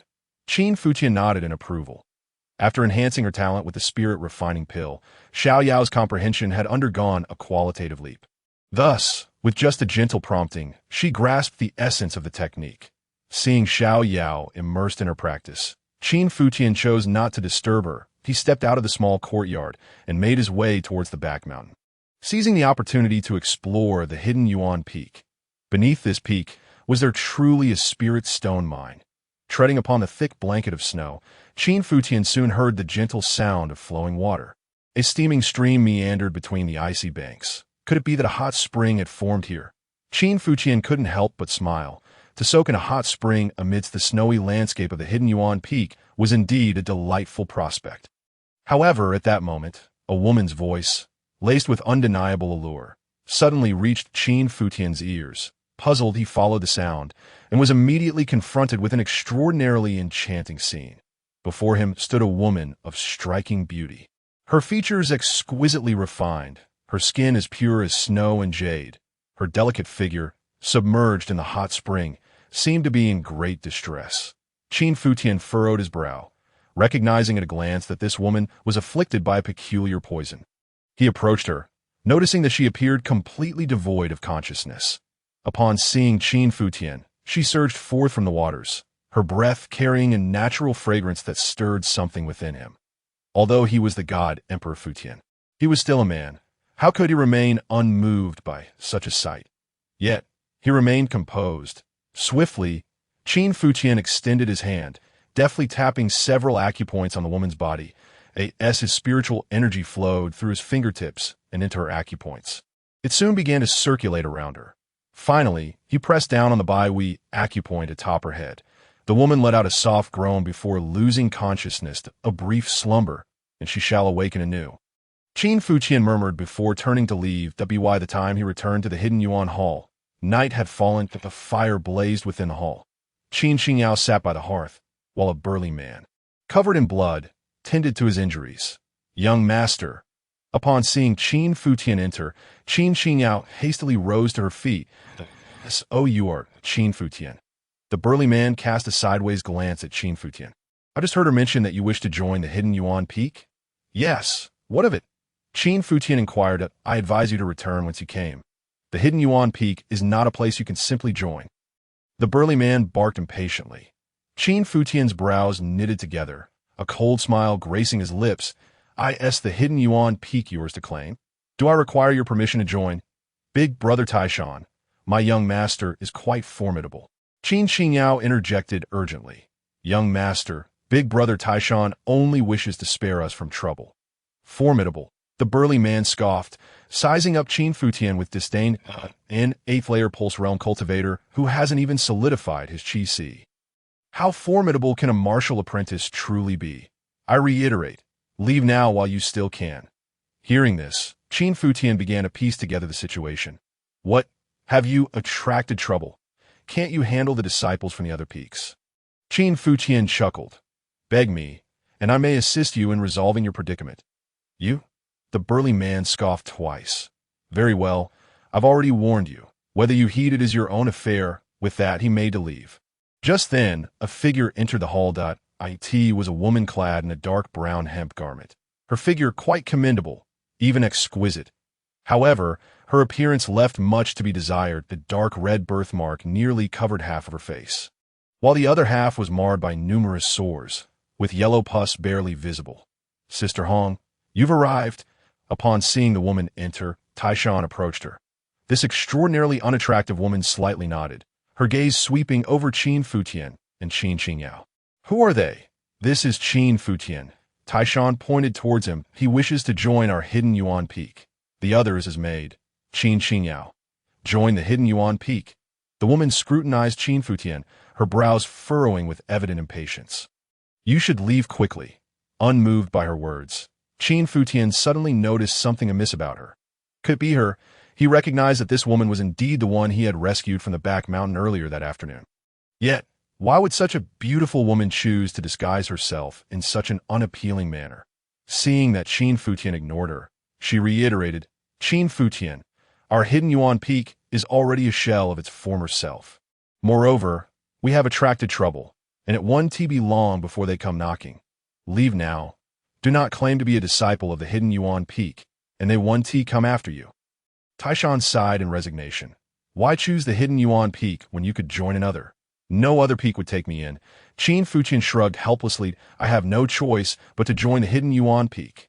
Regardless, I am now a disciple of the hidden Yuan Peak.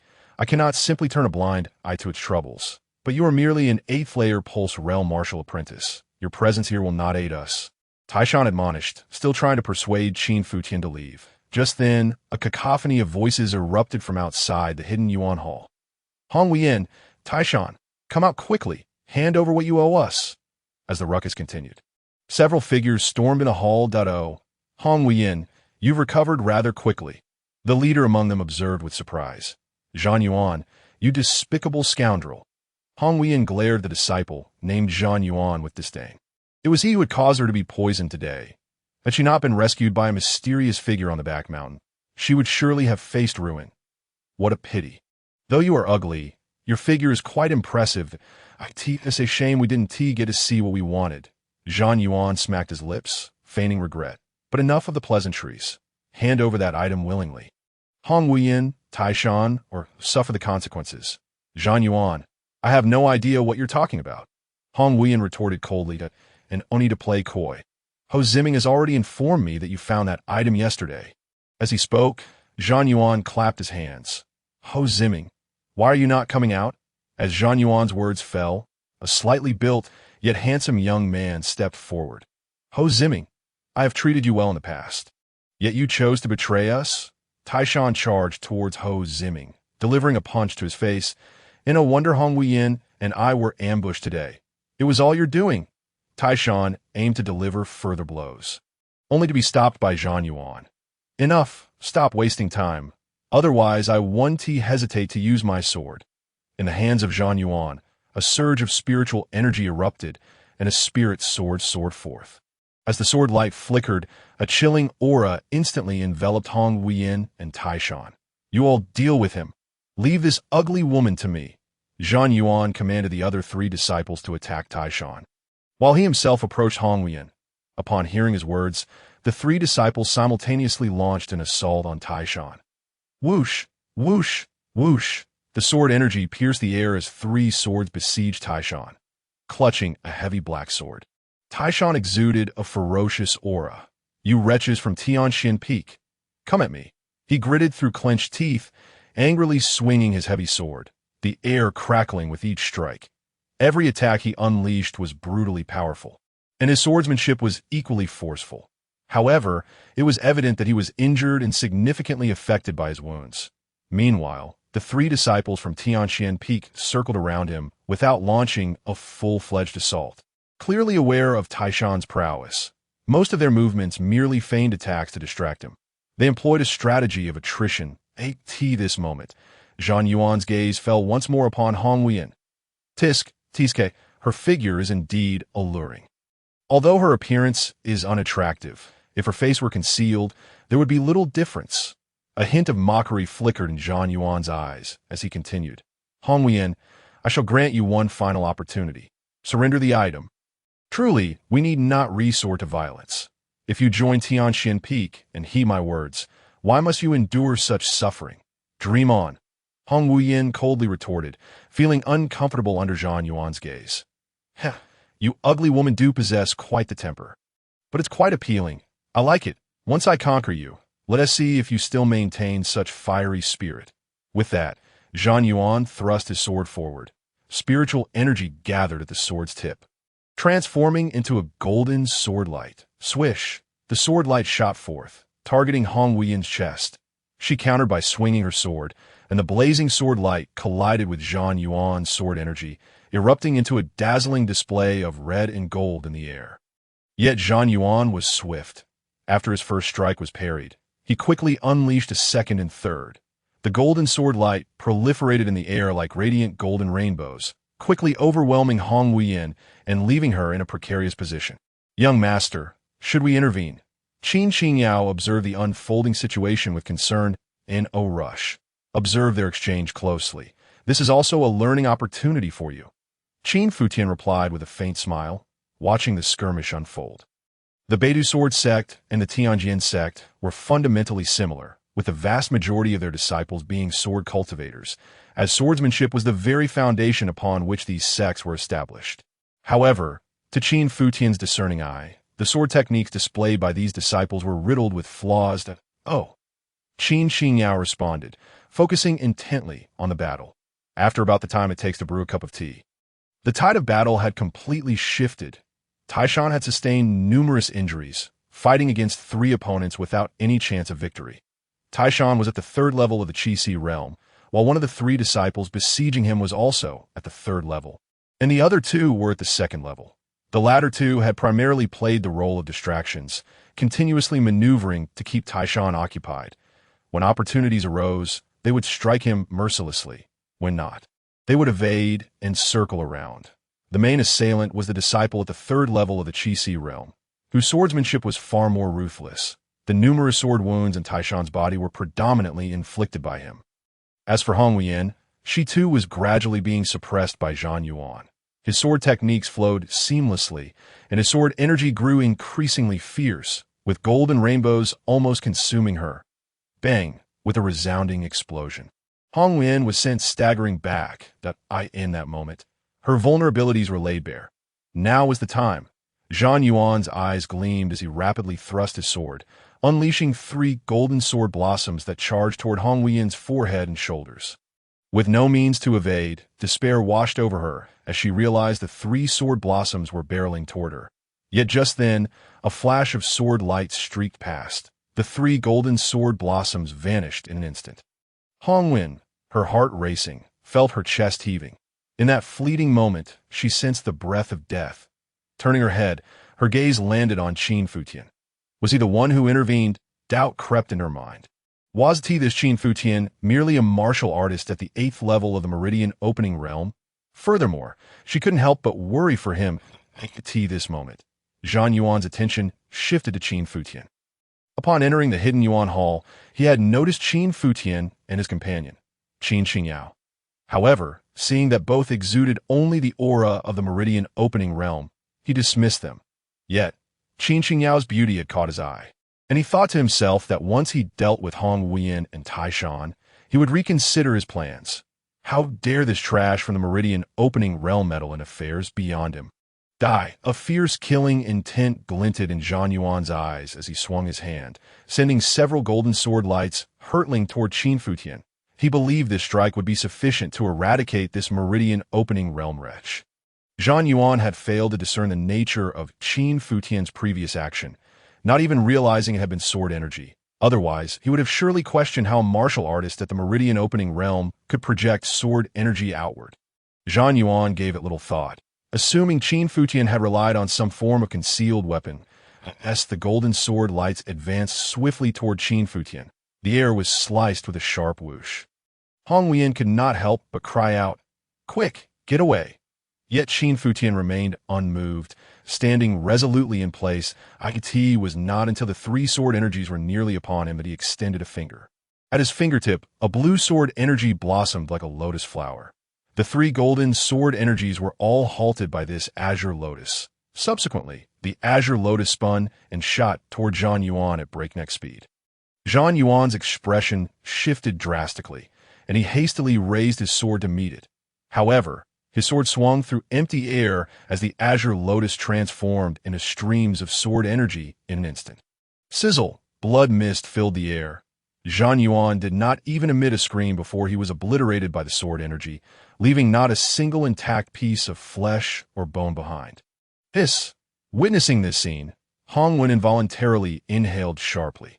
Meanwhile, Taishan and the 3 Tianxian Peak disciples who had been battling him also halted, their expressions filled with shock as they stared at the unfolding events. Zhang Yuan had been slain in a single move. Retreat. The 3 quickly made their decision and attempted to flee.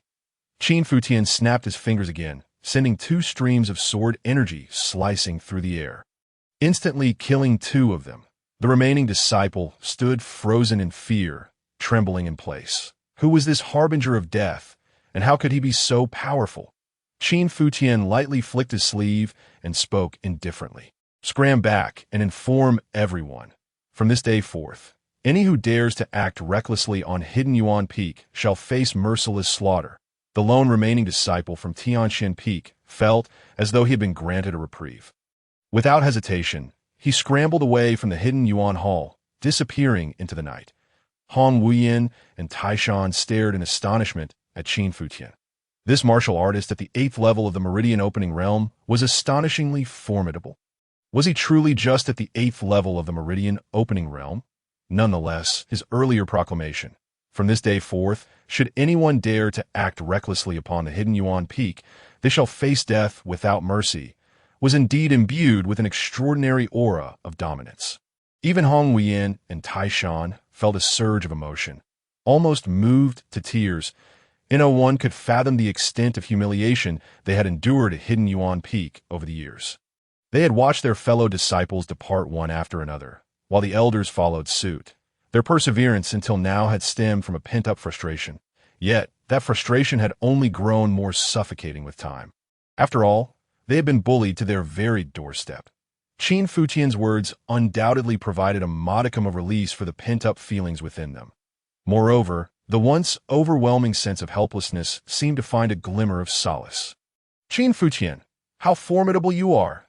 Taishan exclaimed as he approached, dragging Ho Ziming along before carelessly tossing him aside. "Just average," Qin Futian replied with a smile that if that could be considered average, then what did that make us? Taishan scratched his head in confusion. "I've always said, my young master is incredibly strong," Qin Xingyao declared with a proud expression. "Very well, I apologize for my earlier words." Hong Wuyin approached, adding, "Furthermore, thank you for saving me just now." Qin Futian offered a gentle smile. "We are all comrades of hidden Yuan Peak.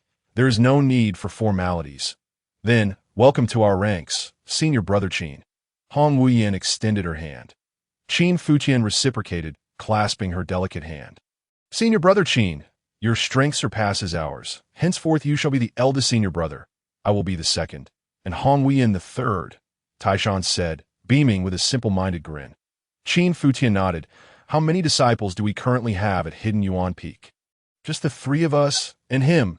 Taishan pointed at Ho Ziming. "But now, humph, he has betrayed us. Brother Taishan, you cannot blame me. I was forced into it." Ho Ziming lamented, his face a mask of despair. "They interrogated me, and I had no choice but to divulge information." "Forced you? You gave in just like that?" "I endured a barrage of strikes and nearly lost my life, yet I never bowed to such scum."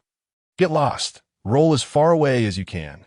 Taishan glared fiercely, delivering a swift kick to Ho Ziming. "If I see you again on hidden Yuan Peak, I will surely crush your manhood." Ho Ziming tumbled away, not daring to linger. Yet, just as he stepped beyond the hidden Yuan Hall, a flash of sword light descended. Thud! Ho Ziming stood frozen as his breath was extinguished in an instant. "There is no sympathy for traitors," Qin Futian thought, a flicker of hatred igniting within his eyes. Even as a deity who had lived for countless eons, the thought of past betrayals stirred tumultuous waves within his otherwise tranquil heart. Though he had adeptly concealed this inner turmoil behind a calm facade, Taishan and Hong Wuyin were momentarily taken aback, seemingly unprepared for Qin Futian's ruthless decisiveness. However, they soon nodded in understanding. It appeared they had been too lenient. "Nevertheless, senior brother Qin," Hong Wuyin voiced her concerns, "your actions against Zhang Yuan and the others may bring about significant trouble." "Indeed," Taishan concurred, "while Zhang Yuan and his ilk dare to cause a ruckus at hidden Yuan Peak. We cannot confront them on equal footing. Behind Tianxian Peak stands Gu Xian to back them. We have no grounds to negotiate. It matters not." Qin Futian replied nonchalantly, "From this moment forth, hidden Yuan Peak stands with me." Taishan and Hong Wuyin exchanged glances, both wearing expressions of resignation. Although Qin Futian was indeed more powerful than they, he was still just a disciple, was he not? Furthermore, it was hard to equate him with Xian or the other elders. Qin Futian easily discerned their thoughts, but felt no need to elaborate. By the way, what was that item Zhang Yuan mentioned earlier? "It is the purple-patterned golden lotus." Without hesitation, Hong Wuyin retrieved a lotus flower from her spiritual ring. This flower radiated a golden hue, resembling something crafted from pure gold, exuding a dazzling brilliance. Upon closer inspection, intricate purple patterns adorned its surface, lending it an air of opulence. Next month, the assessment for true disciples will take place, and Taishan and I hope to make a breakthrough. Consuming the purple-patterned golden lotus may aid us in reaching the 4th level of the Qi realm, Hong Wuyin remarked, her expression turning serious as she considered the upcoming assessment. "The assessment for true disciples. You too intend to participate?" Qin Futian could not help but chuckle that we are acutely aware of the slim chances of success for just the two of us. Hong Wuyin replied with a hint of exasperation. But what choice do we have? If no disciples pass the assessment next month, Hidden Yuan Peak will be disbanded. Perhaps it is unnecessary for you to cling to this? Qin Futian suggested, is it truly worth it for the name of Hidden Yuan Peak? Senior brother Qin, you don't understand, Taishan replied in a deep, resonant voice. When we joined, we became part of Hidden Yuan Peak. It's been 7 years. I've been a disciple here all this time, and I have developed feelings for it. Hong Wen nodded in agreement. Moreover, there is a sense of indignation. Why should they be allowed to humiliate us while we cannot even fight back? Watching our former comrades flee one by one only deepens our frustration. We wish to prove that we too can stand tall. Qin Futian nodded. Who among them did not harbor a few obsessions?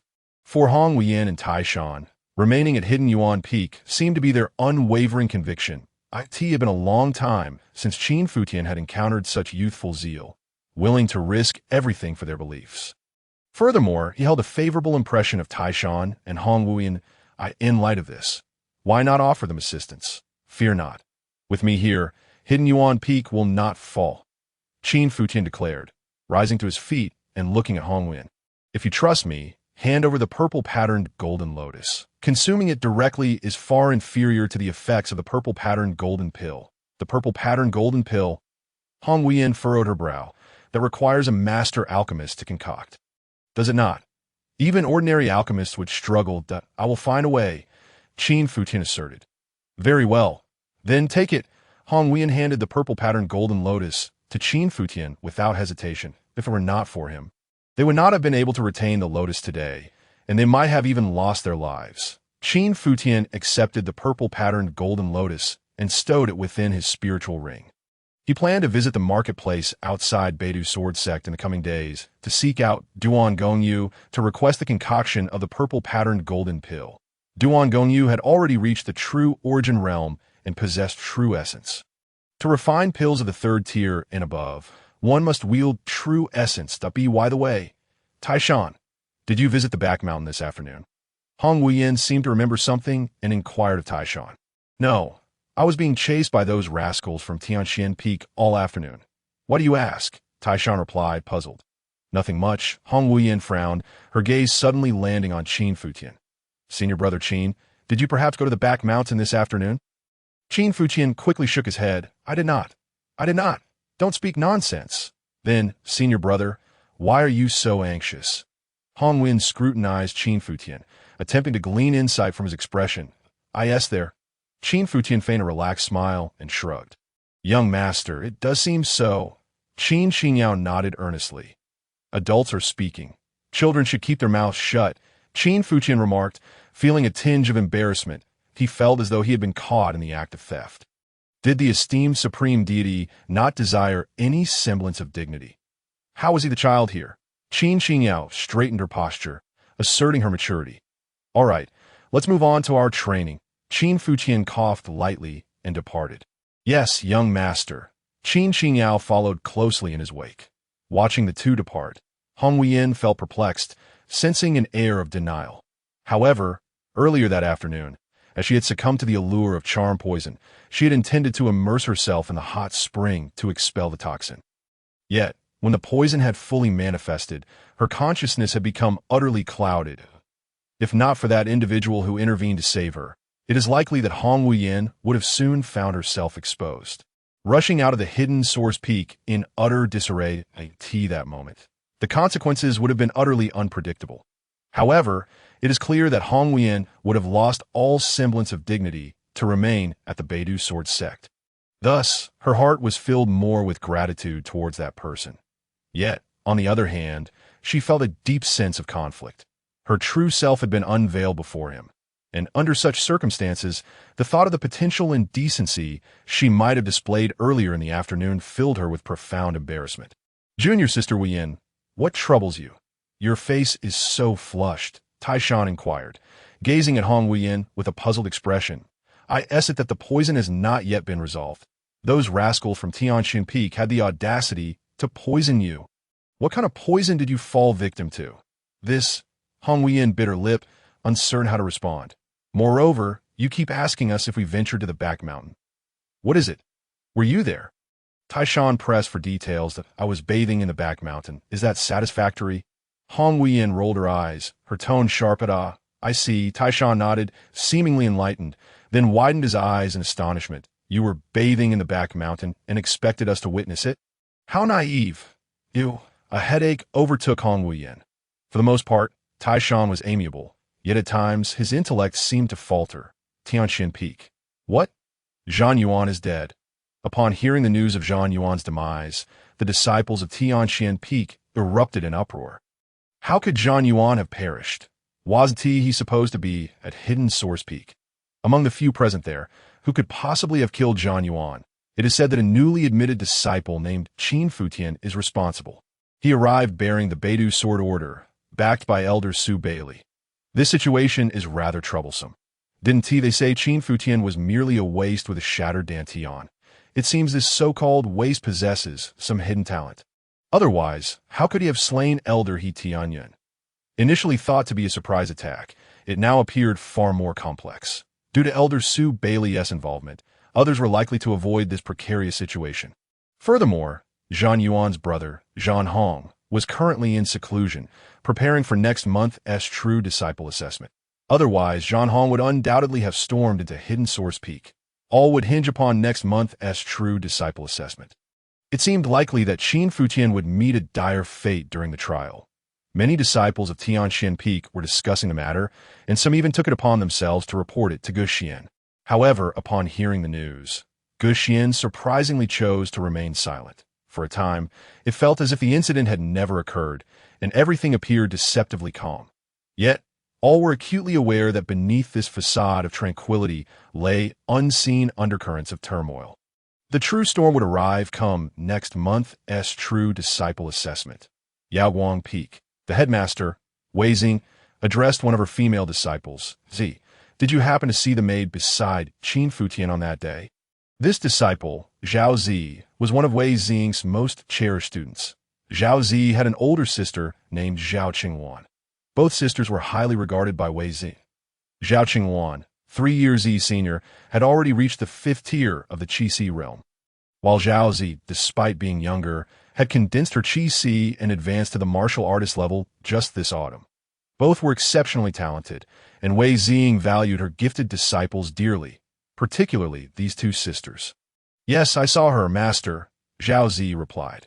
Although Qin Futian dantian is shattered, rendering him a waste, I observe that his maid possesses remarkable talent. Therefore, I wish for you to go to Hidden Source Peak and persuade her to join us at Yaoguang Peak. I will take her as my personal disciple. Generally speaking, talent can be elusive and difficult to gauge. After all, in the remote Northern Abyss region, there are few resources available to assess one's potential. However, upon reaching the true essence realm, a martial artist's soul becomes significantly stronger. With enhanced spiritual power, they can roughly ascertain the potential of martial cultivators of lower realms, coupled with the fact that Duan Nuyang had mentioned the maid's talent on that particular day. Wei Xing was particularly attentive. The maid accompanying Qin Futian exuded pure spiritual energy, her aura strong and enduring, undoubtedly a prime candidate for cultivation. Such exceptional talent, yet she willingly served as a maid to a waste? The thought itself was disheartening to Wei Xing. Master is willing to personally accept her as a disciple? Zhao Zi expressed her surprise. Could the maid's talent truly be so extraordinary if Master truly takes her as a disciple? Wouldn't that make her my junior sister? How fortunate she is to have caught Master's eye. Very well, Master, rest assured. I will ensure she understands the significance of this opportunity, and she will undoubtedly know how to choose wisely. Zhao Zi declared with confidence. Go then. Wei Xing nodded. Meanwhile, within Hidden Source Peak, Qin Xingyao quickly fell into a state of focused cultivation. Under Qin Futian's personal guidance and the effects of the True Spirit Mysterious Water Technique, her progress in cultivation was nothing short of remarkable. After all, the True Spirit Mysterious Water Technique belonged to the Divine Realm, a truly extraordinary method in comparison to the techniques of this world. With Qin Futian, a supreme deity, as her mentor, could her pace of advancement be anything less than swift? In no time, she would successfully open her fourth meridian at the same time. Qin Futian was also engrossed in his cultivation. As the creation devouring heavens technique operated, numerous elixirs were refined, producing droplets of creation water within the creation divine furnace. Soon, these droplets were directed by Qin Futian into his limbs and bones, integrating rapidly into his blood and qi, creating a powerful impact on his ninth meridian. The human body contains 9 principal meridians, akin to 9 great dragons residing within that a martial artist in the meridian opening realm must open these 9 great dragons. Qin Futian currently stood at the 8th level of meridian opening, meaning he had successfully opened 8 of the 9 meridians, with only the last one remaining obstructed. This final meridian was of utmost importance and also the most challenging to open. Waves of spiritual energy surged like wild tides, violently battering against the 9th meridian. However, this particular meridian contained the most impurities.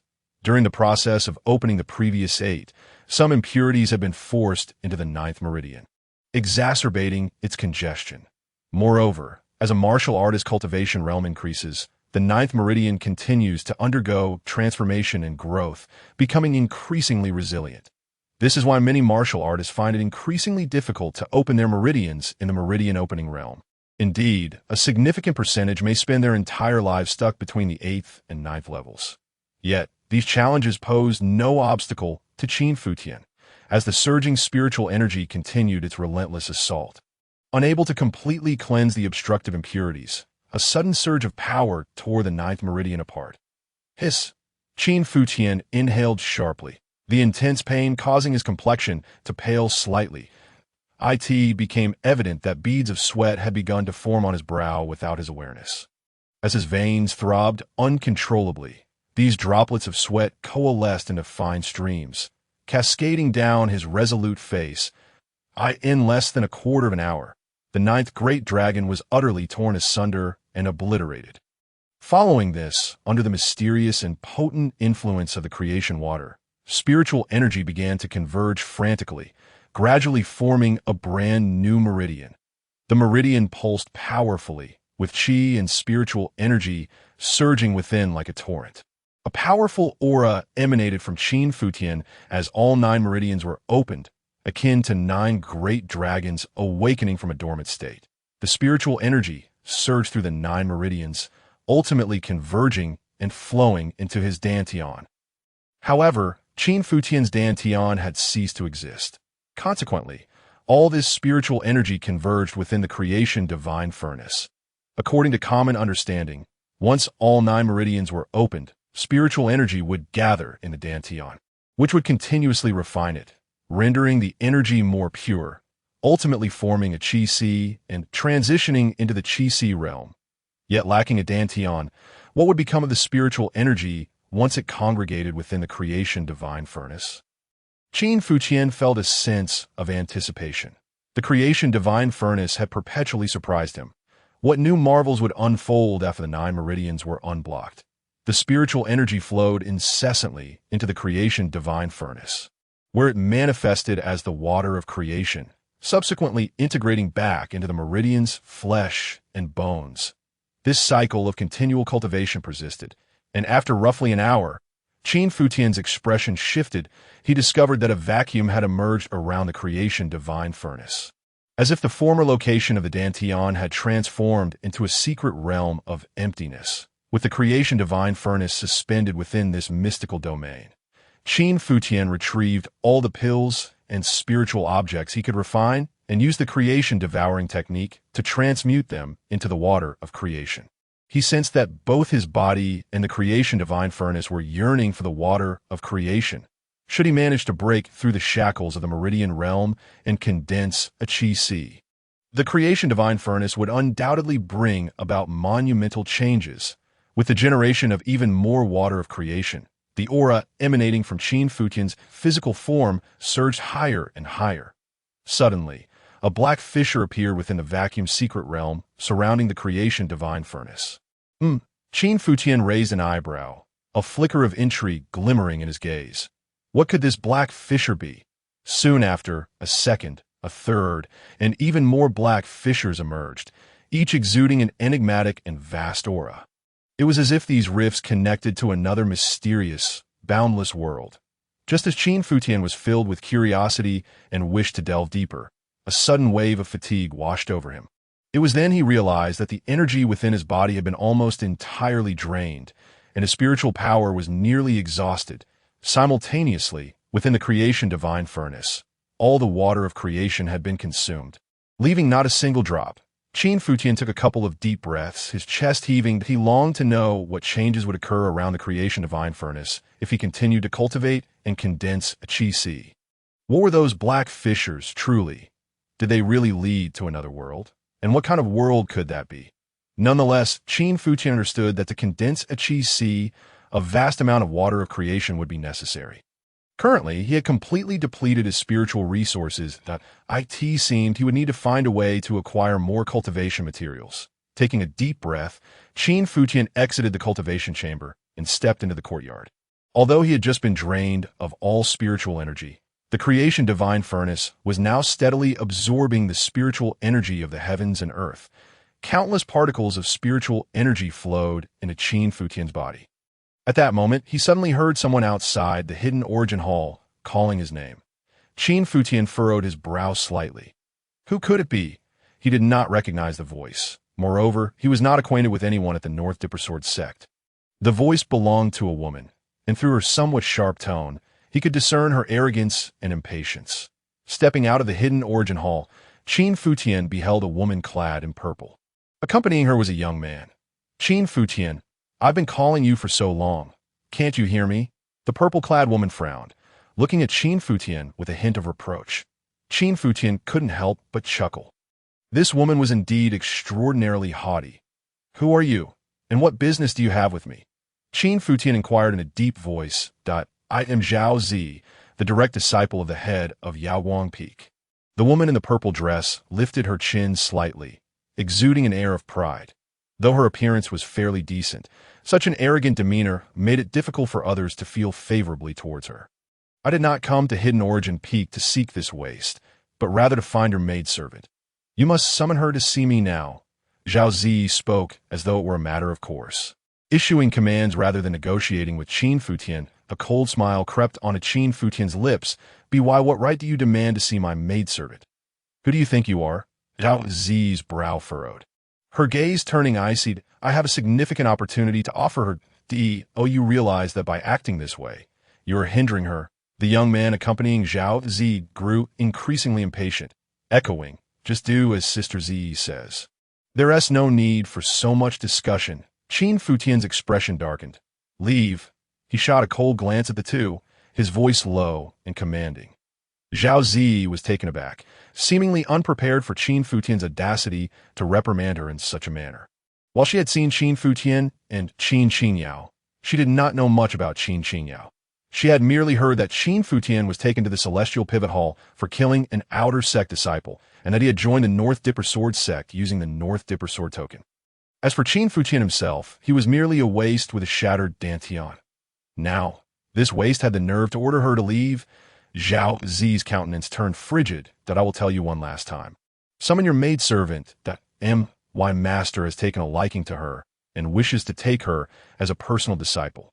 This is not only a tremendous opportunity for her, but should she succeed in her cultivation, it may even benefit you. I advise you not to be complacent, nor to envy your maidservant's fortune. After all, this world reveres martial prowess. Your maidservant possesses far greater talent than you and is destined to surpass you. Her identity as a maidservant merely represents the past. She will grow to a height that you will aspire to reach. I hope you will not be obstinate, and do not let your jealousy cause your maidservant to miss this chance. However, before Zhao Zi could finish her sentence, a resounding slap echoed as it struck her cheek. Are you trying to instruct me? Qin Futian glared at Zhao Zi. You come to Hidden Origin Peak demanding to see my maidservant. Yet you speak to me in such a condescending tone. What do you think you are? Zhao Zi's head spun, utterly stunned. She had never anticipated that Qin Futian would audaciously slap her. Qin Futian, how dare you be so unreasonable? The young man accompanying Zhao Zi stepped forward, adopting a scolding tone that he knew that reprimanding Qin Futian at this moment and then teaching him a lesson would surely win Zhao Zi's favor. "And you are?" Qin Futian regarded the young man with disdain. "I am Wang Yuani from Tianquan Peak," the young man replied. "Wang Yuani, what is your relation to Wang Li?" Qin Futian inquired. "Wang Li is the head of Tianquan Peak. He was the first to invite you to join Tianquan Peak at the Celestial Pivot Hall. However, upon learning of your shattered dantian, he was the first to leave," Wang Yuani explained. "Wang Li is my grandfather. I am his legitimate grandson," Wang Yuani declared proudly. Then continued, "Qin Futian, kneel down and apologize to Sister Z. You have been exceedingly rude. Do you understand the concept of cherishing the delicate and precious?" "Cherishing the delicate and precious?" Qin Futian scoffed, stepping forward and delivering a flurry of slaps. Slap, slap, slap. Zhao Zi's once proud and smooth face was instantly swollen and bruised. Following that, Qin Futian delivered a kick to Zhao Zi's chest. She was sent flying, curling up on the ground, utterly stripped of her previous lofty demeanor. "You come to Hidden Origin Peak without a hint of courtesy, yet you call me a waste. Cherish the delicate and precious? Is this delicate or stinking dog waste? Have you never encountered a woman before?" Wang Yuani was utterly bewildered by the sudden and scathing reprimand from Qin Futian. In truth, he had no prior knowledge of who Qin Futian was, and his presence at Inyuan Peak was merely coincidental, having encountered Zhao Zi along the way. Wang Yuani was an admirer of Zhao Zi, and upon meeting her beneath Tianquan Peak, he engaged in casual conversation. When Zhao Zi mentioned her intention to visit Inyuan Peak, he eagerly volunteered to accompany her. His understanding of Qin Futian was limited to a few remarks made by Zhao Zi during their journey, wherein she expressed her disdain for him and labeled him as a waste with a shattered dantian. Thus, Wang Yuani had never taken Qin Futian seriously. However, witnessing Qin Futian not only strike his goddess Zhao Zi, but also berate him, filled Wang Yuani with indignation. "Qin Futian, if I do not teach you a lesson today, I shall write my surname backward," Wang Yuani declared in a low voice, conjuring a spirit sword in his hand. As he infused spiritual energy into the sword, dazzling beams of sword light emanated forth, encircling him like a swarm of sword dragons. The ordinary martial artists of the Qi realm. Wang Yuani's swordplay appeared quite exquisite. Yet to Qin Futian, it was a different story. Though Wang Yuani's moves seemed brilliantly ostentatious, they were, in reality, superficial and lacking substance. Moreover, Wang Yuani's exaggerated actions made the spectacle unduly theatrical. With a resounding slap, Qin Futian delivered another blow to Wang Yuani's face without any unnecessary flourish. "You dare strike me?" Wang Yuani exclaimed, his eyes wide with disbelief as he stared at Qin Futian. A second slap met the other side of his face, punctuating the air. "I am the legitimate grandson of Wang Li," he protested. Another slap followed. "You are courting death." A further slap landed. "Can we not discuss this civilly?" Yet with each step back he took, Qin Futian followed suit with a slap, leaving Wang Yuani with nowhere to retreat. "Do not come any closer," Wang Yuani cried, his face in a state of despair. "I was wrong. Please do not hit me anymore. I swear I shall never dare again." Wang Yuani broke down in tears, his face streaked with snot and tears. Zhao Zi, witnessing this spectacle, was taken aback. The dashing and charismatic Wang Yuani, whom she had always admired, was now reduced to a blubbering mess. Qin Futian found the situation amusing. Just moments ago, Wang Yuani had exuded righteousness and authority, yet now he was sobbing pitifully, the contrast too stark to ignore. Yet, this behavior was typical of youth. Wang Yuani was merely in his 20s, having clearly grown up under the protective care of his elders. Qin Futian's gaze shifted sharply to Zhao Zi, causing her heart to skip a beat as she dared not utter another word. "Let us depart from Inyuan Peak at once," she stammered, her lips trembling as she hastily declared their intention to leave. "Depart?" Qin Futian scoffed. "Do you think Inyuan Peak is merely a place one can enter and exit at will?" At that moment, Hong Wen stepped forward. "Sister Hong." Zhao Zi rushed over with a distressed expression, recounting the events in a flurry of grievances that I understand. Hong Wen reassured her before turning to Qin Futian. "Brother Qin, neither Zi nor Wang Yuani harbored any ill intentions. Why not let this go?" Qin Futian narrowed his eyes. Even if he were to spare Zhao Zi or Wang Yuani, he intended to ensure they paid some price for their actions. Brother Qin, both Master Wang and Master Wei have aided Inyuan Peak on numerous occasions. Without their assistance, neither I nor Brother Taishan could have sustained ourselves, Hong Wuyan added. Let this be a warning. Qin Futian nodded slightly, casting a cold glance at Zhao Zi and Wang Yuani as he commanded. Do you not yet understand a leave? Zhao Zi and Wang Yuani dared not linger, quickly expressing their gratitude to Hong Wuyan before hastily exiting Inyuan Peak without a backward glance. Brother Qin, you do not hold any resentment towards me, do you? Hong Wen inquired after Zhao Zi and Wang Yuani had departed. She knew Qin Futian's temperament. Had it not been for her, those two would not have left unscathed. Not at all, Qin Futian replied with a faint smile, but he understood Hong Wuyan's concerns. On one hand, Wang Li and Wei Xing had indeed assisted Inyuan Peak, and on the other, she feared Qin Futian might attract more trouble. After all, Wang Yuani was backed by Wang Li, and Zhao Zi had the support of Zhao Qingwan and Wei Xing. Although Qin Futian wielded the Beidu sword order, offending too many could jeopardize even Elder Su Bailey's protection. Wu Yin, this spirit elixir will aid your cultivation, Qin Futian said, retrieving a refining spirit pill from his spatial ring and flicking it toward her. Hong Wuyan eagerly caught the elixir. What sort of elixir is this? She wondered, intrigued, for she did not recognize the pill she held. Yet its fragrant aroma instilled a deep sense of tranquility within her. It's a 6-pattern treasure pill. Upon noticing the faintly glowing 6 patterns on it, Hong Wuyan was increasingly astonished. Without further thought, she consumed the elixir. Instantly, it dissolved within her, producing an extraordinary sensation that left her eyes wide open, that a wave of comfort emanating from within nearly coaxed a moan from her lips. In that moment, she comprehended the elixir's effects. Indeed, it could enhance her cultivation talent. The sensation resembled the sharpening of one's senses, sight, smell, hearing, but unlike those, the enhancement of talent stemmed from the soul's perception. Brother Qin, this is beyond astonishing, Hong Wuyan exclaimed, her gratitude swelling as she recognized the elixir's immense value. In her experience, such a treasure had never crossed her path. The very fact that Brother Qin was willing to gift it to her was a profound gesture of kindness. We are soon to undertake the assessment for true disciples, and I know both you and Taishan will participate, that we must all strive to succeed, Qin Futian said with a smile. Indeed, Hong Wuyan nodded earnestly. Without this elixir, she would have lacked confidence. Though resolute, she was aware of her own limitations. The assessment for true disciples placed great emphasis on innate talent, but with the elixir's enhancement, she felt a newfound sense of assurance. Additionally, this elixir is for Taishan. Qin Futian produced another porcelain vial. Hong Wuyan carefully accepted the vial, feeling its weight as if it were a mountain in her hands. She recalled Qin Futian's earlier words. As long as I am here, Inyuan Peak shall not falter. That time, she had dismissed his statement as merely motivational, believing that if necessary, Inyuan Peak could only retreat. Yet now, she found herself believing wholeheartedly. If Brother Qin could so effortlessly present such a precious elixir, perhaps he truly possessed the means to save Inyuan Peak. Go now, and devote this time to your cultivation.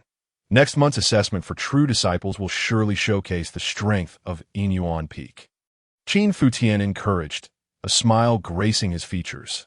Yes, Brother Qin, Hong Wuyan replied, her determination renewed.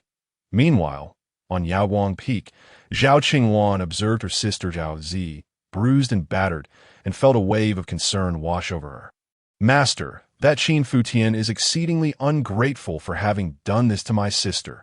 I implore you to allow me to go to Inyuan Peak and sever his hands. Wei Xing's expression was equally grim. She had not anticipated that Qin Futian would be so audacious. This child is both arrogant and ignorant. He fails to grasp the magnitude of his actions against my maid, taking a deep breath to suppress her rising anger. Wei Xing advised Qingwan, do not act impulsively. The most pressing matter for you now is the upcoming assessment for true disciples next month. Though I have accepted you as my disciple, you have not yet truly passed the sect's rigorous assessment. Consequently, there are certain techniques and other cultivation resources within the sect that remain beyond your reach. Master, I comprehend this.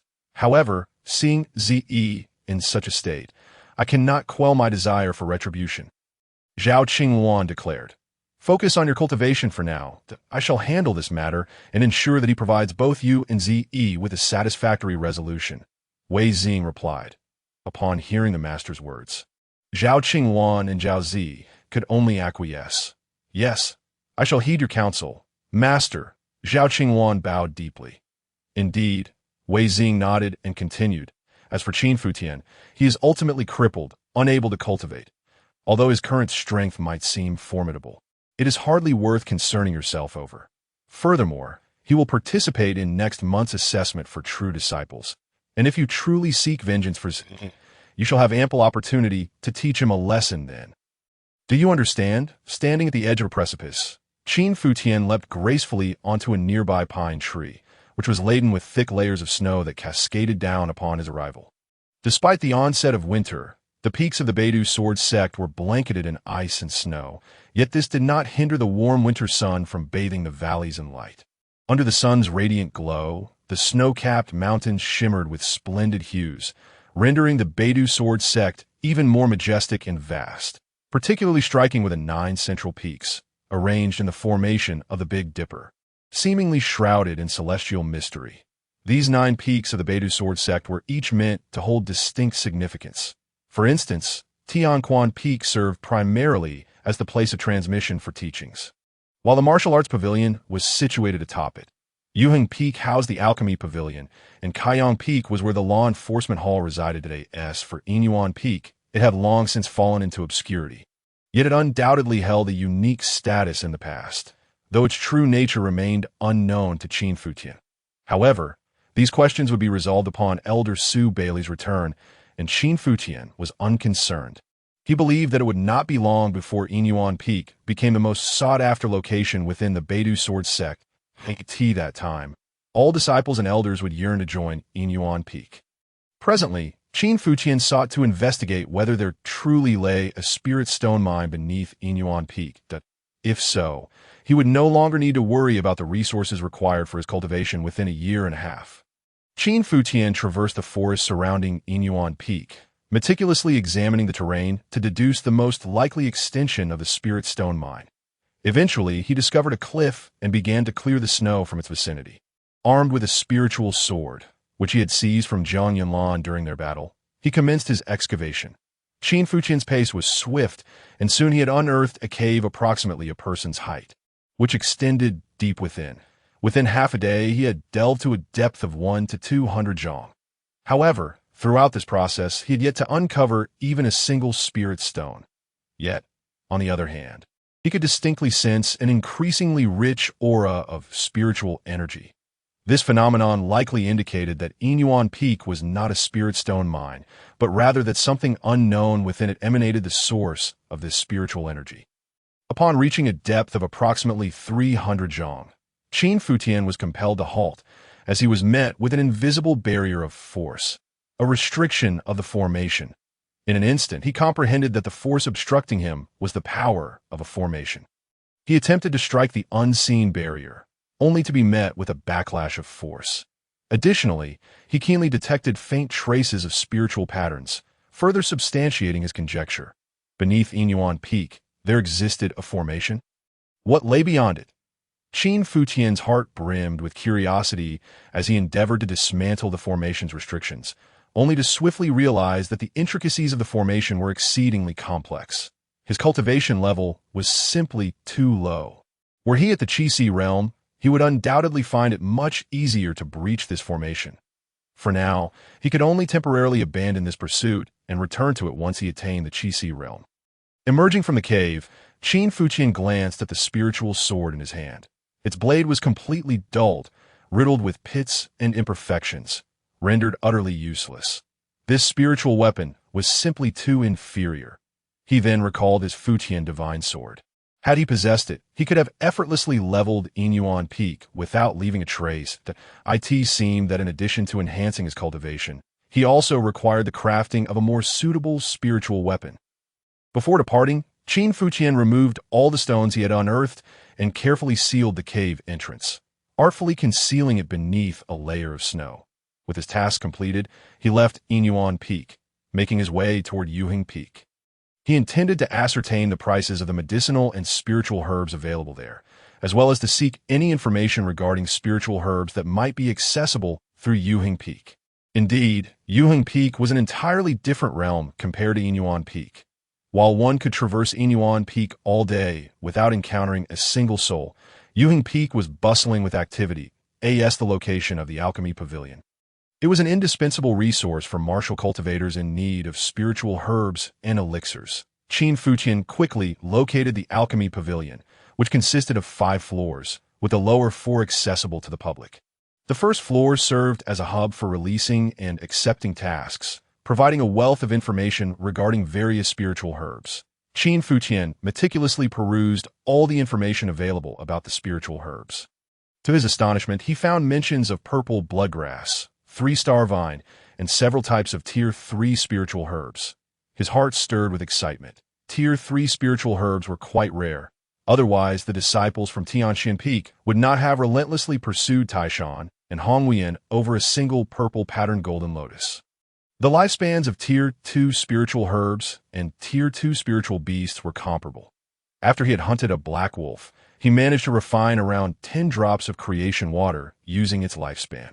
That was merely from a Tier 2 spiritual beast. If he were to refine using Tier 3 spiritual herbs, he could produce over 100 drops of creation water, should he refine Tier 3 spiritual herbs into a Tier 3 elixir. The yield of creation water would be even greater. Qin Futian diligently inquired about the locations of these Tier 3 spiritual herbs and meticulously recorded the information with pen and ink. Disciple, Tier 3 spiritual herbs are not mere trifles. Such treasures are typically guarded by formidable spiritual beasts, and I advise you to act within your capabilities, the elder in charge of task releases. Noticing Qin Futian's earnest inquiries, couldn't help but express concern. After all, Qin Futian was merely a practitioner at the Pulse opening realm. Surrounding disciples regarded the elder's caution with odd glances at Qin Futian. Did he truly believe he could acquire Tier 3 spiritual herbs? It seemed as though he had grown weary of life. Thank you for your reminder, Elder Feng. I shall act with prudence, Qin Futian smiled. Having learned the elder's surname from other disciples, that he understood that Elder Feng meant well. Tier 3 spiritual herbs were typically safeguarded by either Tier 2 or Tier 3 spiritual beasts. If it were a Tier 2 beast, it would likely be among the most formidable of its kind at AS. For ordinary Tier 3 spiritual beasts, they were certainly not entities that an average martial artist could provoke. Even the weakest Tier 3 spiritual beasts were equivalent to martial masters who had just entered the true origin realm.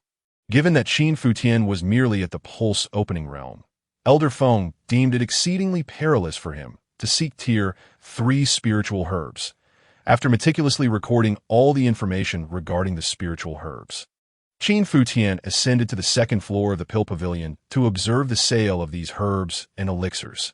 Upon reaching the 2nd floor, he found that the offerings primarily consisted of 1st-grade spiritual herbs and 1st-tier elixirs. Each 1st-grade spiritual herb required a contribution value ranging from 1 to 3 points. The contribution value necessary for elixirs was even higher. This contribution value could be obtained by completing tasks or exchanging spiritual herbs and other items. For instance, submitting a Bygone herb could earn 1 point of contribution value. However, purchasing a single Bygone herb would cost 1 point and 2/10 of a contribution value. Nevertheless, it was still somewhat more economical compared to the elixir shops outside. Qin Futian then examined the prices of 2nd and 3rd-grade elixirs and herbs, noting that the required contribution values escalated in accordance with market rates. He had no intention of purchasing elixirs here. What he truly sought were the spiritual herbs, for with these, he could concoct elixirs himself or enlist Duan Gongyu's assistance, but he even contemplated gathering spiritual herbs here to refine them into elixirs for sale, thereby procuring the resources necessary for his cultivation. However, this notion was swiftly dismissed by Qin Futian, that it was simply impractical to engage in such endeavors before he established himself as an alchemist within the Beidou Sword sect. The sect would never permit it, as it entailed too many conflicting interests. There are spirit stones for sale here. On the 4th floor of the Pill Pavilion, Qin Futian discovered spirit stones. They were displayed within a cabinet. Priced at 6 contribution points, the price was fairly comparable. Typically, lower-grade spirit stones possess spiritual energy effects akin to slightly superior first-tier gathering chi pills. However, the absorption process of spirit stones was notably smoother. While some inferior quality gathering chi pills could even harbor hidden toxicity in contrast, spirit stones were relatively safer. Qin Futian found himself reminiscing about his previous life, where he had been born in a place with a much higher cultivation level than Jinghua. There, even newly initiated martial disciples at the meridian opening stage could access spirit stones for their training.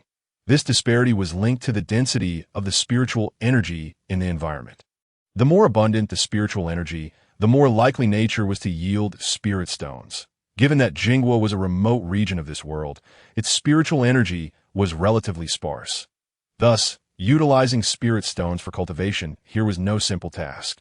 It was imperative to elevate one's cultivation level swiftly and depart from the northern Yu domain, as well as Jinghua, to seek out those ancient sacred sects and dynasties that had endured for millennia or longer.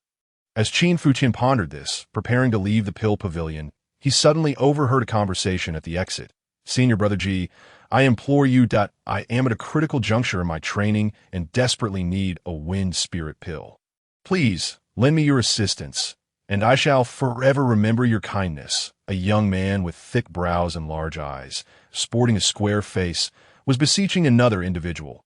The other person, however, possessed delicate features and fair skin. Exuding an air of arrogance, he wore a white alchemist's robe, indicative of the Beidou sword sect's alchemist.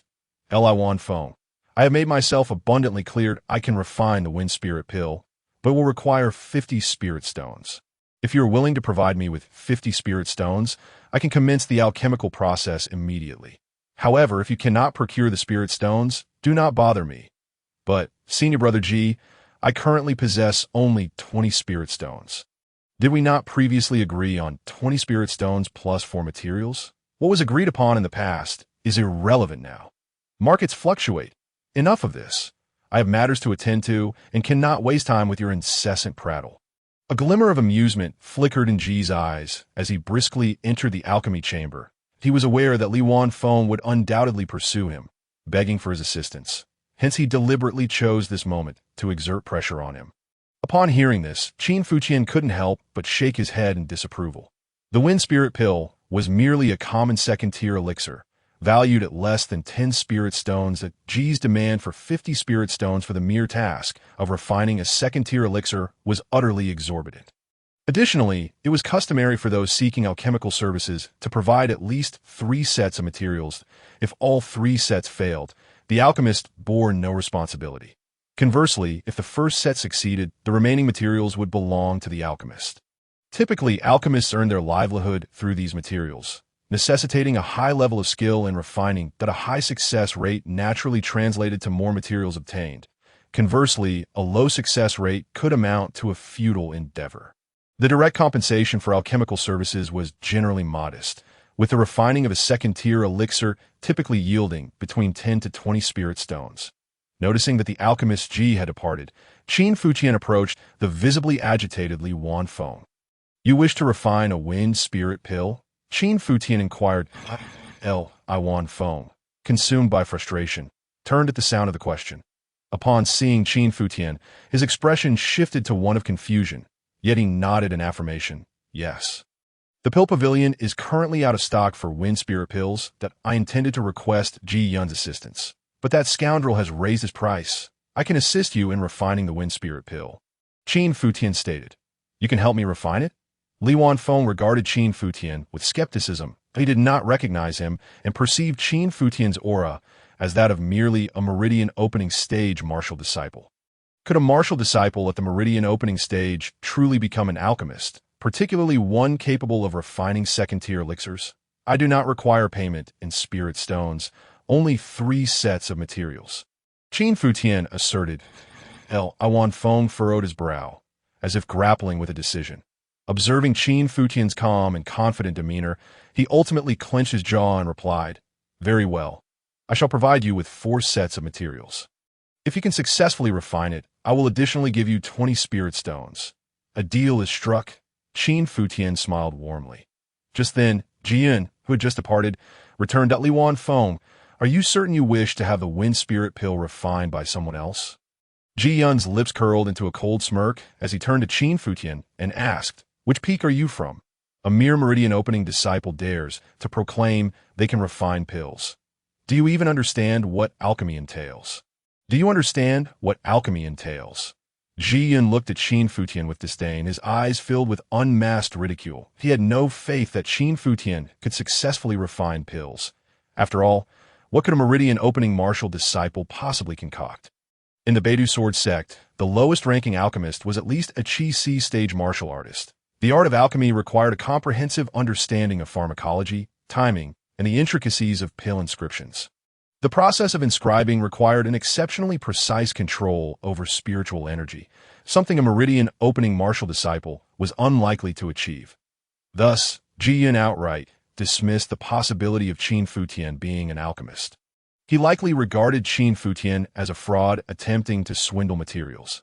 After all, such scams were not unheard of. Some half-baked alchemists had previously promised to refine pills, only to feign failure while secretly substituting inferior materials for the originals, thereby profiting from the deception. In Ji Yun's eyes, Qin Futian was likely one of those charlatans. Ji Yun's words caused Li Wanfeng to hesitate once more. After all, Qin Futian was merely a meridian opening martial disciple. Could he truly be a competent alchemist? Furthermore, the wind spirit pill was a second-tier elixir. If the alchemical process fails, I will compensate you for the materials. Qin Futian discerned Li Wanfeng's concerns. Li Wanfeng rubbed his hands together, then stamped his foot in determination. Fine, I shall trust you this once. Here are my materials. He retrieved several types of materials from his spatial ring and handed them to Qin Futian. Qin Futian scanned the items briefly, confirming that they were complete and largely fresh, possessing considerable efficacy in them. However, at that moment, Qin Futian suddenly furrowed his brows as he discerned a peculiar aura emanating from the fengshui sand. This was the acute sensitivity of a master alchemist towards medicinal concoctions that if he were to use this batch of fengshui sand as a catalyst to refine the Fengling Dan, the conventional methods would be inadequate. Qin Futian pondered. Nevertheless, these were minor issues that he could effortlessly resolve. Just as Qin Futian was about to store these materials in his spiritual ring, Ji Yun, standing nearby, allowed a sinister smile and spoke again. Li Wanfeng, I shall ask you once more, are you certain you wish for him to assist you in refining the Fengling Dan? Li Wanfeng, with a wry smile of resignation, replied, Senior Brother Ji, I am left with no choice. You demand 50 spiritual stones, and I simply cannot produce them. If you cannot procure them the moment, fret not. You may owe them for now, and repay me gradually when you are able. Ji Yun paused before adding, Moreover, let me make myself clear. Should you fail to refine this batch of Fengling Dan for me, you need not seek my assistance ever again. The threat in Ji Yun's words was unmistakably potent. Li Wanfeng's expression of helplessness deepened. Ji Yun's declaration of severing ties posed a significant dilemma for Li Wanfeng.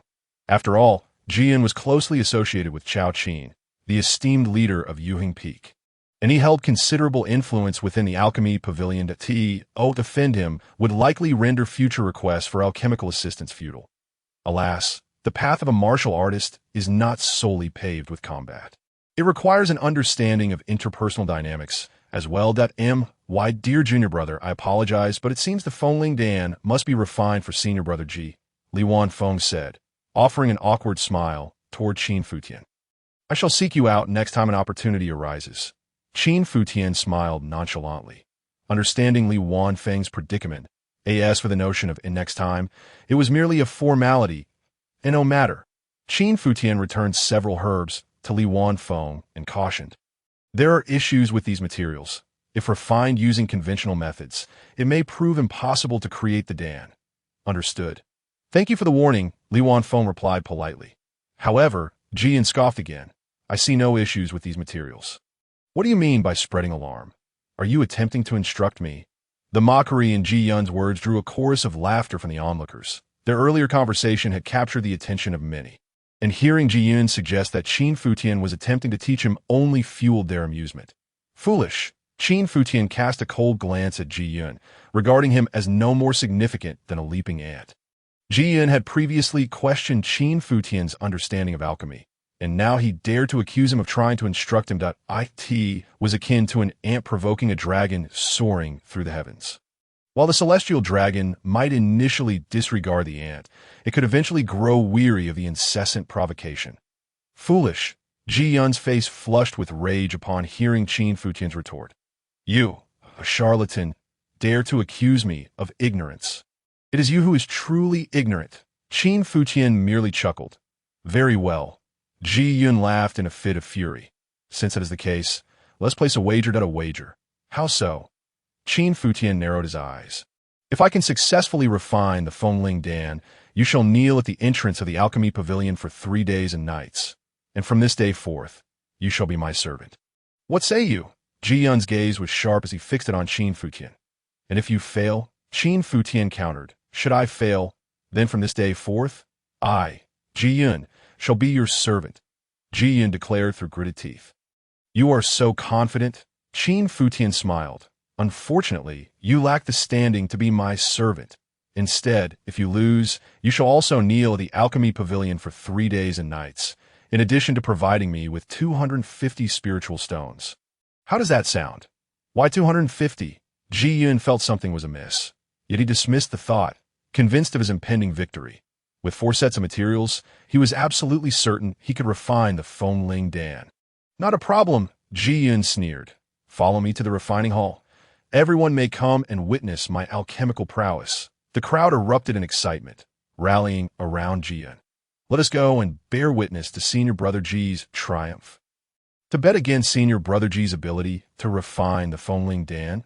Is this merely a spectacle? They eagerly followed, anticipating the sight of this ignorant fool kneeling before the alchemy pavilion. Not only would he kneel for 3 days and nights, but he would also become Ji Yun's servant henceforth. Quickly, let us hasten to see the show. Ji Yun waved his sleeve and strode toward the refining hall. The throng of spectators followed Qin Futian closely, all clamoring in excitement. Junior brother, why do you insist on this? Li Wanfeng observed Qin Futian with a rueful smile, adding, after the refining concludes, speak with Senior Brother Ji. I will find a way to help you gather some spiritual stones to appease him. It is of no concern, Qin Futian replied with an air of indifference as he entered the refining hall amidst the crowd. The 4th floor of the alchemy pavilion housed the refining hall, primarily designated for alchemy apprentices to hone their skills. Naturally, some lower-tier medicinal concoctions might also be refined there. As Ji Yun led the throng into the refining hall, the apprentices turned their heads in confusion. Upon learning of the wager against Ji Yun, laughter erupted among them, halting their tasks as they awaited the unfolding drama that a large space soon cleared in the center of the refining hall, leaving only Ji Yun and Qin Futian standing amidst the crowd. In front of Ji Yun stood a refining furnace. All eyes were fixed on Ji Yun and Qin Futian. Ji Yun placed the 4 sets of materials on the table beside the furnace and scrutinized them once more. Aware of Qin Futian's bold wager, Ji Yun felt compelled to exercise caution. However, after thoroughly inspecting all the herbs, he found no faults. After all, as a second-tier alchemist, his perception and judgment regarding the materials paled in comparison to Qin Futian's. Pay attention. I shall begin. Ji Yun glanced at Qin Futian before making a sweeping gesture. The vivid crimson flame erupted in his palm. Crimson flame, spirit fire. The sight of the flame in Ji Yun's hand elicited a wave of envious murmurs.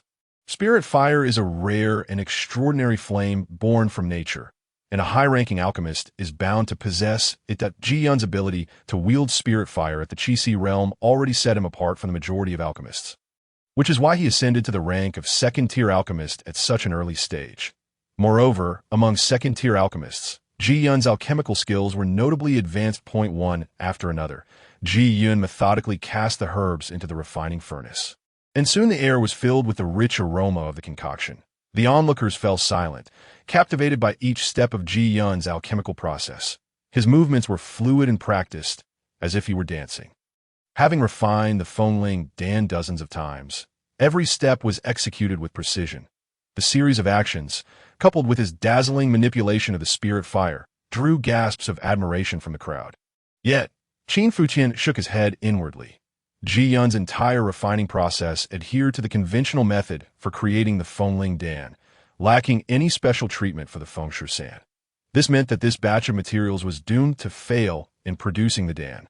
As Ji Yun placed the final herb into the refining furnace, the materials gradually melted, merging into a pale purple liquid that soon blended with the previous concoction.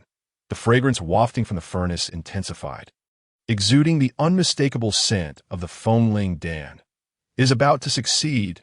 The apprentices in the crowd recognized that the refining process was nearing its conclusion, and the Dan was on the verge of taking shape. Ji Yun's gaze sharpened, confidence radiating from his expression, causing the apprentices to look upon him with increasing reverence. Watch closely. Ji Yun turned his head to glance at Qin Futian, the mocking expression in his eyes growing ever more pronounced. "I'm watching." Qin Futian's lips curved upward slightly to this point. Is he still pretending to be composed? Ji Yun let out a scoff, followed by a low shout. "Dantian," with a clap of his hands on the furnace lid. The alchemical furnace trembled, and the lid flew open. What followed was the critical step of extracting the elixir. Using spiritual energy to pull the medicinal pills from within the furnace, Ji Yun made a grasping motion, followed by a quick tug. Yet at that very moment, a sudden puff echoed, a sound of deflation emanating from the furnace. Subsequently, a multitude of pitch-black pills shot forth from within, accompanied by an overwhelming stench of burnt materials that instantly filled the entire alchemy hall. The spectators around immediately covered their noses, their brows furrowing in distaste. Failed?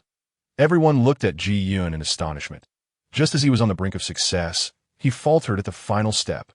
Ji Yun himself stood there in shock, meticulously recalling the process he had just undertaken. There should have been no issue. How could it have failed at the last moment? He turned to see a hint of amusement at the corners of Qin Futian's mouth, and an intense rage surged within him. The first batch of materials had failed. "Will you continue?" Qin Futian inquired. "Of course." Ji Yun gritted his teeth. "One failed batch does not signify anything. I will undoubtedly succeed with the second furnace." "Ha!" Qin Futian chuckled silently, standing with his arms crossed at the side. Ji Yun was truly relentless. Ji Yun took a deep breath, suppressing the anger in his heart, striving to regain his composure. It must be said that Ji Yun possessed an admirable mindset, and his talent in alchemy was indeed a tier above that of most alchemists. Even Duan Gongyu's aptitude in alchemy paled in comparison to Ji Yun's. Ji Yun meticulously replayed the steps in his mind, pondering the potential causes of failure. The moment of extraction. The pills had turned to ashes. Could it be that my control over the spiritual fire was too fierce? Ji Yun surmised that this was the only possibility. For the next batch, he would need to slow down the process considerably and exercise greater caution in controlling the crimson flame. Several hours swiftly passed, and he approached the final extraction step for this furnace. "This time, I will surely succeed," Ji Yun silently vowed. However, even before he could extract the pills, the moment the lid flew open, a series of puff sounds erupted as countless black-green liquids splattered forth. The crowd quickly recoiled, but Ji Yun, standing closest, had no means of evading. In an instant, he was drenched in the foul liquid. His face, hair, and pristine white alchemist's robe were all smeared with the repugnant substance. "Impossible! Absolutely impossible!" Ji Yun shook his head, his brows furrowing tightly. "You have failed again. Will you continue?" Qin Futian stepped forward. Earlier, he had sensed the situation turning dire and had skillfully dodged behind a stout alchemy apprentice. The unfortunate plump individual had been splattered all over, his bewildered eyes reflecting sheer grievance. "Of course, I will continue. I've only failed twice. There are still 2 opportunities left. Do not celebrate too soon." Ji Yun replied darkly. "Very well. Then please proceed." Qin Futian gestured invitingly, remaining at his post with arms crossed. "This furnace of wind spirit pills must be successfully refined," Ji Yun mentally affirmed, analyzing the previous refining process once more. Realizing that his earlier thought regarding the second furnace had been fundamentally flawed, the failure of the first batch was not due to excessive fire, but rather, it stemmed from taking too long. It must be so. The medicinal materials were quite fresh and did not require prolonged melting. The extended exposure to the spiritual fire had caused the fire attribute within the pills to become uncontrollable, resulting in them being burnt to a crisp. This time, I need to intensify the fire's force, employing rapid and fierce flames to shorten the alchemical process. Success is certain. Ji Yun's eyes glimmered with renewed determination. Senior brother Ji, keep going. You can do it. A clear voice rang out from the side. It was a girl in a pink dress, her features quite delicate. She rested her chin on her hands, looking at Ji Yun with admiration, clearly one of his little fans. Besides her, numerous other female disciples also rallied to support Ji Yun at such a young age. He was already a second-tier alchemist, renowned within the Beidu sword sect, naturally having garnered a loyal following.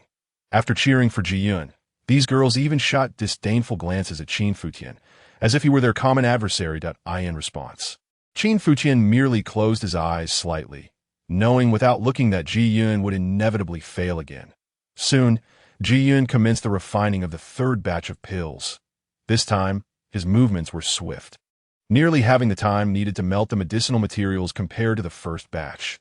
The crimson flame crackled in his hands, swirling around the alchemical furnace like a fiery dragon, eliciting gasps of wonder from the surrounding Ji Yun admirers. For some unknown reason, the stout apprentice who had previously shielded himself from the medicinal liquid trembled violently upon hearing the girl's excited exclamations. Nearly collapsing to the ground, he took a few deep breaths, glancing around to ensure no one was watching, and awkwardly turned to leave the alchemy hall. Meanwhile, Ji Yun's alchemical process approached its conclusion once more. Qin Futian had retreated to the back at some point. Explode! With Qin Futian's whispered command, a violent explosion reverberated within the alchemy hall. A tremendous wave of force erupted, accompanied by a torrent of acrid medicinal liquid. The previously screaming female disciples intensified their cries. Just as the plump apprentice, who had been about to leave and was now at the staircase, trembled uncontrollably once more.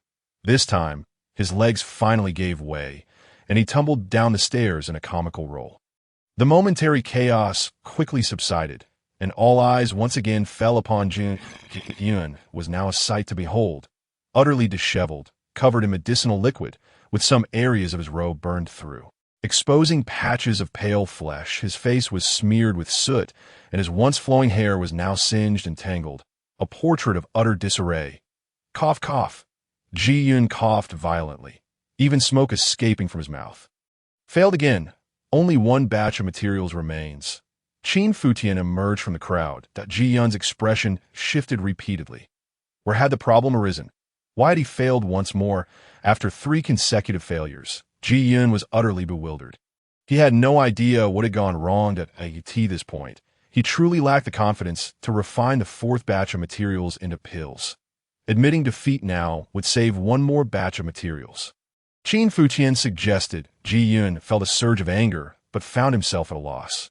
Just then, the girl in the pink dress who had been cheering for him suddenly turned to Qin Futian and said, "Hey, who do you think you are? Just because senior brother Ji hasn't succeeded doesn't mean he can't. Everyone makes mistakes." Immediately, other female disciples echoed her sentiments. Exactly. Just because senior brother Ji failed, does that mean you could do it? If you're so capable, why don't you give it a try? Don't just stand there making sarcastic remarks. Hearing the words of these female disciples, Ji Yun's eyes brightened, and he turned to Qin Futian, saying, "They are right. I may have failed in my refining, but can you truly succeed?" Qin Futian, somewhat speechless, replied with a cold smile, "Did we not already establish a wager? If you cannot successfully refine the pills, then you lose." What? Now you wish to back out? This wager was inherently unfair. Why should it solely depend on whether senior brother Ji could succeed in his refining? If you wish to win, you must also refine the wind spirit pills, the pink dress girl asserted defiantly. Precisely. If you want to win, then refine this batch of materials into wind spirit pills. Otherwise, you should just leave. Ji Yun pointed at the last piece of material and spoke coldly. Qin Futian smiled, having encountered shamelessness before, but it had indeed been a long time since he had seen someone as brazen as you. Since that is the case, I shall ensure you lose convincingly. For the final piece of material, I will concoct the wind spirit pill. After declaring this, Qin Futian took several strides to the alchemy furnace, and an otherworldly aura emanated from him. All eyes were drawn to Qin Futian. Few believed that he genuinely knew how to refine pills. a martial disciple of the Meridian realm, concocting a second-tier wind spirit pill. Such a notion was utterly illogical. Ji Yun stood to the side, arms crossed, wearing a cold smile. By the way, Qin Futian paused while inspecting the herbs and turned to Ji Yun. Before I begin the alchemy, you must first swear an oath to the heavenly Tao. An oath to the heavenly Tao? Ji Yun's brow furrowed. The so-called heavenly Tao oath could be understood as swearing an oath by the will of the heavens. Should one violate this oath, they would suffer the consequences of divine retribution. Indeed, Qin Futian nodded. After all, you have already reneged once. Who can guarantee that you won't do so again? Fine. Ji Yun gritted his teeth, still unable to believe that this fellow could actually concoct the wind spirit pill.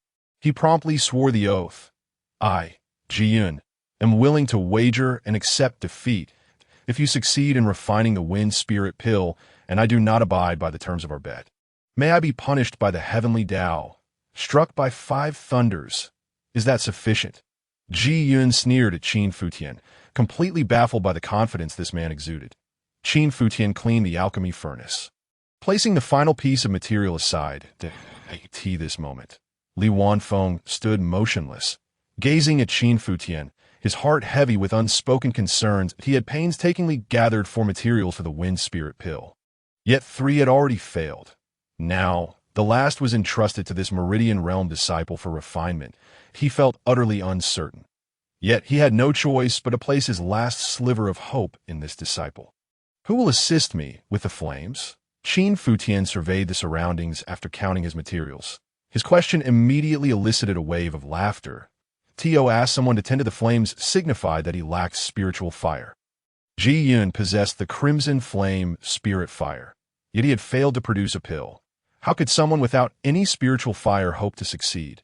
After Qin Futian posed this question, the crowd exchanged glances, but no one dared to step forward.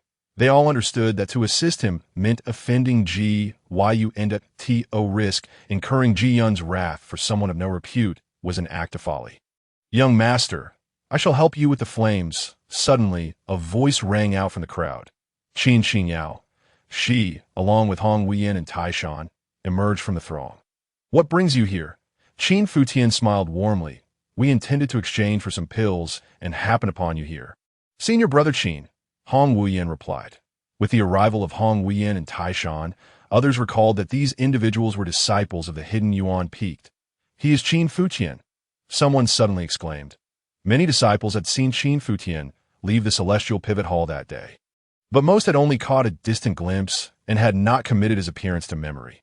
Now, upon seeing Hong Huiyan and Taishan alongside Qin Xingyao, Qin Futian's identity became unmistakable. So, he is the Qin Futian who entered the North Dipper Sword sect with the North Dipper Sword token. I heard he has a shattered dantian. Indeed, the Grand Elder personally verified this in the celestial pivot hall. There is no mistake, murmured the crowd. Shattered dantian meant he was a waste. How could he possibly refine the wind spirit pill? Whispers filled the air. Meanwhile, Qin Xingyao approached and ignited the flames of the alchemy furnace. Once Qin Futian deemed the heat adequate, he began to add the materials into the furnace. Little Yao increased the flames by 3 parts. As he melted the bygone grass, the flames are too low by 4 parts. Qin Futian continuously directed Little Yao, as different materials required varying degrees of heat for optimal efficacy. As time passed, the expressions of the onlookers began to shift. They realized that every step Qin Futian took was executed with remarkable precision. Though he lacked spiritual fire, he maximized the potential of the ordinary furnace flames. Furthermore, his movements were graceful. If Ji Yun's actions resembled flowing clouds and flowing water, then Qin Futian's movements were as natural as a work of art, while outsiders might not discern the nuances. Those who were alchemy apprentices or masters understood that, at the very least in terms of material refinement, Qin Futian surpassed Ji Yun by a considerable margin. Ji Yun's expression darkened, an ominous premonition rising within him. At that moment, Qin Futian held the windstone powder in his hands. The windstone powder alone possesses pain-relieving and mind-clearing properties, and it is a primary ingredient in the wind spirit pill. Qin Futian enveloped the windstone powder with spiritual energy and placed it into the furnace. However, he did not allow the windstone powder to directly merge with the other medicinal liquids. After about the time it takes to brew a cup of tea, the windstone powder completely dissolved. Yet, Qin Futian repeatedly vibrated the windstone powder with his spiritual energy, controlling it to extract a surge of fire attribute energy. From the outset, Qin Futian had sensed the presence of fire attribute energy within the windstone powder. Though the windstone powder is cold and belongs to the Yin category, the presence of fire attribute energy indicated that it had been contaminated. Ji Yun could not perceive this issue with the windstone powder, for his spiritual perception was far too weak. After extracting the fire attribute energy, Qin Futian merged the refined windstone powder with the other medicinal liquids. Soon, a rich fragrance of medicine wafted through the air. Qin Futian began to inscribe alchemical patterns. Streams of spiritual energy erupted from his hands, etching intricate patterns upon the medicinal liquid. The increasingly rich aroma of medicine emanating from the furnace was unmistakably that of the wind spirit pill. Following this, Qin Futian slapped the lid of the furnace, and with a swift motion, a series of translucent pills soared from the furnace. Qin Futian grabbed a jade plate beside him, catching all the pills. Thud, thud, thud. Each elastic wind spirit pill landed in the jade plate, producing a sound that delighted the senses. The pills are complete. Qin Futian had truly succeeded in refining the wind spirit pill. This was utterly astonishing. A shattered dantian, yet he could still inscribe alchemical patterns? Ji Yun, who had failed thrice in succession, had succeeded on his first attempt. The crowd buzzed with chatter, their gazes towards Qin Futian drastically altered. Especially for Ji Yun's admirers, they were left speechless. Upon closer inspection, they suddenly realized that Qin Futian was remarkably handsome, with an ethereal aura that rivaled Ji Yun's. Ji Yun, you have lost. Qin Futian directed his gaze at Ji Yun. Impossible. Ji Yun shook his head, struggling to accept the reality before him that I must examine the pills. These wind spirit pills may not meet the standards. As Ji Yun approached, he scrutinized the pills in the jade plate. Upon seeing the radiant patterns adorning the wind spirit pills, he was momentarily rendered speechless. The quality of these wind spirit pills was astonishing. The lowest grade had at least 3 patterns, with most boasting 4 or 5 patterns. In one even radiating 6 distinct glows, a veritable 6-patterned precious pill. How could Ji Yun not be astounded? The alchemical prowess Qin Futian displayed was perhaps on par with the foremost alchemist of the Jade Balance Peak. Chao Qin, however, the next word from Qin Futian nearly drove Ji Yun to the brink of bloodshed. What a pity if I were in the Qi realm now, the wind spirit pills I refined would undoubtedly be of far superior quality. Qin Futian shook his head in mild regret. As an alchemist, one naturally aspired to create superior pills. Yet, Qin Futian was still merely in the meridian realm, while the wind spirit pill was indeed a genuine second-tier pill. Should he break through to the Qi realm, his control over spiritual energy would become even more refined, and the patterns he inscribed would be more exquisite. Meanwhile, Li Wanfeng stood by, ecstatic beyond measure.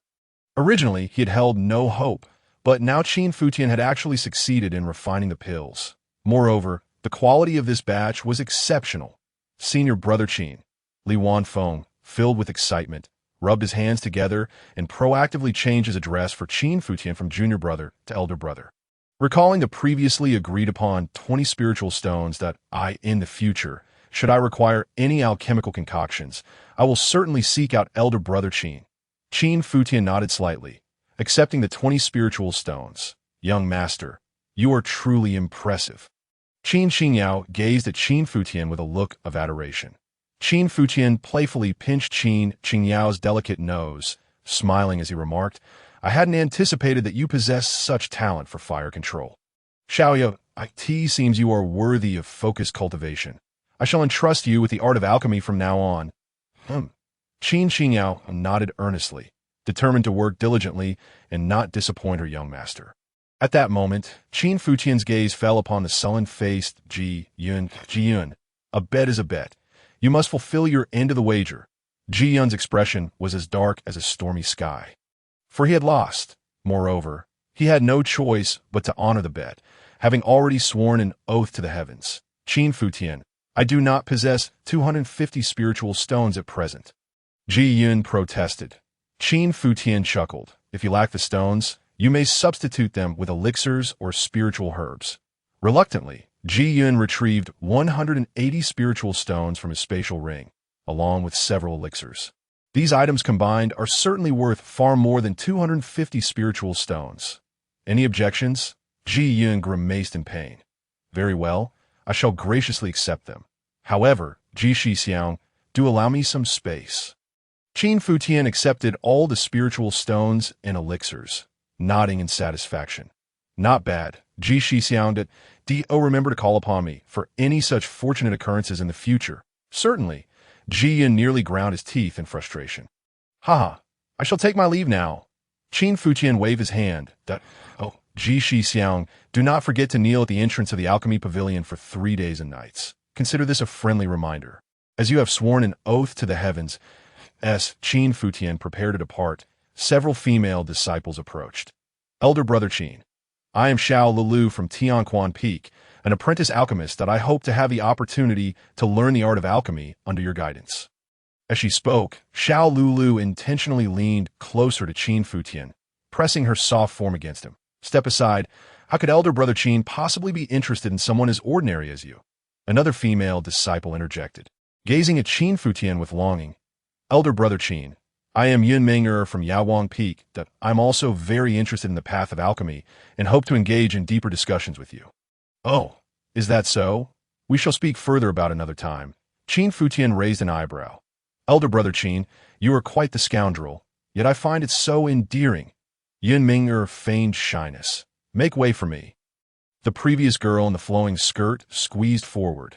Elder Brother Qin, I was mistaken before, and I hope you can forgive me. Her expression was one of feigned fragility, with tears shimmering in her eyes, creating a pitiful sight. Any ordinary man might find it difficult to resist.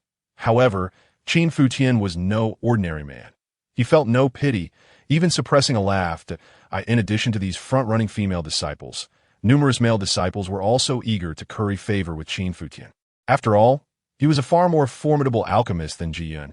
Failing to establish good relations now would make it difficult to connect later once his reputation soared. Qin Futian clasped his hands together.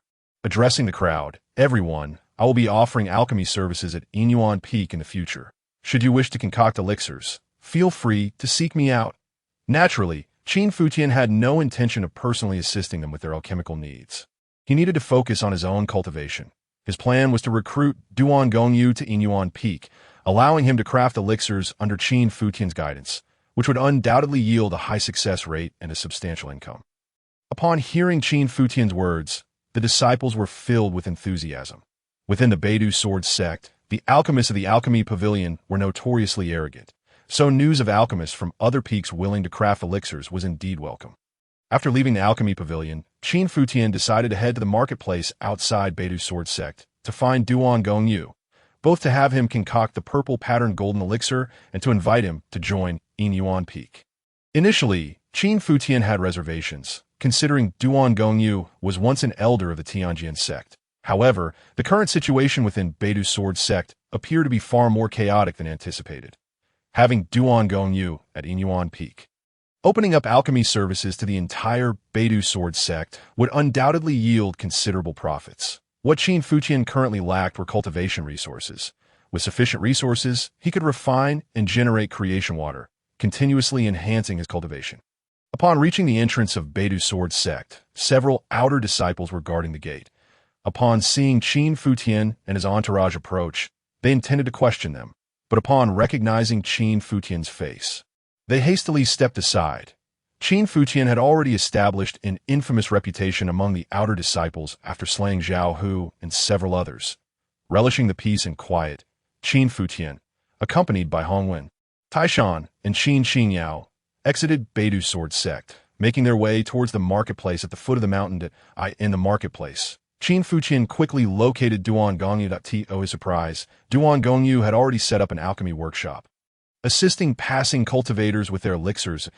As Qin Futian entered the workshop, he found Duan Gongyu in the alchemy room, focused on his craft. Just as Qin Futian was about to enter, he was stopped by an apprentice alchemist. Master Duan is currently concocting elixirs. No one is allowed to disturb him.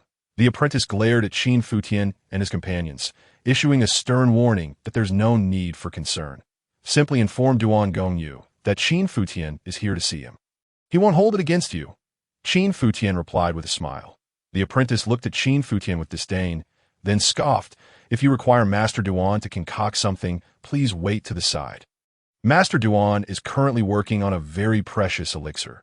He will emerge once it is successfully completed. If you go in now and something goes awry, can you take responsibility? Just then, a loud bang echoed from the alchemy room, a sign of a furnace explosion.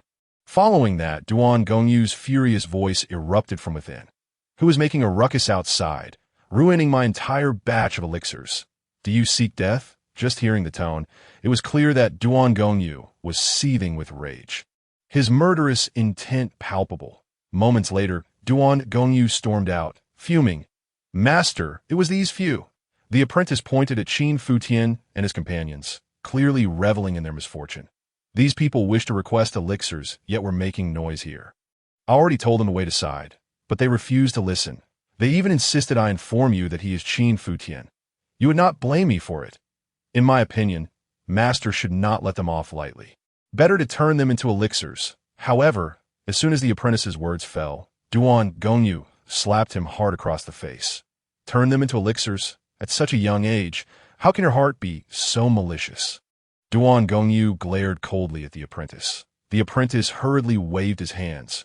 Master, I was wrong that I was merely feeling your anger, but these people disturbed your alchemy. They must be punished. Yet the apprentice still failed to grasp the gravity of the situation, believing that his words were merely inappropriate.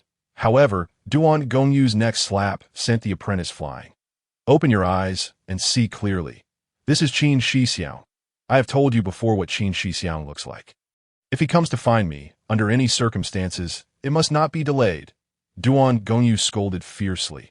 The apprentice, however, wore a wronged expression. But master, you said Qin Shixiang is breathtakingly beautiful, unparalleled in the world. Yet, I see him as just average, perhaps even inferior to myself. You, Duan Gongyu stared at the apprentice's bewildered face, utterly speechless. How did I end up with such a peculiar character? Get lost. The farther, the better. Duan Gongyu shrieked almost hysterically, his face swollen and filled with a mixture of grievance and bewilderment as he departed.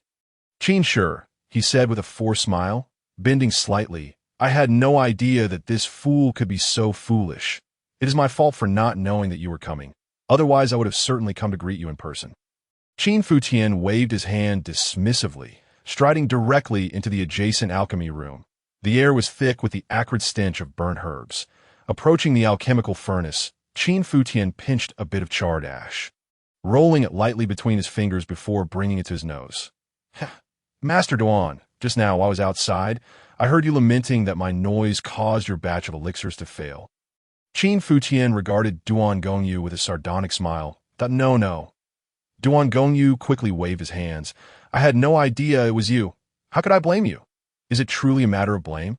Your failure to produce this batch of elixirs, can it genuinely be attributed to external disturbances? A cold smile crept onto Qin Futian's lips. Clearly, it was bone jade elixir, which should be simmered gently. The herbs required at least 9 transformations and 9 integrations, yet you opted for a fierce, unstable blaze, without achieving the necessary transformations. Can you truly concoct bone jade elixir this way? Duan Gongyu's body trembled as he regarded Qin Futian with reverence, as if gazing upon a deity. Just from a mere pinch of burnt ash, Qin Futian had accurately deduced all the errors in his alchemical process. Duan Gongyu had previously traveled to the Central Plains to learn the art of alchemy and had encountered renowned alchemists in the imperial city. Yet he had never heard of anyone possessing skills akin to those of Qin Futian. Indeed, it is my fault, and I cannot blame anyone else. Duan Gongyu conceded, humbled. Qin Shi, are these 2 your friends?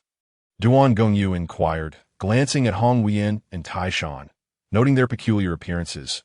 One grotesquely unattractive, the other a simpleton of considerable bulk, which piqued his curiosity. Qin Futian nodded slightly. Since they are friends of Qin Shi, they are naturally esteemed guests of mine, Duan Gongyu exclaimed with a smile. Shall we proceed to the tea room, while I brew a fine pot of tea? No need, Qin Futian interjected, "We have come to have you concoct a batch of purple vein golden elixir." Purple vein golden elixir. Upon hearing Qin Futian's words, Duan Gongyu's expression became troubled. "Qin, sure, you know that I've only just broken through to the true essence realm. Moreover, my foundation is still not stable. With me here, what do you have to fear?" Qin Futian shot him a piercing glance. Duan Gongyu nodded vigorously, acknowledging the truth in Qin Futian's words. This scene left Hong Huiyin and Taishan speechless. How could Senior Qin be so formidable? This Duan Gongyu appeared to be a powerful alchemist in his own right. Even if Senior Qin were also an alchemist, it was hard to believe that Duan Gongyu would treat him with such deference. Clearly, there were many unknowns about Senior Qin. Prepare the materials for the return to origin elixir, Qin Futian instructed. Duan Gongyu's face lit up with elation at these words. He had been eagerly anticipating Qin Futian's arrival, growing increasingly anxious as the 10-day deadline approached, which explained the mistakes he made while attempting to concoct the bone jade elixir. Thus, hearing Qin Futian request the materials for the return to origin elixir filled him with uncontainable joy. Yes, Qin, sure, please wait a moment." Duan Gongyu hurriedly retrieved the materials one by one, preparing 4 sets just to be safe, no need for so many. Qin Futian glanced at the materials. "Isn't this just precautionary?" Duan Gongyu chuckled, awkwardly. "1 set is sufficient. The rest can be used for other elixirs," Qin Futian stated. "The materials for the return to origin elixir are not to be taken lightly. After all, it is a 4th-tier spiritual elixir, with one of its ingredients, the return to origin grass, being a 4th-tier spiritual herb. Just by refining it directly, one could yield nearly 1,000 drops of creation water. 3 stalks of return to origin grass would yield nearly 3,000 drops. 3,000 drops of creation water should significantly enhance my cultivation level. However, I wonder how much creation water will be needed to ascend through the realms of the Qi Sea. If the consumption rate remains as it was in the meridian opening realm, the Qi Sea realm should still be manageable. But when it comes to the true essence realm and beyond, one can only imagine the terrifying quantity of creation water required. Nevertheless, pondering such matters is futile. I will understand when I reach the Qi Sea realm." "Qin, sure, everything is ready," Duan Gongyu exclaimed, having cleaned the alchemical furnace and gazing expectantly at Qin Futian. Though he couldn't shake the unease, could Qin sure truly concoct a 4th-tier return to origin elixir? In the entire Beiyu region, there are hardly a few 4th-tier alchemists capable of producing 4th-tier elixirs. Even if there are likely ancient relics who have lived for centuries. For someone as young as Qin Futian to be able to concoct the return to origin elixir is indeed hard to believe. "No, you will concoct this batch of return to origin elixir." Qin Futian pointed at Duan Gongyu. "Qin, sure, how is that possible?" Duan Gongyu, am flabbergasted. "I can barely concoct a few genuine 3rd-tier elixirs, and you want me to concoct a 4th-tier elixir?" The gap between 3rd-tier and 4th-tier elixirs, though seemingly slight, is indeed vast. "With me here to guide you, there will be no problems," Qin Futian insisted. Yet Duan Gongyu still felt no confidence in his heart. This seemed as daunting as reaching the heavens. "There is no room for hesitation. Let's begin now," Qin Futian urged directly. "Very well," Duan Gongyu replied with a bitter smile, realizing he had no choice but to steel himself for the task. "Xiao Yao, you shall manage the fire," Qin Futian called to Qin Xingyao. "Yes, young master," Qin Xingyao responded promptly, aware that the young master was training her. Hong Huiyin and Taishan stood quietly aside, eager to witness how Duan Gongyu would concoct a 4th-tier elixir under Qin Futian's guidance. Whoosh! The flames in the alchemical furnace blazed to life. Once the furnace reached the optimal temperature, Qin Futian instructed Duan Gongyu to add the first ingredient, ancient source grass, into the furnace. Duan Gongyu complied without hesitation. The ancient source grass is delicate. Its efficacy can be easily compromised, and it cannot be subjected to intense flames or simmered too gently. Qin Futian's instruction left Duan Gongyu momentarily bewildered. "Then how should I proceed?" he asked anxiously. "How can you be so foolish? You can't even figure out something so simple." Qin Futian replied with growing impatience. "Take out the ancient source grass, put it back into the furnace, and alternate between heating and cooling it. Is it possible to do it this way?" Duan Gongyu's eyes lit up. disregarding Qin Futian's insult of his intelligence. Now, add the crimson blood vine. Use a fierce flame. Xiao Yao, increase the heat by 4 parts. Add the white root fruit pit. Reduce the heat by 7 parts. Use true essence to envelop the white root fruit pit, shaking it repeatedly until it turns to powder.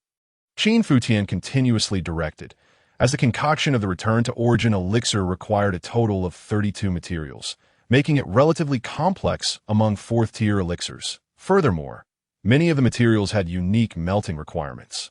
Of course, if one had spiritual fire, the process would become significantly easier. For instance, using spiritual fire to refine the ancient source grass would allow for precise control, eliminating the need for alternating heating methods. However, Duan Gongyu lacked spiritual fire.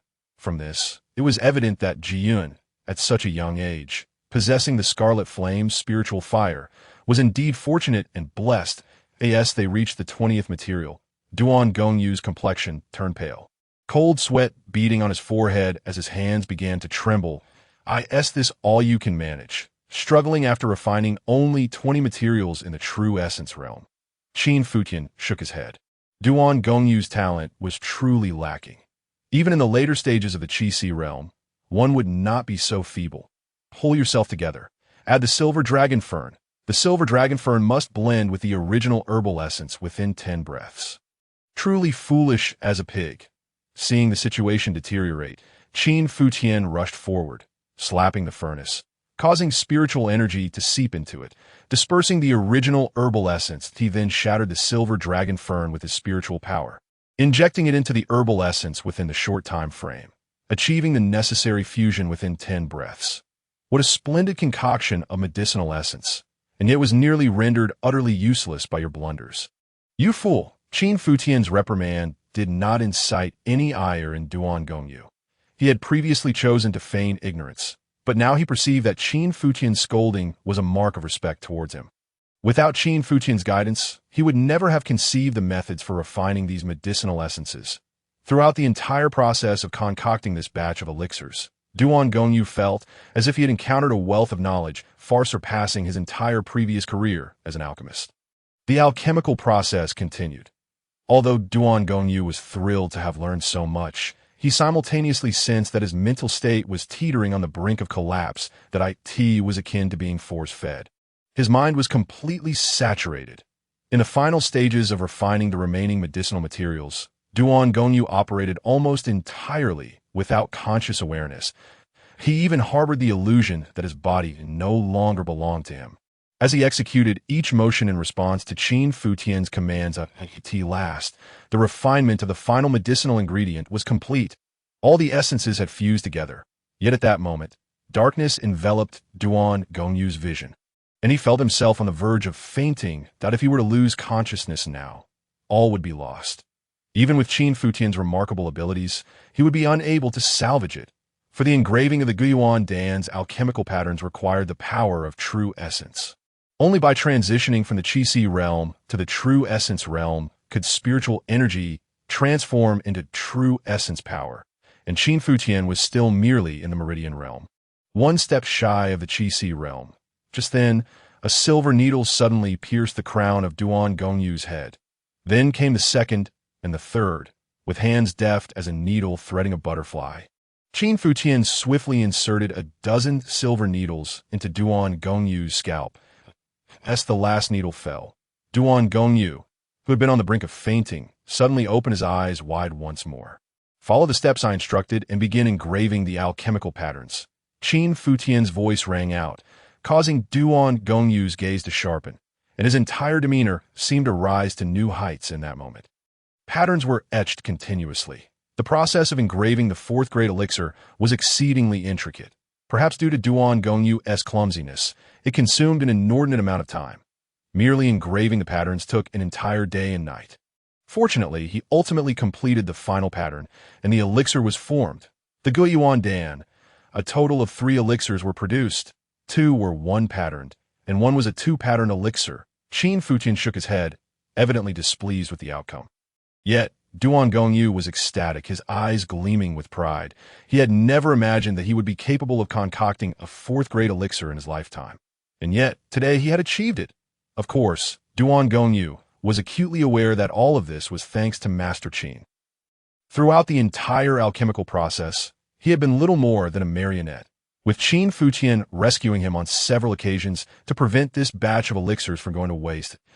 As Duan Gongyu gazed at Qin Futian, his admiration deepened, and he became increasingly convinced that following Qin Futian was a wise decision.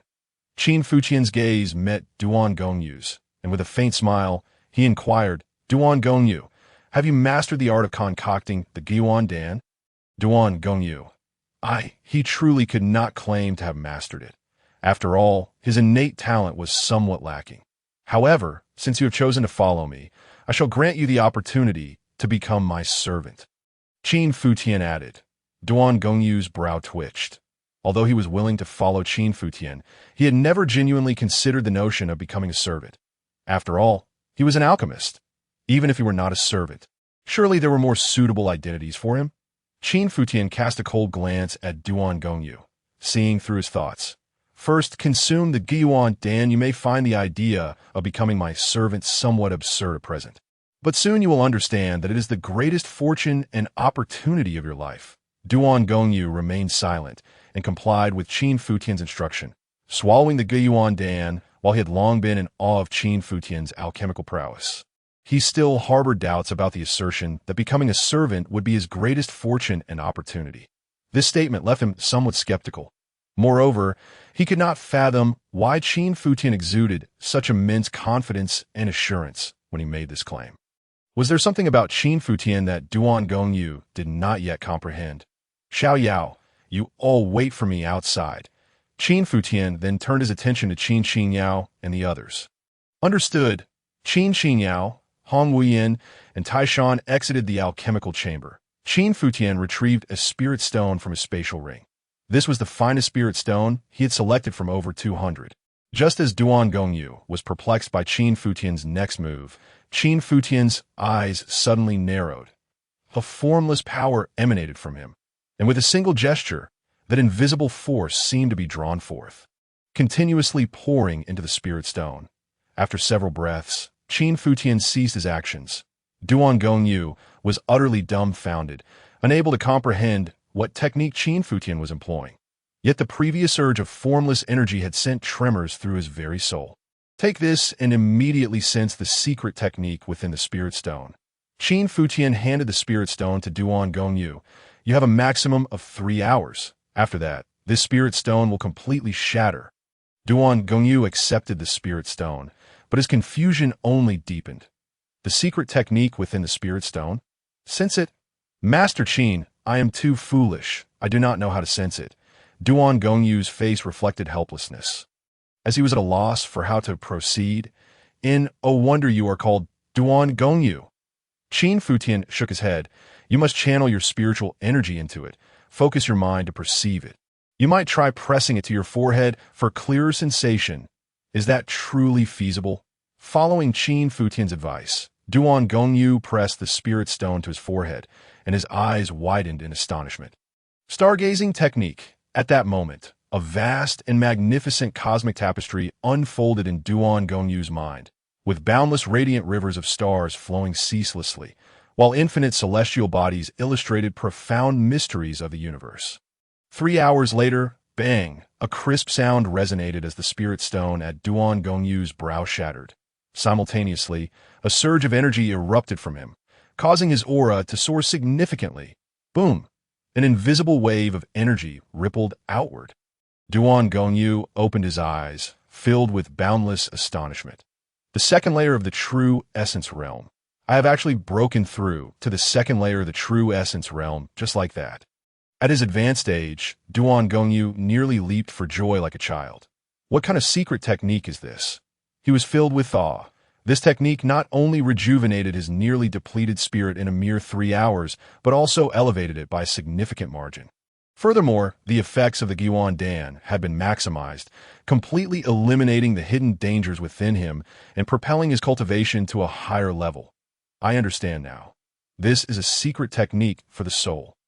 Duan Gongyu suddenly realized this possibility, his excitement palpable as he looked at Qin Futian. Indeed, it is a soul's secret technique. Qin Futian affirmed with a nod. Indeed, the soul's secret technique. Duan Gongyu inhaled deeply. Recalling that he had once seen high-ranking alchemists and talismancers in the Central Plains Imperial City possessing soul secret techniques, he never imagined that one day, he, Duan Gongyu, would also acquire such a precious method. Those soul secret techniques from the Central Plains Imperial City? Qin Futian chuckled dismissively. The techniques they cultivate are mere child's play compared to yours. Dedicate yourself to comprehending this technique. In the future, you will at least reach the level of a Dan sage. At least the level of a Dan sage? There is not a single Dan sage in the entire Jin kingdom. Moreover, Qin Futian's assertion of at least the level of a Dan sage made Duan Gongyu wonder. Was there a higher echelon of alchemists beyond the Dan sage? Of course, what do you think a Dan sage is? Qin Futian could not help but scoff inwardly. The so-called Dan sages in this world are not even worthy of being considered novices in alchemy.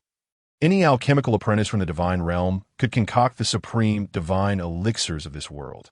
This world is vast and limitless, present. You are not even a frog at the bottom of a well. The words of Qin Futian struck like a colossal boulder, crashing into the tranquil depths of Duan Gongyu's heart. Observing Qin Futian at that moment, he radiated an overwhelming aura, as if capable of encompassing the entire universe. Devouring the heavens and the earth, reflecting on the images conjured in his mind by the previously seen secret technique, Duan Gongyu felt no doubt whatsoever. Now, do you still feel that being my servant is beneath you? Qin Futian gazed coldly at Duan Gongyu. Thud! Duan Gongyu knelt down, bowing deeply before Qin Futian. Master, it was my ignorance in the past. Rise! Qin Futian waved his hand nonchalantly. I do not favor that title. You may address me as young master, just as Xiao Yao does. Yes, young master, Duan Gongyu replied with utmost reverence. I could see this moment. Even if Qin Futian commanded him to take his own life, he would not hesitate in the slightest. However, Duan Gongyu was unaware that the stargazing technique bestowed upon him by Qin Futian was merely a fraction of its complete form. Only 1/10 of it. The stargazing technique, falling star technique, and star arrangement technique, when combined, formed a complete cultivation method known as the Star Transformation Divine Art. The stargazing technique was merely the introductory volume of the Star Transformation Divine Art. Now that you have broken through to the second level of true essence, and your spirit has significantly improved, the refinement of the purple pattern golden pill should pose no challenge, correct? Qin Futian produced the purple pattern golden lotus.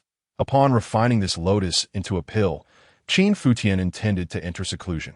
The purple pattern golden pill, combined with the returning yuan grass and several other herbs prepared by Duan Gongyu for the returning yuan pill, should yield thousands of drops of transformative water.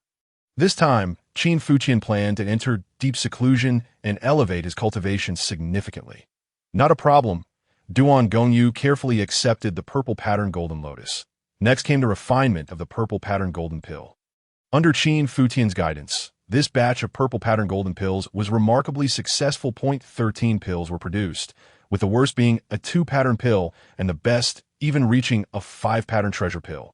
After the pills were completed, Hong Wian and Duan Gongyu each received 1 purple pattern golden pill. After all, refining a purple pattern golden pill from a single purple pattern golden lotus was beyond the capabilities of other alchemists. Merely acquiring 1 pill would already be a cause for great satisfaction. Additionally, for them, the effects of the first pill were the most potent. Consuming a second would yield diminished results. Qin Futian also gifted 1 to Qin Xingyao and, with a flick of his finger, handed another to Duan Gongyu. Now, Qin Futian intended to enter seclusion for cultivation, first consolidating his Qi-Si and then striving to break through several more levels in the Qi-Si realm. He pondered what transformations would occur during the process of consolidating the Qi-Si and how much transformative water would be required to ascend another level in the Qi-Si realm.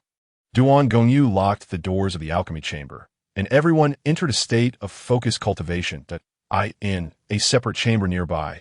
Qin Futian began to operate the divine art of transformation and devouring heaven, as the spiritual energy from the surrounding world began to convert upon him. Meanwhile, the purple pattern golden pills in his hands started to dissolve at a visibly rapid pace. The purple pattern golden pill was a third-tier medicinal pill, and among third-tier pills, it was considered a superior quality.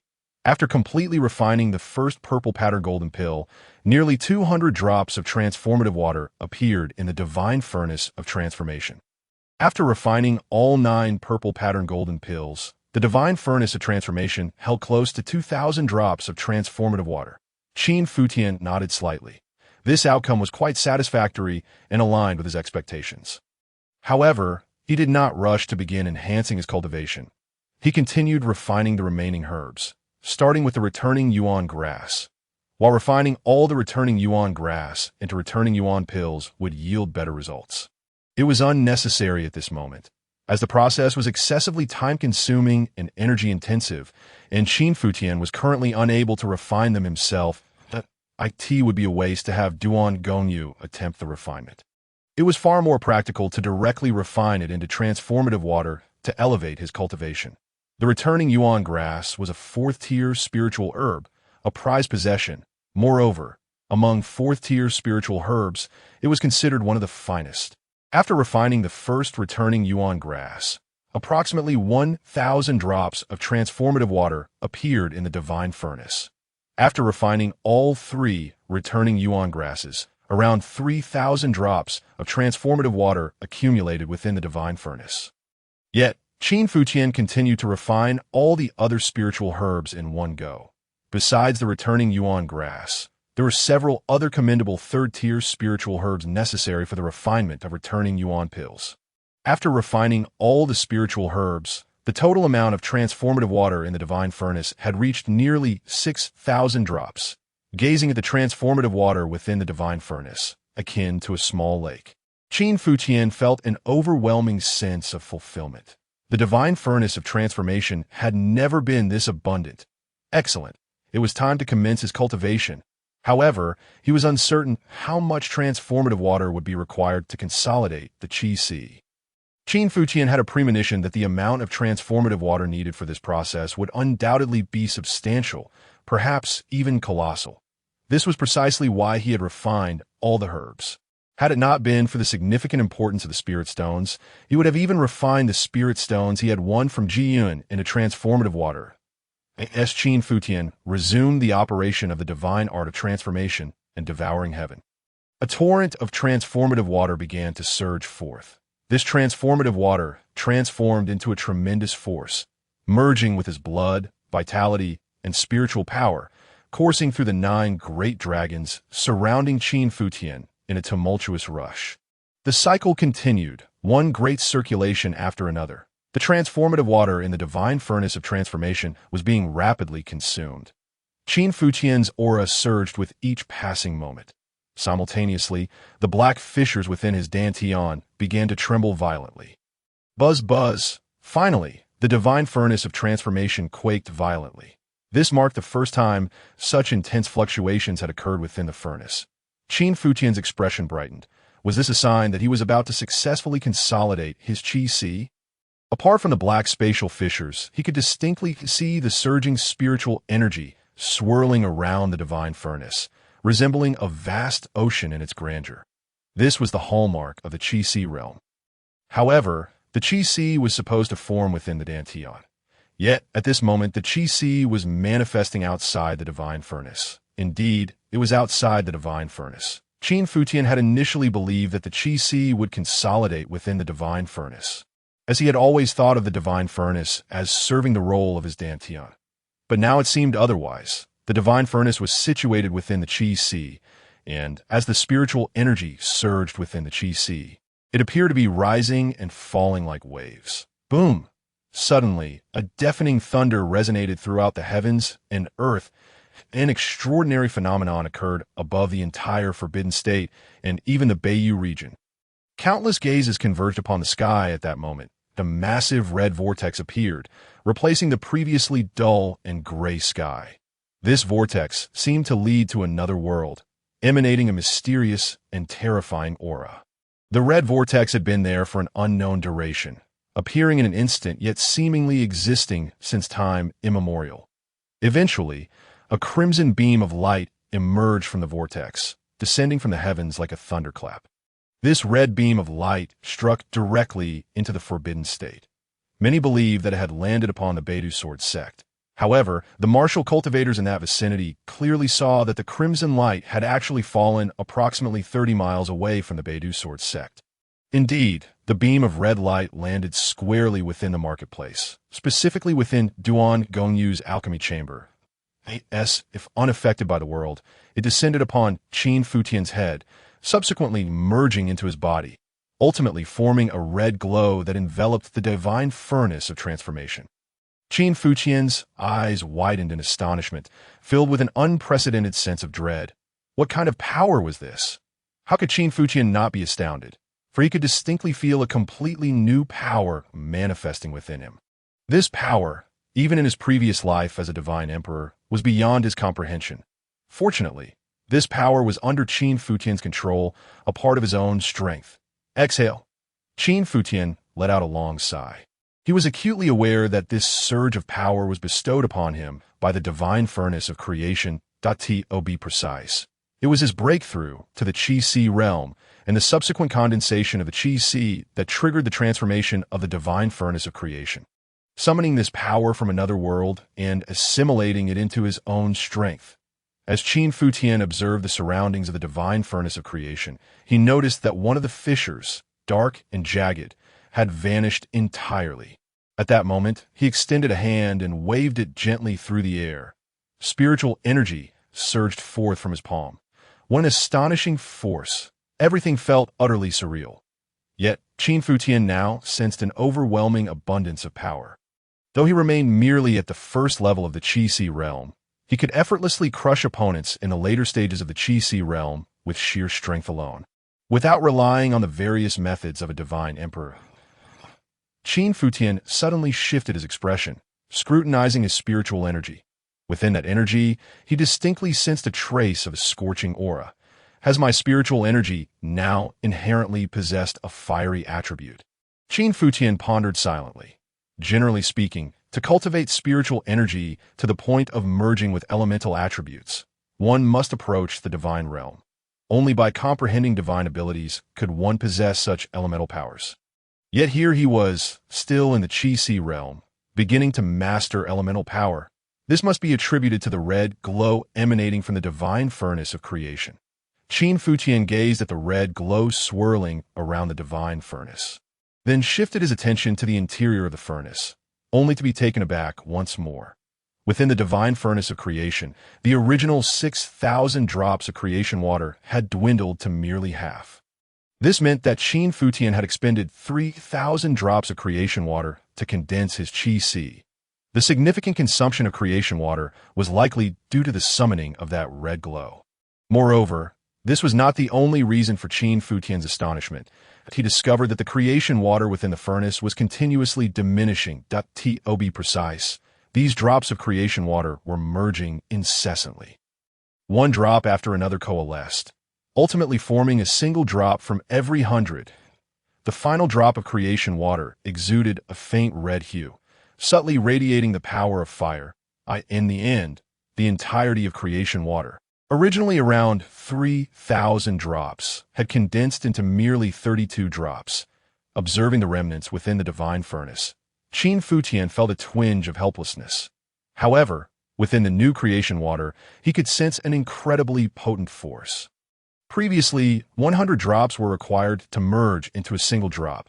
How many drops of this transformed creation water would be necessary to elevate his level? Qin Futian continued his cultivation. The swallowing heaven creation technique operated. A drop of creation water, faintly glowing red, soared from the divine furnace, swiftly transforming into a torrent of creation power that engulfed Qin Futian's entire being. Boom! In the next instant, Qin Futian's cultivation level surged directly. He had ascended to the second level of the Qi realm. To elevate from the first to the second level of the Qi realm, he had only consumed a single drop of creation water. Qin Futian was astounded. He had never anticipated that merely one drop of creation water could facilitate such a leap from the first level to the second. It seems that the transformed creation water is far more effective than the original, which required the accumulation of 100 drops. Suppressing his astonishment and elation, Qin Futian resumed his practice of the swallowing heaven creation technique. The spiritual energy, now infused with creation power, surged along with his blood, rushing through each major meridian with fervor. Thus, after 6 or 7 days, another thunderous sound echoed within him. Qin Futian's aura ascended yet again, a breakthrough to the 3rd level of the Qi realm. This time, he had consumed 2 drops of creation water. It appeared that the quantity of creation water required was akin to that of the meridian opening realm. The only difference was that the transformed creation water needed the original 100 drops to amalgamate. In other words, the resources required for cultivation in the Qi realm would be 100-fold compared to the meridian opening realm. Qin Futian mused to himself. Calculating the time, the assessment for the true disciples was approaching. He stepped out of the training chamber to find Taishan and Hong Wuyan engaged in sparring in the courtyard. Qin Xingyao was alongside Duan Gongyu, sorting through various spiritual herbs. Upon seeing Qin Futian emerge, they all paused. Young master, Qin Xingyao was the first to approach, joy illuminating her features. Qin Futian nodded, a smile gracing his lips. Well done, you've successfully opened 3 more meridians. It seems you haven't been idle these days. Young master, Xiao Qing just emerged from her seclusion an hour ago. I was teaching her how to discern the quality of spiritual herbs. Duan Gongyu chimed in, his face brimming with delight.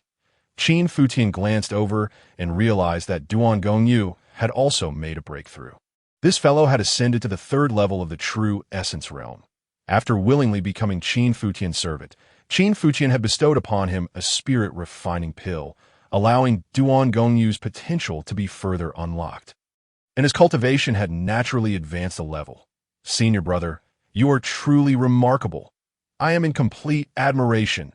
Taishan gazed at Qin Futian with awe, and Hong Wuyan beside him mirrored the sentiment. Both had experienced consecutive breakthroughs in recent days, rising from the 4th level to the current 6th level of the Qi realm. When Taishan and Hong Wuyan first encountered Qin Futian, he was at the 3rd level of the Qi realm. In less than a month, he had achieved 3 levels of advancement. The velocity of his cultivation was nothing short of astonishing. It was as if the elevation of cultivation levels was as effortless as eating and drinking. Were it not for their years of training, they might have believed this was how cultivation was meant to be. Looking at Qin Futian, he remained composed and unperturbed, as though everything transpired according to his expectations, exuding an ethereal aura that seemed to gaze down upon the world. Hong Wuyan's heart swelled with curiosity. How had senior brother achieved all this? Yet, the more she pondered and sought to delve into the mystery of this elegantly attired young man, the more she felt she could not fathom him. Qin Futian offered a faint smile, his gaze landing on Hong Wuyan. That look, as if capable of piercing through the ages, caused her soul to tremble, and a flush crept across her cheeks. Thankfully, the scars on her face concealed her embarrassment, giving her the appearance of a stoic, expressionless woman. The true disciple assessment will commence in 2 days. Why now? You should be confident in your ability to pass, Qin Futian remarked with a smile. Taishan nodded vigorously. There is absolutely no doubt now. Those scoundrels from Tianxian Peak and Yuhing Peak have looked down upon us. Haven't they? This time, we'll make sure they watch with wide eyes. Having attained the 6th level of the Qi realm, Taishan was brimming with confidence to confront the elite candidates from other peaks head-on. Hong Wuyan equally radiated confidence, her eyes gleaming with eagerness. The successive elevation of her cultivation level also stirred her desire to test her current strength through actual combat. Haha, splendid. Let us return to the sect. This time, our hidden element peak shall undoubtedly make a resounding impact in the true disciple assessment. Qin Futian nodded with a grin. Young master, what about me? Duan Gongyu inquired, uncertain whether he should remain in the market or accompany Qin Futian to the Beidou Sword sect. Come with me back to the Beidou Sword sect, Qin Futian instructed. That appropriate. After all, was once an elder of the Tianjin sect. Duan Gongyu expressed some concerns. No worries. The Beidou Sword sect is currently in disarray. No one will pay you any mind. Qin Futian reassured him. I believe, young master, it would be wise for me to disguise myself a bit, so that I won't be easily recognized. It would save us from unnecessary trouble. That works. Do as you see fit.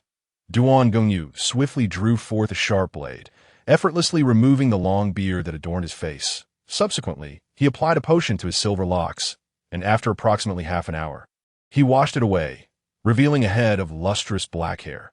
Next, Duan Gongyu made subtle alterations to his visage, transforming his appearance from that of a white-haired elder into that of a robust, middle-aged man with a broad frame and a face marked by flesh. Young master, how do I look now? Having completed these transformations, Duan Gongyu approached Qin Futian. Not bad. Qin Futian nodded, his gaze inadvertently drifting towards Hong Huiyan, who appeared somewhat uneasy. With a smile, he proclaimed, "All right. Now, let us return to the Beidou Sword Sect. Let us go. We are here for the true disciple assessment." Taishan echoed excitedly. The five of them made their way back to the Beidou Sword Sect. Upon arriving at the sect's entrance, a few outer disciples approached, led by a figure who appeared to be an outer sect steward. Upon recognizing Qin Futian, their expressions subtly shifted as, "Oh, it is Senior Brother Qin. Senior Brother has returned." The steward, along with the others, forced smiles upon their faces. Qin Futian responded with a slight nod. "Senior Brother Qin, may I inquire about this individual?" The steward questioned, looking curiously at Duan Gongyu. "He is my servant. I asked their problem?" Qin Futian asked coldly, "And no. I merely hadn't seen him before, thus I inquired to avoid future misunderstandings. Since we are all on the same side, it is best to clarify." The steward hastily replied. Qin Futian acknowledged, then disregarded them and entered the sect. As they watched Qin Futian's retreating figure, the outer disciples exhaled sharply, feeling as if a great weight had been lifted from their chests. Upon returning to the hidden Yuan Peak, Duan Gongyu surveyed the current state of the place and found it disheartening. "Young master, as one of the 9 inner peaks of the Beidou Sword Sect, Hidden Yuan Peak is rather shabby." Qin Futian nodded in agreement. Hidden Yuan Peak has fallen into disrepair over the years, with no one to tend to it, hence its current state. This will not do. The place where you reside cannot be so dilapidated. I propose to commence repairs tomorrow and restore this area completely. Additionally, I shall construct an alchemy pavilion. Excellent. However, there is no need for you to personally oversee these tasks. We can assign them as sect missions for the outer disciples to handle. You would be better off refining pills. A single batch would suffice for all these repairs. If one batch is insufficient, then 2 will do, Qin Futian suggested, furrowing his brow before addressing Qin Qinyao. "Qinyao, please go to Tianzhu Peak and seek Elder Wu Tong, but he is more knowledgeable about these matters than we are." "Understood, young master," Qin Qinyao replied, turning to head towards Tianzhu Peak. The Beidou Sword Sect. On Tianzhu Peak, Elder Wu's abode was currently filled with uproar. In the courtyard, a boy of around 13 or 14 was bound and kneeling on the ground, bloodied and continuously spitting up blood. "Wu Tong, this is your precious grandson. How dare he steal the sect's elixirs?" Fang Yen sneered, brandishing a whip and savagely striking the boy. The whip cracked in the air, tearing open a gruesome gash on the boy's body, causing blood to spurt forth like a coiling serpent. The boy let out a wretched scream. Wu Ping. Wu Tong's eyes filled with fury at the sight. His hands clenched so tightly they trembled, veins bulging on his forehead and hands. "Fang Yen, cease this at once. You scoundrel!" Wu Tong's tears flowed freely as he attempted to rush forward to confront Fang Yen. Unfortunately, he was restrained by several individuals, shackled and unable to move. "Grandfather, I did not steal the elixirs." Wu Ping cried out, blood staining his teeth as he struggled to explain to his grandfather. "I know. Grandfather knows." Wu Tong nodded repeatedly, aware of his grandson's character. Even if he were to be killed, Wu Ping would never resort to theft. "Wu Ping, even when facing death, you refuse to confess. We have the evidence. The alchemist from Yuheng Peak witnessed you stealing the elixirs, and our enforcement team also found the stolen elixirs on you. Oh, you still wish to deny it?" Fang Yen mocked, continuing to lash the boy mercilessly. The whip, made of intertwined fine iron, featured hooks that tore into flesh, inflicting severe wounds. Wu Ping let out another anguished wail before losing consciousness, so soon to faint again. Fang Yen scoffed derisively. "Bring him back to consciousness. I shall douse him with urine." With a cruel grin, Fang Yin unfastened his trousers and directed his stream towards Wu Ping's head. Fang Yin, stop. You are avenging personal grievances. This is blatant retaliation. Is it not because I assisted Qin Futian last time? If you wish to target me, then come for me directly. Why involve my grandson? Wu Tong roared. Fang Yin fastened his trousers and clapped his hands. Wu Tong, it seems you are not as foolish as I presumed. This is the price for meddling. Moreover, what interest do I have in dealing with you? We all know that your grandson is your Achilles heel. Fury surged within Wu Tong's eyes as his body trembled with rage. Fang Yin, what do you intend to do? I seek nothing more than for your grandson to sign a document admitting to the theft of elixirs. Fang Yin produced a sheet of paper from his spatial ring, brandishing it. You can frame anyone. What difference does it make if this document is signed? You can forge a name, can't you? Wu Tong scoffed. That is quite different. It lacks the thrill. Fang Yin's expression turned sinister as he turned back to Wu Ping, striking him across the face again. Still not awake to sign?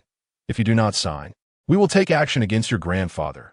A series of fragmented sounds emerged from Wu Ping's throat, and he relented. Hearing that they would act against his grandfather, Wu Ping could no longer hold out. I cannot sign, but just then, a sharp voice rang out. Dressed in a light blue dress, Qin Xinyao strode into the room with determination. Her gaze was fierce as she addressed Fang Yin, Steward Fang. Release Elder Wu's grandson. Leave this place at once.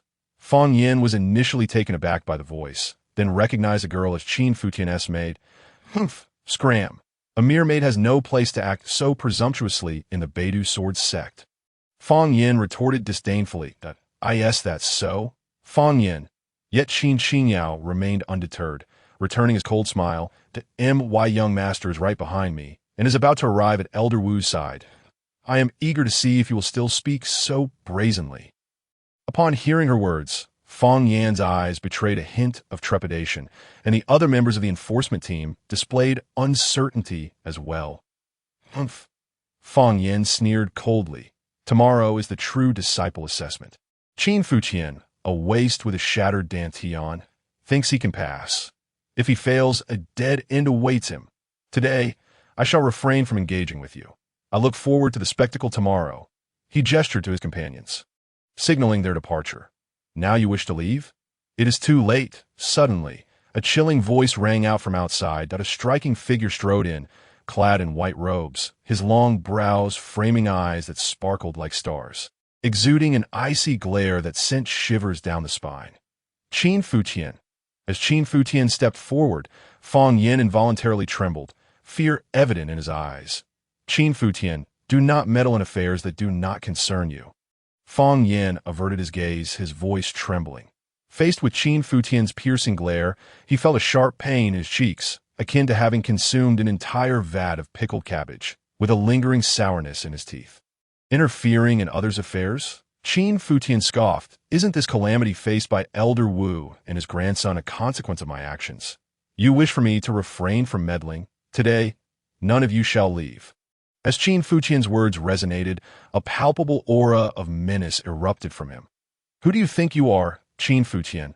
A disciple from the enforcement team, oblivious to his impending doom, began to speak, but before he could utter another word, a blade of sword energy pierced through his throat. Gurgling, blood poured from his mouth, yet he could no longer emit a sound, collapsing lifelessly to the ground. Following that, one body after another fell with a series of resounding thuds. Fang Yin's expression grew increasingly horrified, and suddenly he bellowed, Qin Futian, what will it matter if you kill me? Tomorrow is the assessment for true disciples. You won't pass, and then you too shall face death. Oh, Qin Futian halted, regarding Fang Yin with apparent interest. Fang Yin gasped for breath, beads of sweat rolling down his forehead. I initially intended to slay you with a single strike, but now I have changed my mind. Qin Futian stated nonchalantly. Just as a flicker of joy crossed Fang Yin's eyes, Qin Futian suddenly flicked his finger at a strand of sword energy shot into Fang Yin's body, precisely into his dantian. Ah! Fang Yin cried out in agony, feeling as though his lower abdomen had been brutally severed. His complexion changed drastically, and his eyes filled with unbridled malice. Qin Futian, you dare to destroy my dantian? Ha! Qin Futian chuckled coldly. Did you not incessantly insult me as a waste? Did you disdain my shattered dantian? Thus, I shall let you experience the taste of a ruined dantian. This strand of sword energy directly shattered Fang Yan's dantian. Moreover, Qin Futian left behind a spark of flame within it. This spark would remain dormant for a time, only to ignite from within, reducing Fang Yan to ashes. I do not kill you. I merely cripple your dantian, allowing you to witness how I will succeed in the true disciple assessment. Qin Futian's expression was impassive as he caressed his sword. Fang Yan trembled with rage, yet felt utterly helpless. He recognized that his power was vastly inferior to Qin Futian's. Even with a shattered dantian, Qin Futian's strength was far beyond his own, a truth he had realized when Qin Futian had slain He Tianyan. Are you not leaving? Do you truly wish for me to end your life with this sword? Qin Futian's sword trembled, its energy swirling like a dragon poised to leap from its sheath. Fang Yan's face paled further. Despite his myriad of resentments and fury, he refrained from saying anything more. Gritting his teeth, he endured the excruciating pain and departed from Tianzhu Peak. Elder Wu, I am sorry that I have implicated you. As Fang Yan left, Qin Futian's gaze shifted towards Wu Tong and his grandson. Wu Ping had been assisted to his feet by Xiao Yao. With all his iron chains removed, yet his injuries were grievous. Wu Tong shook his head. Young Master Qin, you cannot blame yourself. My grandson Wu Ping has long-standing grievances with them. Fang Yan merely seized the opportunity to strike, and it has nothing to do with you. Wu Tong wished to conceal the truth, not wanting Qin Futian to feel guilty. He was an exceptionally kind-hearted elder. Qin Futian, well aware of Wu Tong's thoughts, produced silver needles and deftly inserted them into Wu Ping's body, stabilizing his injuries. Fortunately, Wu Ping's wounds were primarily superficial. His organs had not sustained severe damage, and his life was not in jeopardy. Elder Wu, come with me to Yinyuan Peak, and I shall ensure your grandson receives proper care. Qin Futian continued. Very well. Wu Tong accepted without hesitation. The group returned to Yinyuan Peak together. Qin Futian promptly summoned Duan Gongyu, where he procured various healing elixirs, including the Flesh Regeneration Pill, Bone Restoration Pill, and the Great Vitality Pill. Though these healing potions were not of high grade, they would prove remarkably effective for recovery. Qin Futian had none of these on hand, but now he did. Administer these elixirs, and I will prepare a medicinal bath for him. He should recover within 3 days, Duan Gongyu said, rising to meticulously clean the blood from his hands. Thank you, Senior. Wu Ping, swathed in bandages, attempted to rise and bow to Duan Gongyu. No need for formalities. Not move. Refrain from straining your wounds. Sleep, and when you awaken tomorrow, the medicinal bath will be ready. Duan Gongyu instructed. By the way, Elder Wu, is your grandson an alchemy apprentice? At this moment, Qin Futian inquired. Indeed, Wu Tong nodded. My grandson is at Yuheng Peak, originally serving as Master Zhu Heng's alchemy assistant. I never anticipated that Zhu Heng would conspire with Fang Yan and the others to frame my grandson. I was truly blind to allow Pinger to take him as a master. He need not return there. He shall remain at Yinyuan Peak and learn the art of alchemy under this gentleman. Qin Futian gestured toward Duan Gongyu. This one is also an alchemy master? Wu Tong's demeanor turned respectful upon hearing this. The status of an alchemy master was hardly inferior to that of an intersect elder. He is not an alchemy master. Qin Futian's words caused a flicker of disappointment in Wu Tong's eyes.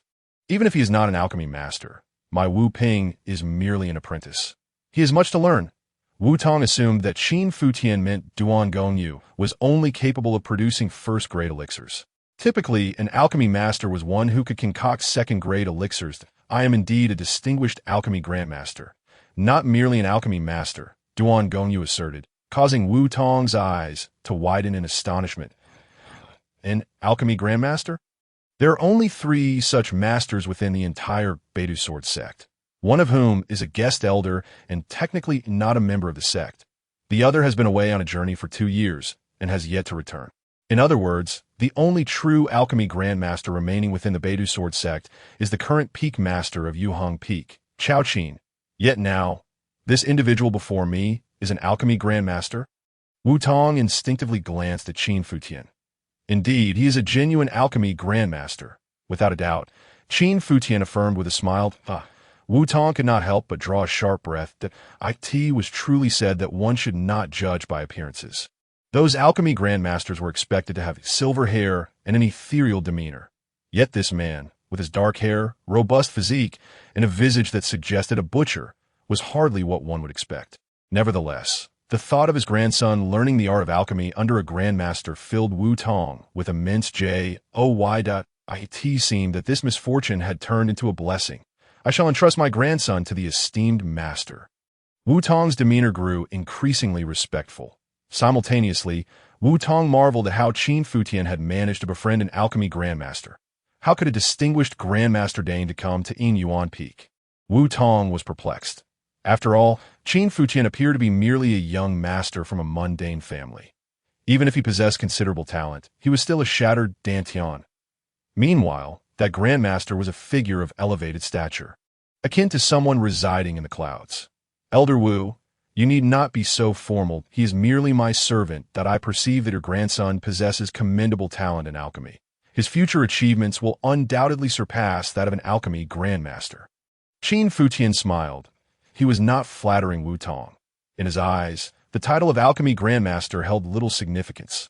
The opportunity for Wu Ping to study alchemy at Yuan Peak was an immense fortune. If he failed to surpass the level of an alchemy grandmaster, it could only be attributed to his own folly. However, Qin Futian's statement struck Wu Tong like thunder as he processed the implications of declaring that an alchemy grandmaster was his servant. Furthermore, the assertion that Pinger's future status would exceed that of an alchemy grandmaster left Wu Tong feeling utterly bewildered. Indeed, I am but a servant at the side of the young master. Duan Gongyu openly acknowledged that he no longer perceives his role as a servant by the side of Qin Futian as a diminishment of his talents. Upon receiving Duan Gongyu's affirmative response, Wu Tong was finally convinced. However, he harbored some skepticism regarding the latter part of the statement. Alas, such is the nature of one's perspective. Qin Futian, too, had no intention of further elaboration. Senior Wu, I have matters I wish to discuss with you. At this juncture, Qin Futian articulated his thoughts. Wu Tong promptly bowed, saying, Young Master Qin, please feel free to express your concerns. As long as it is within my capabilities, I shall not hesitate to assist. The matter is this. I intend to renovate the Hidden Yuan Hall. Additionally, I wish to establish an alchemy pavilion and several other structures. I have only recently arrived at the Beidou Sword sect. I am not well acquainted with the procedures for handling many of these affairs. Senior Wu, you are undoubtedly more knowledgeable. Qin Futian conveyed his intentions to Wu Tong. After listening, Wu Tong nodded in acknowledgement.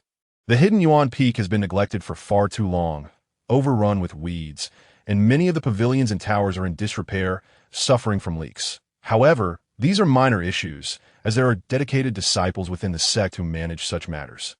At that time, I can approach the Internal Affairs Department to request the sect's allocation of tasks, allowing both outer and inner disciples to participate. At this point, Wu Tong paused and looked at Qin Futian. However, young Master Qin, I believe it would be prudent to attend to these matters after you have successfully passed the True Inheritance Disciple assessment. Wu Tong remained apprehensive about Qin Futian's ability to clear the True Inheritance Disciple evaluation, especially considering that Qin Futian's dantian had been shattered.